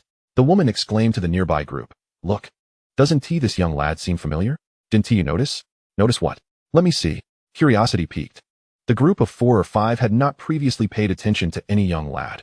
Only after her remarks did they recall a boy standing nearby during the news broadcast.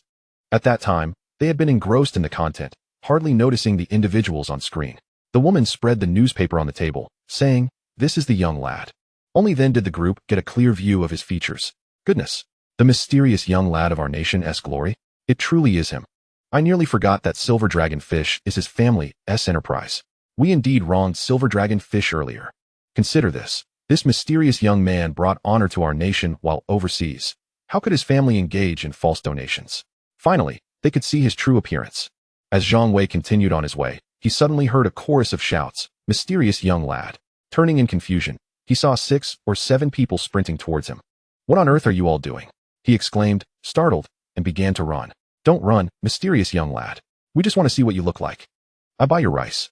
Please don't flee. I just want to see your face." Their enthusiasm rivaled that of fervent fans. Amidst his escape, Zhang Wei found the situation both amusing and bewildering. Initially thinking something was amiss, he realized these individuals recognized his identity. This, in itself, represented a positive acknowledgement of silver dragon fish.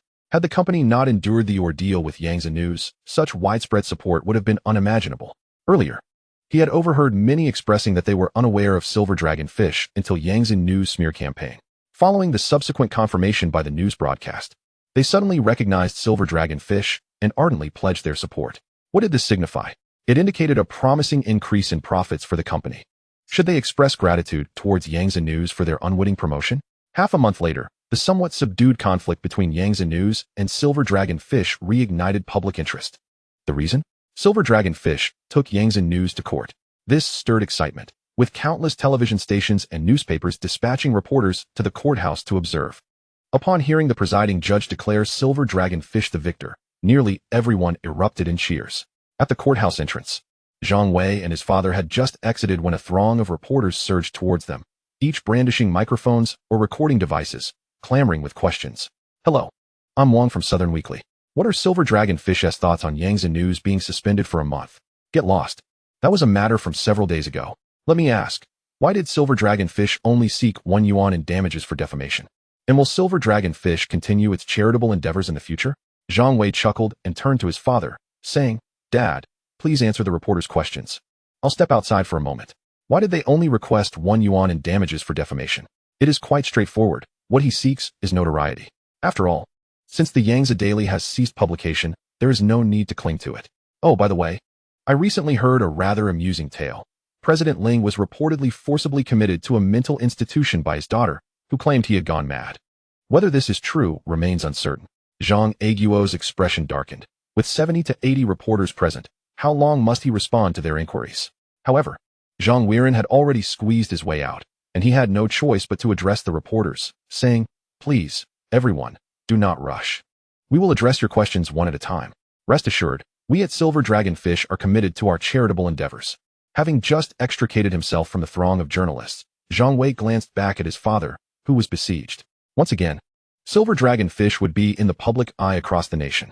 Who would have anticipated that in a mere fortnight, they would have made 3 public appearances, including the smear campaign against them? This surge of attention would undoubtedly be advantageous for the advertisement set to air in a week. Riding this wave of momentum, it might just ignite an explosive increase in Silver Dragon Fish's sales. How much profit could this yield? Standing there, a smile crept onto Zhang Wei's face. Despite the tarnishing inflicted by the Yangtze Daily, it was worth it. Otherwise, how could they have created such a significant stir across the land? The ascent of Silver Dragon Fish to a prominent enterprise was imminent. Chapter 274, The Premier Rice Factory of the Salt City. The preceding does not count towards the main text. In Salt City, the topic of discussion these days revolves predominantly around Silver Dragon Fish, with an increasing number of individuals joining the conversation. This surge is largely due to the government's endorsement of grain and oil enterprises in the Salt City Evening News, which is unmistakably a robust endorsement of Silver Dragon Fish. The content of the newspaper heavily favors agriculture, such as this statement: implementing high-yield initiatives, establishing 256 10,000-acre high-yield demonstration areas, and selecting 2 districts and 9 towns for systematic promotion of high-yield rice cultivation and green production models. What does this policy signify? Anyone with discernment understands that Silver Dragon Fish's contracted fields are located in Shanghai, and this directive from the Salt City government is essentially a bid to compete for business with Shanghai's government, aiming to secure land for Silver Dragon Fish in Salt City. Hey, an overt endorsement. It was directly published in the Salt City Evening News. What does this imply? I find it rather perplexing. Not long ago, wasn't the Yangtze Daily attacking Silver Dragon Fish? Now, Silver Dragon Fish has appeared on the national news broadcast, proving its worth. If all goes well, it seems Silver Dragon Fish is on the verge of becoming a nationally recognized enterprise, leading to even more rapid development. And so what? What does it mean? Naturally, it means expansion and addressing local labor needs. Wait, did you see the newspaper's report on how many laborers Silver Dragon Fish has employed from Shanghai? At this moment, many began to notice a small print at the bottom stating, Silver Dragon Fish has liberated 300,000 laborers in Shanghai, which left everyone astonished. Goodness, that is a staggering comparison. How could Silver Dragon Fish possibly employ so many laborers? How is that feasible? When I traveled to Shanghai on business, I observed that their contracted fields were not only cultivating rice, but also raising fish. If it weren't for the fuss created by the Yangtze Daily, perhaps no one would have realized just how remarkable Silver Dragon Fish truly is. In an instant, many people were left in disbelief and shock. After seeing this news, numerous acquaintances called to extend their congratulations. Chen Erfa, N.I. Dong, General Chiao of Dang Rice Factory, Director Sun of Hanyuan Rice Factory, General Lin of Longting Rice Industry, and others, all old acquaintances of Zhang Wei, expressed their felicitations.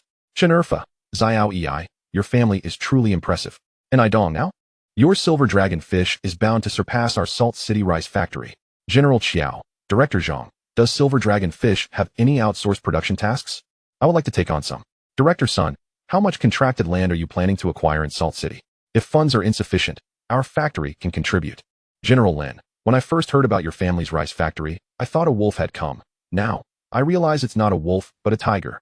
In the midst of processing at the Silver Dragon Fish Rice Factory, Zhang Wei was somewhat bewildered, having no idea about the conversation happening over the phone.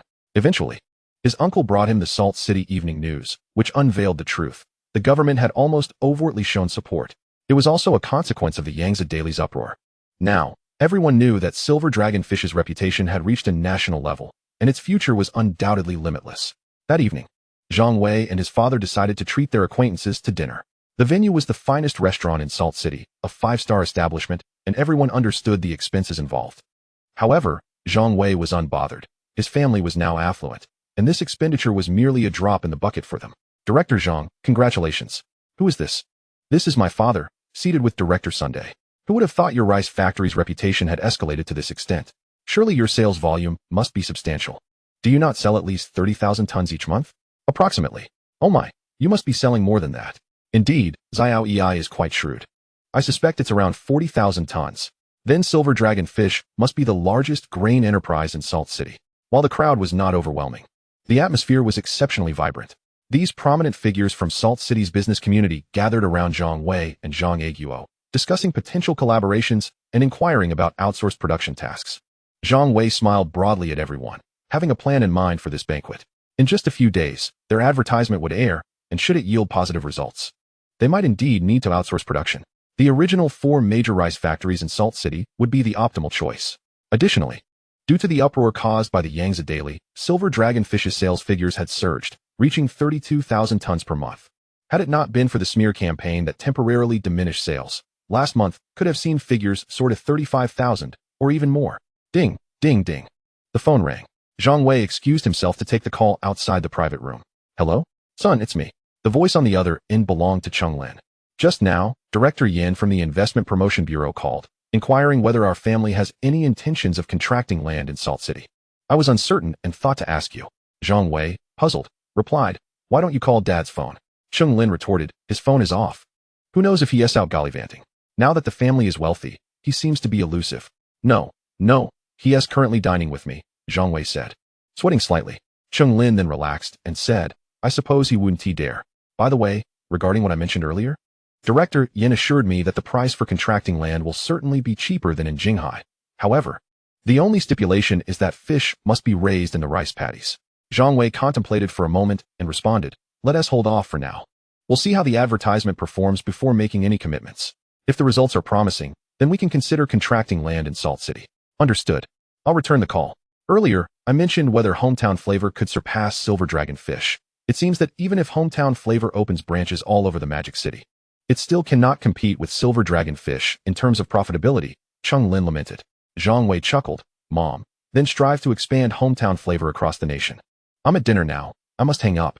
After ending the call, Zhang Wei returned to the private room, contemplating the recent developments. Although the Salt City government had shown support for their rice factory in this manner, there was no immediate need to contract more land. However, should the advertisement yield extraordinary sales, the landscape might shift.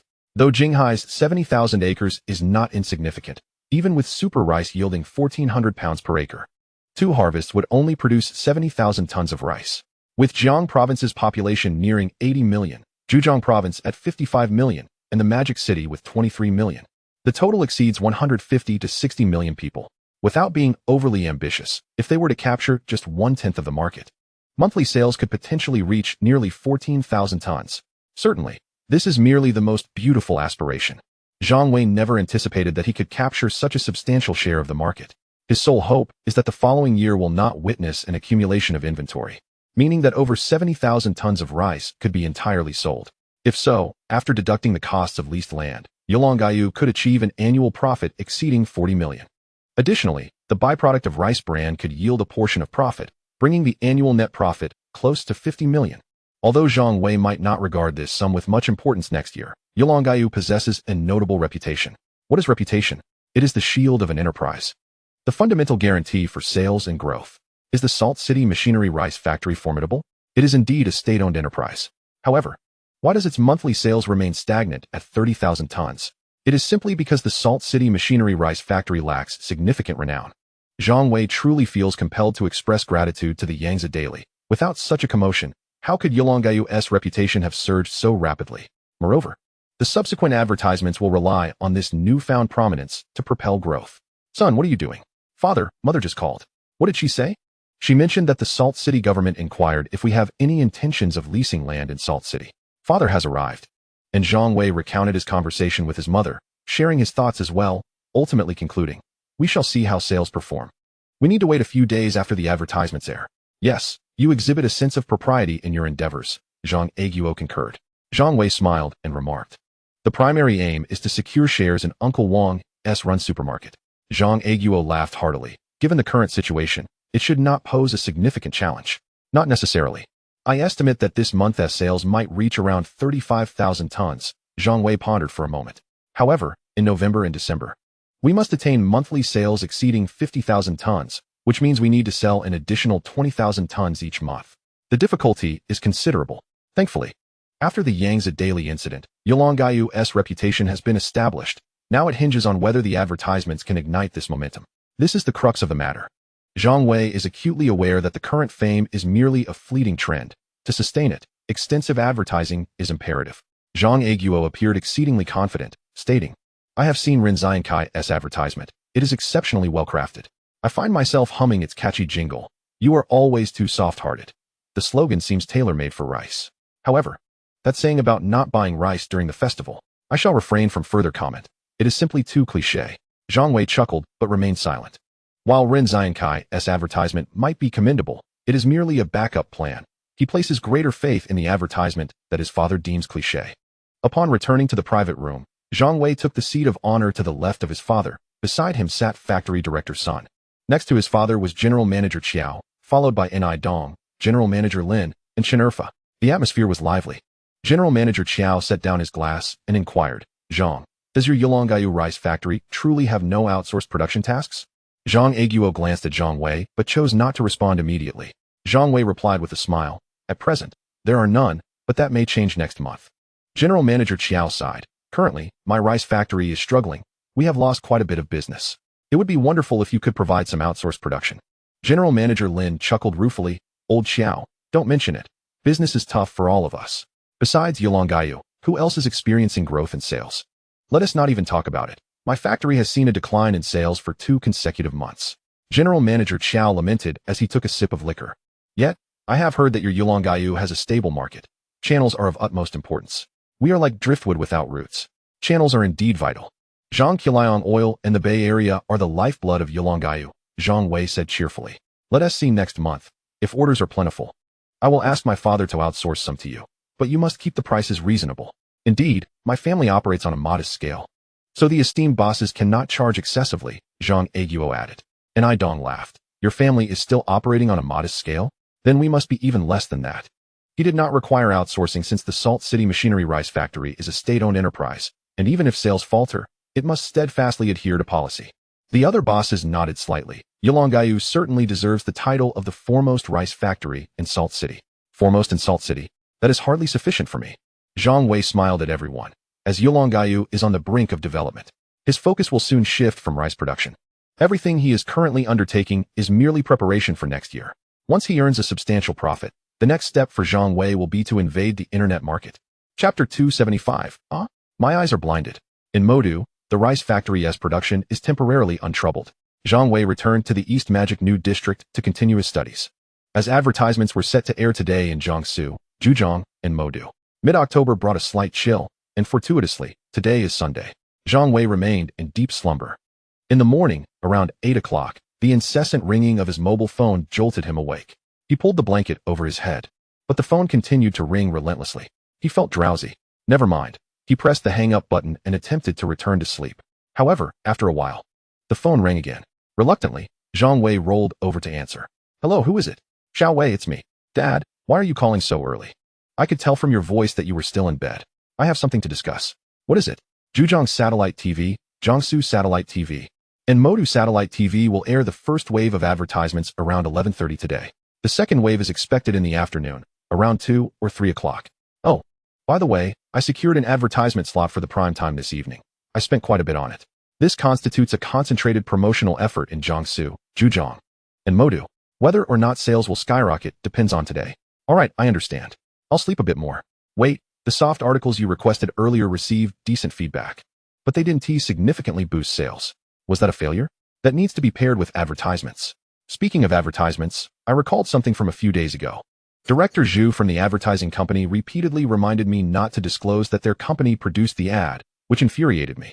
What is there to be angry about? He will surely regret it. Forget it, go back to sleep. He tossed the phone onto the bed and attempted to lie down again, but after being awakened, slumber evaded him. He lay there with wide open eyes. contemplating the advertising situation. The advertising company had previously stated not to mention their involvement, and now they had reminded him again. How pessimistic could they be? Nonetheless, he believed that the advertisement would succeed. After rising and washing up, he joined his mother in the living room. Cheng Lin sat with her back to the sofa. Mom, aren't you going to Zhang Wei today? Zhang Wei said as he sat down at the dining table and began munching on a steamed bun. I'm not going. Xiao Su is doing well managing it, and I feel quite at ease. I heard your father say that Yulongayu's advertisement is set to air today, Cheng Lin said as she turned around. Goodness. You scared me. Still doing face masks? Zhang Wei nearly spat out the bun in his mouth. His mother looked quite frightful with her pale mask on. He coughed a couple of times and added, Dad just called me. He said it will air at 11:30. Cheng Lin patted her face and remarked, I want to see what kind of advertisement it is. You and your father are so mysterious about it. Zhang Wei took a sip of soy milk and said, You'll find out soon enough. It's not that he didn't want to tell his mother. It's just that his father forbade it. Claiming the advertisement was too embarrassing, the mother and son continued to chat about the Yulonggayu advertisement when the doorbell rang. Zhang Wei, standing close to the door, wiped his mouth and hurriedly dashed to open it. The door swung open to reveal a girl in her 20s, dressed rather plainly and sporting 2 braided pigtails atop her head. Shyly, she inquired, Is this Cheng Jie's house? Though unfamiliar with her, Zhang Wei turned to his mother upon hearing her call and said, Mom, someone is looking for you. He then stepped inside, beckoning her in. Cheng Lin, glancing over, exclaimed with joy, Xiao Fei has arrived. She patted the sofa, encouraging, Come, have a seat. The girl struggled to drag her burdensome bag inside, closed the door, and cautiously approached the sofa, feeling awkward as she asked, Cheng Jie, where will I sleep? Zhang Wei continued munching on his buns at the dining table, stealing a few glances at the girl. Her face was quite pleasant, though her attire was decidedly unfashionable. Cheng Lin gently pulled the girl down to sit. You will share a room with my son. Just keep the house tidy and prepare 3 meals a day. You need not feel so reserved here. Treat it as your own home. What? Share a room? Zhang Wei was taken aback, exclaiming, Mom, isn't there a guest room available? You're letting her, Luo Fang Fei. Just call her Fei Yi. Cheng Lin interjected with a sidelong glance. There are no extra blankets, so you'll be sharing with Xiao Fei. It's settled then. Zhang Wei thought to himself. No rights at all. Now I have to share my sleeping space with someone else. He pondered, however, that from his mother's tone, it appeared that Luo Fang Fei was a maid they had hired, although he found it perplexing that they would hire someone so young. By lunchtime, he understood better. Luo Fang Fei cooked exceptionally well. As Zhang Wei lounged on the sofa watching television, he was drawn to the tantalizing aroma wafting from the kitchen. The scent was simply divine. Peeking into the kitchen, he saw the girl diligently stir-frying dishes. It seemed he was in for a treat. After all, they had a maid now. Quite a luxury. Something he never dared to dream of in his previous life. At the dining table, the 3 of them sat down to eat. Zhang Wei had just taken a bite when he couldn't help but exclaim, Delicious. Indeed, these shredded potatoes are even better than those at restaurants. Cheng Lin replied with a smile. Luo Fang Fei shyly smiled back, gracefully eating from her bowl. At that moment, the television blared with commercial jingles. Zhang Wei glanced at the clock on the wall, noting the time. As he continued to eat, he mumbled, Mom, the advertisement is coming on. Cheng Lin and Luo Fang Fei turned their attention to the television screen, where the Shanghai TV station was airing a segment, likely similar to what Jiang and Zhejiang provinces were broadcasting at that moment. After a brief wait, the advertisement for Silver Dragon Rice commenced. The screen filled with music as an elderly couple bounced around energetically. This year, during the festival, do not buy rice. Do not buy rice. Only buy Silver Dragon Rice. Silver Dragon Rice. Purely natural, fresh, and youthful, Silver Dragon Rice. The final shot displayed a 20 kilograms bag of Silver Dragon Rice for about 2 seconds before transitioning to the next ad. Cheng Lin, her chopsticks hovering near her lips, looked dumbfounded. Luo Fang Fei, stunned for a moment, suddenly burst into quiet laughter, remarking, This advertisement is quite amusing. Zhang Wei glanced at her, inquiring, Fei Yi, what do you think of this ad? It reminds me of the Huangmei opera back home, Luo Fang Fei replied, her cheeks flushed as she bit her chopsticks. But is this really an advertisement? It's unlike any I've seen before. Cheng Lin, exasperated, remarked, Have you and your father got too much money to waste? If this is what you call an advertisement, then forget it. I won't hold it against you too, since you earned the money. She resumed her meal. Observing the reactions of the 2 women, Zhang Wei felt uncertain. Could this adaptation of the advertisement indeed be a failure? He decided to wait and see. After all, another advertisement would air in a couple of days. The moment this ad was broadcast, the backlash erupted. Viewers from Jiang and Zhejiang provinces, as well as Shanghai, were merciless in their criticism. My eyes are blinded. What on earth is this? I can't believe it's an advertisement. I need to see a doctor for my eyes. The audience was incensed, demanding to know how such a reputable company like Silver Dragon could produce such a ridiculous advertisement. Indeed, how could a company like Silver Dragon, known for its charitable image, fall to such depths? This simply cannot be. Is advertising now this absurd? Did Silver Dragon let a subpar advertising agency mislead them? It's truly shoddy work. I find it hard to believe that Silver Dragon, a commendable company, could produce such an ad. That evening, the advertisement for Silver Dragon rice bombarded the airwaves once more, and almost everyone in Zhejiang, and Shanghai witnessed it, leading to even more scathing remarks. What is this? I'm about to cry from watching this. Change the channel. My ears are being assaulted. I need to wash them out. It's absurd. How can Zhejiang Province's station have the same mindless advertisement? Zhang Wei reflected on why the ad was so catchy. He had unwittingly memorized the jingle. He dreaded the prospect of nightmares that night. Silver Dragon was tarnishing its own image. Yet, in light of their charitable endeavors, he decided to hold his tongue. From the first airing of the advertisement at noon to bedtime, complaints about Silver Dragon's foolish marketing flooded the airwaves. Zhang Wei, lying in bed, found it hard to sleep. He had heard enough to be concerned, but reassured himself that some products that faced heavy criticism in his past life ended up selling well. He hoped Silver Dragon would follow suit. As he began to drift off, his phone rang. It was Wang Dongliang. On the other end, Wang sounded particularly exasperated. Xiao Wei, I watched the ad today and overheard many discussing it. Do you know what they're saying? They claim Silver Dragon's advertisement is utterly worthless.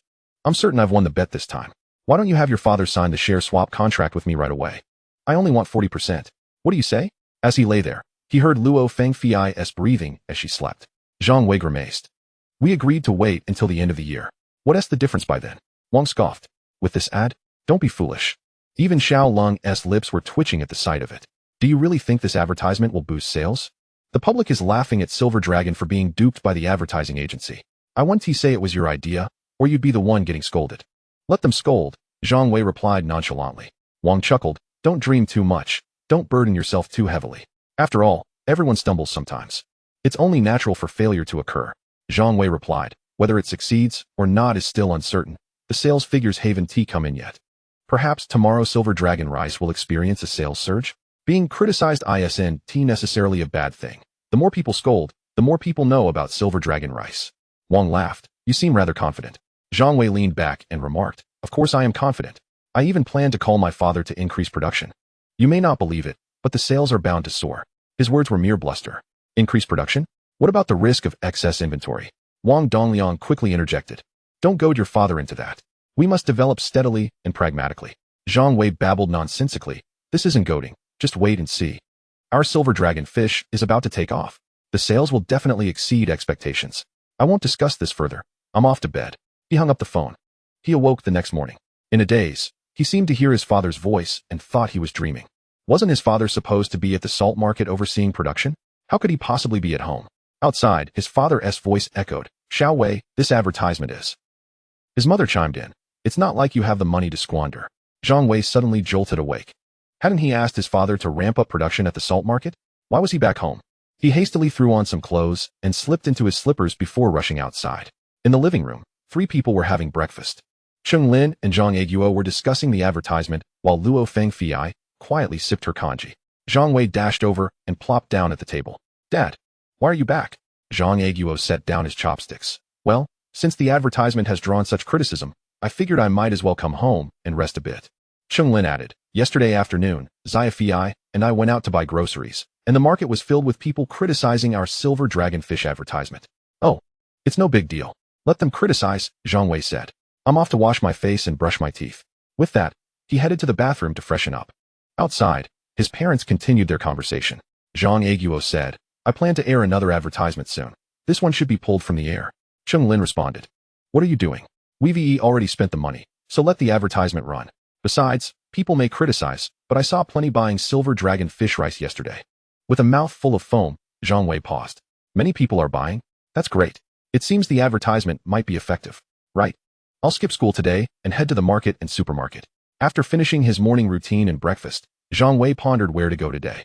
He recalled that there was a Jiajun supermarket nearby and a vegetable market not far away. Seeing him silent, Zhang Aiguo comforted him. Xiao Wei, don't be disheartened. It's just one unsuccessful advertisement. It's nothing. We still have an endorsement from Ren Kai, which should mitigate the impact of this advertisement. Don't overthink it. After finishing breakfast, Chung Lin pushed her bowl aside and said, what is there to be afraid of? Even if Silver Dragon Fish falters, we still have hometown flavor. She added with a hint of pride, my hometown flavor is quite profitable.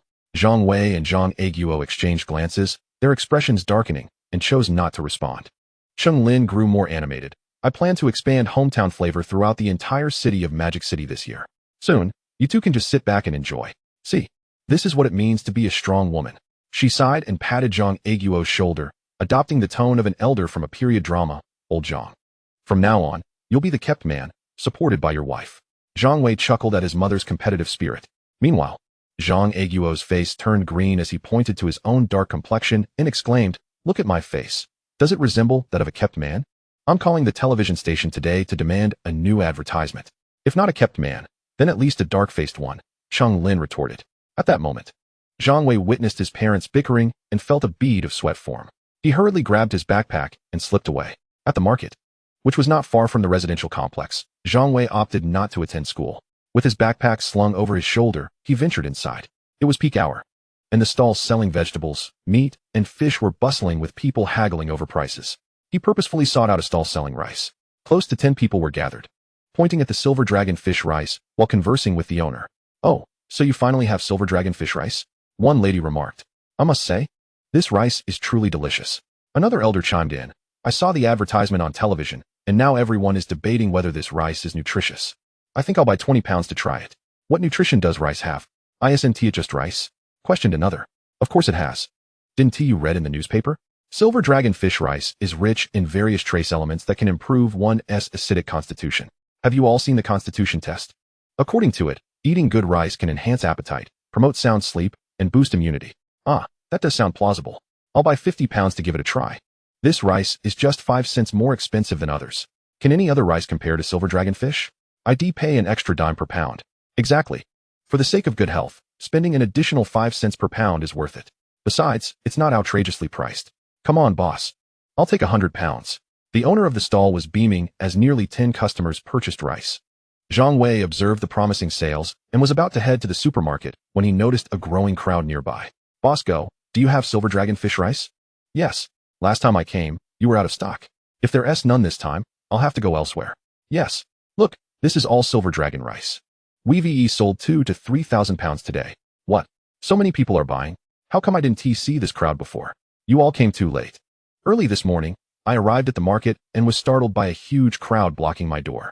I thought something was wrong, but it turned out they were all here to buy Silver Dragon Fish rice. I don't have much left. It might sell out soon. Do you want any? Yes. Yes. Give me 40 pounds. Silver Dragon Fish rice comes in small packages, right? I'll buy a bag for my mother-in-law and my mom. I read that it's good for the elderly. I'm only buying Silver Dragon Fish rice. Can you give a discount? Not possible. This is new Silver Dragon Fish rice. Fine. I won't haggle anymore. Just give me a bag of 40 pounds. Zhang Wei realized just how successful the sales of Silver Dragon Fish rice had become. Early in the morning, Bosco had already sold 2,000 to 3,000 pounds. He peered into Bosco's stall and indeed saw that the stock of Silver Dragon Fish rice was dwindling, with at most 300 to 500 pounds left. Finally, he felt a sense of relief wash over him and smiled slightly. The rice market was indeed competitive. It could be fierce or mild depending on the choices of the average consumer. Salt market rice and Northeast rice were popular choices, primarily due to their reputations and flavors. But now, Silver Dragon Fish had gained even greater recognition, and its taste was comparable to both salt market and Northeast rice. Coupled with its touted nutritional benefits, it was bound to attract buyers. It all boiled down to effective advertising. How did Huang Long Fish rice penetrate the hearts of consumers in later years? Was it not through relentless advertising? Besides Huang Long Fish rice, how many other rice brands advertised on television? Almost none. So what if they were criticized? Zhang Wei felt completely at ease now. Let them criticize. As long as sales increased, that was all that mattered. It had become evident that advertising was effective. To illustrate, why do some books on Kitty and Chinese Network receive scathing reviews, yet still attract a large readership? It is all about the attention they garner. Moreover, have people not criticized Brain Platinum in later years? Yet its sales have been soaring each year, eventually becoming the top-selling health product for 14 consecutive years. What was the secret behind Brain Platinum's success? The notion of youthful vitality in health products is rendered utterly ineffective as a point of communication. Rather, it is the relentless bombardment of advertisements and their garish production that incites dissatisfaction among the audience. This, paradoxically, transforms into a topic of conversation that people unwittingly engage in while in elevators, dining, or browsing online, discussing the infamous Beiju advertisement. What lingers in their minds is not the health benefits of Beiju, but the catchy slogan about gifting Beiju.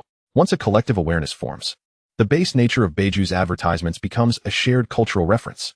When the occasion arises to gift the elderly, the name Beiju inevitably emerges in one's mental checklist. Yulonggayu is following the same path as Beiju, utilizing a form of compulsory brainwashing to ensure that when people think of rice, the first name that springs to mind is Yulonggayu. What if people criticize? As long as they remember the brand, that is sufficient. An increase in sales renders all else irrelevant. It is not reputation that determines a product's success, but rather the extent of market reach and sales volume. How many products with stellar reputations have failed to thrive? Just like now, Zhang Wei witnesses numerous individuals entering Boss Go's store, the first inquiry being, "Do you have Yulonggayu rice?" This is the nature of advertising. It relies on brainwashing. A truly effective advertisement can undoubtedly enhance product sales. Take Beiju, or even Henjiyungxiang. Their incessant jingles have proven successful. Zhang Wei only glanced, yet the Yulonggayu rice at Boss Go's store had already sold out. At that moment, more customers approached.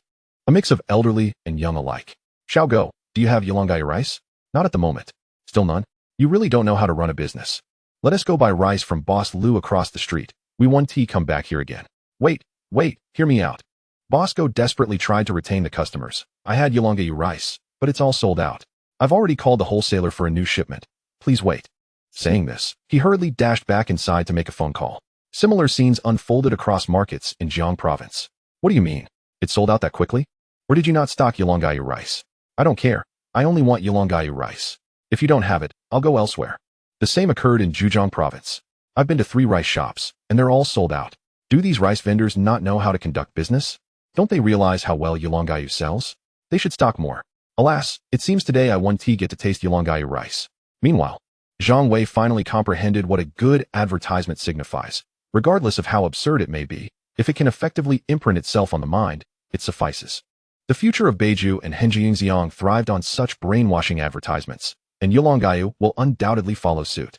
Chapter 277. The wholesalers have gone mad. Salt market. Sales department.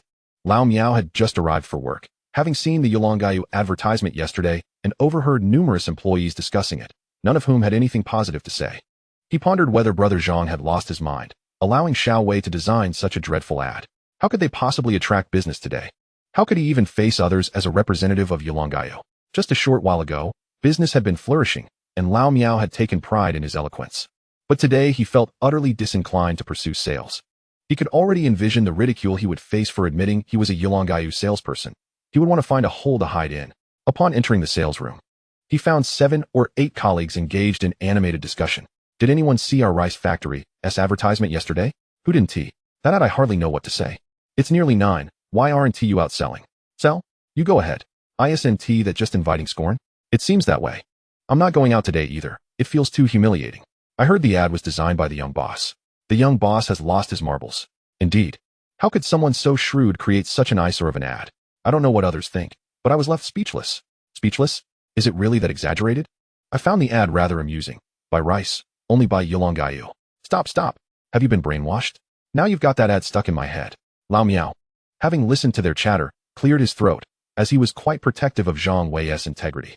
The moment he entered, the room fell silent. Suddenly, the phone rang. A female salesperson casually answered. "Hello, this is Yulonggayu." An excited voice on the other end exclaimed, "Rice. Rice. I want rice. Deliver 500 tons immediately. Hurry." The female salesperson was momentarily taken aback and quickly asked, "How much?" 500 tons. "I'm not short on cash. Get it here quickly. I'm a loyal customer. You can't deliver to anyone else before me. Hurry to hailing. It's urgent." The female salesperson hurriedly replied, "All right, I'll have someone dispatch it right away." She scribbled on a notepad.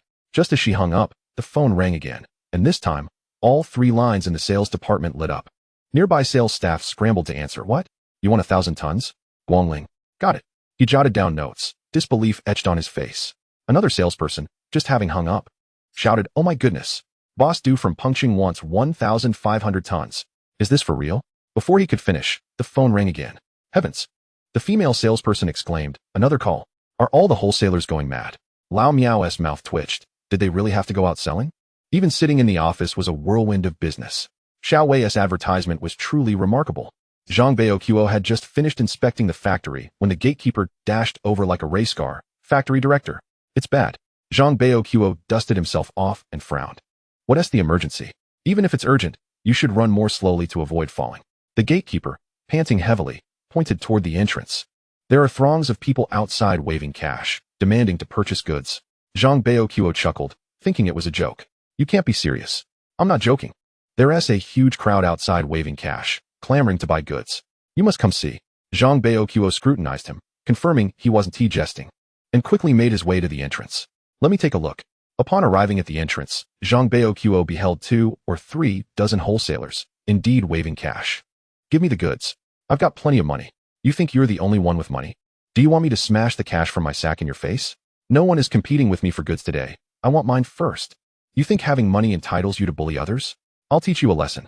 Zhang Wei then witnessed a shocking scene. Over a dozen individuals surrounded the loudmouth and began to pummel him, all for the sake of securing goods. The gatekeeper, trailing behind, stammered. Factory director, this is madness. These wholesalers have completely lost their minds. What should we do? Zhang Wei couldn't help but swallow hard, stammering, I'll call my brother. Good heavens, these wholesalers are truly as insane as you say. In the afternoon, around 5 o'clock, Zhang Wei pretended to return from school. Upon arriving home and noticing his father was absent, he assumed his father had gone to the gym. He tossed his backpack onto the sofa and turned to his mother, who was watching television, saying, Mom, Dad went to the gym again, didn't he? Cheng Lin was so engrossed in the television that she only then noticed his return. Startled, she sprang to her feet and embraced him, planting a fervent kiss on his cheek. Son, you are simply remarkable. Zhang Wei, taken aback by her enthusiasm, extricated himself from her grasp and settled onto the sofa. Mom, what are you talking about? The Silver Dragon Rice Factory called. They said numerous wholesalers are coming to place orders. Cheng Lin exclaimed, her face alight with excitement. She too took a seat, raising her hands in delight. Your father rushed over as soon as he received the call. So many orders. We're going to make a fortune at the rice factory. Just then, an advertisement for Silver Dragon Rice aired on the television, and Zhang Wei understood. His father had hurried back to the salt market. Indeed, he had spent the day observing, and the demand for Silver Dragon rice had skyrocketed. It seemed as if the citizens were in a frenzy, terrified of missing out on the rice, with some purchasing 2 or 3 bags at a time. This was a critical moment for the Silver Dragon Rice Factory, and if the current trend continued, selling over 100,000 tons in the next 2 months was highly plausible. As they were speaking, Zhang Wei's phone rang. He retrieved it from his pocket and, under his mother's watchful gaze, answered the call. On the other end was General Manager Qiao. Director Zhang, it's me, Qiao Ginseng from Dang Rice Factory. Zhang Wei smiled and replied. What can I do for you, General Manager Qiao? Qiao sounded a bit sheepish. I heard your rice factory received a multitude of orders today. I wanted to inquire whether you can keep up with production or if you need to outsource. I must admit, I forgot to ask your father for his number last time I was tipsy, so I had to call you. Zhang Wei then understood the situation. He asked Qiao to hold on for a moment and promptly called his father, learning just how many orders had been placed today, 15,000 tons. The figure took Zhang Wei by surprise. He had anticipated good results, but not to this extent. However, he was also aware that today was an exceptional circumstance. Many wholesalers were unprepared for Silver Dragon rice, and once things stabilized, the numbers would likely drop to about 2,000 to 3,000 tons. Nonetheless, this still indicated that Silver Dragon's sales had more than doubled. It was an absolute frenzy, truly an unprecedented success. After discussing with his father, Zhang Wei realized that with the current orders, production would undoubtedly fall behind. He immediately returned Qiao's call. General Manager Qiao, my father wants you to come over now to discuss outsourcing. On the other end, Qiao laughed heartily. Thank you, Director Zhang. Your advertisement is phenomenal. After just seeing it twice, my mind is filled with thoughts of Silver Dragon rice. Who designed that advertisement? I did, Zhang Wei replied candidly. Cheng Lin sat nearby, beaming as she watched him speak on the phone. You designed it? Qiao exclaimed in surprise. I was just wondering who the genius behind that advertisement was. Last time at the public bidding, I could tell you were exceptional, but I had no idea you could design advertisements too. I won't comment on the advertisement itself, but it certainly is memorable. Xiao Wei, you are impressive. Zhang Wei felt a bead of sweat form on his brow. Please, no need for flattery. I know how the advertisement turned out. My father is waiting for you to discuss outsourcing. All right, I won't say another word. I'm heading to the Silver Dragon Rice Factory right now, Qiao said before hanging up. As soon as Zhang Wei set down his phone, Cheng Lin patted him on the shoulder. Son, your father mentioned wanting to change the advertisement this morning. But when I urged him to do so after the call from the salt market, he shook his head like a pendulum, insisting he wouldn't change it for anything. Zhang Wei chuckled. Mom, with sales booming, how could Dad possibly want to change the advertisement? Enough about that. Aunt Fei has dinner almost ready. Let's help her bring the dishes out. It smells wonderful. As the mother and son chatted, they set the table. Although they had hired a housekeeper, they did not rely on her for everything, as they came from humble beginnings and had not forgotten their roots even in newfound wealth. Just as they finished setting the table, the doorbell rang. Zhang Wei wondered who could be visiting at this hour. As he moved to open the door, Luo Fengfei interjected. I'll get it, and dashed to the entrance. The mother and son took their seats, chopsticks in hand, ready to eat. As soon as the door opened, Wang Dongliang's voice echoed in. Oh, are you eating? I haven't had dinner yet, so I'll just join you and Xiaolong. Luo Fengfei hesitated at the door, unsure whether to let them in, and glanced back. Zhang Wei quickly said, let them in. Cheng Lin promptly pushed her chair back and exclaimed, Boss Wang and Miss Lung have arrived. Please, make yourselves comfortable. I'll get you some rice. With that, she hurried to the kitchen. Luo Fengfei stepped aside to allow them to enter. As Wang Dongliang approached the table, he spoke even before sitting down. Xiao Wei, what on earth is going on with your head? He took a seat. Zhang Wei turned to Wang Dongliang, who was now seated beside the elegantly dressed Lung Yan, and asked, what do you mean by that? Luo Fengfei closed the door and walked toward the kitchen. Just as she reached the threshold, Cheng Lin emerged, carrying a bowl of rice. She quickly grabbed one for herself. Wang Dongliang exclaimed, I just called your father. 15,000 tons of orders. Your advertisement is truly miraculous. His face was alight with enthusiasm. Last night, he mentioned needing to ramp up production, and I didn't believe him, but now I am completely convinced. You are amazing. He gave a thumbs up. When will you design an equally brilliant advertisement for our giant supermarket? At that moment, Cheng Lin and Luo Fengfei arrived with their bowls. Upon hearing Wang Dongliang's words, Cheng Lin beamed with pride. Of course, my son is incredibly clever. All the profits at home are thanks to his brilliant ideas. She sat down and began chatting with Wang Dongliang. This morning, your father wanted to cut the advertisement, but I managed to convince him otherwise. My son's intellect guarantees that the advertisement will work. Zhang Wei was at a loss for words. Just this morning, someone had said that even if Silver Dragon rice faltered, it would not be a problem, and now, merely one day later, they were singing a different tune. Women indeed. Cheng Lin picked up her chopsticks. Isn't my son's advertisement wonderful? Absolutely. How could it not be? Wang Dongliang replied, shamelessly lifting his chopsticks. I called him last night, saying we should expedite signing the equity swap contract. I mean, who wouldn't want to endorse such a brilliant advertisement? I've been quietly observing him. When has he ever suggested anything that didn't pan out? Did you really say that? Zhang Wei was incredulous, clearly recalling Wang Dongliang telling him not to get his hopes up and warning him that everyone makes mistakes from time to time. This man was truly audacious. Raising his bowl, Zhang Wei pretended to be serious. Uncle Wang, didn't you say you wanted 40 of the Silver Dragon shares? Wang Dongliang, unfazed, picked up a piece of eggplant and chewed thoughtfully, looking at Zhang Wei with a peculiar expression. Did I say that? I think you must have misheard. Did I say anything like that? He turned to Lung Yan. Did I say anything like that? Everyone turned to Lung Yan. Yes. I heard it clearly through the wall last night, she replied coolly.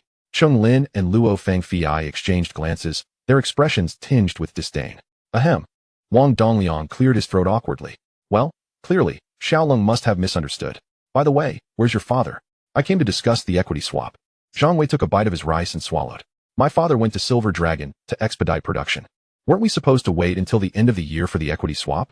There's no need to wait until the end of the year, Wang Dongliang said, adjusting his glasses. With the effectiveness of your advertisement, my Junren supermarket stock is nearly sold out. I was just about to ask your family's rice factory to send some more supplies over. Silver Dragon should have some stock, right? Will you really deplete all the supplies and leave nothing for others? At this point, he excitedly set down his chopsticks, noting that many people, frustrated by the lack of Silver Dragon fish rice, had already flocked to other supermarkets. You must reserve some rice for Jiarun, after all. Your family is soon to be the second largest shareholder. Other supermarkets aren't even stocking it. Zhang Wei remarked, I'm not sure if we have any rice left in stock. With today's order of 15,000, I suspect we've run out. Wang Dongliang, agitated, replied, who says other supermarkets aren't stocking it? Just last night, I saw Lianhua restocking. This won't do. Hurry up and eat. Once you're done, we must head to the salt market. Cheng Lin paused her meal, expressing concern. It's getting dark. Perhaps we should go tomorrow morning? Wang Dongliang vehemently shook his head. No. If we wait until tomorrow morning, there will definitely be no stock left. We must go tonight. Xiao Wei's advertisement has caused quite a stir. Is this an advertisement? It's clearly a money-making machine. The ad was just aired yesterday, and after a day of brewing, it has completely exploded today. I anticipate this situation will last for several days. On one hand, we need to sign the equity swap contract, and on the other, we must ensure Silver Dragon Fish dispatches the goods. Otherwise, if GRN's customers migrate to other supermarkets, I might just collapse in despair. Zhang Wei understood this point well. While rice might not yield significant profits for supermarkets, it is an essential staple in daily consumption that can drive the sales of other products. Wang Dongliang's urgency was reasonable. Customer loyalty in supermarkets is not particularly strong, and one must always stay vigilant. Salt market. At 1 in the morning, Zhang Wei awoke to find himself in the dormitory of Silver Dragon Fish. In the bedroom, as he stirred from sleep, he could hear the voices of Wang Dongliang and Zhang Aiguo in the living room. Old Zhang, I heard you wanted to cut that advertisement yesterday. That is not true. Who told you that? Your wife. Hey, why is she spreading rumors? Because I support the advertisement designed by my son. Don't listen to her nonsense. The design is excellent. Criticism aside, it has indeed boosted sales. Zhang Wei got out of bed and slipped on his shoes when Wang Dongliang's voice chimed in again. To be honest, the Silver Dragon Fish rice has a slightly better texture than other rice. Yet, without this advertisement, it wouldn't achieve these sales in 10 years. The key is Xiao Wei's promotional strategy is simply extraordinary. Shaking his head, Zhang Wei stood up and walked toward the door. As he reached the entrance, he saw Wang Dongliang seated on the sofa, rummaging through a bag, pulling out several contracts and sliding them across to Zhang Aiguo. Old Zhang, I want to say much. Let us sign the contract today. I fear that the longer we wait, the more complications we might encounter. While the two conversed, Lung Yin was sitting a short distance away, watching television. Zhang Wei approached. Let me take a look at the contract. Upon turning around, Wang Dongliang exclaimed, Oh, you're awake? You're quite heavy. I broke a sweat carrying you from the car. Zhang Aiguo chuckled. I had fallen asleep, and when I heard the knocking, I rushed out to see Wang Boss panting while carrying you. Now Zhang Wei understood how he ended up in the dormitory bedroom. He must have fallen asleep in the car, and Wang Dongliang, unable to wait for him to wake, had carried him to the dormitory. After expressing his gratitude, he sat down and began to review the contract on the coffee table. Zhang Wei pointed to one section. Wait, what is this 28% equity? Zhang Aiguo leaned in to see. Wang Dongliang replied earnestly, I believe Silver Dragon Fish will earn 50 million this year, so I modified the equity, exchanging 30% of GRN's shares for 28% of Silver Dragon Fish. Is that truly the case? Zhang Wei was well aware of Wang Dongliang's intentions. Initially, the contract stipulated that for every 5 million less, there would be a 3% reduction in shares. Although it hadn't been explicitly stated that GRN would also follow this model, Wang Dongliang likely feared Zhang Wei would raise the issue. Zhang Wei, adhering to his principles, pondered for a moment before responding. Let us keep it at 30%. Currently, Silver Dragon Fish is indeed valued less than GRN. A 30% exchange has already yielded a profit. I wouldn't feel right taking more. Zhang Aiguo, being a man of integrity, agreed. What is agreed upon should remain as such. Wang Dongliang, with sincerity, stated, to be honest, initially, I was concerned that your sales might not exceed 50 million and had considered making overly ambitious demands. However, hearing your perspective reassured me. I understand your thoughts. GRN's current value is indeed higher than Silver Dragon Fish, but with this advertisement, it's evident we are on a golden path. The future potential to surpass GRN's value is just around the corner. Please don't refuse. 28% exchange for 30% might leave you feeling regretful in the future. Furthermore, I have a purpose. Once the shares are swapped, I will leverage my influence to get Silver Dragon Fish's advertisement aired on CCTV. At that point, the entire nation will witness this advertisement, enabling Silver Dragon Fish to grow at an accelerated pace. Zhang Aiguo glanced at his son. Zhang Wei did not rush to respond. Carefully contemplating, he had indeed considered advertising on CCTV, but such ads were notoriously expensive. Given Silver Dragon Fish's current scale, he had dismissed the idea.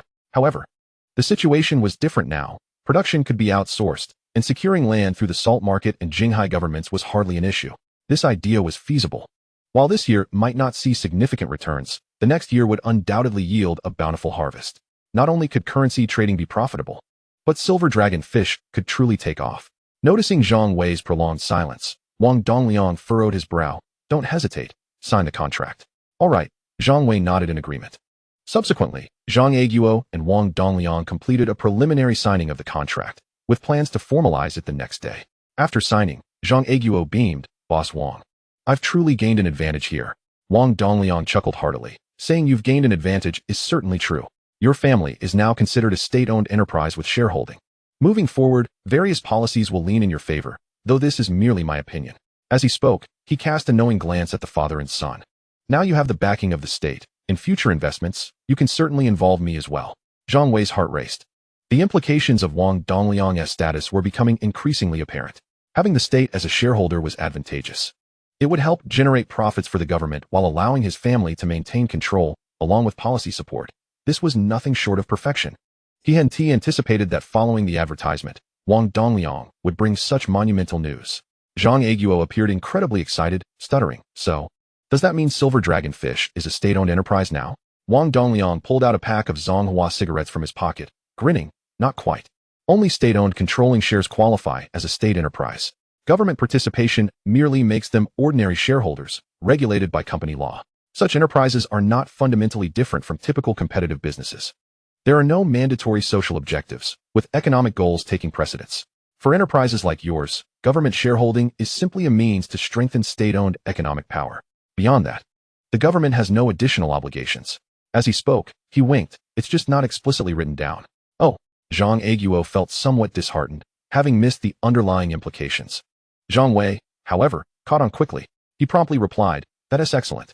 Having no mandatory public objectives with economic goals taking precedence is beneficial. This way, policies may lean in our favor while we maintain control over development, allowing us to operate without external interference. Perhaps they will assign some staff to work with us, but they certainly won't hold any real power. At most, they will merely oversee economic aspects. What a boon. This time, they had truly struck gold. Henceforth, Silver Dragon Fish would be a state-owned enterprise with shareholding, and Zhang Wei felt elated. Moreover, any future investments could involve Wang Dongliang, presenting even more extraordinary benefits. After all, when the time came for the company to go public, financing would be necessary. If the state were involved as a shareholder, it would be even better, allowing them to enjoy a range of favorable policies. As long as their enterprise conducted itself lawfully, it would undoubtedly thrive. In other words, there is no need to worry about any trouble arising from the development of Silver Dragon Fish. This serves as a talisman more significant than any inscription from the Prime Minister. To his surprise, after the advertisement was aired, Wang Dongliang brought such splendid news that Zhang Wei felt a surge of enthusiasm. He pondered whether to collaborate with Wang Dongliang in the internet sector next year, considering that his own company would undoubtedly hold absolute control, thus minimizing unnecessary troubles. A worthy endeavor indeed. Chapter 279. Poor signal, what nonsense. About 10 days later, the populace of Jiangsu, Zhejiang, and the bustling metropolis had grown accustomed to the advertisement, with some even nodding their heads and singing along. The super rice from Zhang Wei's family had been harvested and promptly delivered to the Silver Dragon Fish Rice Factory for processing. Wang Dongliang had arranged for 2 advertisements to be aired on CCTV within the next couple of days, one being the previously broadcasted ad, and the other featuring the endorsement of Ren Zhangkai.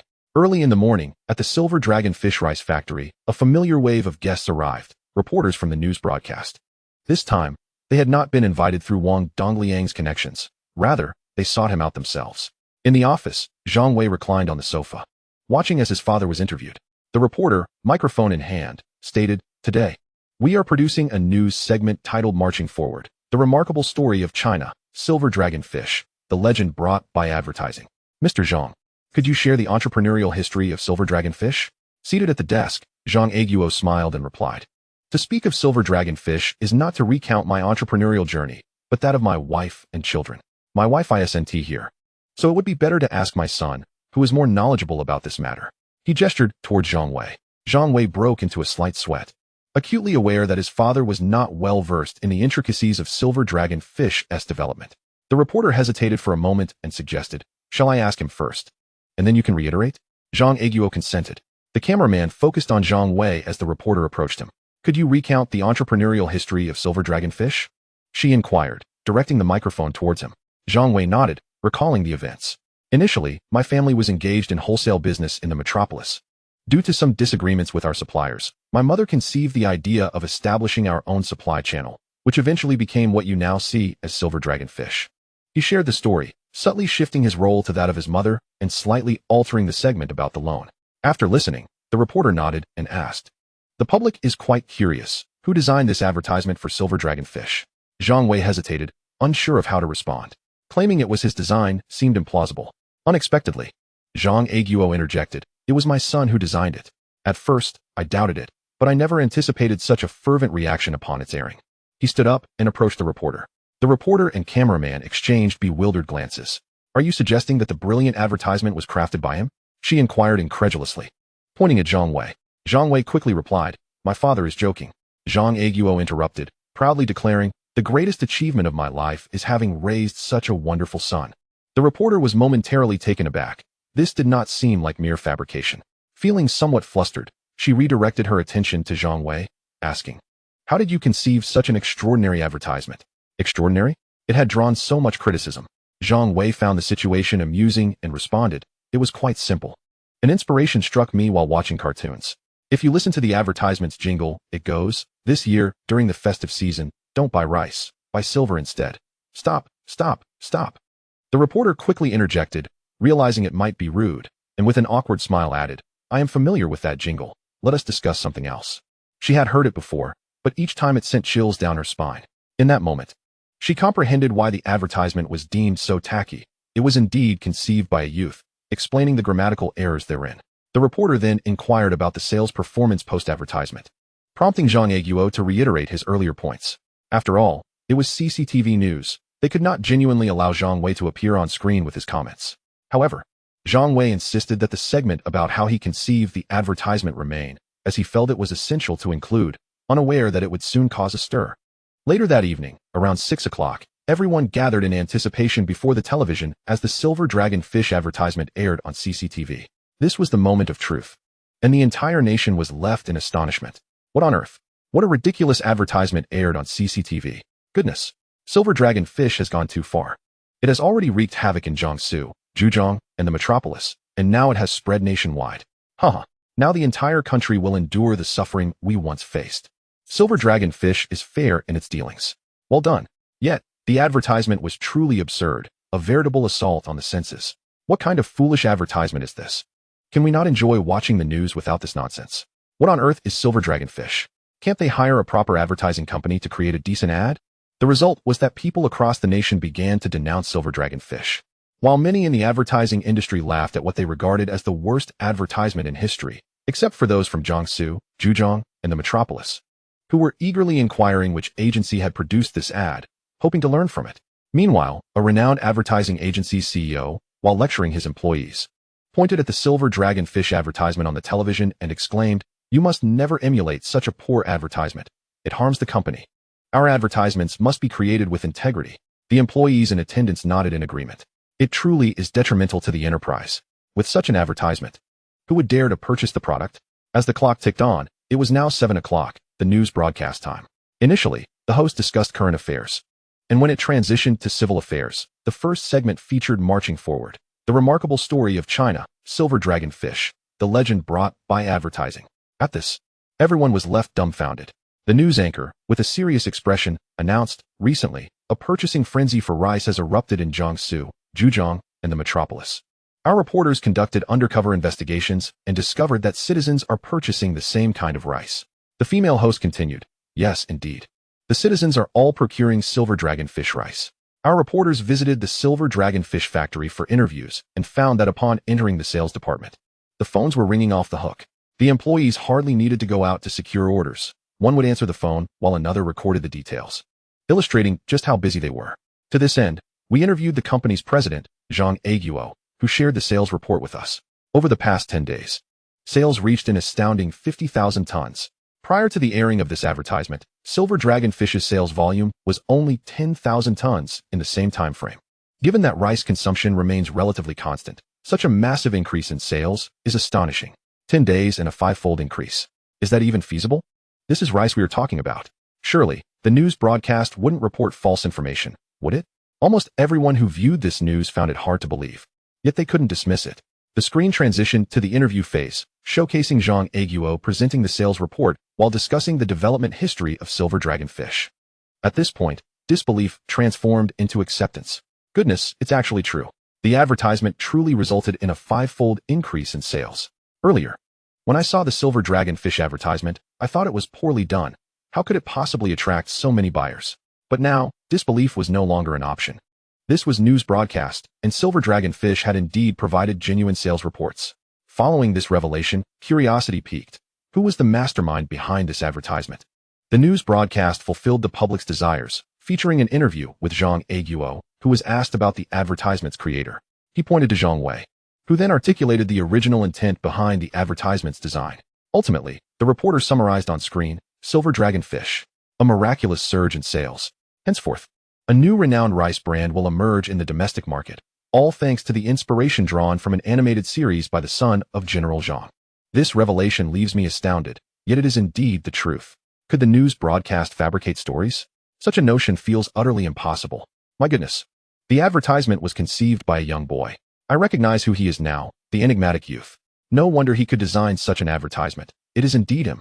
The mysterious boy. Just recently, a newspaper featured him teaching Americans, and now he has crafted this extraordinary advertisement. What will he accomplish next? The advertisement by the mysterious boy is incredible. I never anticipated that such a seemingly foolish advertisement could quintuple sales. What a remarkable advertisement. Although I cannot discern its brilliance, the sheer increase in sales is impressive. The advertisement designed by the mysterious boy is truly astonishing. To think it was inspired by watching cartoons, and yet it yielded such excellent results. I am in awe. I have finally grasped how remarkable this advertisement is. Perhaps at first glance it appears rather simplistic, yet it has undeniably propelled Silver Dragon Fish's sales to unprecedented heights, marking it as a legend in the advertising realm. My sole curiosity lies in which advertising agency was responsible for this advertisement. Did they collaborate with the mysterious boy in its design? Regardless of its perceived simplicity, everyone is astounded by the impressive sales figures of Silver Dragon Fish. What does a five-fold increase in sales signify? It signifies that Zhang Wei's family stands to profit five-fold. Silver Dragon Fish has transitioned from an obscure enterprise to one that has made its debut on the national stage, subsequently facing criticism from the Yangtze Daily. Yet, after 2 interviews on the news broadcast, it is clear to anyone that if Silver Dragon Fish continues to develop diligently, it may very well become the leading grain enterprise in the country. What is paramount for a business? Profitability. Only a company that can generate profit can sustain itself. Clearly, Silver Dragon Fish is poised not only to survive, but to thrive. The advertising agency's CEO, who had previously been lecturing, now appeared utterly bewildered. Just moments ago, he had cautioned against emulating such a poorly crafted advertisement, only to be confronted by the news broadcast. His face flushed red under the scrutiny of his employees, and for a long while, he remained silent, seemingly aware of their thoughts. The CEO has led us astray. After clearing his throat, he attempted to shift the conversation, saying, "What do you all think is commendable about the Silver Dragon Fish advertisement?" Commendable? I cannot discern it. The grammatical errors are glaring. But what of the errors? Silver Dragon Fish has achieved a sales miracle through this advertisement. Sales have surged five-fold. While I still struggle to see its merits, I remain resolute in my pursuit to understand it thoroughly. This advertisement represents an audacious new model for the industry, if I can grasp its essence. I could excel in the advertising field. Could it be that the repetition of the advertisement played a role? Although the Silver Dragon Fish advertisement is brief, it was repeated 3 times before transitioning to another ad. Could this be the reason? No one seems to grasp it. Indeed, in this day and age, few are familiar with the term brainwashing. Furthermore, the violent insertion of advertisements is not well understood. They practically embed themselves in our minds like a catchy jingle. The Salt City Advertising Company, where Zhang Wei's family initially produced the advertisement, was still ablaze with activity late into the night. Everyone was busy crafting advertisements, and when the news broadcast aired, they were left utterly stunned. Whispers filled the room. Now, President Zhu regretted his earlier stance. He had stubbornly insisted that their company not be associated with the advertisement. Previously, he hadn't felt much regret. But now that Silver Dragon Fish had appeared on the news twice, I suspect all of China is pondering which company crafted this advertisement. Indeed, just 2 days prior, President Zhu seemed merely a bit regretful, but one glance at his now pale face after watching the news broadcast tells a different story. Honestly, I'm not saying it's Zhu's fault, but when Zhang We's son designed the advertisement, he forbade us from claiming it was our work. Later, when General Zhang came to collect the advertisement, President Zhu reminded him again, just before the advertisement aired. He even called Zhang Wei to emphasize that he should not state it was our company's creation. Now, who can he blame for his regret? The employees quietly pointed at President Zhu, who seemed oblivious to their whispers. He stormed into the office area, eyes ablaze with anger, and shouted, "Have you all finished your work? I invited you here for a chat, right? I am regretting this immensely, and I feel like I've made the worst mistake. Who could have imagined that an advertisement conceived by General Zhang's son would be so extraordinary? Who foresaw this? Tell me, who would have thought? When Zhang Wei first proposed the advertisement, no one believed in it. The dozen or so people in the conference room were secretly mocking it. And yet, what was the outcome? Zhang Wei has indeed created a legendary advertisement. The advertising agency could have basked in newfound fame from this advertisement, yet President Zhu's insistence on secrecy thwarted that opportunity. How could he not be furious? How could he not regret? The chance for rapid expansion slipped right through his fingers. A young woman from the meeting room gently tugged at President Zhu's sleeve and whispered, "President Zhu, why not call Zhang Aiguo and have him clarify that the advertisement was created by our company?" President Zhu paused for a moment. Then his face lit up with joy. "Yes, yes. I will call Zhang Aiguo right now." In Salt City, in the dormitory, Zhang Wei had just finished dinner. While his father and Wang Dongliang were busy inspecting the factory, they were both anxious about the production of silver dragon fish, as orders were pouring in like snowflakes, and they could barely keep up with processing. Fortunately, they had outsourced a significant portion to Qiao, Lin, and Director Sun, or silver dragon fish would not be able to meet demand. Leng Yen was in the kitchen washing the dishes. Zhang Wei, feeling a bit stuffed, reclined in his chair to rest when the phone rang. He paid it little mind and answered casually. "Hello, is this Mr. Zhang?" "This is Xiao Zhu from the Salt City Advertising Company." The voice on the other end belonged to President Zhu. Zhang Wei immediately sensed something was amiss and hastily checked the phone, only to find himself in a state of bemusement. His father had mistakenly grabbed the wrong phone. However, there was no remedy, as nearly all the phones brought back from America were of similar color, save for his mother's, which was slightly different. He held the phone to his ear and said, "President Zhu, my father ISNT here. Is there something you need?" President Zhu's tone was especially polite. "Ah, this must be young Master Zhang. Haha, actually, it's nothing urgent. Recently, many people have been inquiring about who created the silver dragon fish advertisement. And I was wondering if you could let General Zhang know that our advertising company was behind it." Zhang Wei replied, "But didn't you say we shouldn't disclose that?" President Zhu let out a wry smile. "I was confused at the time. Who could have imagined that your advertisement would create such a miracle? Just the other day, when I mentioned our company had designed it, nobody believed me. They accused me of boasting." Zhang Wei finally grasped the situation. It seemed that General Manager Zhu had seen today's news broadcast, realizing that his company's sales had skyrocketed. However, these figures were merely temporary. Once the excitement subsided, the numbers would surely dwindle. Yet, the outside world was oblivious to this reality. Everyone assumed that the impressive advertising had propelled Silver Dragon Fish's sales fivefold and naturally wanted to know which company had crafted such an advertisement. They were eager to probe whether Zhang Wei had ever shared insights regarding the inspiration behind this design. Ordinarily, it would not be an issue for Zhang Wei to assist General Manager Zhu with a few words.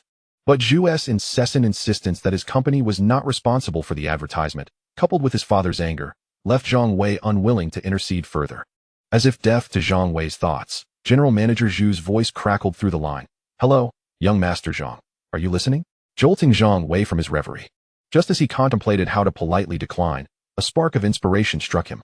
He lifted the phone and exclaimed, "Hello, hello. Why is there no sound? Oh, is there a signal issue?" With that, he abruptly hung up. On the other end, Zhu's frustration boiled over. "A poor signal, my foot," he fumed, nearly smashing the phone in his rage. Chapter 280, absolutely unyielding against treachery. The effectiveness of the CCTV advertisement was strikingly evident, with Silver Dragon Fish's sales experiencing an explosive surge. Now, it was not only wholesalers from Jiangsu, Zhejiang, and Shanghai seeking to stock up, but also merchants from neighboring provinces. In November and December alone, a staggering total of 150,000 tons were sold. Such phenomenal sales figures rivaled those of previous summer months. And coupled with the significantly higher profits from their contracted fields, the earnings over these 2 months surpassed those of the preceding 10 months combined. Yet, Zhang Wei found himself in a quandary. The sales were so robust that production could hardly keep pace. Even with 3 rice mills contracted, they were still struggling to meet the demand, which continued to rise. It was January 4th, 1997. Morning, Shanghai. On this Saturday, Zhang Wei had just opened his eyes, the glaring sunlight piercing through the glass. He squinted slightly, preparing to linger a bit longer, when his phone rang. He reached for it on the bedside table. It was his father. "Xiao Wei, have you woken up?" Zhang Aiguo's voice echoed. Zhang Wei stifled a yawn. "Yes. Has the annual sales report for Silver Dragon Fish been released?" "It has. We made a whopping 62 million last year." Zhang Wei felt a bead of sweat form. He had intended to inquire about the total tonnage sold to make his own rough calculations. Instead, his father provided the precise figure, indicating that since his bet with Wang Dongliang, they had garnered an impressive 40 million, already halfway to the goal of $1 million.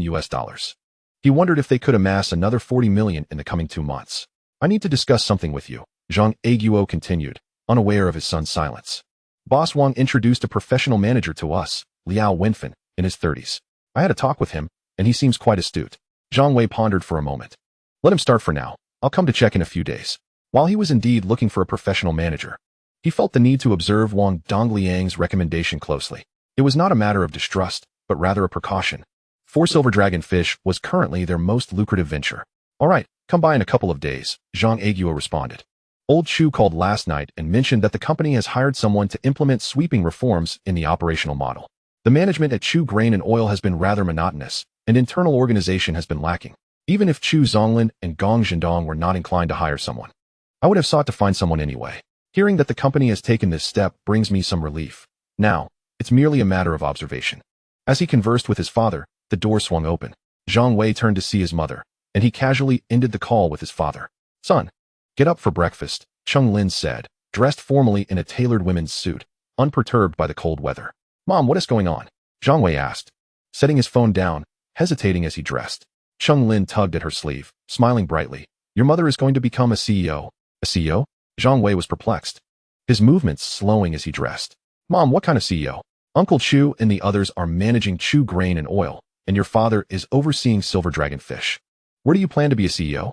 Cheng Lin chuckled merrily. Today, I'm going to register a management company for Hometown Flavor, and then in the afternoon, I'll find an office to rent. Sitting on the edge of the bed, she continued, now that we have so many branches, I can barely keep up. There are already 14 Hometown Flavor branches in Shanghai. Yesterday, I discussed it with your father over the phone and decided to establish a management company. Otherwise, how can we manage them all? Zhang Wei smiled softly, realizing that his parents had grown capable over nearly 3 years, especially his father, who had adeptly managed such a large rice mill. He couldn't help but wonder how the old professor had influenced his father. He seemed an entirely different person compared to when he had entered prison.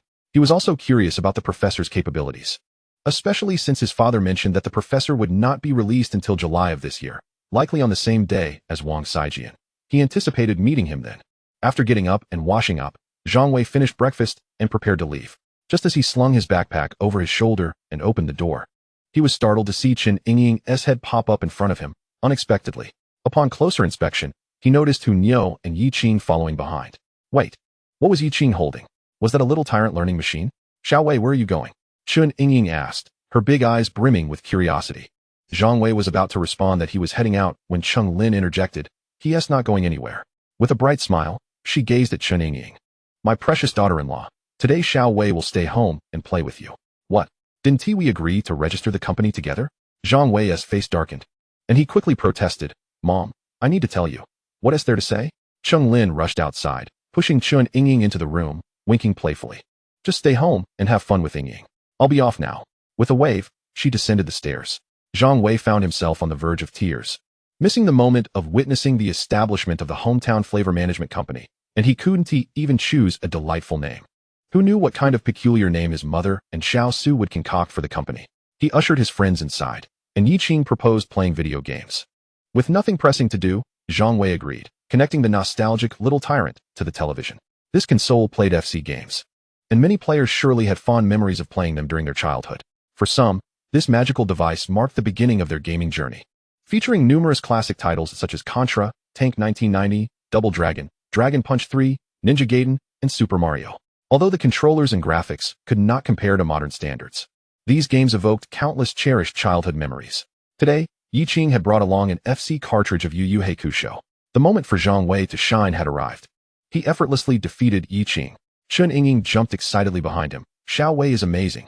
For some reason, her praise filled Zhang Wei with a sense of pride. This girl sure knew how to flatter. Wow, so impressive, he thought, though the words seemed to carry an unintended connotation. Yi Qing pouted, refusing to speak. Hu Niu, impatient, urged him, It's my turn. It's my turn. Reluctantly, Yi Qing vacated the spot. Hu Niu hopped on, selecting Yuzuk, and confidently declared, I'm going to defeat Xiao Wei. She turned around and patted Yi Qing on the shoulder, proclaiming, Watch me avenge you. Yi Qing responded with a fierce grunt, baring her teeth at Zhang Wei. Chen Yingying, feeling displeased, clung to Zhang Wei's neck and huffed, Xiao Wei won't lose. You can't possibly win against him, Tiger Girl. She breathed into Zhang Wei's ear. Xiao Wei, you must only win and never lose. Lose? How could that be? Zhang Wei, brimming with confidence, thumped his chest and declared, I guarantee victory. However, soon enough, Zhang Wei found himself unable to maintain his bravado, utterly outmatched by Tiger Girl's relentless assault. Tiger Girl, skillfully controlling Yuzhou, leapt and bounded with such fluidity that it was utterly astonishing. Zhang Wei's chosen character, Huang Quan, was mercilessly battered, trapped in a nightmare. Childhood memories of joy. What a farce. To be bested by a little girl was simply humiliating. Tiger Girl reveled in her triumph. Chun Yingying, ever understanding, consoled him. Xiao Wei, it's all right. I still like you even if you lose. Zhang Wei felt a surge of gratitude. This girl was truly wonderful. Back in school, she would secretly slip him snacks. And after classes, she always insisted he hitch a ride with her. Once, when he caught a cold, she was so worried that she cried. Suddenly, his phone in his backpack rang on the sofa. You all continue playing. I need to take this call. Zhang Wei retrieved his phone. Chun Yingying responded with a cheerful "oh," and happily resumed gaming with Tiger Girl. Zhang Wei shook his head with a smile. After all, they were still young. Although Chun Yingying was becoming increasingly sensible and considerate, she would become quite spirited when it came to playtime. He walked over to the kitchen, where Luo Fangfei was washing vegetables. Upon answering the call, Zhang Wei kept an eye on Chun Yingying playing the game and said, "Hello?" The voice on the other end was alarmed. "Xiao Wei, it's bad. That guy has sent a message to Qianzhong again." It was Wei Halen. Zhang Wei frowned. He knew whom Wei Halen was referring to. During the land contracting at Zishuri, Qianzhong had been tricked into believing there was an insider in the Bay Area. Initially, he had someone investigate, but they couldn't identify the traitor until Xiao Ku, who had been expelled from the Magic East New District and returned to the Bay Area, reported it. The person Zhang Wei barely remembered seemed to be named Shui Zishan, who was said to have been a staunch supporter of Qianzhong in secret. Xiao Ku was now acting as an undercover operative, and it was fortunate that he hadn't been dismissed earlier. What message has he sent now? Zhang Wei's gaze turned icy. He had initially intended to let some false information circulate, but it seemed this fellow was serious. Wei Halen gritted his teeth. I heard from Xiao Ku that this Shui guy claimed your silver dragon fish could not possibly keep up with production and was preparing to have Qian's son contact the newspaper. He added, Xiao Ku told me that last night he happened to discuss the recent smear campaign against your rice factory with Shui, and it was all instigated by Qian's son. What? The smear campaign was orchestrated by Qianzhong? Old Zhang once said, to guard against external threats, one must first stabilize internal affairs. Previously, Zhang Wei had refrained from taking action against the traitor to avoid complications, but now, with his family's enterprise flourishing to this extent, there was no longer any need to harbor a spy. Wei Halen fumed. This guy is utterly despicable. Zhang Wei inhaled deeply, feeling a surge of rage. If it weren't for his preparations last time, Silver Dragon Fish would have faced disaster. Now, to have his own family betrayed in the shadows was infuriating. Shui Zishan and Qianzhong must be eliminated, and it must be done decisively. I'll be in the Bay Area tonight, Zhang Wei resolved, knowing that Shui Zishan needed to be dealt with immediately, followed by Qianzhong. By 4 or 5 in the afternoon, with his mother still absent, Zhang Wei, unable to wait any longer, called Chu Zonglin to arrange a ride to the Bay Area as soon as Chun Yingying and the others left. In the community, at his uncle's newly purchased house, as soon as Zhang Wei stepped inside, he overheard the locals discussing the matter.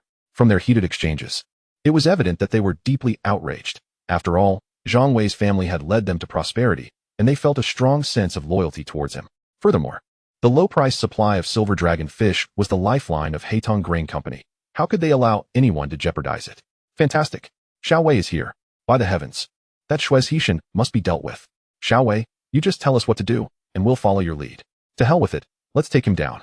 If it comes to it, I'll take the fall. Whether I go to prison or not is irrelevant. Xiao Wei will surely find a way. The locals were filled with righteous indignation. Recently, they had been holding back their frustration upon learning of the traitor. Now, it had erupted fully. As Zhang Wei and Chu Zonglin sat down at the table, the locals began to speak in unison. Xiao Wei, you just say the word. Yes. We'll follow your lead. That Shui has been causing trouble and must not be let off easily. He is spreading rumors about silver dragon fish's production delays. What if those wholesalers find out? Absolutely. How many people are waiting for the silver dragon fish supply? If they learn that we've accepted orders but cannot fulfill them, they will undoubtedly inquire about the rice's origins. Are we to say it's outsourced? The quality of the outsourced rice pales in comparison to what silver dragon fish produces. If I were those wholesalers, knowing I paid the same price yet received inferior rice, I would certainly raise a ruckus. Xiao Wei, you must not show mercy. Think of the bigger picture. We cannot let the wholesalers learn about the outsourcing, otherwise, it would truly spell disaster. The locals were insistent. Zhang Wei gently tapped the table, silencing the crowd. He narrowed his eyes and said, hold off on any actions for now. I have a plan to deal with him. Have Xiao Ke keep a close watch at all times. The locals grew anxious. Why not act against him? Should we continue allowing him to pass messages to Qian's son? No way. Zhang Wei, do not hesitate. If you cannot be ruthless, I will take action myself. Although his message transmission does not directly concern us, we cannot swallow this grievance. Who can swallow this grievance? I, old Wu, have lived a law-abiding life. Yet even I can't resist wanting to take down that Shui scoundrel. Zhang Wei looked at the locals, moved by their fervor. These people were genuinely expressing their feelings. Indeed, this matter didn't directly affect them, to put it bluntly. Even if Silver Dragon Fish were to fail, with Haitong grain sales channels, which rice factory wouldn't be willing to supply, perhaps the profits would be slightly less. But it wouldn't mean they couldn't continue operating. The reason for their fervor was partly due to profit, but more so due to their loyalty to their own. All the efforts they had made were not in vain. These locals were truly trustworthy. Zhang Wei must have a plan. Let us not argue. Chu Zonglin chimed in, exhaling smoke. Zhang Wei smiled reassuringly. I know, uncles and brothers, that you all mean well, and there is no need to sacrifice yourselves for such a person. I have a way to deal with him. Upon hearing this, the locals fell silent for a moment. Zhang Jingguo supported. If Zhang Wei says he has a plan, then he surely does. Do not fret. Yes, we believe in Zhang Wei, Wei Shulin added, lighting a cigarette. Wei Halen was the most straightforward. I'm listening to every word Zhang Wei says. The other locals expressed their willingness to follow Zhang Wei's lead. This was true cohesion. Seeing that everyone had quieted down, Zhang Wei stood up and said, the pressing matter at hand is to ascertain which newspaper Qian Zhong plans to contact. We must not allow news of the rice factory's production delays to leak out. The news regarding the rice factory's inability to meet production demands must absolutely not leak. Otherwise, the consequences would be far more severe than the previous smear campaign orchestrated by Yang Zi. The rice processed at the Silver Dragon Fish Factory has already been supplied to Zhangchu Grain and Oil and the Bay Area, with outsourced production going to other wholesalers. To be candid, the quality of the outsourced rice is not subpar. It nearly meets the standards of the salt market rice factory. However, the wholesalers would not perceive it this way and might even suspect that Silver Dragon Fish is taking advantage of them. Reputation is of paramount importance for any enterprise.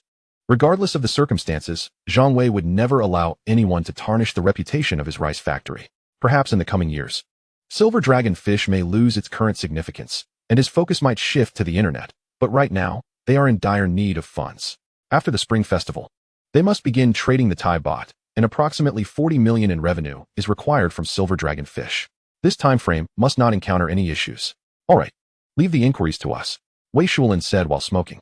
Although the people they know are rather unsophisticated, they are certainly adept at gathering information. Chu Zonglin exhaled a puff of smoke, smacking his lips, and remarked, I can gather information from my end as well. ISN T Qian S son running a rice factory in Lijiang? I happen to have some clients in Lijiang. I should be able to get some news. After pondering for a moment, Zhang Wei replied, there is no need for such complications. Didn't T Qianzhong enlist Shui Xishan as an insider? We can simply spend a bit of money to bribe those around him. Discovering where he plans to leak the information will be quite straightforward. Let us take care of this overnight. Everyone's eyes lit up at this suggestion, as it was efficient and required only a modest expenditure. They had no concerns that Qianzhong's associates would decline. After all, it was merely a matter of purchasing information, and surely someone would succumb to greed. Zhang Wei sat there with a piercing gaze, ready to retaliate against those who would undermine his own. Very well, if it comes to a battle of wits, then let it be a contest of who is more cunning. This time, Qianzhong, the root of the problem, must be eradicated without mercy. Harmony breeds wealth. There is absolutely no need for such niceties with this type of individual. Zhang Wei was acutely aware that the enmity between his family and Qianzhong had long since escalated to a point of no return. It was the perfect opportunity to resolve this matter once and for all. Chapter 281. The time to show off has come. The following day, early morning, Zhang Wei and Luo Fangfei were having breakfast while his mother busied herself with a visit to the office building. If it weren't for the betrayal, he would certainly have accompanied her, but now he was waiting for news from his uncle. As he sipped on the thick porridge, his phone rang. It was Zhang Jingguo's voice exclaiming, I found it. I found it. Zhang Wei's heart leapt with joy, and he set down his chopsticks, asking, which newspaper? Luo Fangfei stole a glance at him. It's called the Industrial and Commercial Daily, but I'm not sure where it is, Zhang Jingguo replied. Zhang Wei was taken aback. The Industrial and Commercial Daily? That is a nationally recognized publication specifically dedicated to corporate developments. Qianzhong is indeed determined to take down his family. The thought alone ignited a fire of fury within him. This was a direct assault on their livelihood. I know where it is, uncle. Come pick me up and take me to the airport. Don't let my parents know about this, Zhang Wei said as he rose and headed toward his bedroom to pack a change of clothes. Just then, Zhang Jingguo's voice came through again. To the airport? What for? Zhang Wei pushed open the bedroom door and entered. The industrial and commercial daily is in the capital. What is the use of going there if we don't know anyone? Zhang Jingguo's voice was tinged with hesitation. Zhang Wei contemplated this. Apart from two prominent figures he was acquainted with, he truly had no connections in the capital. Frowning, he told his uncle, just come pick me up. I'll make a call to Boss Wang. Wang Dongliang was quite resourceful and should have some connections in the capital. After hanging up, Zhang Wei plopped onto the bed and dialed Wang Dongliang's number, but all he received was a busy signal. Reluctantly, he set the phone down and rummaged through the closet for 2 outfits. After some time, he attempted to call Wang Dongliang several more times, but still encountered the busy signal. Zhang Wei could no longer afford to wait. He went downstairs as soon as his uncle arrived. Downstairs, Zhang Jingguo had taken a taxi over. Zhang Wei immediately hopped into the back seat. The car started and headed toward the airport. Inside the vehicle, Zhang Wei furrowed his brows, contemplating how to handle the situation. With Wang Dongliang temporarily unreachable, it was now entirely up to him. As for the capital, he really had no substantial connections. Taking a deep breath, he thought to himself, things will sort themselves out when the time comes. Zhang Jingguo turned his head and asked, Xiao Wei, isn't Silver Dragon Fish considered a state-owned enterprise? Not quite, Zhang Wei replied absently. Silver Dragon Fish is merely a state-controlled enterprise. It's still classified as a private enterprise. Uncle Wang made that very clear last time. Suddenly, he seemed to have an epiphany, slapping his forehead. I have an idea. Zhang Ai Gua, confused, asked what idea? You'll find out once we arrive in the capital, Zhang Wei said, a slight smile forming on his lips. What kind of publication is the Industrial and Commercial Daily? What kind of enterprise is Silver Dragon Fish? If all goes well, this situation should not pose any issues. And perhaps, I might even seize the opportunity to outmaneuver Qianzhong. Afternoon around 2 o'clock. The sky in the capital was still shrouded in haze, with significant dust in the air. The uncle and nephew arrived at the headquarters of the Industrial and Commercial Daily. After several rounds of security checks, they were informed that the editor-in-chief was meeting with a client and were asked to wait. Zhang Wei surmised that they were likely entertaining Qianzhong. Sure enough, shortly after, Qianzhong emerged, wearing a broad smile. As he approached the reception area, he suddenly spotted Zhang Wei and Zhang Jingguo seated there. He hesitated, retracting his foot that was almost out the door, and turned to approach them. Zhang Wei caught sight of that loathsome face and had no desire to engage. As Qianzhong drew closer, he leaned in slightly, wearing a smirk, and said, I suppose you heard from my associates that I was here? Zhang Jingguo exclaimed. How did you know? Zhang Wei frowned, sensing something was amiss. How did Qianzhong know about this? Could it be that he deliberately leaked the news? But for what purpose? What does it matter? Zhang Wei feigned indifference. Qianzhong brushed off his suit sleeves, sneering. So, what is it like having you two here? No. Wait. He turned to Zhang Jingguo, scrutinizing him repeatedly, and exclaimed, You're not Zhang Aiguo. Zhang Wei chuckled despite himself and retorted, None of your business. My uncle merely resembles my father a bit, but my father is slightly shorter. Zhang Jingguo looked at Zhang Wei, seemingly puzzled about who this man was, as he had no idea what Qianzhong looked like. Qianzhong appeared vexed, his enthusiasm waning as he remarked, I was hoping to make you and your father run around for no reason, but it turns out it's just you. How boring. Run around for no reason? So it was indeed you who leaked the information. Zhang Wei finally grasped Qianzhong's intentions. He simply wanted to toy with him and his father. It was evident that Qianzhong had close ties with the people at the Industrial and Commercial Daily. His eyes narrowed, realizing that Qianzhong dared to intentionally reveal this. Well then, he would soon have cause for regret. Seeing that the two remained silent, Qianzhong grew increasingly smug. Well, if you're capable, go ahead and muddle things up. He lowered his voice, a grin plastered on his face. Let me tell you a secret. The editor-in-chief has already agreed to report on your Silver Dragon Fish. As he spoke, he turned with a flourish, waving goodbye. See you. Zhang Jingguo was infuriated, leaping to his feet and shouting, You son of a... Uncle, don't curse at him. Zhang Wei interjected, pulling him back. Zhang Jingguo was exasperated. Pointing at Qianzhong, he has already gone this far. Who else should I curse at? Qianzhong turned back, just in time to interject. Are you trying to curry favor with me, so I'll go easy on you? Huh, don't dream. He had yet to utter a word. With a beaming smile, Zhang Wei addressed his uncle. Uncle, if a rabid dog were to bite you, would you retaliate by biting it back? Zhang Jingguo was momentarily taken aback, then burst into hearty laughter. Qianzhong's expression darkened as he coldly retorted, Do not engage in verbal sparring. Zhang Wei interrupted him again, raising his hand in a chopping gesture. If a rabid dog were to bite me, I would slay it and feast upon its flesh. Qianzhong nearly erupted in a barrage of curses, thinking to himself, You are the rabid dog. Your entire family is rabid dogs. Yet, he refrained from voicing his anger. As the imposing figure of Zhang Jingguo loomed ominously, making him wary of a potential thrashing, Zhang Jingguo certainly had the air of a formidable person. I cannot be bothered to engage in further dialogue with you, Qianzhong muttered quietly. Just wait and see. Soon the silver dragon fish will undoubtedly find itself embroiled in public controversy. This time it will not be as fortunate as before. Merely mentioning the previous incident set Zhang Wei ablaze with anger.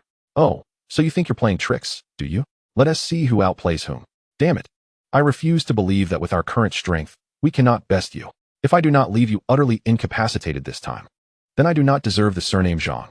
He countered defiantly. The two exchanged barbs for a few moments before the receptionist at the front desk called out, Mr. Zhang. Our editor-in-chief has requested your presence. Zhang Jingguo pushed Qianzhong aside. Move aside, grandson, do not obstruct my path. Qianzhong stumbled, nearly losing his balance. And upon steadying himself, exclaimed in frustration, it will be futile to enter. Zhang Wei rose, casting a cold glance in Qianzhong's direction. Whether it is futile or not is not for you to decide, he retorted, following his uncle into the office. Inside the editor-in-chief's office, the editor, seated at his desk, glanced up briefly before returning his gaze downward. Having once received a favor from Qianzhong, he was inclined to assist Qianzhong's son with a simple request. Initially, he had no desire to meet Zhang Wei and Zhang Jingguo. In his view, why should he meet two individuals whose names he had never heard before? However, upon hearing Qianzhong's jest about teasing these two, he acquiesced, as he had a soft spot for the son of a benefactor. Clearing his throat, the editor put down his pen, eyes slanting sideways, and said in a tone that was neither warm nor cold, "What brings you here?" Zhang Wei, sensing something amiss, interrupted the editor's statement, feigning arrogance. So, you are the editor-in-chief, correct? He boldly plopped himself down onto the reception chair in front of the desk, preparing to flaunt his bravado. Zhang Jingguo wore an expression of disbelief. This was hardly the demeanor of one asking for a favor. The editor frowned and admonished, "Do you possess any manners?" Zhang Wei, invigorated as if he had received an adrenaline boost, interrupted Qianzhong twice before now interrupting the editor for the second time. Nonchalantly crossing his legs and waving his hand dismissively, "I am a friend of young Master Wang Heir." In truth, he felt uncertain. Having heard of Wang Dongliang's expansive connections in the capital from either Mr. Gao or Mr. Yi, he wasn't sure how useful this would be, but at this point, he had no choice but to put on a show. As soon as he finished speaking, the editor shot up from his seat, eyes wide in disbelief. "You say you are a friend of whom?" Zhang Wei secretly sighed in relief, a hint of a smile gracing his lips. Clearly, this act was convincing. Chapter 282. I quietly played the part of a pretender. Having reached this stage, he could only continue with the charade. Zhang Wei remained silent, gazing at the editor with a smile, endeavoring to emulate the gaze of a domineering CEO from a television drama, infused with an air of superiority. After all, pretending was no easy feat. Zhang Jingguo was taken aback. Was it really that simple to just mention young Master Wang's name? Before him, the editor's expression shifted. Who was young Master Wang Heir? The second son of a powerful family in the capital, a notorious figure over a decade ago, who, had he not been thoroughly reprimanded by that esteemed elder, might still be living a carefree life in the capital. A friend of this individual was not to be trifled with. Realizing this, the editor's face broke into a broad smile as he stood up, personally moving a chair for Zhang Jingguo, extending his hands in a courteous manner. "Please, have a seat." Zhang Jingguo felt somewhat uncomfortable. No, I can manage myself." The editor nearly pressed him down into the chair, his eagerness starkly contrasting with the demeanor he had displayed when the uncle and nephew first entered. After this display, the editor returned to his desk, beaming at Zhang Jingguo. "Are you well acquainted with young Master Wang?" He thought to himself, young Master Wang is over 30. If anyone were to be familiar with him, it would certainly be Zhang Jingguo, not Zhang Wei. Zhang Wei, remaining silent, observed the unfolding scene. It was not that he sought to show off, but rather, he sensed something was amiss the moment he stepped into the office. Even if the editor maintained a sense of superiority, one should not be casting sidelong glances at others. Coupled with Qianzhong's previous comments, he was quite certain that the editor and Qianzhong were likely acquaintances. In such a scenario, he had no choice but to assert his background to intimidate the other party, not seeking assistance, merely hoping that the editor would refrain from aiding Qianzhong in promoting his inadequacies. Zhang Jingguo settled into his seat, waving his hand dismissively. "I am not particularly familiar with him, just a few encounters." As soon as he finished, the editor's expression darkened. How dare someone with such scant acquaintance claim to be a friend of young Master Wang? Had he grown weary of life? His face hardened. "Then why did you assert you were a friend of young Master Wang?" "I did not." Zhang Jingguo shook his head. The editor was nearly on his feet, ready to dismiss them. Zhang Jingguo pointed at Zhang Wei. My nephew is a close friend of young Master Wang. The editor, having just lifted his posterior, plopped back down in astonishment, casting a skeptical glance at Zhang Wei, incredulously pointing him. Are you jesting? Jesting? Zhang Wei retorted with an air of authority. What status would I have to joke with you? One must play their role to the fullest. The editor chuckled, amused. You can't be more than 11 or 12 years old. What status could you possibly possess? Zhang Jingguo could no longer contain himself, his voice booming. What status does my nephew hold? He has even met the Prime Minister. What do you have to say to that? What? The editor was left utterly flabbergasted. Then, he thought, wait, this boast is rather excessive, isn't it? Meeting the Prime Minister? Why not claim to have met the chairman? Clearly, they were just spinning tall tales. What brings the two of you here? The editor resumed his haughty demeanor. He could still entertain the notion of them being friends of young Master Wang. But now that they claim to have met the Prime Minister, are you two jesters sent by a monkey? Zhang Wei understood the editor's disbelief and replied coolly. I do not require your belief. Merely remember not to assist Qianzhong in his foolish endeavors, or the consequences of offending others may be dire. Do you dare to threaten me? The editor scoffed, such audacity from a mere toad. He grabbed the phone on his desk, sneering. I advise you both not to seek your own misfortune. I will call and report that you are tarnishing the image of our national leaders, and you shall reap the consequences. Zhang Jingguo was alarmed. How could the editor flip his demeanor so swiftly? He stood, ready to speak. But Zhang Wei pressed a hand down on him. Jiangguo looked at Zhang Wei in confusion, wondering why he was still feigning calmness at this point. Zhang Wei, with a hint of amusement in his eyes, addressed the editor. Please, go ahead and make that call. When you do, kindly mention that I am the son of Mr. Zhang from Silver Dragonfish. You are aware of Silver Dragonfish? The editor was taken aback. Silver Dragonfish is impressive, is it not? It had merely made appearances on the news a couple of times, and its advertisements were running endlessly on CCTV. Yet, the editor found himself at a loss. Zhang Wei did not seem to be merely putting on an act, but rather, he exuded a confidence that was either genuine or a masterful facade. Now, he was uncertain how to proceed. As he gazed upon the beaming Zhang Wei, the editor-in-chief found himself in a quandary. If it were merely an act, it would be manageable. However, what if the other party spoke the truth? The thought sent a chill down his spine, for it would be a grave offense indeed. This risk was one he could not afford to take. Yet, how could he ascertain the veracity of the claims without making a phone call?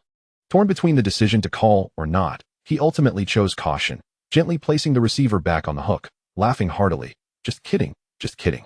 He resolved to inquire in a more roundabout manner. Zhang Jingguo was perplexed. The shift in attitude was too swift to comprehend. What kind of magic had Xiao Wei employed? Zhang Wei offered a faint smile, deeming it prudent to seek confirmation with a call. Rest assured, I harbor no grudges. What is the pinnacle of pretense? It is when one's excellence is acknowledged by others. The higher the status, the better. You truly wish for verification? The dilemma was that the editor-in-chief was uncertain whom to approach for confirmation. He attempted to muster a smile, but the weight of worry rendered his expression painfully awkward. Just then, the phone rang. Startled, he glanced at Zhang Wei and Zhang Jingguo before reaching for the receiver. On the other end was the secretary of the newspaper, instructing him to deliver tomorrow's advertising proposal. He nodded submissively, suddenly recalling something, and hurriedly inquired, Secretary, may I ask you something? The secretary responded, What is it? I have two esteemed guests here. As he spoke, he covertly glanced at Zhang Wei, who remained unperturbed, causing the editor-in-chief to believe a fraction more in the earlier claims. He continued, They mention they are from Silver Dragonfish. He trailed off, unsure of how to proceed. Silver Dragonfish? The secretary's voice tinged with excitement. Are they truly from Silver Dragonfish? This is a grain enterprise that has been featured in 2 consecutive news broadcasts. Be sure to treat them well.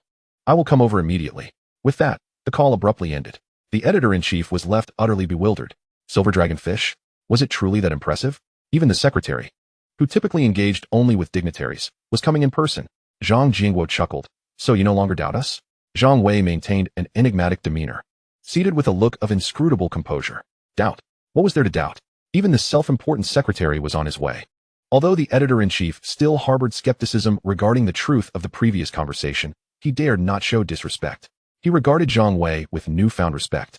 Individuals of substance invariably command admiration, and as for the kindness of a meal, what is that? I can always repay tenfold to Qianzhong's family. Just as he spoke, the door swung open. Upon seeing the secretary, the editor-in-chief quickly rose, exclaiming, Secretary. To his surprise, the 60-something Secretary Wei paid him no mind. Instead, bursting into laughter as he approached Zhang Jingguo, grasping his right hand warmly and shaking it vigorously. You must be the esteemed Mr. Zhang, who has been received by the Prime Minister, am I right? At this, he turned to the editor-in-chief, proclaiming, Mr. Zhang is quite remarkable. I heard that the Prime Minister even inscribed a phrase for their Silver Dragon fish rice mill, one that benefits the nation and its people. In that instant, the editor-in-chief was swept away by this revelation, his expression morphing into one of astonishment as he gazed at Zhang Wei incredulously. This was no mere boast. What had been said moments ago was indeed the truth. He felt as though he might collapse, overwhelmed by the magnitude of the situation. His gaze towards Zhang Wei transformed entirely. He understood that Zhang Jingguo was merely Zhang Wei's uncle, while Zhang Wei's father had once met the Prime Minister and received such an honor. What did this signify? It indicated that Silver Dragon fish had caught the attention of the leadership. It meant that Zhang Wei truly held a position of considerable significance. He felt compelled to kneel, wiping the cold sweat from his brow, grateful that he had refrained from uttering any disrespectful words earlier.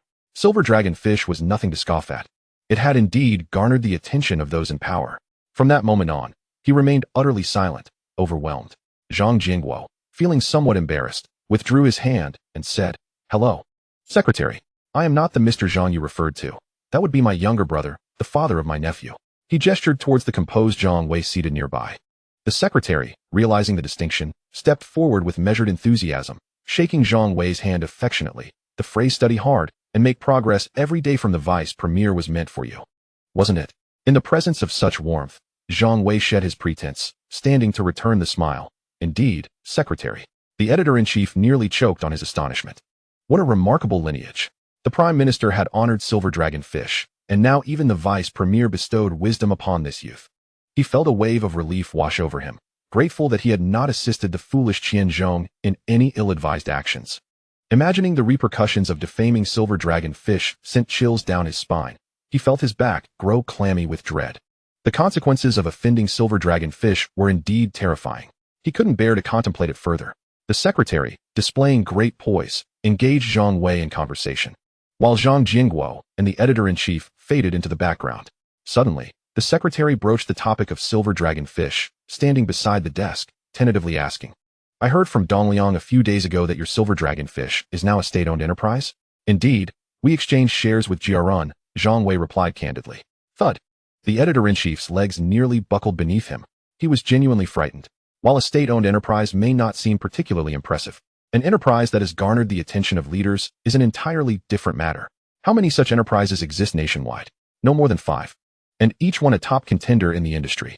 At this moment, the editor-in-chief could no longer meet Zhang Wei's gaze. The weight of the situation was too overwhelming. He felt as though he might scream, I'm terrified. In that instant, he realized how foolish he had been, considering any actions that might undermine Silver Dragon fish. It was akin to courting disaster. The ensuing events unfolded with unexpected ease. The Business Daily not only refrained from criticizing Silver Dragon fish, but the editor-in-chief also proposed praising the company while subtly discrediting Qian Zhong's rice mill. Though he expressed this in a very diplomatic manner, everyone understood his intent. The secretary merely stated that the matter was entrusted entirely to the editor-in-chief. Zhang Jingguo beamed with joy. What a delightful surprise. The editor-in-chief was shameless indeed. However, Zhang Wei found it amusing, smiling softly as he quietly reveled in the success of their ruse, now eager to witness Qian Zhong's impending misfortunes. The following does not count towards the word count. Chapter 283. Step by step, digging pits for others to jump into. The above does not count towards the word count. Nighttime. Airport. Due to the secrecy surrounding his departure from his parents. After resolving matters with the Industrial and Commercial Daily, Zhang Wei and his uncle prepared to return to the bustling metropolis overnight. With only half an hour remaining until boarding, the two sat in the waiting lounge, discussing the issue of the mole. Given the audacity to repeatedly leak information, Zhang Wei could not be blamed for his ruthless approach. Having dealt with the Industrial and Commercial Daily, his next course of action was to eliminate the traitor, ensuring they would have no opportunity for regret. The previous incident involving Yang Zi had caught him off guard. Had it not been for his prior preparations, the Silver Dragon fish would have faced catastrophic consequences. This time was even more outrageous, as the traitor had once again disclosed sensitive information. If not for Xiao Ke's undercover role, the Silver Dragon fish might have incited the wrath of all wholesalers. Such individuals would not be spared lightly. Just then, his phone rang. On the other end was Chung Lin's voice. Where have you run off to? I'm at my Uncle S in the Bay Area. What brings you to the Bay Area? Oh, right, my cousin is visiting these days. I haven't seen him in a while and wanted to spend a couple of days with him. If Dad asks, just tell him the same. Why is it so noisy over there? Ah, I'm at Haitong Grain Company. We have a lot of clients today. All right, got it. I'll hang up now. Talk later. Once aboard the flight, Zhang Wei gazed out the window at the night sky, lost in contemplation. Tomorrow, the Industrial and Commercial Daily would publish news concerning the silver dragonfish and the Qian family rice factory. While it was a national newspaper, its audience consisted not of the general populace, but of merchants and entrepreneurs seeking market trends. A favorable article about the silver dragonfish would have an impact nearly equal to that of a primetime news broadcast.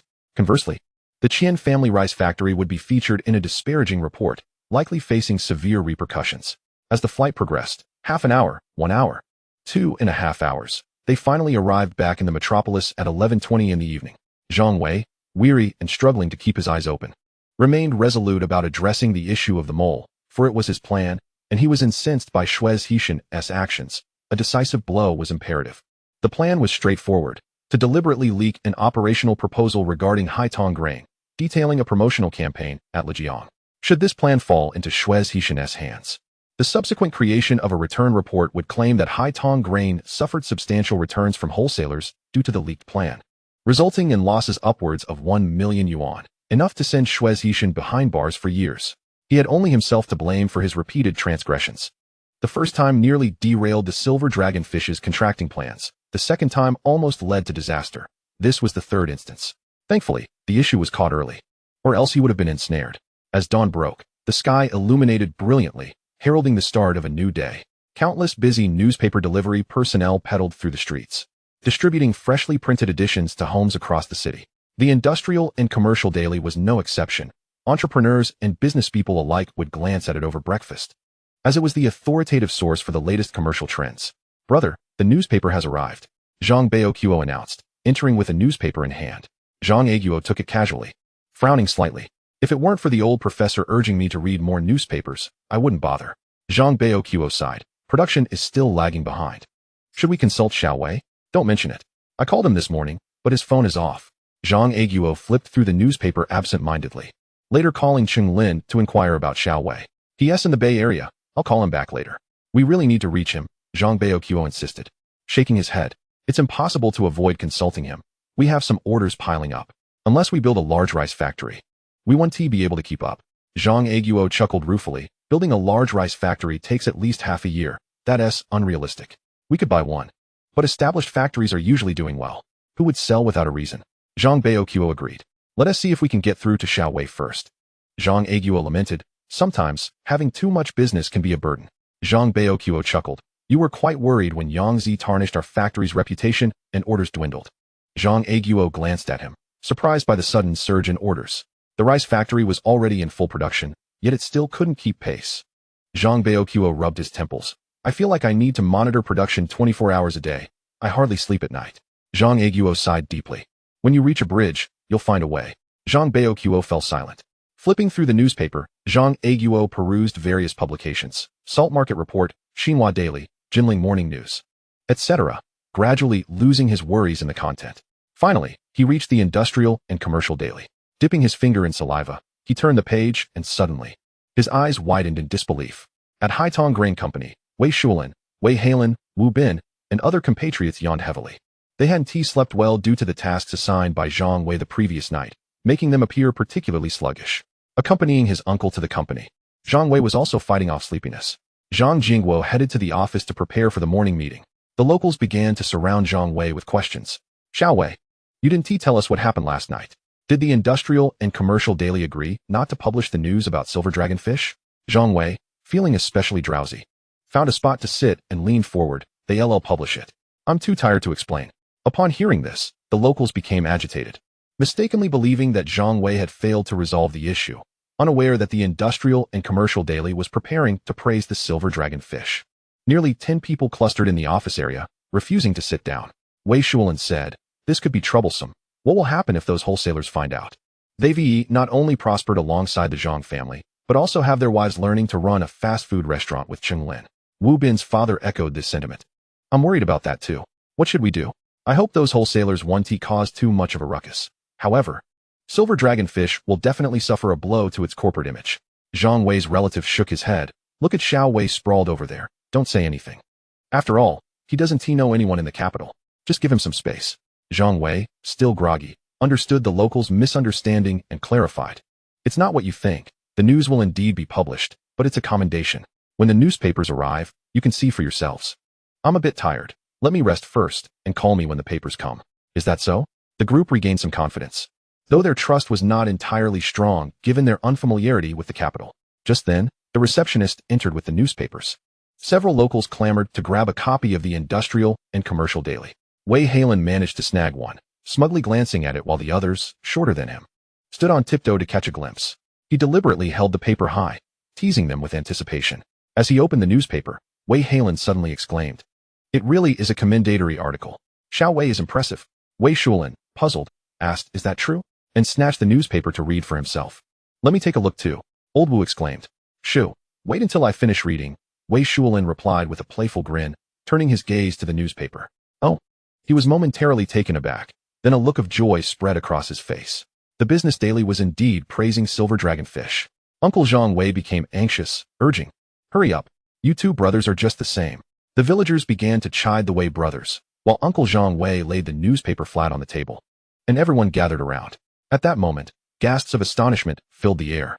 "Really? Now I can breathe easy. Xiao Wei is so impressive. He has turned the tide." The villagers collectively exhaled with relief. Laughter erupted among them. It was a relief that Silver Dragon Fish was doing well.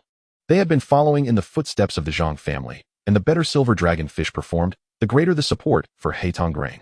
The villagers had ample reason to be concerned. Suddenly, Wei Halen, still bent over the newspaper, exclaimed, "You all need to come and see this." Initially, the crowd paid him little mind, as Wei Halen was known for his dramatic flair. However, after he called out 2 or 3 times, they bent down to peer at the newspaper. Upon reading the news beneath the mention of Silver Dragon Fish, all the villagers were struck dumb. Is this about the Qian family rice factory? It was unmistakably so. Goodness, how did Xiao Wei manage this? What on earth is happening? This isn't just a smear against the Qian family rice factory, it's downright destructive. Look at what it says up there. The Qian family rice factory produces toxic rice. Xiao Wei is asleep. We need to ask Jiangguo what is going on. Yes, let us not disturb Xiao Wei. We should consult Jiangguo. Silver Dragon Fish Rice Factory. Huh. Zhang Aguo could not contain himself. Zhang Baoquo stood up and asked, "Brother, what is the matter? You need to look at the newspaper." Zhang Aguo pointed at it. Disbelief etched across his face. Zhang Baoquo, puzzled, leaned in to read, then gasped, "Silver Dragon Fish actually made the front page of the Business Daily." After a moment, Zhang Aguo managed to utter, "You should check the content of the news below it." Realization struck him. Zhang Baoquo was unaware of who Qian Zhong was. Yet, he had an inkling that this was another scheme orchestrated by Zhang Wei, which explained why the phone lines were jammed. Certain grain enterprises. "President Zhang, you need to look. I am too busy to read the newspaper right now. Hey, don't just stand there. Get back to production. Clients will be arriving shortly." Silver Dragon Fish has made the front page of the Business Daily. What? Damn it, Silver Dragon Fish is making waves again. President Xiao, Director Xiao Huang. What are you doing? Get back to production. Silver Dragon Fish is waiting for their goods. Silver Dragon Fish is in the newspaper again. Damn. And it's the front page of a national publication. Silver Dragon Fish is indeed formidable. It stands in stark contrast to the news below it. President Xiao, look below. It seems the Qian family rice factory is in for a rough time. Who is the editor with such a twisted sense of humor to praise Silver Dragon Fish while simultaneously disparaging the Qian family rice factory? Across the nation, those in the grain industry began to discuss the contents of today's Business Daily. Some marveled at Silver Dragon Fish's prowess, while others relished the misfortune of the Qian family rice factory. Naturally, the majority of conscientious individuals condemned the Qian family rice factory, producing toxic rice. How despicable! This rice exceeds the limits for heavy metals. Consuming too much could be fatal. I was shocked to discover that there were such audacious companies in the country. The newspaper clearly states that the Qian family rice factory is digging their own grave. I have no words left. It's our Lujiang rice factory. I need to call the villagers and tell them not to source from the Qian family rice factory. In Lujiang, Qian Zhong was in high spirits today, finally able to avenge the previous humiliation inflicted by Zhang Wei. Moreover, he had just received news from Shuai Zishan that the Heitong people, with whom he had grievances, were preparing a promotional event in Lujiang. He thought to himself, do they dare hold a promotion?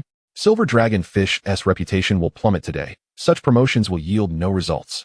To be safe, Qian Zhong instructed his staff to invite many local wholesalers. He intended to conduct his promotion before Heitong Grain could act.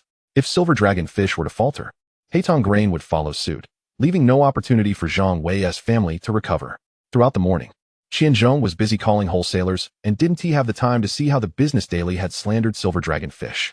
After all, the content of the newspaper wouldn't change. He could read it later after finishing the promotional event. At 1 o'clock in the afternoon, in the cafeteria, Qianzhong looked at the wholesalers seated across from him, puzzled as to why they were all familiar faces. These wholesalers were those who had previously sourced from the Qian family rice factory. Did the other wholesalers not find it appealing? Promotions should attract attention, right? He suppressed his displeasure and outlined the purpose of calling everyone over. If the other wholesalers didn't come, so be it.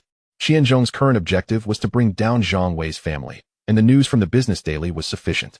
The only thing that struck him as strange was the peculiar glances the wholesalers cast in his direction. Some eyes filled with anger, others with pity, and a few with glee, an unusual sight. They had never looked at him this way before. What was going on with these wholesalers?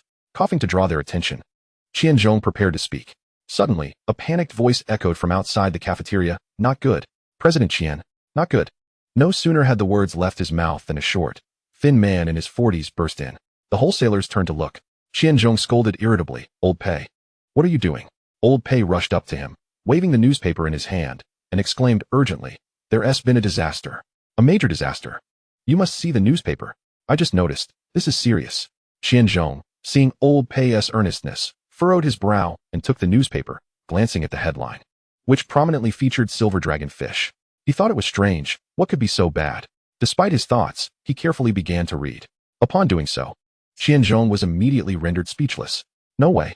How is this news praising Silver Dragon Fish? He struggled to suppress his mounting confusion as he read further down. And with each line, his expression darkened.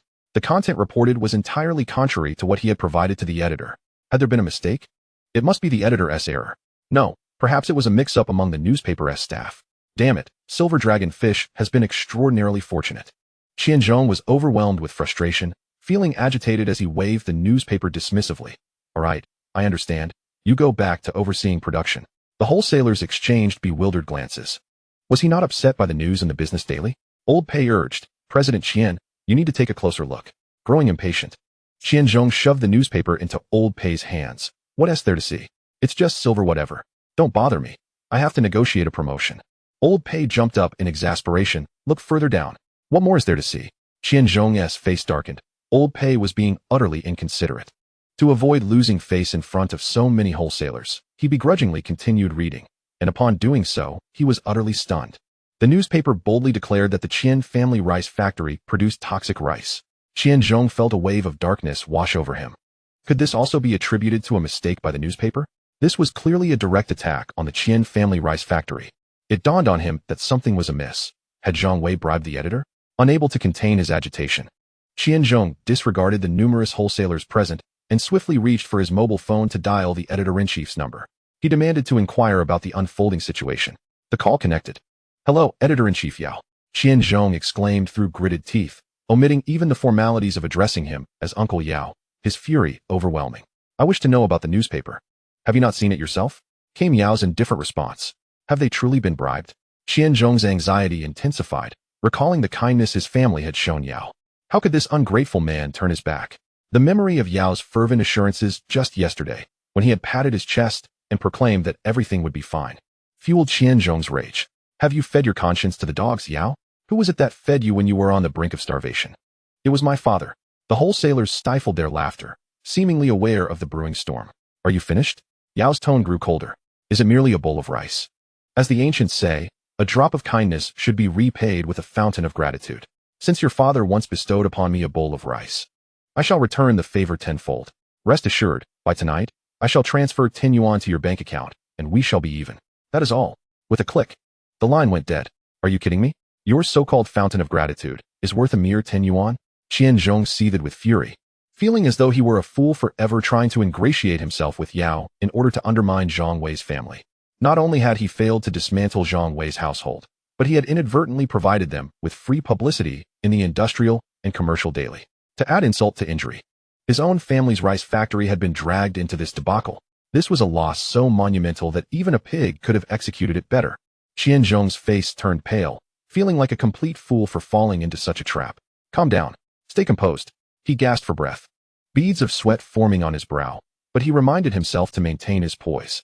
While the Qian family's rice factory might have been doomed, it did not signify the end of his prospects for resurgence. Before he could finish his thoughts, a strange voice resonated from the door. "Excuse me, is Qianzhong here?" He was about to unleash a torrent of curses, but upon seeing two middle-aged officers in uniform, he halted abruptly, bewildered. "Comrades, what brings you to seek me?" Old Pei and the wholesalers turned their gazes toward the newcomers.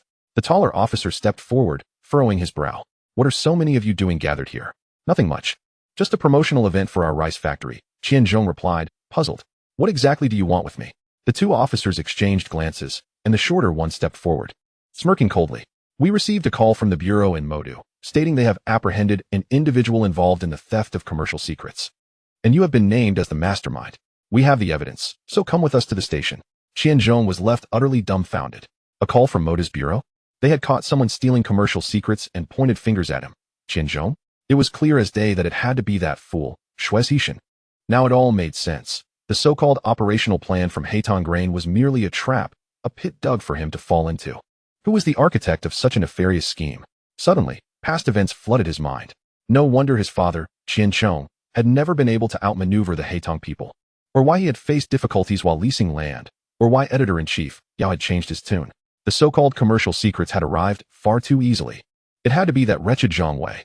Yes, it could only be that despicable Zhang Wei. As the realization struck him, Qianzhong felt a surge of blood rise in his throat. This is too insidious.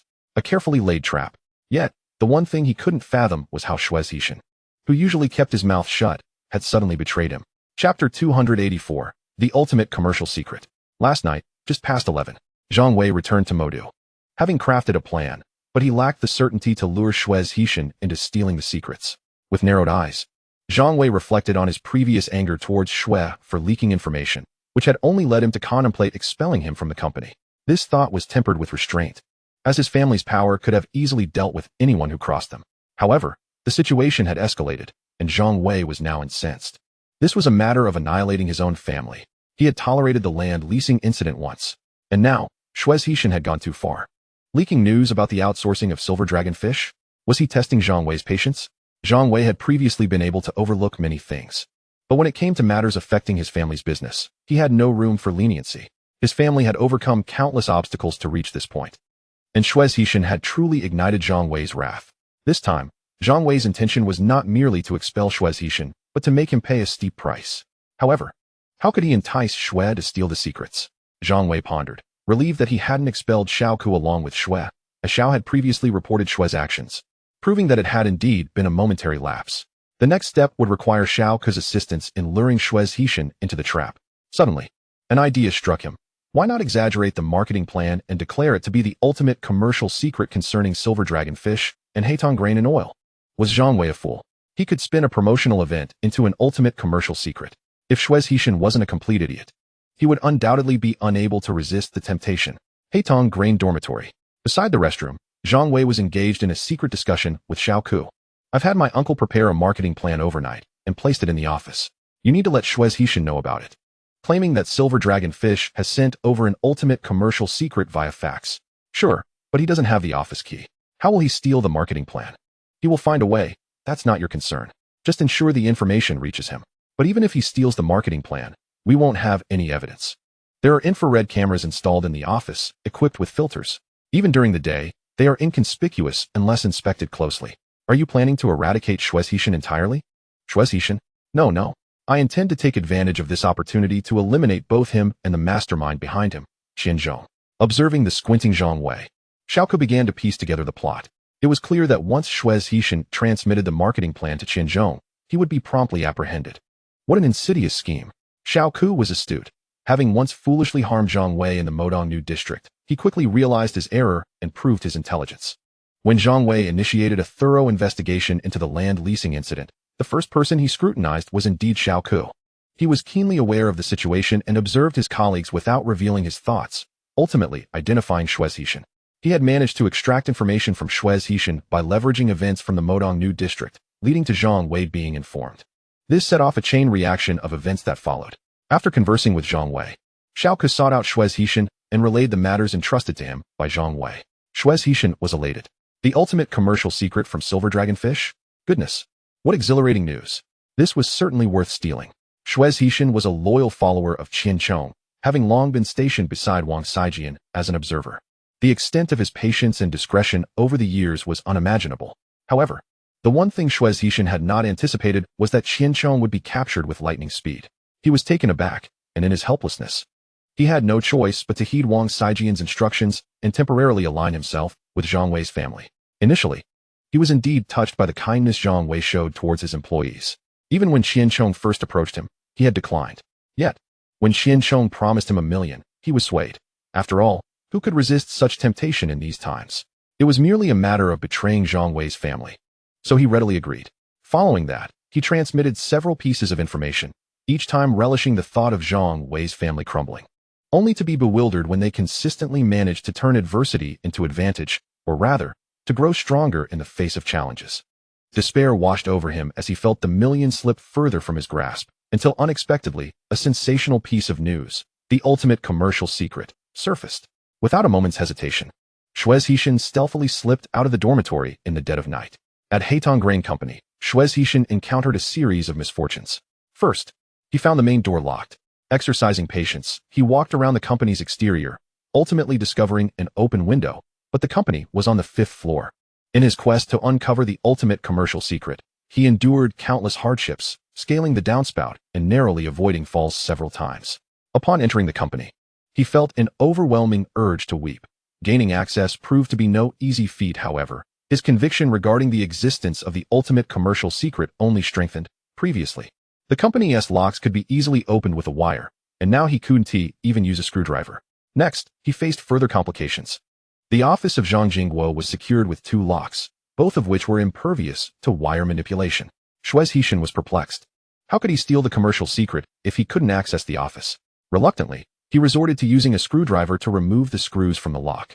After much toil, he managed to create a small opening, using wire to pry it open, taking 2 to 3 hours to finally gain entry. Inside the office, Shuai Zhixin surveyed his swollen, carrot-like fingers, wishing to cry.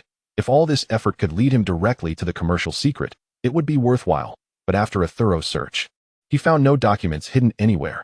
Unyielding, he ultimately fixed his gaze on the safe. This was the last bastion for concealing valuables. Opening the safe? A monumental task. With no retreat possible, Shuai Zhixin crouched down, pressing his ear against the safe to listen for sounds, slowly turning the combination dial. To his astonishment, he heard the first click after only the second notch. The first number was 2. Then, turning the dial counterclockwise, he was pleasantly surprised by how smoothly it progressed. The second number was 5. Only one number remained, and with a deep breath, he turned the dial clockwise once more, and after just a few clicks, he heard the final sound. The number was 0. Shuai Zhixin burst into laughter, realizing that the combination to the safe was 250.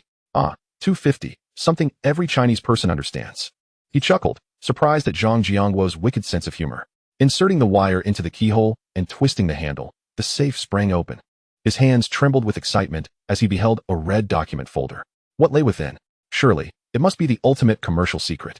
He cautiously extracted the folder, tearing it open with eager anticipation, but upon reading the contents in the moonlight, he nearly cursed aloud. What in the world is this marketing plan? Where is the promised ultimate commercial secret? His anger boiled over. The ultimate secret from Silver Dragon Fish was merely a promotional strategy? It felt like a cruel joke. The company had fortified itself like a citadel, only to safeguard such a trivial promotional scheme that could be casually tossed into a trash bin? Shuai Zhixin wept bitterly. He had scaled downspouts and dismantled locks only to end up with this nonsense? This was an outrageous affront. In that moment, he contemplated discarding the document. But recalling the immense effort expended to obtain this commercial secret, he felt unwilling to part with it. Back in the dormitory, Shuai Zhixin retrieved the large mobile phone Qian Chong had given him and, around 4 or 5 in the morning, managed to reach Qian Chong, relaying the events. To his surprise, Qian Chong lavished praise upon him and instructed him to leave Heitong Grain within the next couple of days. The thought of departing from Heitong Grain filled Shuai Zhixin with joy. $1 million was within reach. Thus, he settled in for a restful sleep, thoroughly exhausted from the night's escapades. As for arriving late to work the next morning, he was indifferent. It hardly mattered as he was about to leave. And who cared about that meager salary? Shuai Zhixin dreamt beautifully. In his dream, he received $1 million, embracing 2 stunning beauties, truly reveling in bliss. Filled with pride and delight, he even chuckled aloud in his slumber. Suddenly, the dream shifted dramatically, and one of the beauties he held, speaking in Xiao Ke's voice, exclaimed, "Wake up, you fool. Shuai Zixin felt a twinge of annoyance. Why was Xiao Ke intruding? Before he could ponder further, the other beauty delivered a sharp slap. He was jolted awake, feeling a searing pain on his cheek. Then, a youthful voice chimed in. Look, he is awake. Shuai Zixin turned quickly to find Zhang Wei grinning widely at him, and behind him stood Xiao Ke, Zhang Jingguo, and about 10 others, all crammed into the dormitory. Panic surged through him as he sat up abruptly, instinctively shrinking back, perplexed by the presence of so many bosses. Had they discovered something? This situation felt ominous. Shuai Zixin's anxiety escalated as he covered his face, muttering, "Why did you hit me, little boss?" Laughter erupted among the group, with Xiao Ke particularly amused, prompting Shuai Zixin to scrutinize him, wondering what his intentions were. Why hadn't he given him a heads up if something was amiss? If they had indeed discovered something, Xiao Ke wouldn't escape unscathed either. He could easily be implicated. Observing Zhang Wei and the others' expressions, Shuai Zixin's dread deepened. Indeed, Zhang Wei's first words left him stunned. Do you realize that I have witnessed everything you did today? Upon hearing Zhang Wei, Shuai Zixin's mind blanked. What was going on? Zhang Jingguo's cold voice followed. Didn't you steal the documents from the safe? And then call Qian Chong? Oh no, they had discovered everything. Shuai Zixin understood the gravity of the situation. The gathering of so many bosses was not merely a casual visit to watch him sleep, especially with Zhang Wei, the little tyrant, present. His face turned pale as he stammered. Well, actually, I wasn't. Just confess honestly. Xiao Ke interjected. Upon hearing Xiao Ke's words, Shuai Zixin was infuriated, his anger almost causing him to combust. Damn it, I've been discovered, and you still want to shift the blame? No longer stuttering, he pointed an accusatory finger at Xiao Ke and declared, this matter was a collaboration between him and me. A moment of silence enveloped the room, only to be followed by a chorus of laughter. I had never encountered such astonishing foolishness. How utterly naive. Even at this juncture, he was oblivious to the reality of the situation. Xiao Wei had indeed set the safe's password to 250 for this fool, and it was proving quite effective. As the banter continued, Shuai Zixin was left utterly dumbfounded. The password is 250? So you were cursing me for being a fool while borrowing the safe. Xiao Ke, clutching his head in laughter, pointed at Shuai Zixin and exclaimed, you truly are a fool. Did you genuinely believe I was in cahoots with you? Pausing his laughter, he gestured towards Zhang Wei, adding, everything was orchestrated by the little boss. Shuai Zixin felt a surge of despair, his face pale with disbelief. You're a traitor, he gasped, shaking with fury, his trembling finger pointing at Zhang Wei. With a slight smirk, Zhang Wei replied, from the moment my father and I returned from contracting land, I suspected you were a mole, and I assigned Xiao Ke to keep an eye on you. As expected, you did not disappoint. Shuai Zixin's expression morphed into one of utter hopelessness, realizing that his cleverness had merely masked his incompetence. Zhang Wei had been aware of his duplicity all along. Subsequently, with irrefutable evidence, be it video footage or Shuai Zixin's phone records, the spotlight shifted to Qianzhong. As he watched Shuai Zixin being escorted away, Zhang Wei exhaled, relieved that the matter had finally reached a conclusion. Initially, he had aimed merely to resolve the issue with the industrial and commercial daily, but unexpectedly, he had uncovered a traitor and simultaneously eliminated the looming threat posed by Qianzhong. This endeavor had proven worthwhile. As the saying goes, no thief is more feared than one who is scheming. With the perpetrator apprehended, he no longer needed to worry about silver dragon fish attracting unwanted attention, thus alleviating all concerns. Taking a deep breath, Zhang Wei gazed out at the radiant sunshine. His spirits lifted. It was time to shift focus toward trading the Thai baht, yet there was still one final matter to address. The rice factory's production was lagging. However, this was not an issue, as he had made numerous connections with rice factory managers during the bidding process. Once home, he would place a call to inquire if they were willing to take on outsourcing production. Chapter 285, Silver Dragon Fish Branch. After a day of leisure in the Bay Area, it was afternoon by the time Zhang Wei returned home. Upon entering, he discovered a figure sprawled on the sofa. A closer inspection revealed it was his father. A pang of sympathy struck him. How exhausted must he be to sleep on the sofa? These days had been taxing for him, due to the silver dragon fish. Although surprised by his father's sudden return, Zhang Wei went to his room and retrieved a blanket to cover him. Just as he draped it over him, Zhang Aguo stirred awake, his eyelids heavy with sleep. You finally returned. Zhang Wei quickly replied, Dad, if you're tired, go back to sleep. Rubbing his eyes, Zhang Aguo asked, was the incident with the industrial and commercial daily you're doing? Oh, you already know? Zhang Wei responded, having initially refrained from mentioning it to spare his parents' worry. Now that it was resolved, he saw no harm in acknowledging it. Zhang Aguo's lips twitched. The moment I saw the newspaper, I realized such a devious scheme could only originate from you. Xiao Wei, you are indeed full of mischief. Zhang Wei's expression darkened as he exclaimed, Dad, What do you mean by that? How can you say I'm full of mischief? I am your biological son, not something from a fishing boat. Zhang Aiguo chuckled, sitting up. Believe it or not, you truly were brought home from a fishing boat. Zhang Wei found himself at a loss for words. Realizing this was akin to a previous generation's jest about their child being a promotional giveaway. Turning to leave, he said, well, I'll go take a shower now. You get some rest. Wait, I need to discuss something with you, Zhang Aiguo called after him. Zhang Wei felt exasperated. What more could there possibly be to discuss? Was he to continue the conversation about being brought home from a fishing boat? He turned back and sat beside his father. What is it? At that moment, the door swung open, and Luo Fangfei entered with a basket of groceries. The father and son glanced at her, and Zhang Aiguo turned back, saying, the rice factory's production is lagging, and we have accumulated quite a few orders. About that? Zhang Wei pondered for a moment before recounting his connections with various rice factory owners. I'll call them later to see if they're willing to take on outsourcing. No need, no need. Zhang Aiguo shook his head, grinning. I had drinks with several wholesalers from Lujiang at noon, and they mentioned they want to sell the Qian family rice factory to me. Zhang Wei was momentarily taken aback. What do you mean? Wholesalers from Lujiang want to sell the Qian family rice factory to us. Isn't that property owned by Qian Zhong's family? I've heard he has been apprehended. But that doesn't automatically transfer ownership. Zhang Aiguo seemed to sense his confusion and explained. The Industrial and Commercial Daily reported that the Qian family rice factory was producing toxic rice. One of the wholesalers even had it tested, and it turned out to be contaminated with heavy metals. It truly is toxic rice. Qian Zhong is indeed digging his own grave. Zhang Wei felt a sense of relief wash over him, though he still struggled to comprehend how the Qian family rice factory could end up in the hands of those wholesalers. Wouldn't they be displeased upon discovering this? Stretching languidly, Zhang Aiguo continued, they were all clamoring for refunds. Otherwise, they'd report it to the police. Qian Zhong's wife was unwilling to part with the money, so she directly mortgaged the rice factory to several wholesalers who had previously purchased from them. Those wholesalers then sent representatives to seek connections with Old Chu, asking if we wanted the rice factory. The moment Old Chu got wind of it, he called me. This morning, I hurried back from Yinxi to meet those wholesalers. Zhang Wei understood why Qian Zhong's wife would be reluctant to part with money. The reputation of the Qian family rice factory had soured, and it was unlikely anyone would purchase rice from them in the future. Rather than face such a fate, it would be wiser to mortgage the factory. Although Zhang Wei disapproved of Qian Zhong's wife's calculations, he was still quite excited about the prospect of acquiring a rice factory to alleviate production pressures. How large is the factory? How much did it cost to buy? Zhang Wei inquired. Approximately 30,000 square meters, not expensive at all, Zhang Aiguo replied, holding up a finger. Only 10 million. That truly was not a steep price. With inflation rampant over the past 2 years, money had become less valuable. However, if managed well, such a substantial rice factory could fetch more than 10 million. Surely, those wholesalers wouldn't be so short-sighted? Zhang Wei voiced his concern, Dad. Those wholesalers surely must not lack ownership of the factory, right? Zhang Aiguo waved his hand dismissively. No. They brought the documentation today, confirming the factory has indeed been transferred to them. And they mentioned that someone offered them 11 million, but they didn't sell. They specifically sought out Old Chu to contact me. What is going on here?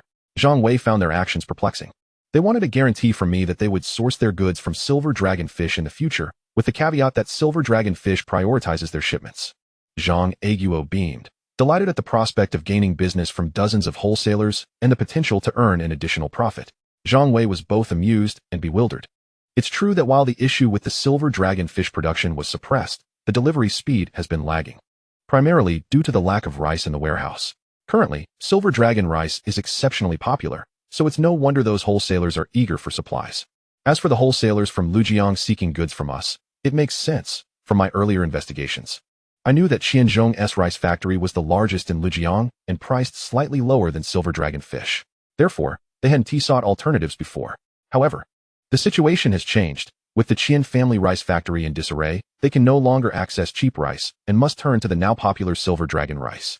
As for their preference to part with 1 million, it is quite understandable.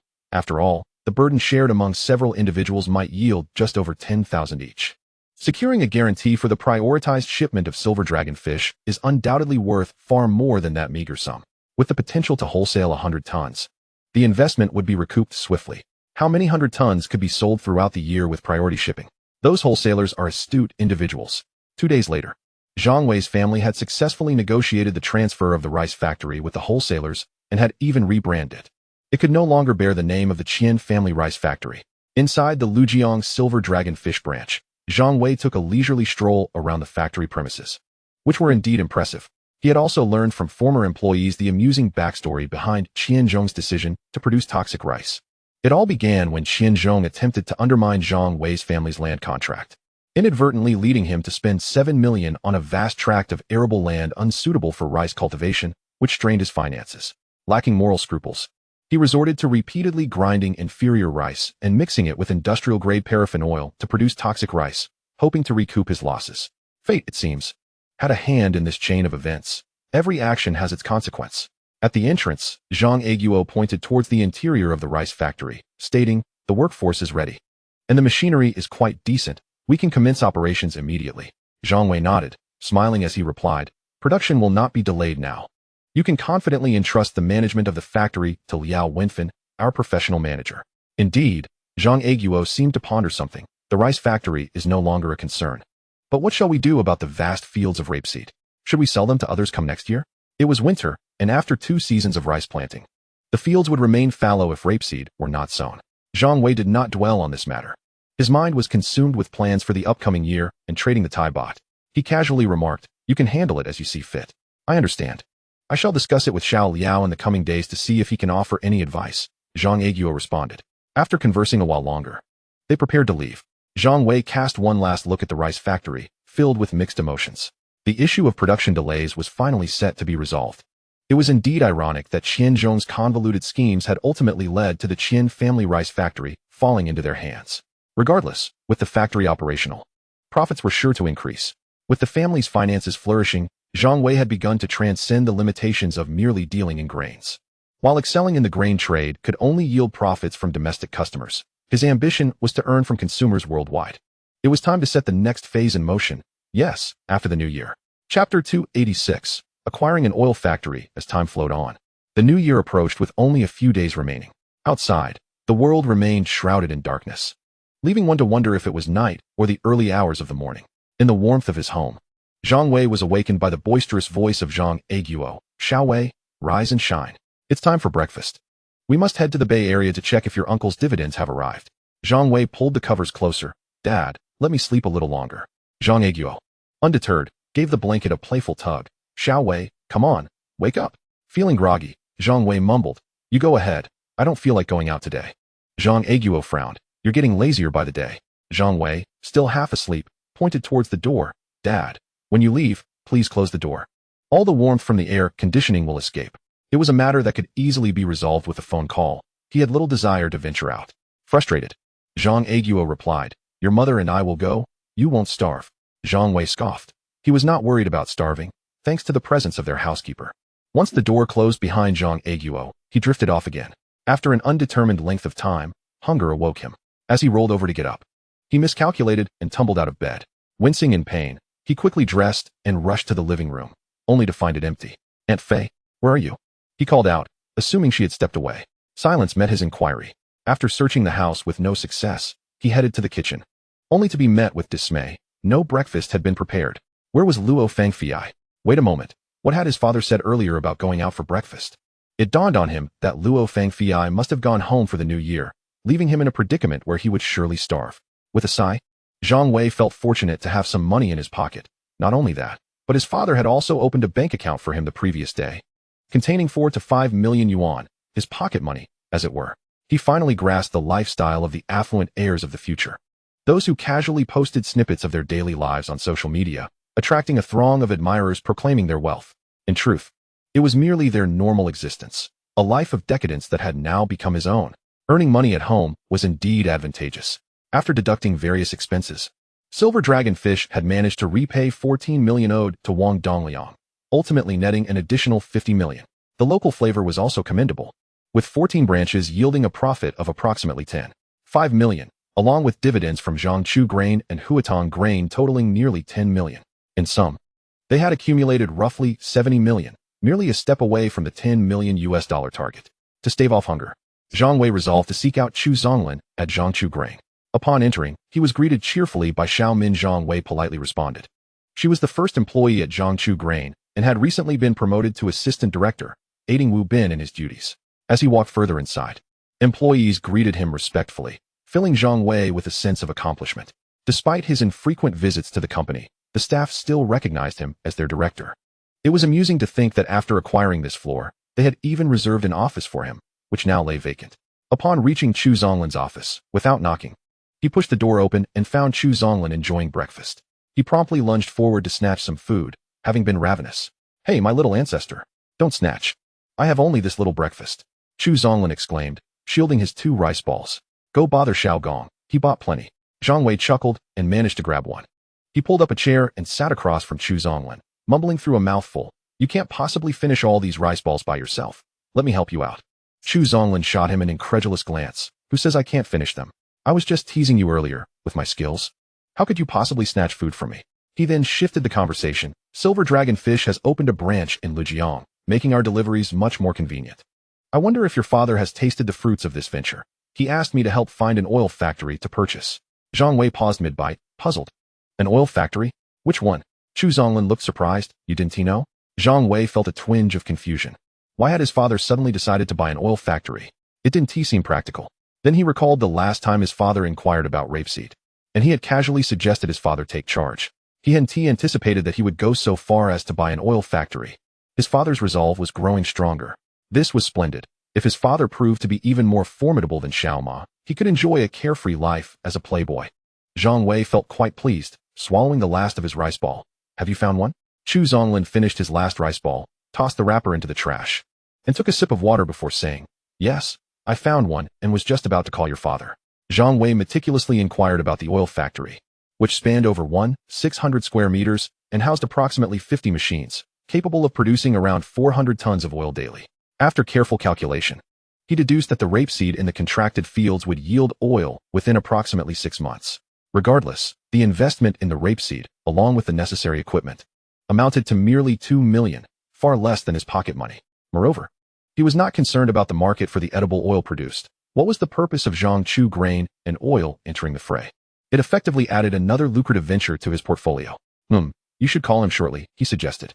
Zhang Wei was disinterested in managing these affairs for the time being. After all, the task of securing $10 million was nearing completion, and his focus would soon shift to trading the Thai baht. Chu Zonglin nodded, feigning seriousness as he picked up a document and casually remarked, "Speaking of the oil factory, I was reminded of something. I recently overheard that in the land of the rising sun, there is a trend of extracting oil from rice bran. I wonder how that works. Can rice bran even yield oil?" Zhang Wei halted mid-sentence, pondering the notion of rice bran oil. Indeed, rice bran oil is a premium product, suitable not only for blending but also for direct consumption after processing, fetching a handsome price in later years. His excitement surged. Acquiring this oil factory could be quite beneficial, as the rice mill produced an abundance of rice bran each month, which would no longer need to be sold cheaply to feed manufacturers. However, this endeavor hinged on acquiring specific techniques, for extracting oil from rice bran differs from that of rapeseed. Yet these challenges seemed surmountable. Zhang Wei urged, "Uncle Chu, do call my father and ask him when he plans to purchase the oil factory. Though rice bran might not be particularly valuable, the rapeseed oil extracted from the fields might not yield substantial profits either. However, rice bran oil held significant worth. If this venture materialized, the profits could rival those currently generated by the rice mill, especially given the volume of rice bran produced monthly." Without further ado, Chu Zonglin dialed Zhang Aguo's number to inquire about the timing for acquiring the oil factory. After hanging up, he relayed, "Your father mentioned he would purchase it after the new year." With confirmation of the oil factory acquisition, Zhang Wei felt reassured enough to continue his breakfast. Had it not been for their casual mention of rapeseed during the last visit to the Qian family rice mill, his father might not have considered buying an oil factory. After all, edible oil is a lucrative business. Did they not see how much profit Huang Lanjiao made from it in the future? His father was doing splendidly. From this development, Zhang Wei sensed his father had gathered sufficient resolve, allowing him to concentrate wholly on trading the Thai baht in the coming year. The moment of substantial profit was drawing near. Chapter 287. Preparing for Forex Trading. Upon returning home, with the eve of the new year approaching, Zhang Wei found his mother cleaning the living room while his father was also preparing to assist, but Zhang Wei stopped him. "Dad, I need to discuss something with you." Zhang Aguo pulled up a long bench and sat beside the table, inquiring, "What is it?" Zhang Wei glanced at his mother, who was busy cleaning the stove, and whispered, "Once the new year has passed, I will need all the funds at home." Startled, Zhang Aguo asked, "All of it? 150 million? What do you need that much money for?" After a moment of thought, Zhang Wei tapped the table. "I plan to invest it in Forex trading." Zhang Wei shook his head. No, no, I may not be knowledgeable in forex trading, but I've heard enough to know that it carries significant risks. What if you lose the entire 150 million? I won't lose, Zhang Wei assured him, then turned to glance at his mother, adding, the currency I intend to trade is the Thai baht. Over the past 2 years, the US dollar has appreciated significantly, causing the Thai baht's value to rise. If all goes according to plan, it should depreciate this year. Still unconvinced, Zhang Wei suggested, perhaps we should consult Zheng Wan. He understands forex trading better. While I may not believe in the potential for profit from trading the Thai baht, the substantial sum involved is daunting, and I cannot simply agree without a second opinion. Zhang Wei understood his father's concerns and smiled.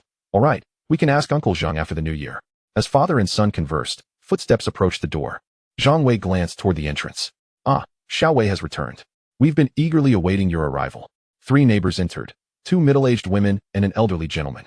Zhang Wei stood, greeting them. Hello, Grandma, Auntie, and Grandpa. Zhang Wei also greeted them and began fetching chairs for their guests.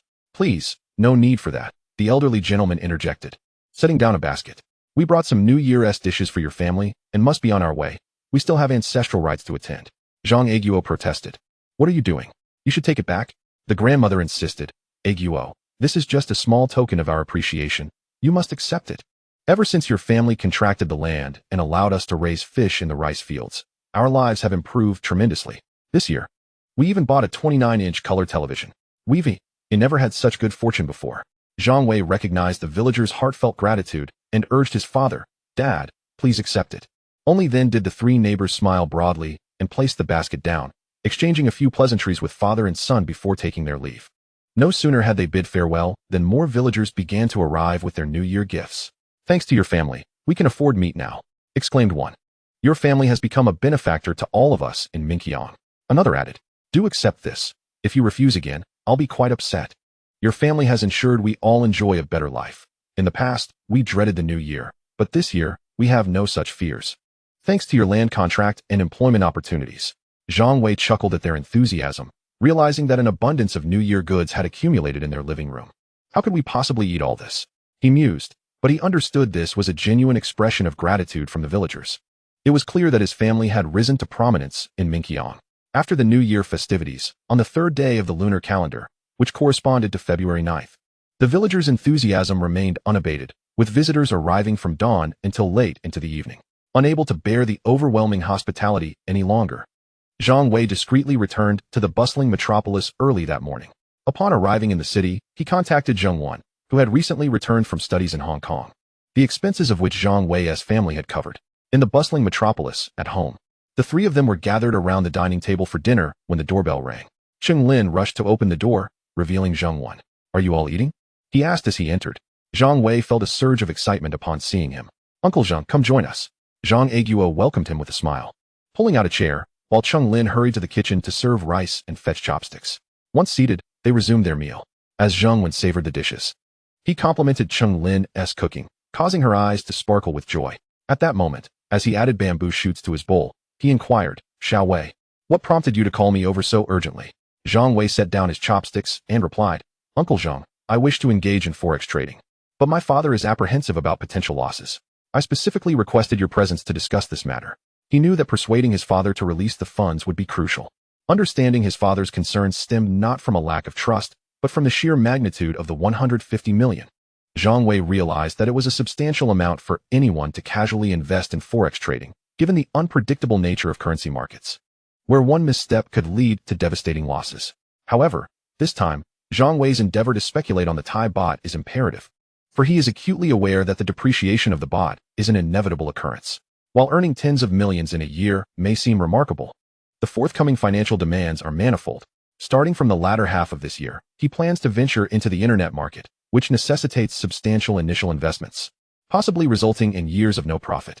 Such undertakings require a vast reservoir of capital. Zheng Wen chuckled, speculating in foreign exchange. I've been keeping an eye on quite a bit in Hong Kong. Which currency do you wish to trade? I can offer some advice. Zhang Wei took a sip of huangju and remarked, that kid has quite the nerve, planning to invest 150 million in foreign exchange. Cheng Lin, upon hearing this, was alarmed and quickly pushed her bowl away, saying to Zhang Wei, Son, you mustn't. Our family has only this amount of money. What if you lose it all in foreign exchange trading? Zhang Wei felt somewhat helpless, His parents were unaware of the future trends as he was. Zhang Wei was equally taken aback by the sum of 150 million, to the extent that he set down his chopsticks and advised, the foreign exchange market is highly volatile. Take the Thai baht as an example. It has a fixed exchange rate of 25 to 1 against the US dollar. Although this rate remains unchanged for now, given the domestic circumstances in Thailand, it is highly probable that a significant devaluation will commence this year. The Thai government will undoubtedly struggle under the pressure. And should they abandon the fixed exchange rate, it would trigger a collapse of currencies across Asia. Therefore, engaging in foreign exchange trading at this juncture may not be the wisest choice. Zhang Wei blinked, saying, I intend to short the baht.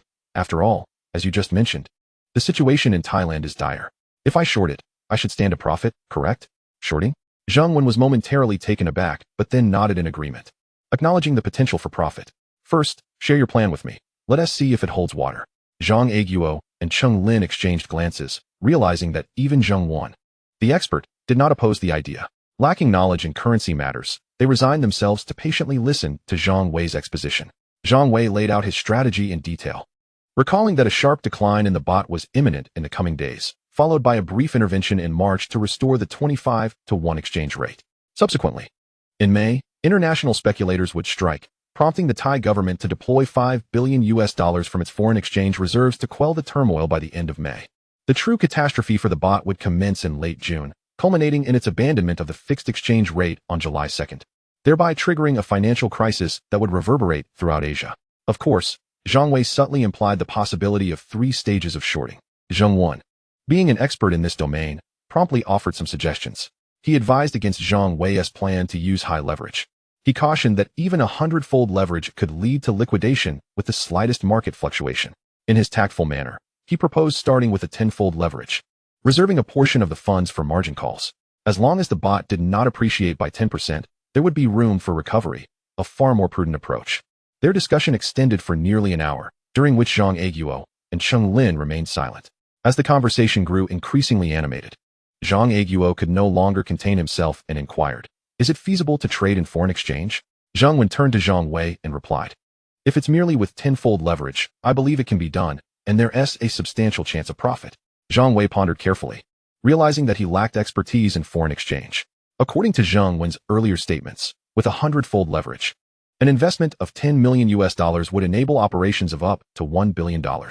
However, a mere 1% daily fluctuation in the baht against the dollar could lead to liquidation. While he understood the broader trends, he was uncertain of the daily fluctuations of the baht. With 10-fold leverage, the feasibility increased significantly, and he was confident that the baht would not appreciate by 10% against the dollar. Thus, while the apparent profits might diminish, the baht was poised for 3 significant declines before July 2nd. He recalled approximately when these declines would occur, and with astute execution, the potential profits could surpass those from a single high-leverage trade. All right, 10-fold leverage it is, Zhang Wei affirmed. Zhang Wen then turned to Zhang Aiguo, smiling. In that case, there's no issue. I'm about 80% confident we can make a profit. Cheng Lin, feeling anxious, despite the family's current financial success, clung to Zhang Aiguo's sleeve and implored, Aiguo, you mustn't be reckless. 150 million is at stake. Zhang Aiguo hesitated. Although Zhang Wen expressed an 80% confidence in profitability, the sheer amount of 150 million was daunting, and he lacked the resolve to commit it all at once. Zhang Wei furrowed his brow, taking a deep breath, and said, Mom, Dad, ever since our family began selling rice in Shanghai, I haven't made any wrong decisions, have I? From setting up a stall to the vegetable market, and now joining Uncle Chu in the development of the new district and establishing our company and rice factory, our family's progress is evident. You must trust me this time. Cheng Lin remained silent. Yet, Zhang Aiguo was still grappling with doubt. Zhang Wei, gritting his teeth, continued, and what about Yao? Although it only generated a profit of 90,000 this year, and our family's dividend was merely 3,600, its market value has soared to nearly $5 billion. This means our 4% stake is now worth $200 million, having multiplied from an initial investment of $400,000 to 500 times its value. Zhang Aiguo finally relented. Fine, I'll allocate $140 million to you, but keep $10 million for myself. Cheng Lin hesitated, ultimately sighing. Well, all the money is yours anyway. Even if you lose it all this time, the stocks from Yao will be enough for our family to live on for a lifetime. Finally agreeing, Zhang Wei breathed a sigh of relief, feeling exhilarated. This year would mark a swift ascent for the family, and his ambitions grew ever stronger. The internet and real estate sectors, which promised substantial profits, all required upfront investments. If he did not seize the opportunity to profit from foreign exchange trading this year, the future might prove challenging. Thankfully, his parents had consented. $140 million converted to US dollars would amount to approximately $17 million, slightly less than the anticipated $20 million. But it should not pose a significant issue. This year, he was determined to leap into the ranks of the world's wealthy. Chapter 288. Having money does not justify squandering it. Around 10 in the morning, at Hangzhou Airport in Shanghai, Zhang Wei, Zhang Aguo, and Zhang Wen were preparing to fly to Macau. Uncle Zhang, is Emperor Financial reliable? Absolutely. It is the most reputable and sizable financial advisory firm in Macau. Phew. Then I can rest easy. Dad, have we converted everything to US dollars? It's all converted. Is it really possible to make money? Rest assured. If you can't trust anyone else, surely you can trust your son?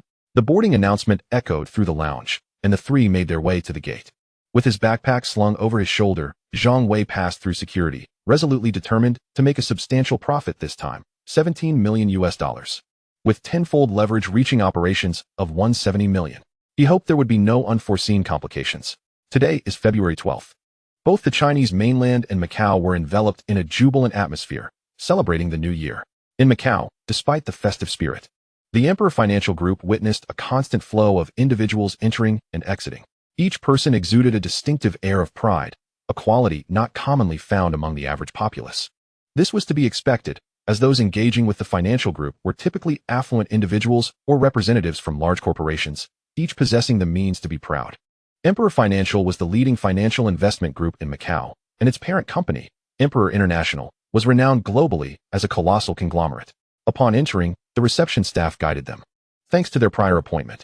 In his previous life, Zhang Wei had never set foot in such a large financial institution, let alone in Macau. However, he no longer harbored the same awe and envy as before, for the current Zhang Wei was utterly transformed. As he approached the office area, the noise was palpable.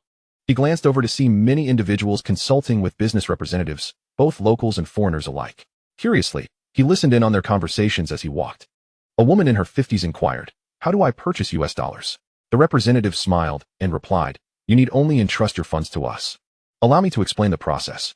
Another man from Japan rambled on in a language Zhang Wei could not comprehend. After a brief assessment, he proceeded inward, noting that the amount he intended to exchange was quite substantial. The Royal Financial Group had specifically organized a team to handle his case, indicating their serious commitment to his business.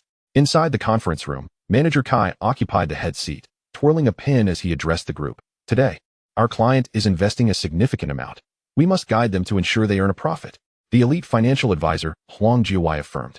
"It is said their investment exceeds $10 million US dollars, which is rare even for our esteemed Royal Financial Group.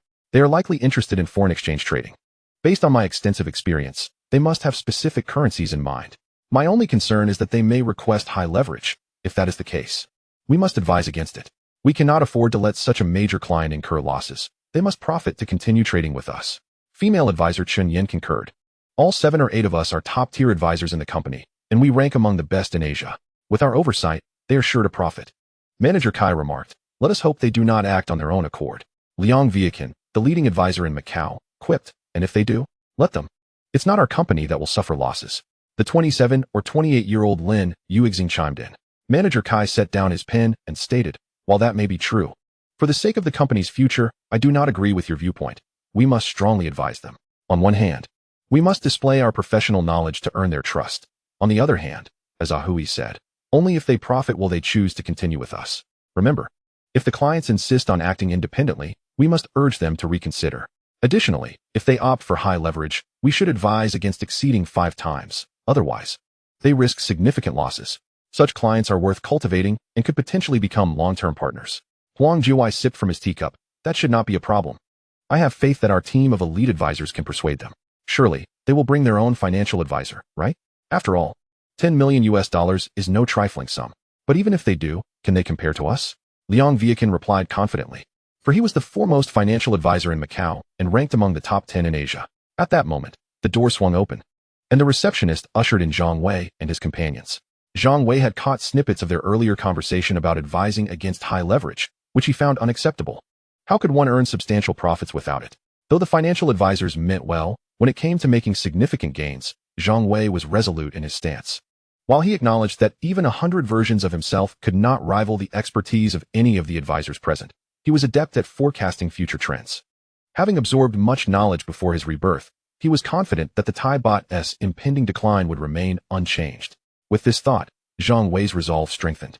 He would start with 10 times leverage, and if his initial venture yielded profits, he might even consider 20 times or more, provided he monitored the baht market closely. After a round of introductions, Zhang Wei, his father, and Zhang Wen took their seats to the left of Manager Kai. He scrutinized the 7 or 8 advisors present. Recognizing them as elite professionals, Manager Kai shifted some documents aside and complimented, "Mr. Zhang, you exude remarkable presence." Huang Jiuwei added, "Indeed. It takes courage to invest such a large sum in foreign exchange." Liang Viakan assured, "As long as you trust me, I will ensure your profits." Subsequently, the other advisors echoed similar praises. Zhang Wei listened quietly, observing his father's interactions.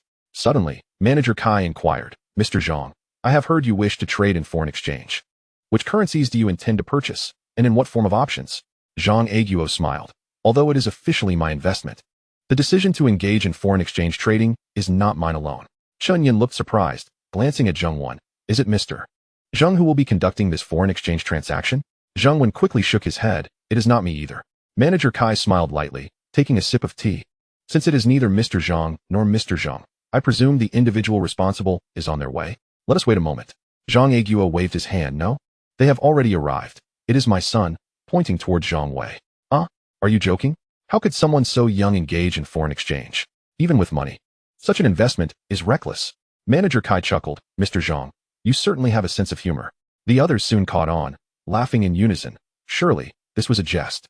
No one would entrust such a significant sum to a youth, right?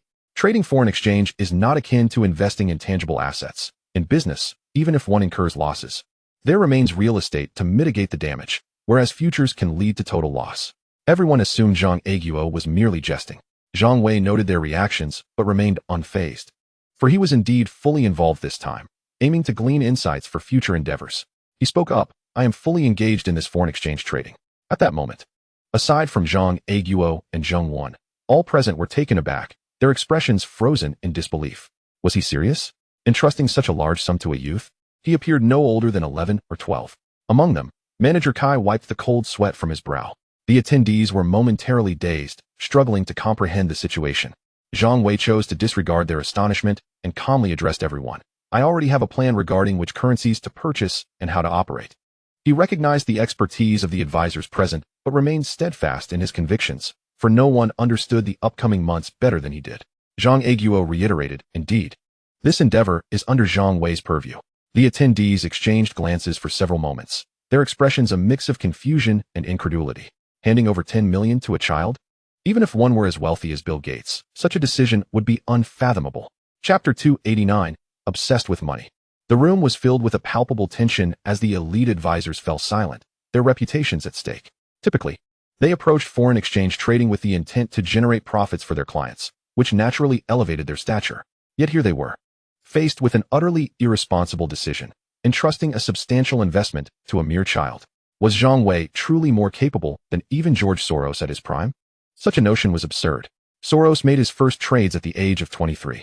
Warren Buffett ventured into the stock market at 11. But he too never handled tens of millions. Could it be that Zhang Wei surpassed even Buffett? The crux of the matter is that all present are esteemed consultants. What will happen if the news of losing this $10 million circulates? Wouldn't it render us the laughingstock? How could they continue to present themselves as elite financial advisors? This is absurd. "Mr. Zhang, how far gone are you in this venture?" Huang Jiuwei's expression darkened, and he expressed his stance.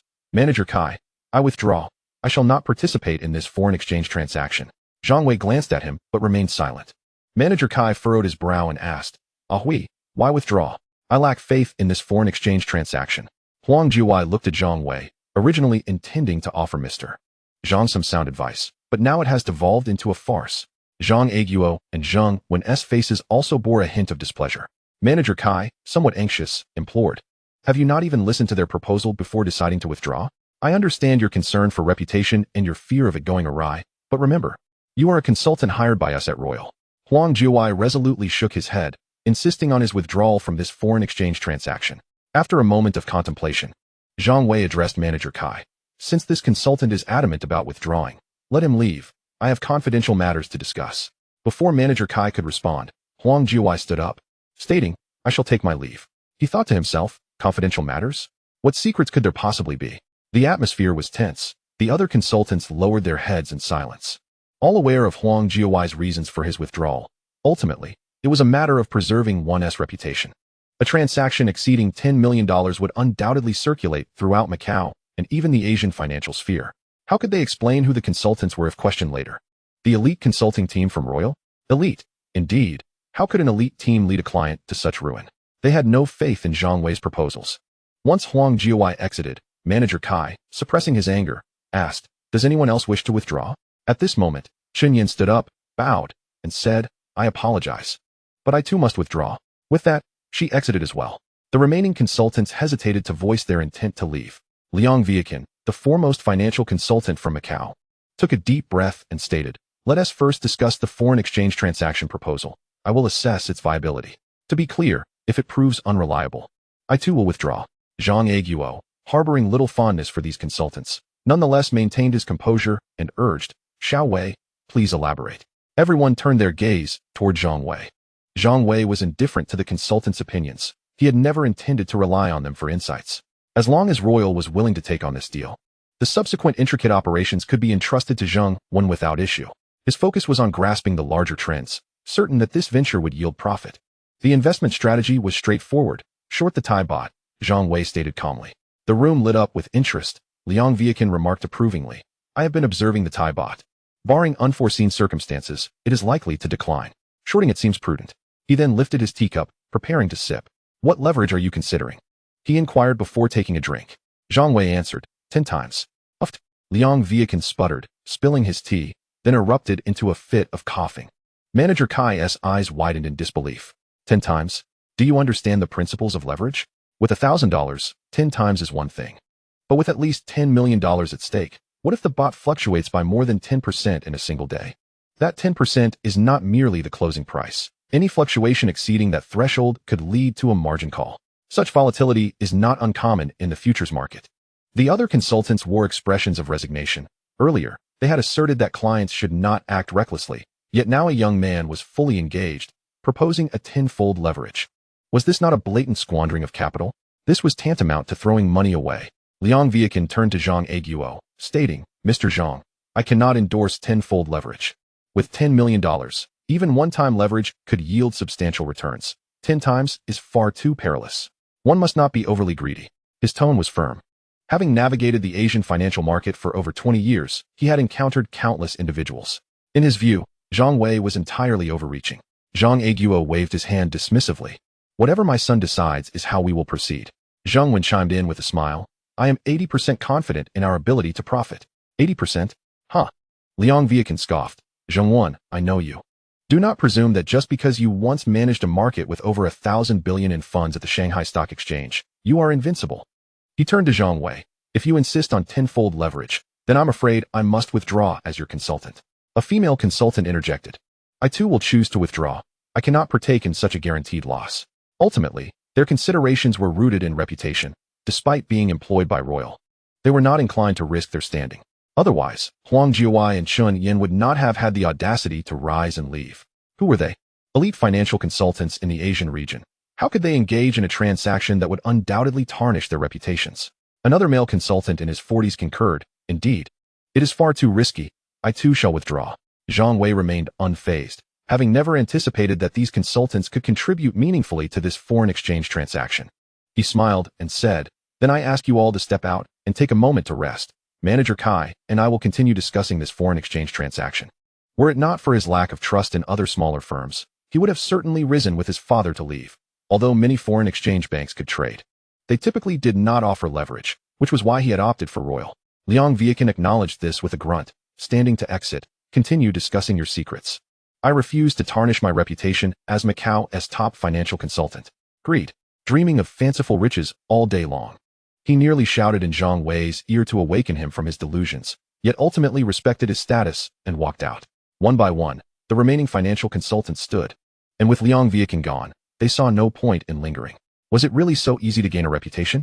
No one wished to engage in an obviously flawed foreign exchange transaction, and soon only Zhang Wei, Zhang Wen, and Manager Kai remained in the conference room.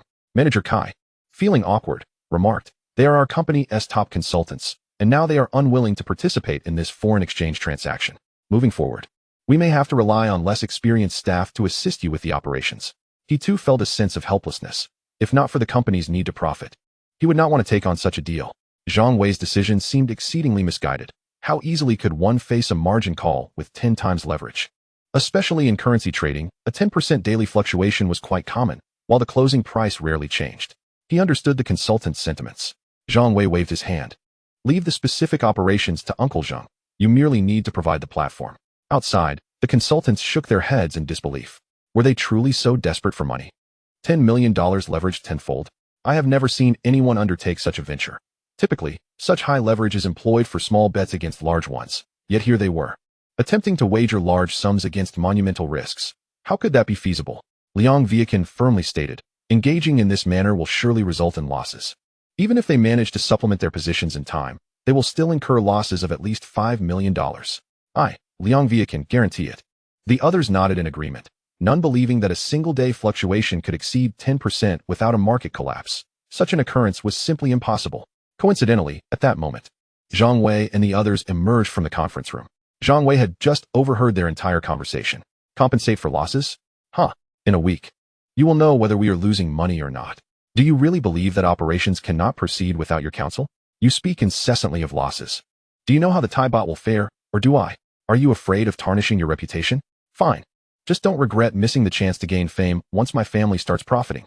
Chapter 290. Such a prodigal is rarely seen in centuries. The office of Royal Financial was shrouded in darkness. It was already past 10 in the evening, and Zhang Wei and his associates were still awaiting the influx of funds. The transfer from Citibank to the account in Macau required some time. Has it arrived yet?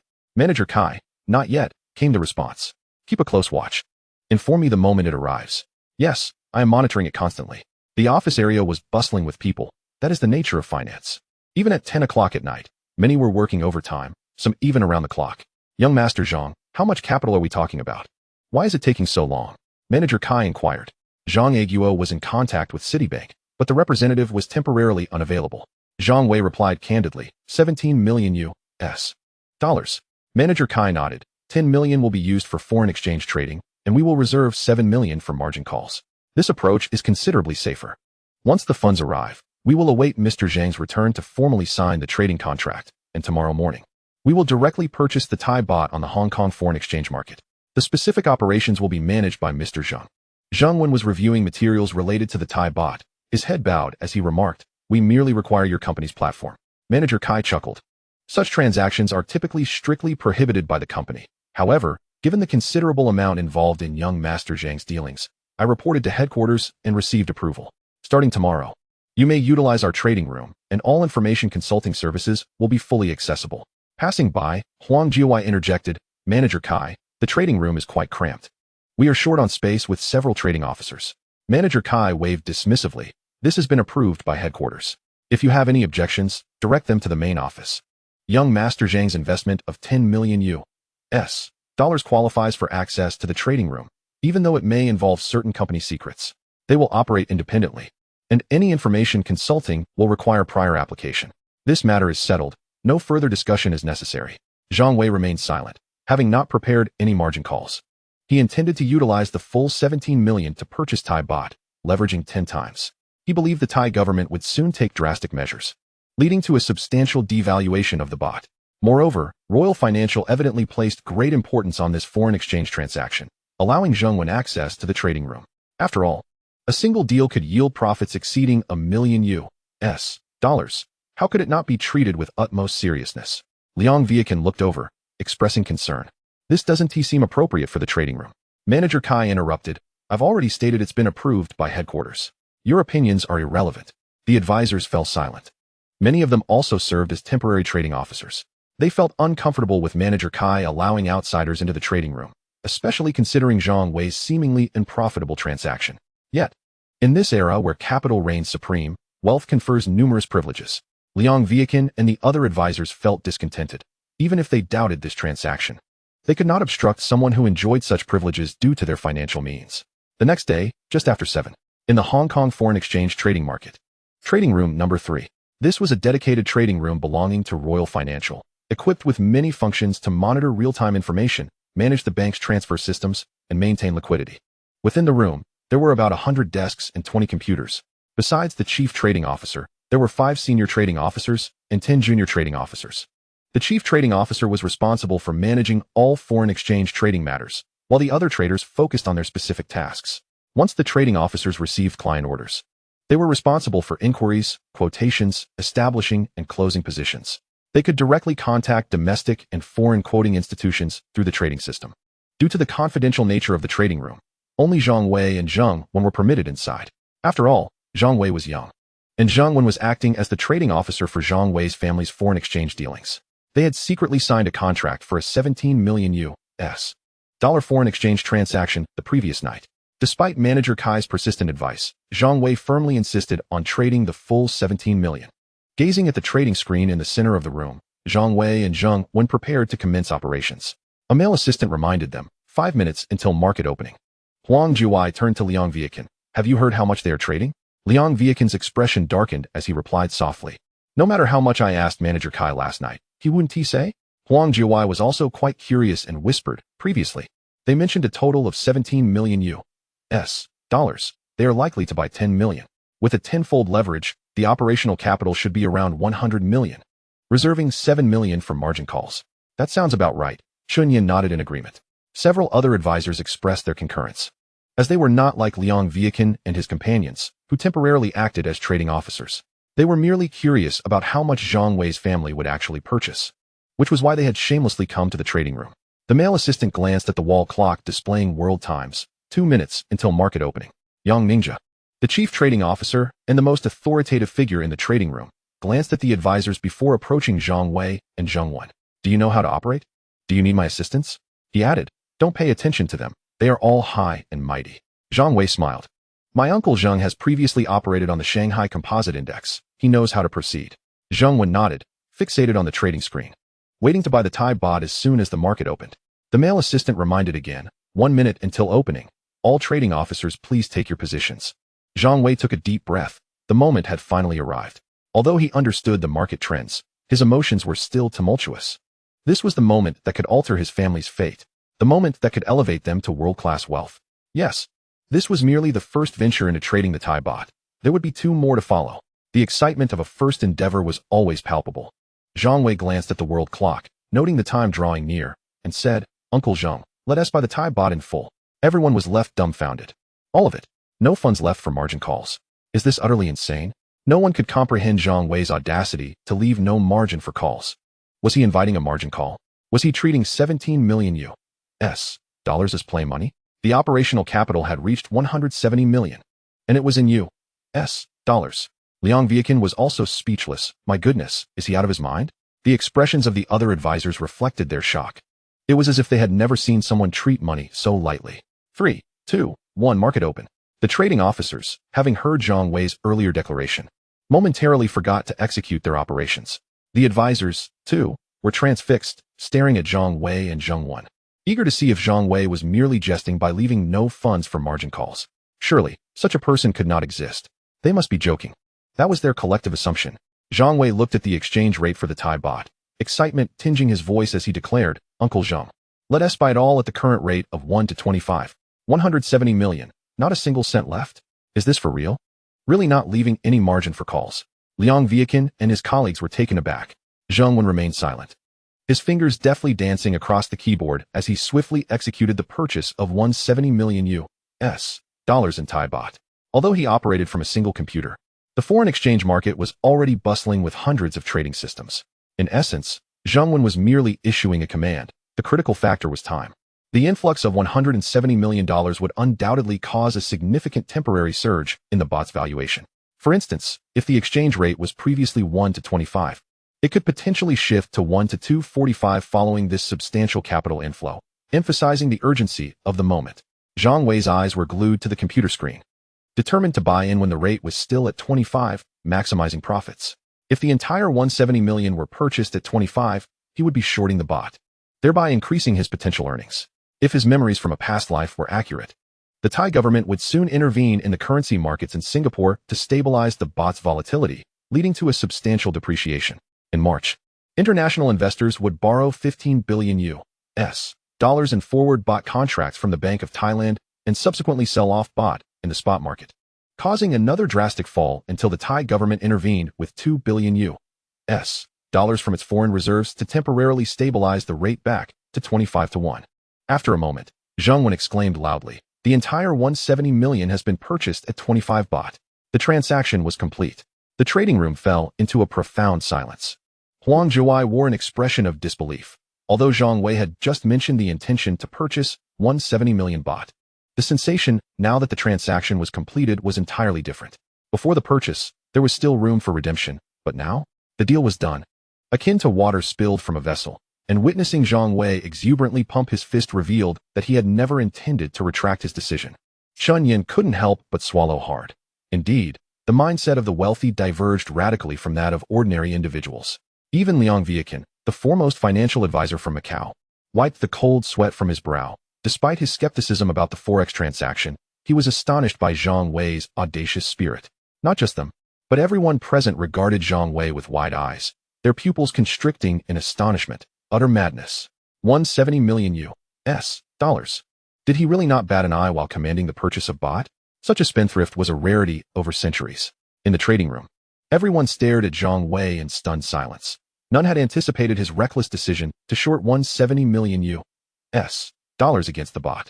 Moments later, the baht unexpectedly surged to 244, eliciting peculiar expressions from the crowd. Had they already lost money so quickly? After all, they were not the ones losing. Even Chief Trading Officer Yang Ninja couldn't help but shake his head. The trajectory suggested that Zhang Wei's family was destined to incur losses, a thought that lingered in everyone's mind. Yet, this notion lasted only a day. The following day, the baht inexplicably plummeted to 253, leaving everyone in mild shock. Huang Zhuai furrowed his brow, and Liang Viakin's expression darkened. They had confidently asserted that profit was unattainable.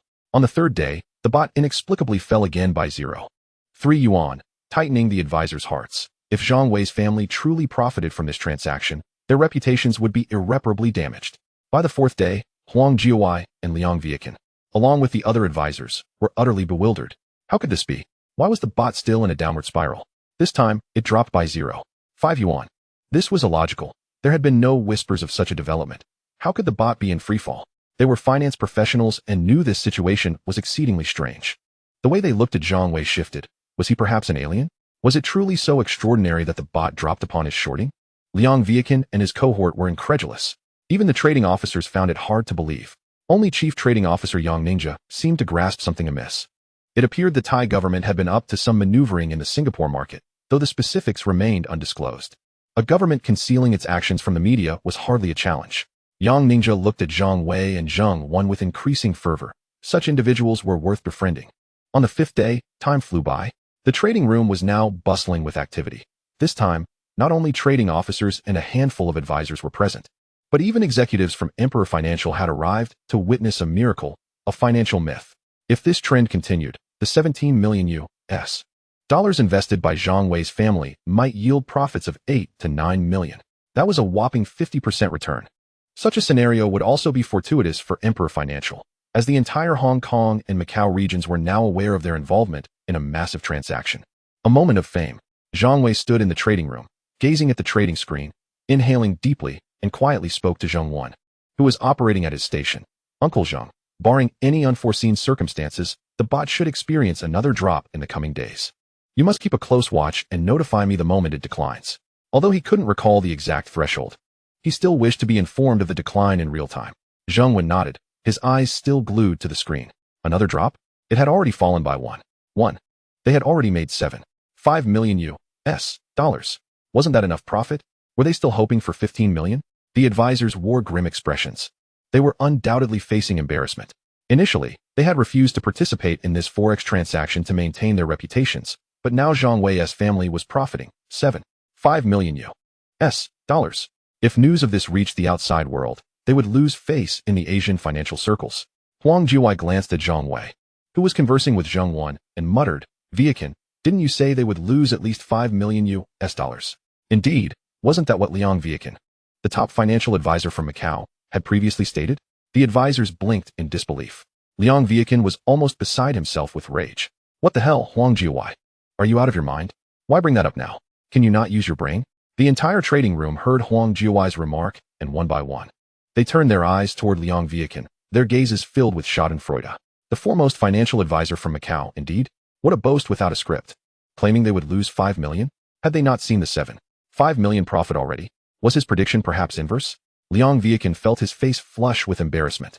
This was a colossal humiliation. He wished he could slap himself. What had he been bragging about a few days ago? Now he was being publicly contradicted. But recalling Huang Jiawei's unwelcome remark only fueled his anger further. He retorted, I wonder who was the first to withdraw from the forex transaction? Huang Jiawei was ready to explode. Liang Viakin, are you trying to shift the blame? Are you insinuating that my withdrawal caused all of you to pull out? Damn it. What will happen to my reputation in the financial circles if this gets out? Who would dare consult me for investment advice again? Huang Jiawei was exasperated. As if he hadn't withdrawn himself. He pointed at the advisors and demanded, tell me, who among you didn't withdraw? You? Were you? And thus, the atmosphere grew tense and awkward as the advisors found themselves cornered. In the presence of the company's upper echelons, the infighting was one thing. But to have the flames of discord directed at us was entirely unacceptable. I have encountered foolishness before. Yet I have never witnessed such utter folly as displayed by the two of you. Chun Yin was the first to lose her composure, exclaiming, Huang Jiawei, what are you saying? Lin Yuexing added coldly, if it weren't for your premature withdrawal, would we have wavered in our confidence? A heated argument erupted among several consultants. The trading room descended into chaos as traders rushed to intervene, with Huang Jiawei and Liang Viakin on the verge of physical confrontation. Such matters could not remain concealed. It was certain that the embarrassment of their group of consultants would be palpable, yet none could tolerate the mutual exposure of their shortcomings. As the situation escalated, Manager Kai erupted in anger, shouting, what is going on? What are you all doing? He pointed accusatorily at several consultants. Have you no sense of decorum? Do you think this is a parliamentary assembly? Resorting to violence over a mere disagreement? How disgraceful. The consultants, chastised, hung their heads in silence. Zhang Wei also took note of the consultant's predicament, but he was too preoccupied to intervene, as the market was once again fluctuating. Suddenly, the Thai baht plummeted again. Zhang Wen exclaimed with excitement, it has fallen below 263. Another drop of 0.2. A profound silence enveloped the room. Huang Jiawei felt darkness clouding his vision. Liang Viakin was dizzy, realizing the gravity of the situation. His reputation was on the line. If the word spread about a loss of 5 million, his status as Macau's premier financial consultant would be irrevocably tarnished. No one would dare seek his advice again after such a catastrophic misjudgment. The chasm between a 5 million loss and a near $10 million profit was unfathomable. Who would be reckless enough to consult a consultant with such a glaring miscalculation? No one would.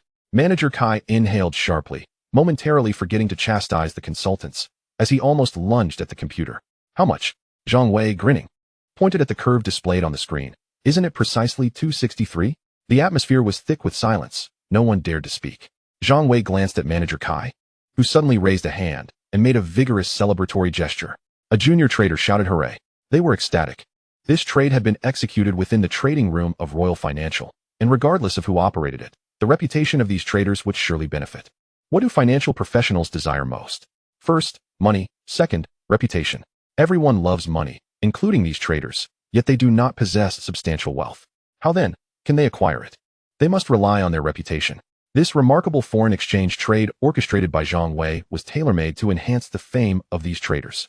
Soon, the entire room of traders was exuberantly exchanging high fives.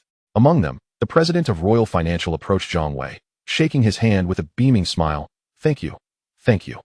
We are immensely grateful that your family entrusted this foreign exchange trade to our company. This time, Royal Financial will achieve great renown. Your strategy for this foreign exchange transaction is nothing short of textbook success. I must ensure that this is documented within the company, so that some individuals may learn from it. His gaze briefly flickered towards the consultants. Zhang Wei quickly replied, it's nothing to mention, really. Manager Kai also burst into laughter, giving Zhang Wei a thumbs up. Huang Jiawei's brow furrowed deeply, while Liang Viakin's face turned a shade of iron as the other consultants bore heavy expressions. They, the elite financial consultants, had been outshone by Zhang Wei and Zheng Wan.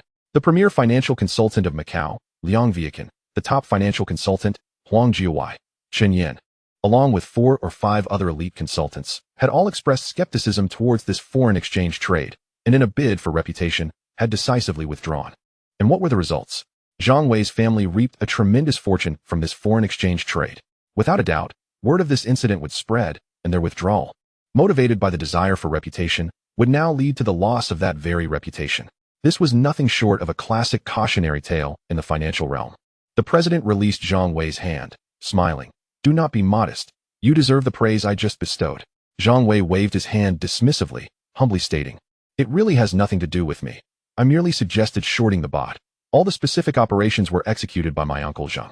At this point, he gestured towards Zhang Wen. "You may not be aware, but my uncle Zhang is a super trader who has managed over 100 billion in funds at the Shanghai Stock Exchange." Liang Viakin was seething with frustration. Just a few days prior, he had brazenly belittled Zhang Wen in the conference room, and now, merely days later, Zhang Wei had restored Zhang Wen's reputation, proving that Zhang Wen was indeed capable, having successfully navigated this market and earned nearly $10 million. Liang Viakin ground his teeth in exasperation. He knew that Zhang Wei was the one who provided the investment proposal, yet he found himself at a loss for words. After all, it was Zhang Wen who executed the trades, leaving him feeling utterly despondent. Why had he made those statements in the conference room? Now, Zhang Wei had turned the tables on him. Liang Viakin felt his face flush with embarrassment, wishing he could vanish into the ground. It was not just him. All the consultants felt shame, as they had viewed Zhang Wei's seemingly whimsical foreign exchange trade as trivial, only to see it transform into a financial miracle. A veritable financial legend. Soros made his first trade at 23. Buffett was 11 when he began trading, yet had far less capital. Previously, they had scoffed, questioning whether Zhang Wei truly surpassed these financial titans. Yet it seemed he indeed did. Could Soros, or even Buffett, at the age of 11, have generated nearly 9 million in profit from a mere 17 million investment? That is over 50% profit. Everyone's gaze shifted towards Zhang Wei, their eyes brimming with a mixture of emotions, as they sensed a new star in the financial world ascending. The youth before them was nothing short of a reincarnation of Buffett. Indeed, for these individuals, a profit exceeding 50% seemed extraordinarily daunting. Yet Zhang Wei harbored ambitions of profits that transcended their wildest imaginations. Gazing at the computer screen, Zhang Wei's eyes sparkled with determination. The saga of trading the bot was far from over. In just a few days, the bot would plunge once more,